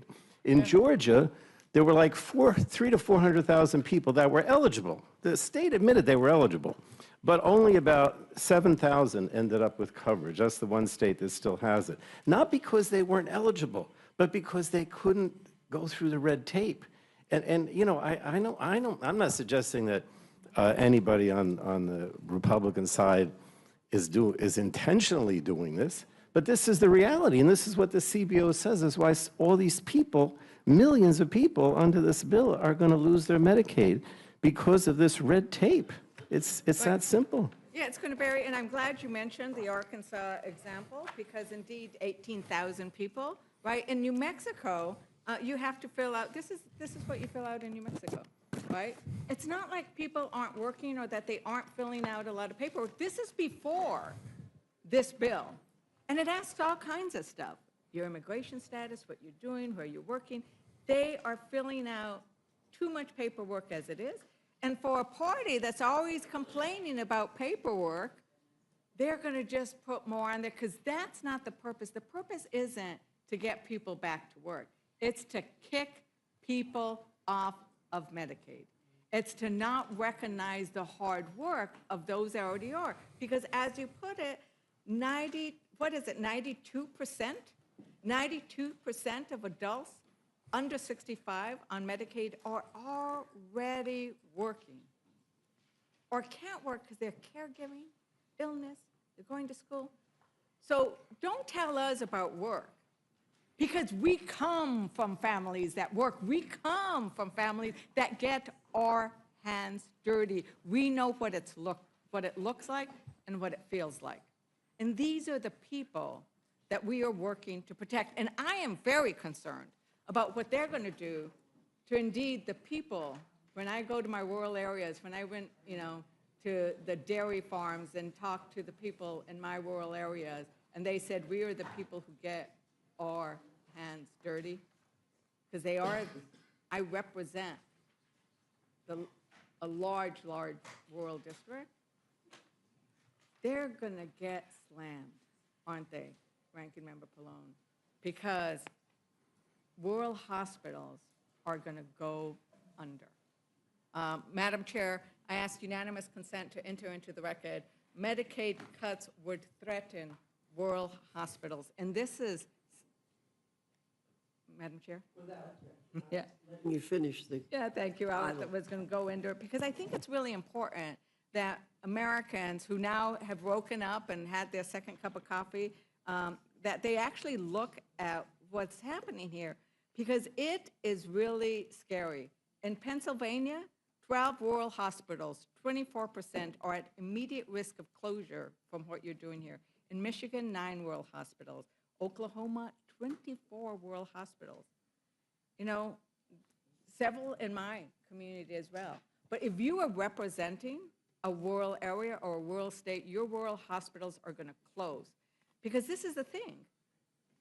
We're going to kick you off of Medicaid, and then we're not going to let you get onto the Affordable Care Act with the subsidies. Is that right? So they're going to show up at the hospitals and not have any care, right? Absolutely, and I want to explain why, because I'm not sure everyone knows that the CBO estimated that those 8.6 million under the bill that, or at least most of them, that would lose Medicaid because of the red tape, would immediately, or at least they would try to move over to the ACA and get a subsidized insurance policy under the ACA. But because of that, all of the savings that were going to be, go to the rich and the corporate interests under this bill would have been lost.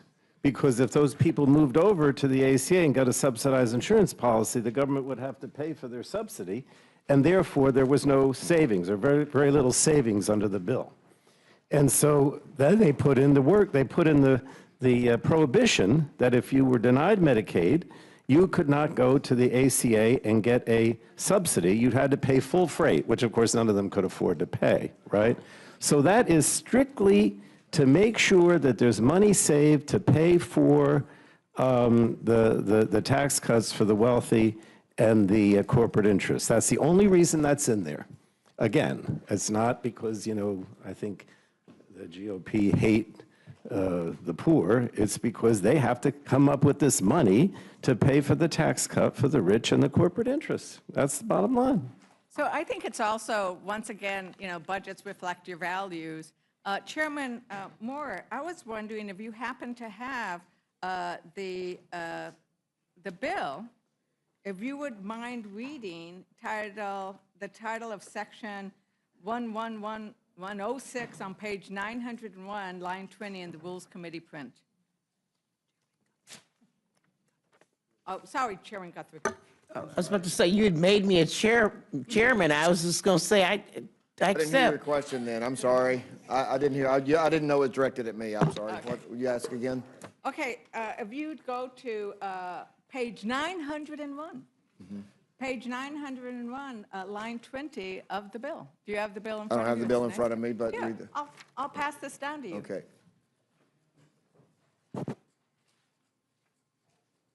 Just read that one line. Line 20.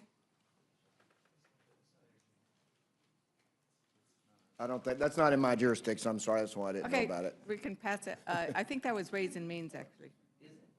Yeah, I don't know. I don't know what it is. Chairman Smith, sorry.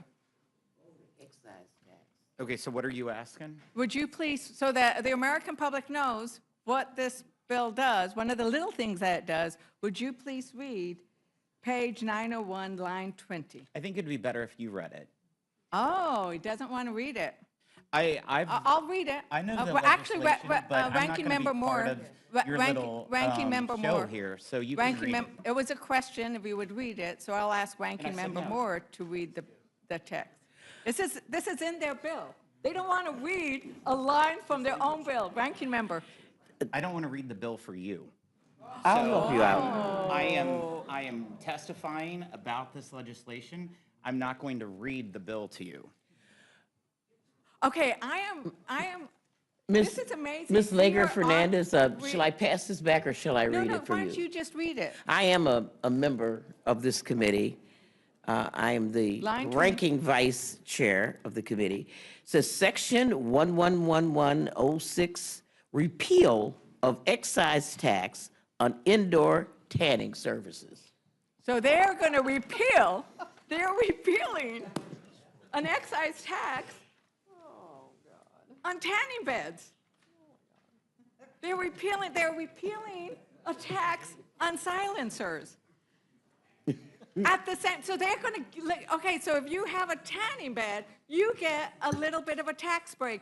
And if you need a hospital bed in rural America, I'm sorry, you're out of luck, right? And I don't know where this particular provision came from. We do know that there are certain elected officials who appear to have a certain orange hue about them, that maybe they want to make sure that tanning beds get a little bit of special credit.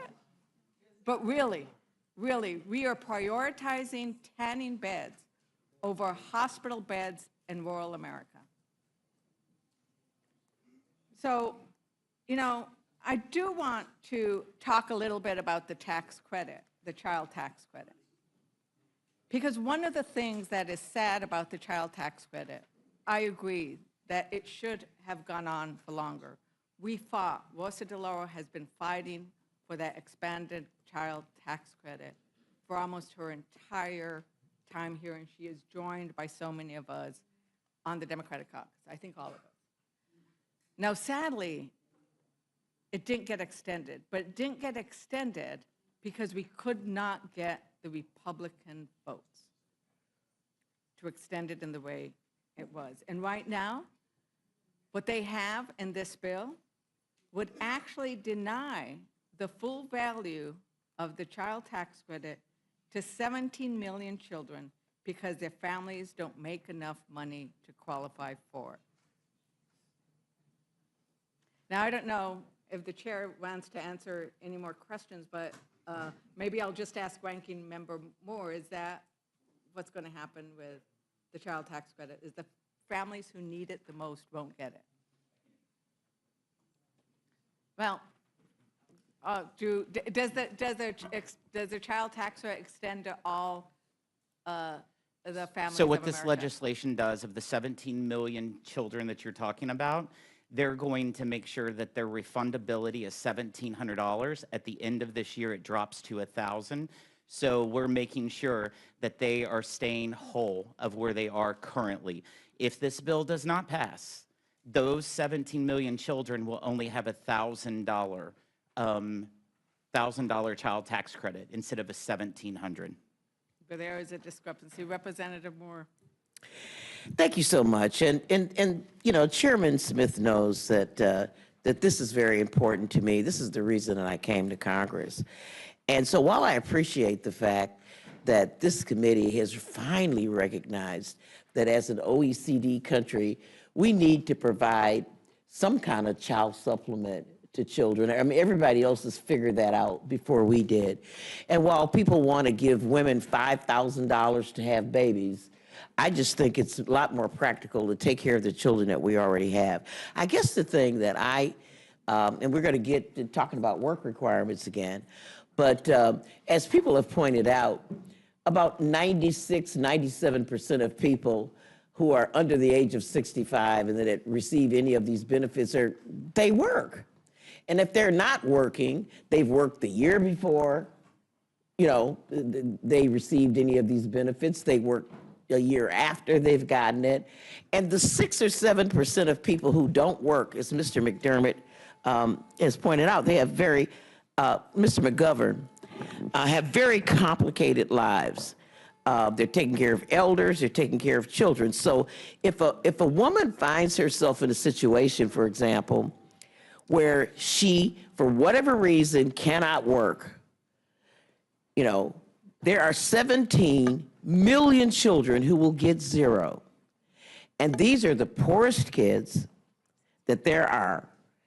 And they need support. It's, you know, a child supplement is supposed to recognize that child rearing is expensive. You know, the kids don't earn money particularly, but they need their Cub Scout uniform. You know, they have sports equipment. They can't participate. I can remember growing up when I couldn't go on a field trip because I didn't have $5 for the bus fare. And we're going to leave them out. And, you know, because of this work requirement, the poorest children, 17 million of them, control over whether or not employers will provide their parents with work, parents who perhaps don't have a high school diploma. You know, I know people who wouldn't hire people because all their teeth were rotten. And that wasn't a good look.